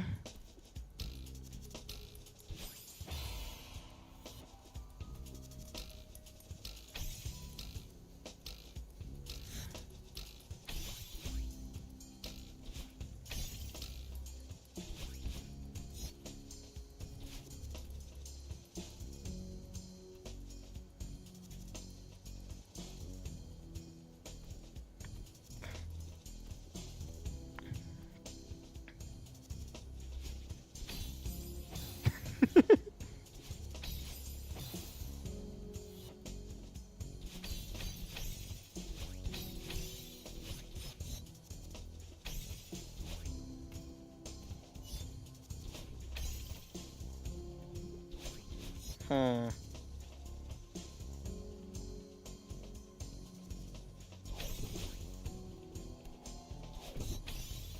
Ooh, that was close.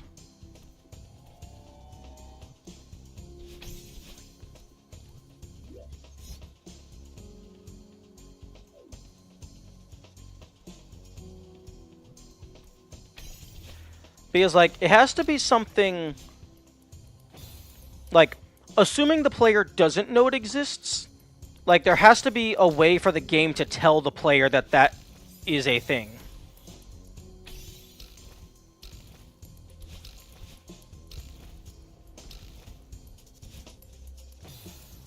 So, So, like, there has to be something that I can see that would have otherwise informed me of its existence.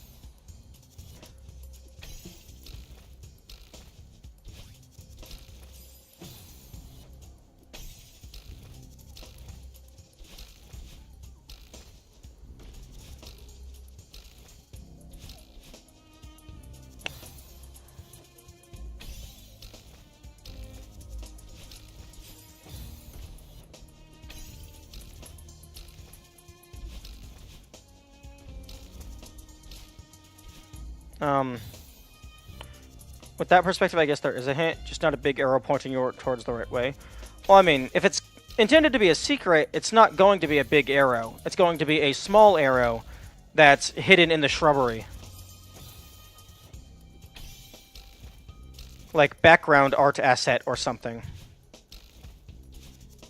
Also, what the fuck?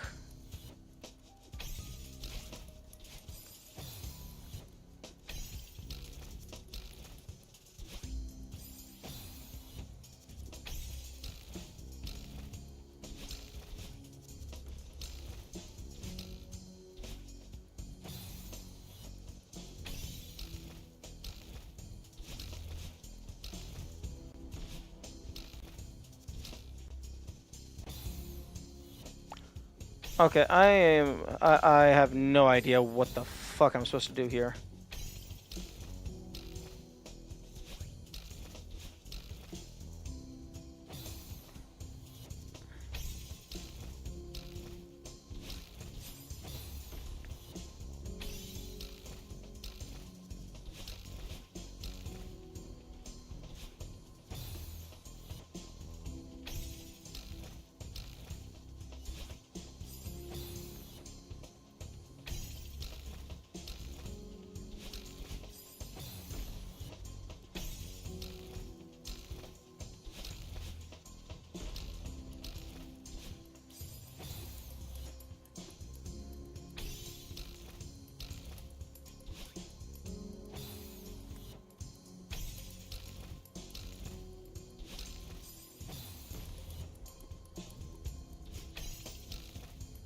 Okay, well, I mean, wave dashing doesn't do anything.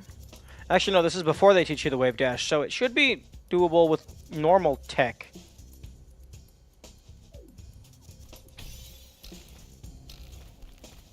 Oh. You're able to grab things.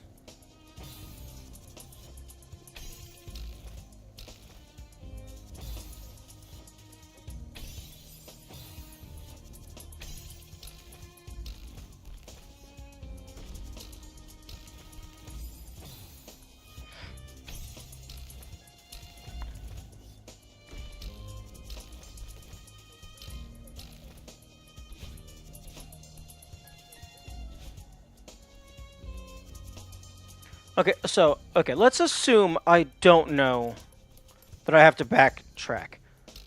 So, whatever the quote-unquote hint might be, it's going to be on the intended path.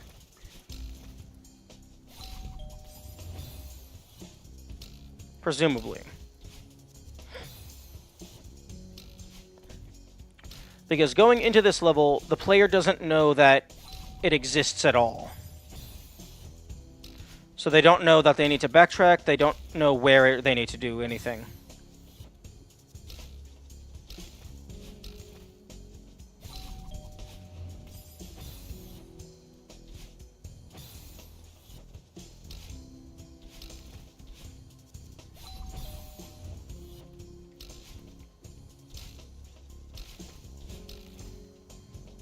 Unless the Moonberry isn't real, and it's just a massive prank on new players.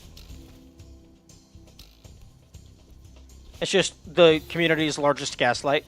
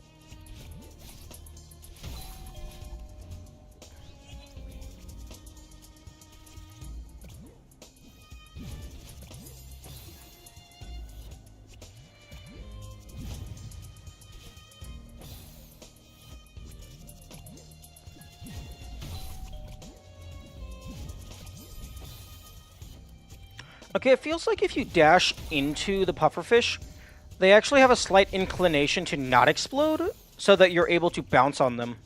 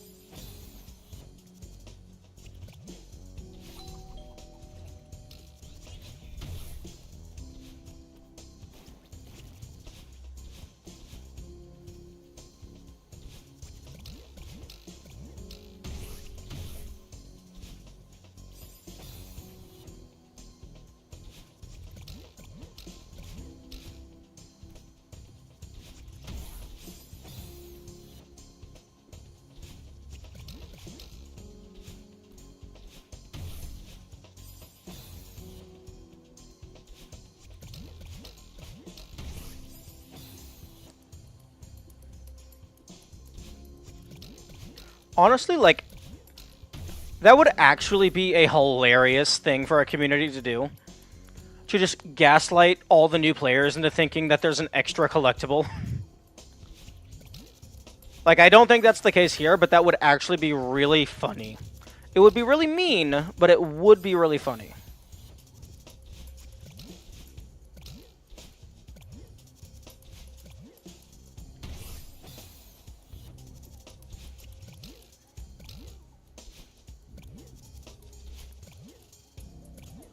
It's like, oh yes, you know the longest level in the game, the hardest level in the game? Yeah, you have to go to this random room, backtrack, and then do an even harder thing.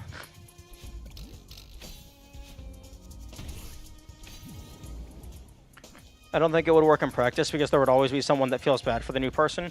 True, but then you just ban them.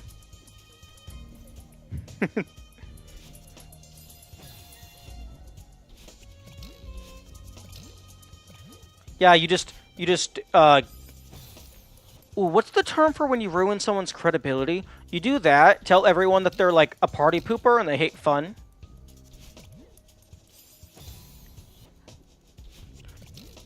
For social and ethical reasons, these are jokes. I am not being serious.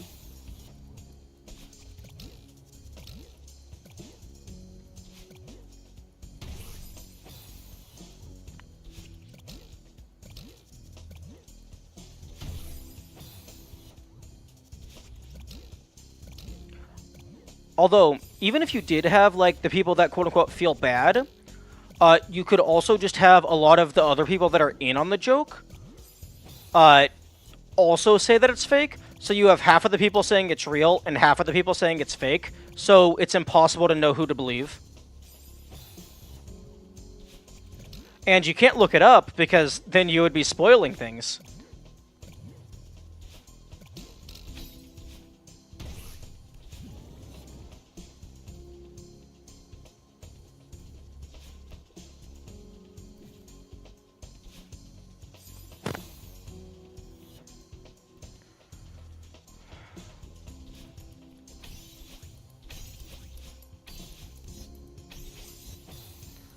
This is the most confusing discussion to tune into. Yeah.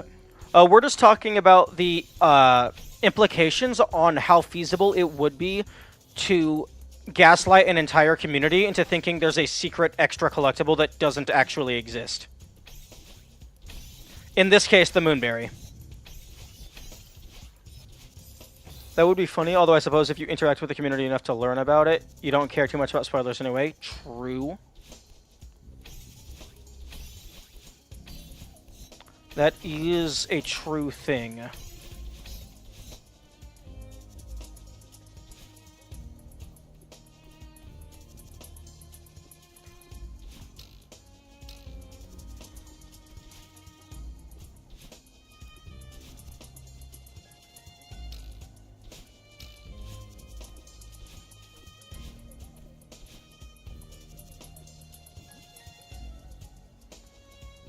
That up there is highly suspicious.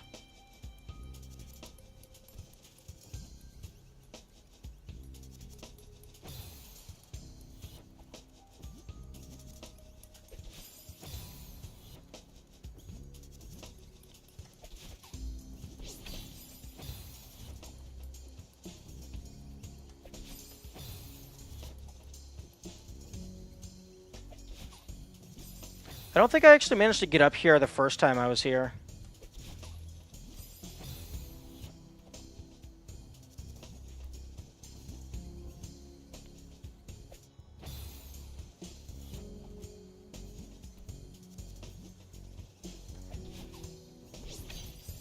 Okay, I need to keep holding right.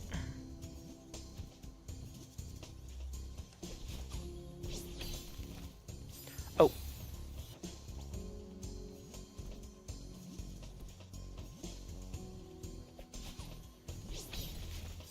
Okay, and then you wave dash and then dash through.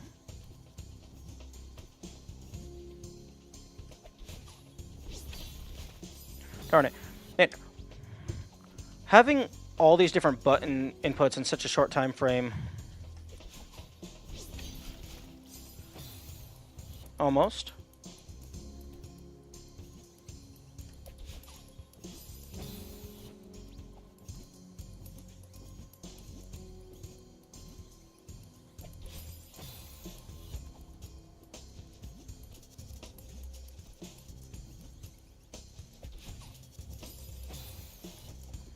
Damn, fuck trying to do this without taking any deaths.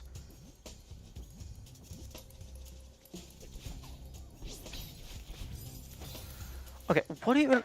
Okay, my fingers are forgetting... Okay, so... Hold, jump, and then it's you hold up and right. Then you release grab, dash, and then hold grab.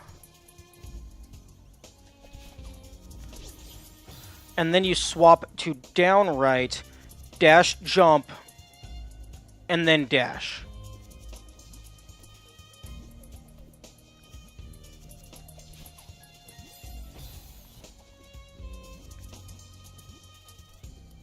But you want the block to be as high as possible and to jump as late as possible.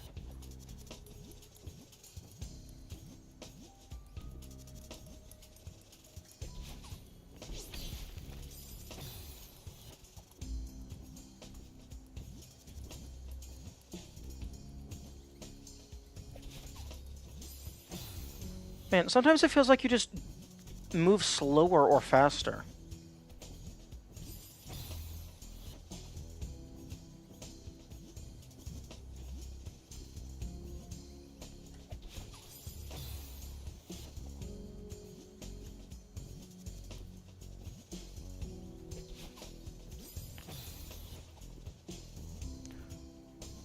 Ooh, maybe I should be holding up. Oh, yeah. You should definitely be holding up because then you fall slower.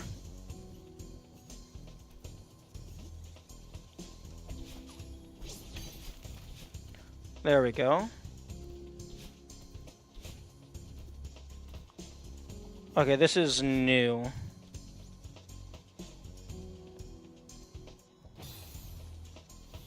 I don't remember this stuff.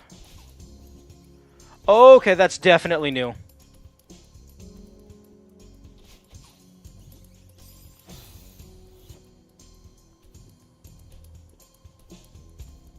This may or may not just be an alternate path, but this is definitely new content.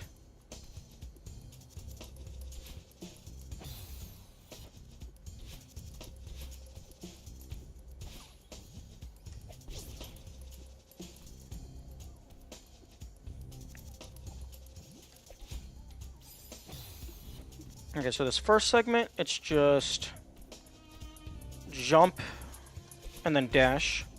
This next one, I have to dash into it.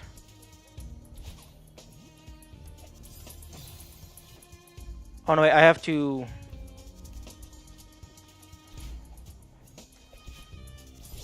like, wave dash into it, so then I have an extra dash in order to actually do the dash throw.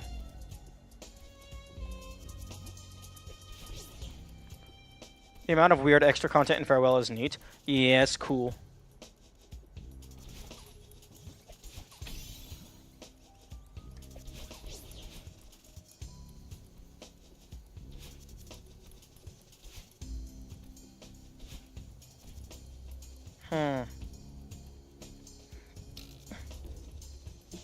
Oh, wait a minute. This might be familiar. I'm not for sure.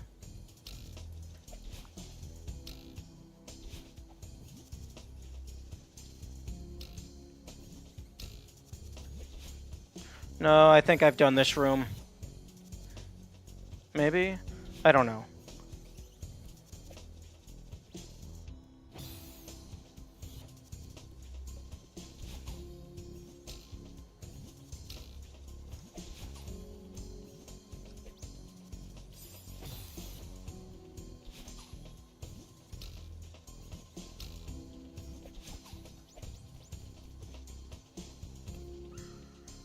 Nope.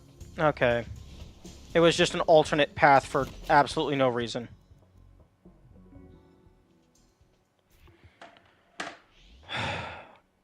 Why the fuck would you have an alternate path be that hard to access? That makes no sense if you're not going to give a reward.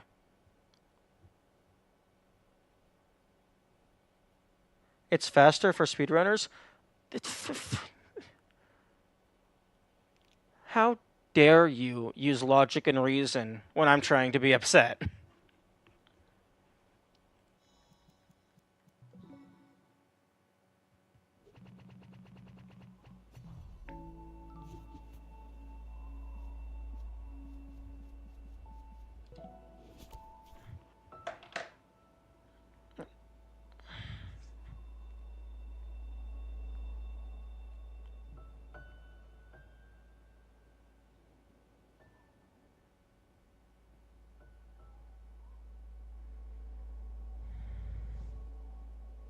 Okay, well, I'm definitely not doing intense stuff like Farewell at the moment, because hand is starting to cramp up, and I don't want to push that beyond its breaking point.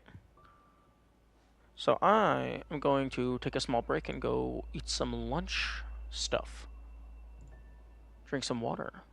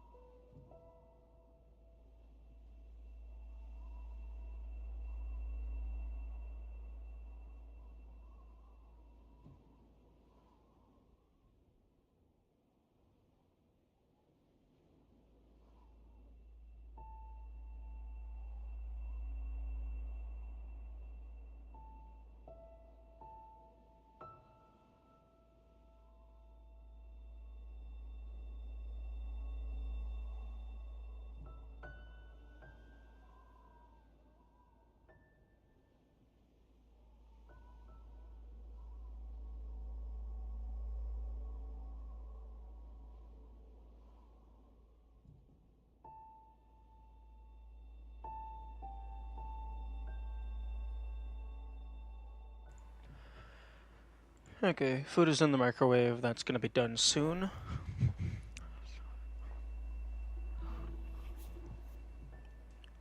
Hmm.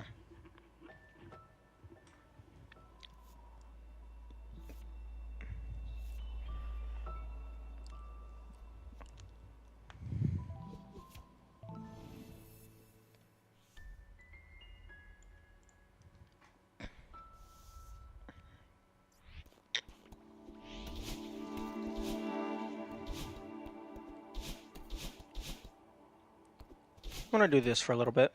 A little bit less physically intensive.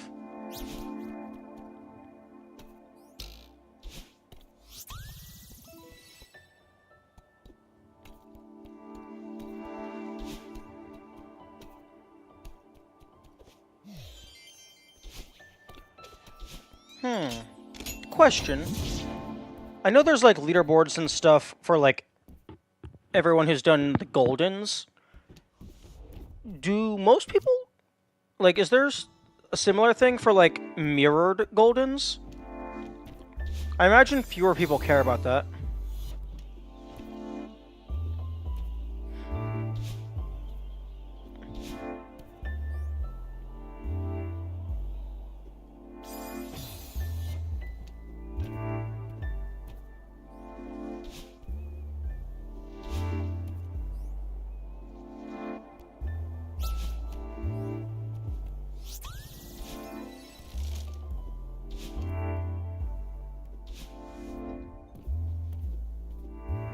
Oh, man, this really messes with my head.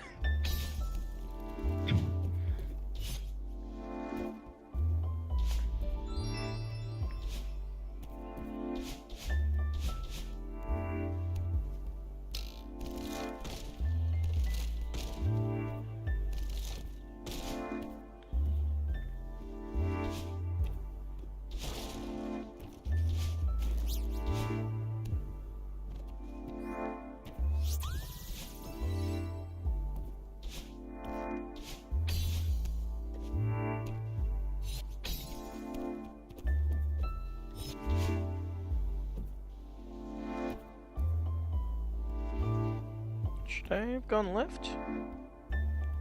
I think I probably should have gone left.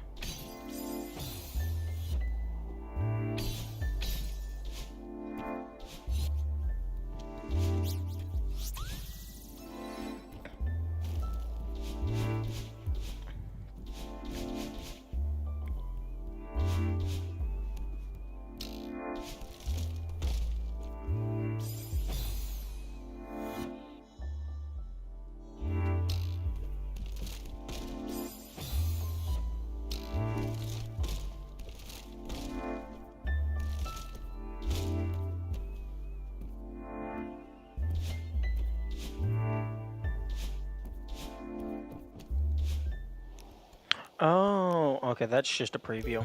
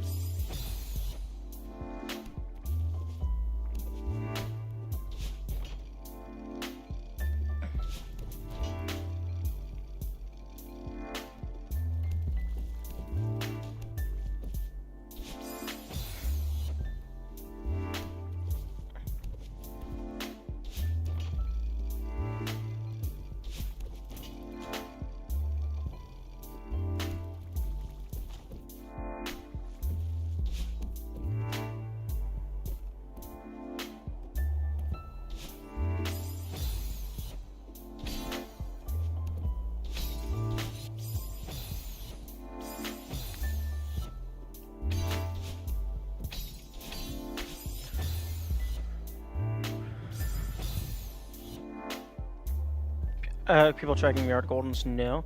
Yeah, that does not surprise me.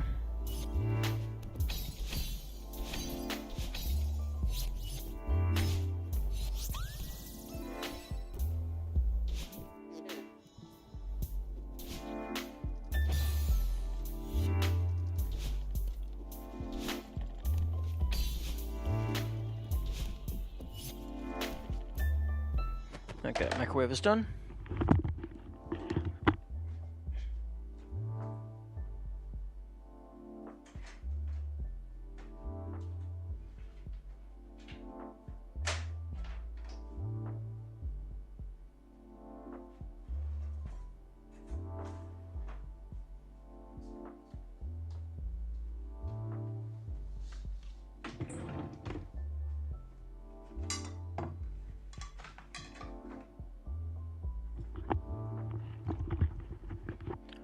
In fact, other than Farewell, main story, B, Trending Hearts to 2.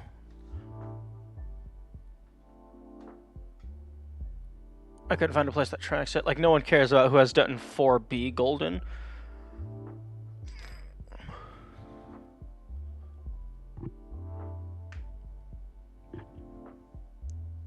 Oh, like...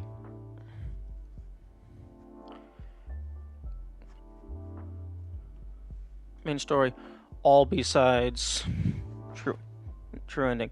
Oh, so it's just like the big levels and entire categories. Okay.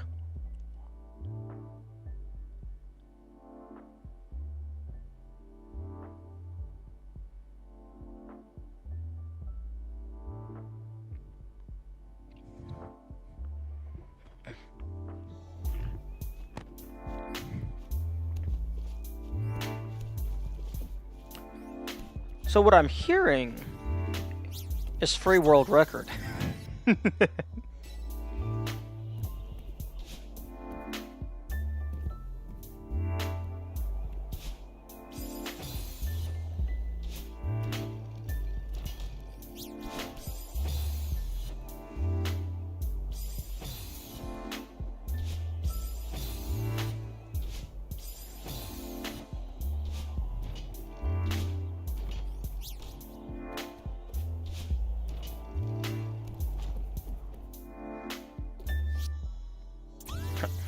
I need to stop pausing. I don't have the strawberry tracker unlocked yet.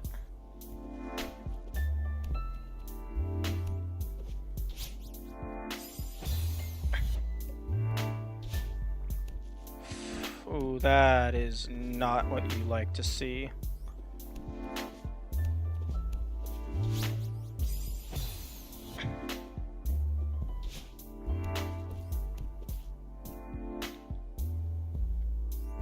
I imagine getting that strawberry and not dying in the process is quite annoying.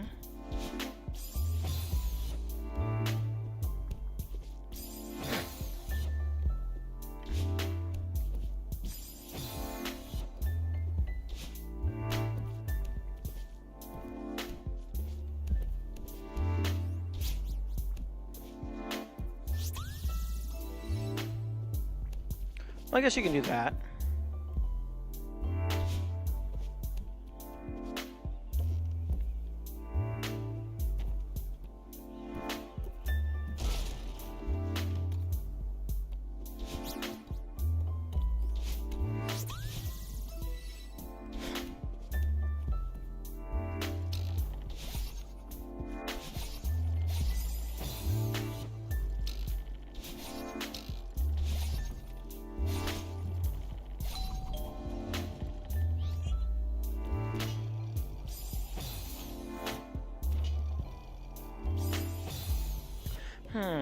I wonder if... I mean, obviously part of the reason why mirrored mode is so mindfuckery is because, like, I'm used to the normal mode, but I wonder if there's, like, a game design aspect to it as well. Like, the levels were explicitly designed to traverse in one direction, and then when you force the player to go in the opposite direction, even if the inputs don't change, I wonder if, like, that It has a psychological effect.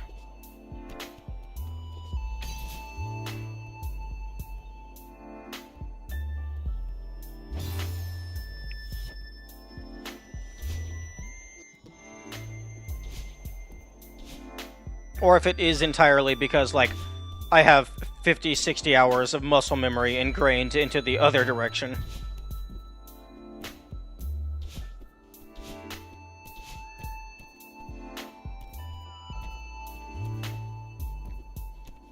Hmm.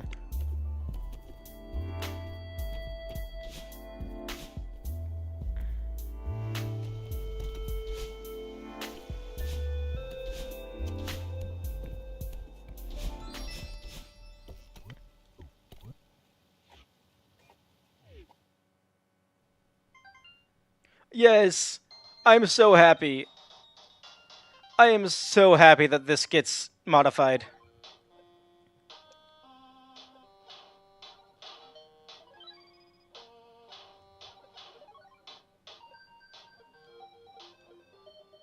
What? Moose. Yes.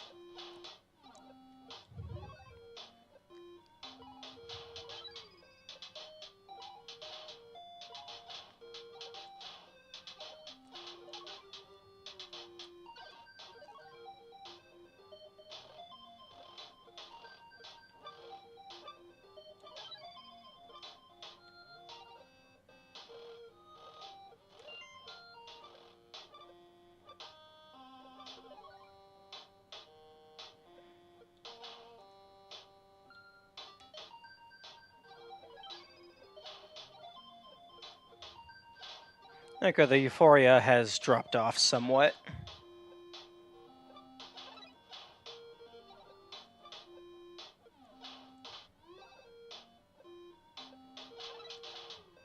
Okay, that is not a strawberry. Ooh, but I could potentially get up in there. Hmm.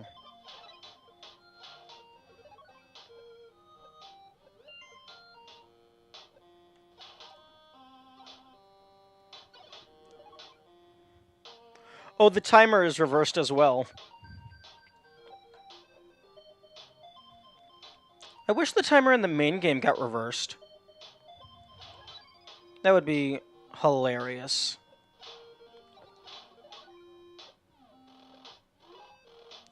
Although, interestingly enough, the game is reversed, but the actual scene, like the computer and the console and stuff, that's not reversed because the Pico 8 logo on the computer monitor is, like, completely normal. It's unchanged.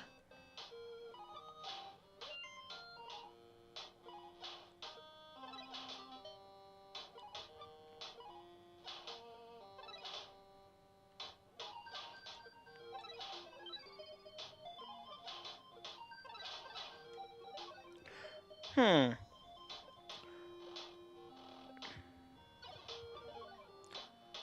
I wonder if any of the other uh,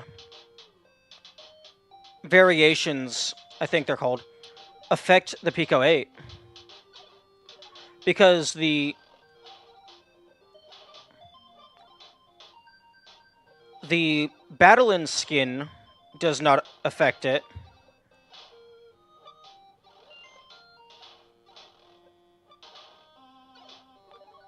So I wonder if, like, Dash affects it and stuff.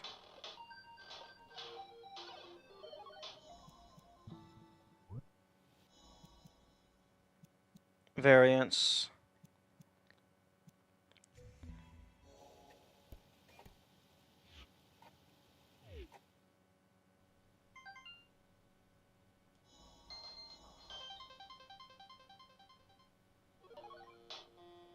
Okay, no, not... That doesn't.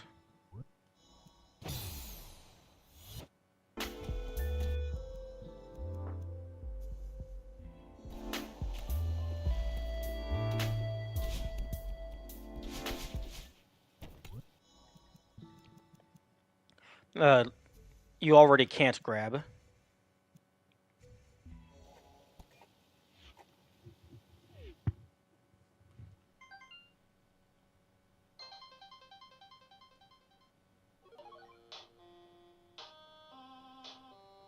Hiccups.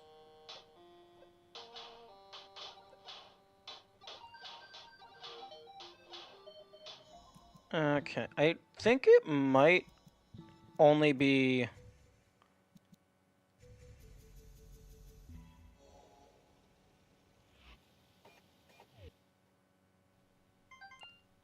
I think it might only be mirror mode.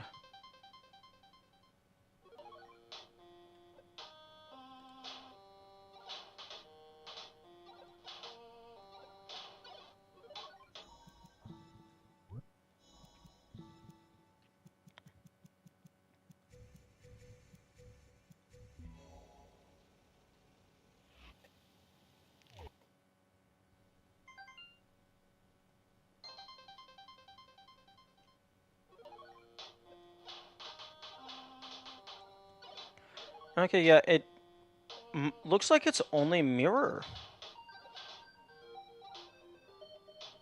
Very interesting. I wonder why that is.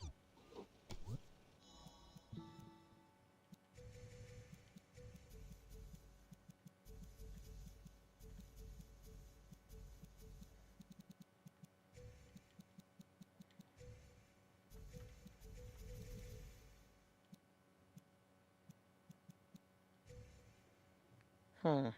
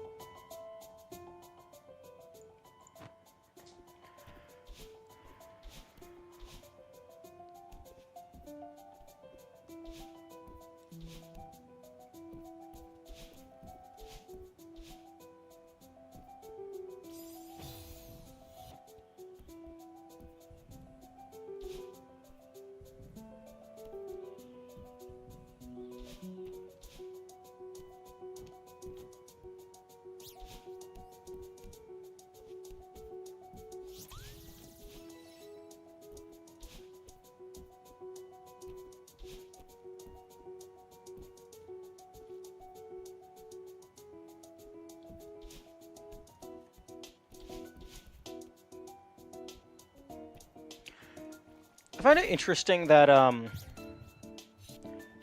in 8C they teach you about hypers, but then just they never get used again. Like they teach it to you for a single level, which is very interesting.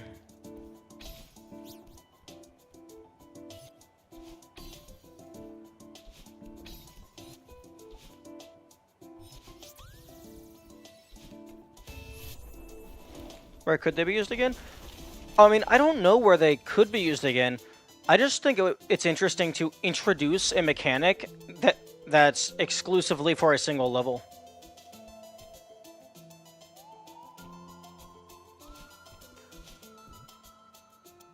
I don't even know if they used it in Farewell.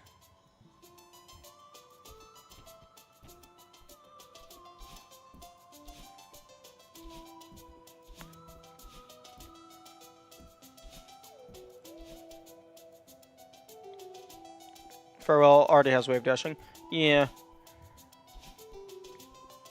But yeah, I don't think they use the hyper in Farewell at all. I mean, I ended up using it because I just learned about it on my own.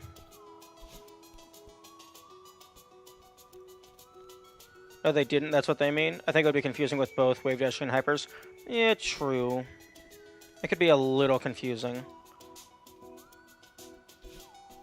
But then I guess it would just be up to the player to determine when you wanted to go high and when you wanted to not.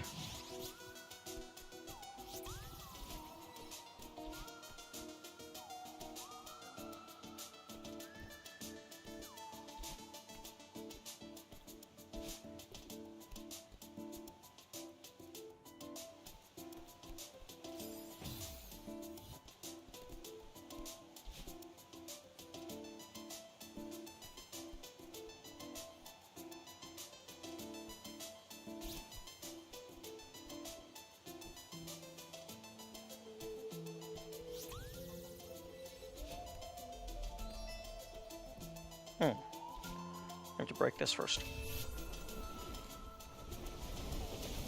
I guess they could have potentially used it in Farewell if they did B and Seaside.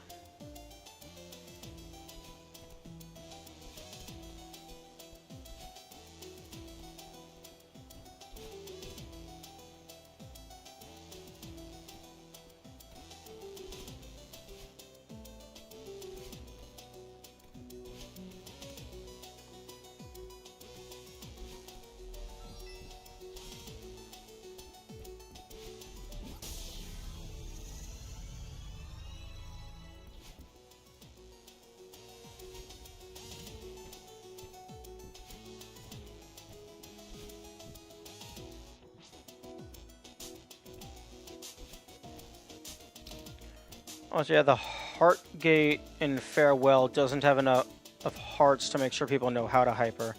As currently, it's exactly enough so people know what wall bouncing is. Oh, true, because you get hyper dashing for getting all of Seaside.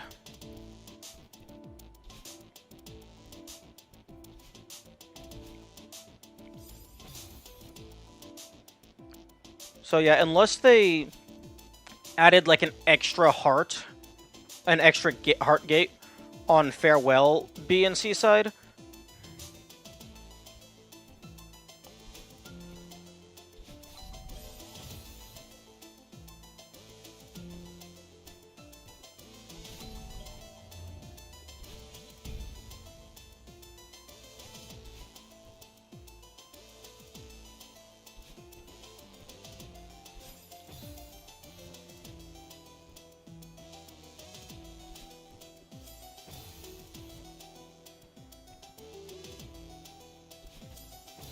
Ooh. Okay, stand here. Crouch, forward, grab.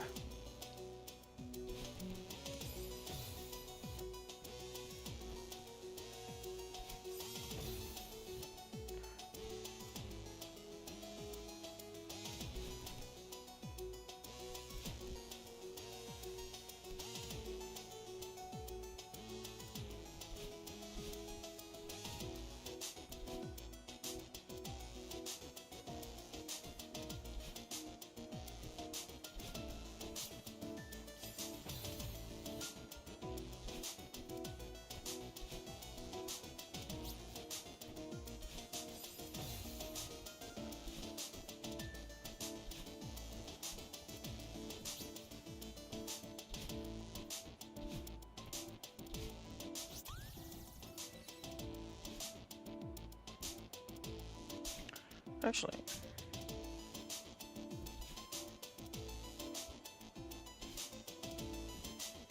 Okay, that's cool.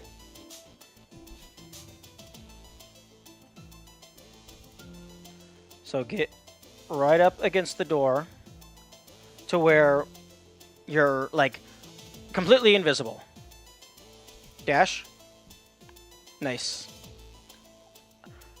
I'm pretty sure that's consistent because the enemies spawn in, like, as soon as the room is... As soon as you enter the room, I think.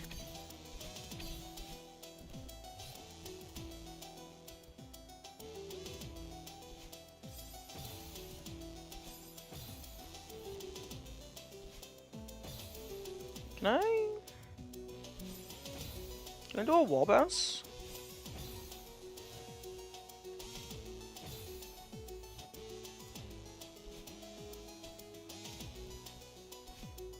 Why is... Am I jumping before the dash goes off?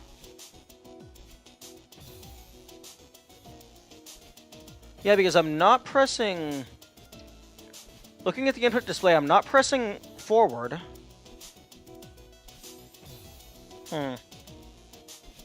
Odd.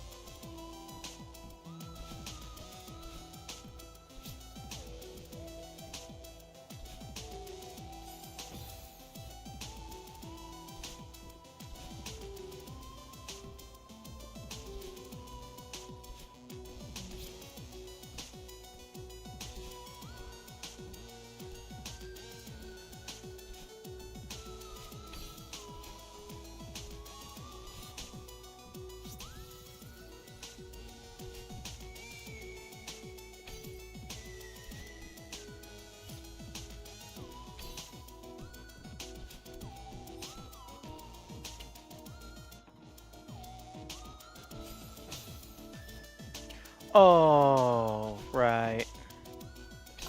Oh yeah, that's a major time loss if you mess that up.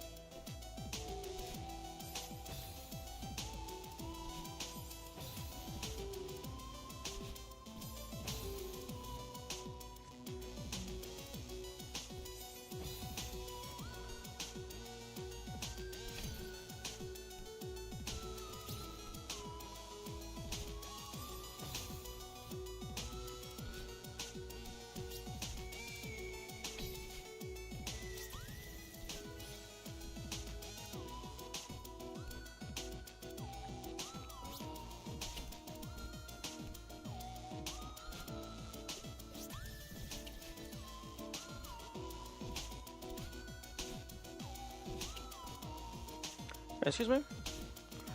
Oh. Oh, you don't. It's a wall bounce isn't just on a corner. It's if you're dashing up next to a wall. Yeah, that makes sense.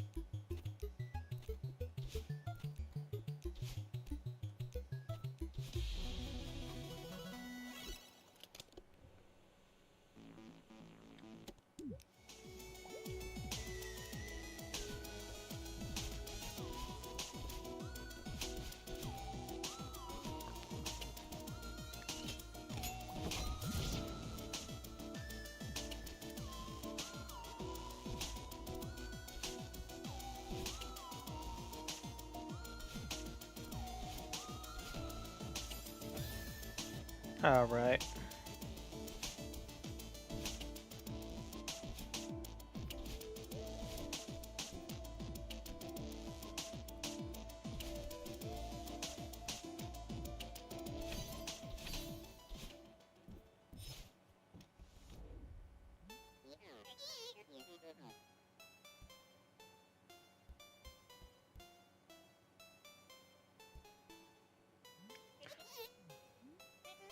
A little surprised that they didn't use the Battlein portraits here, because even if they had to make a few new ones, it wouldn't take that much extra effort, I don't think, given that they're just a reskin.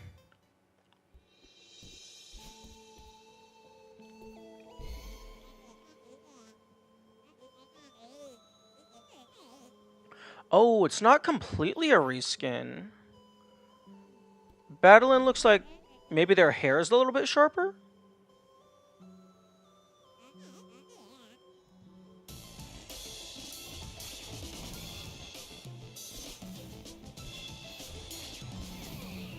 I don't know, hard to tell.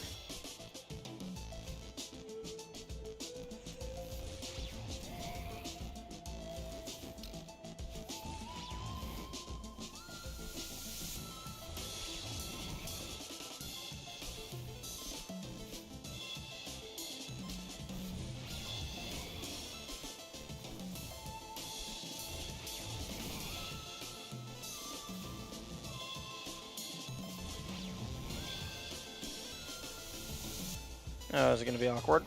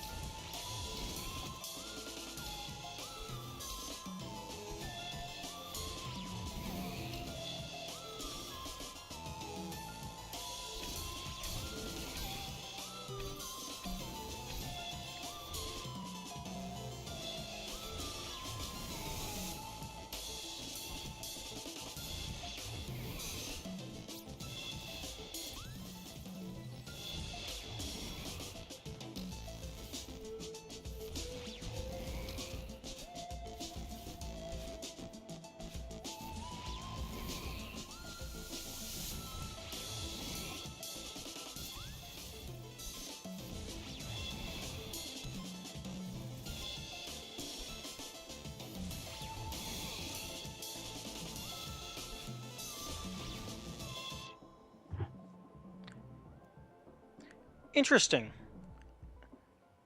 It looks like you unlock the strawberry tracker at the end of the level?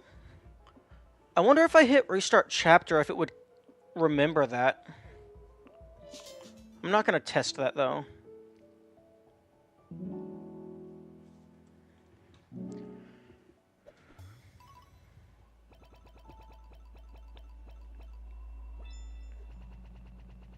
Okay, yeah, I was about to say, I died a lot more than one time.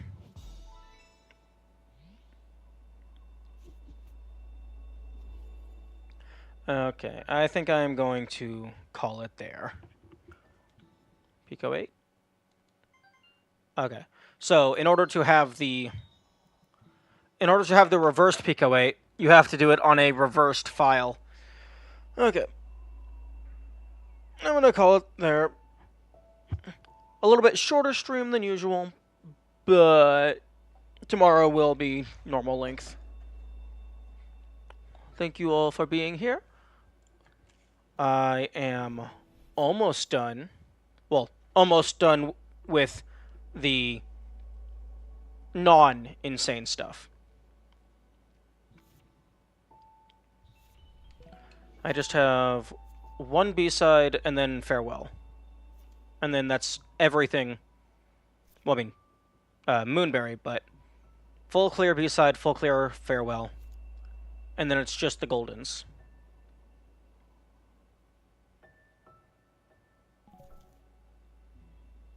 And not high priority, very low priority, but I would like to do a full clear file for mirror mode. Okay, but bye, have a nice day for what remains of it. Yes, true. I have a few hours. I can maybe learn some stuff. Okay.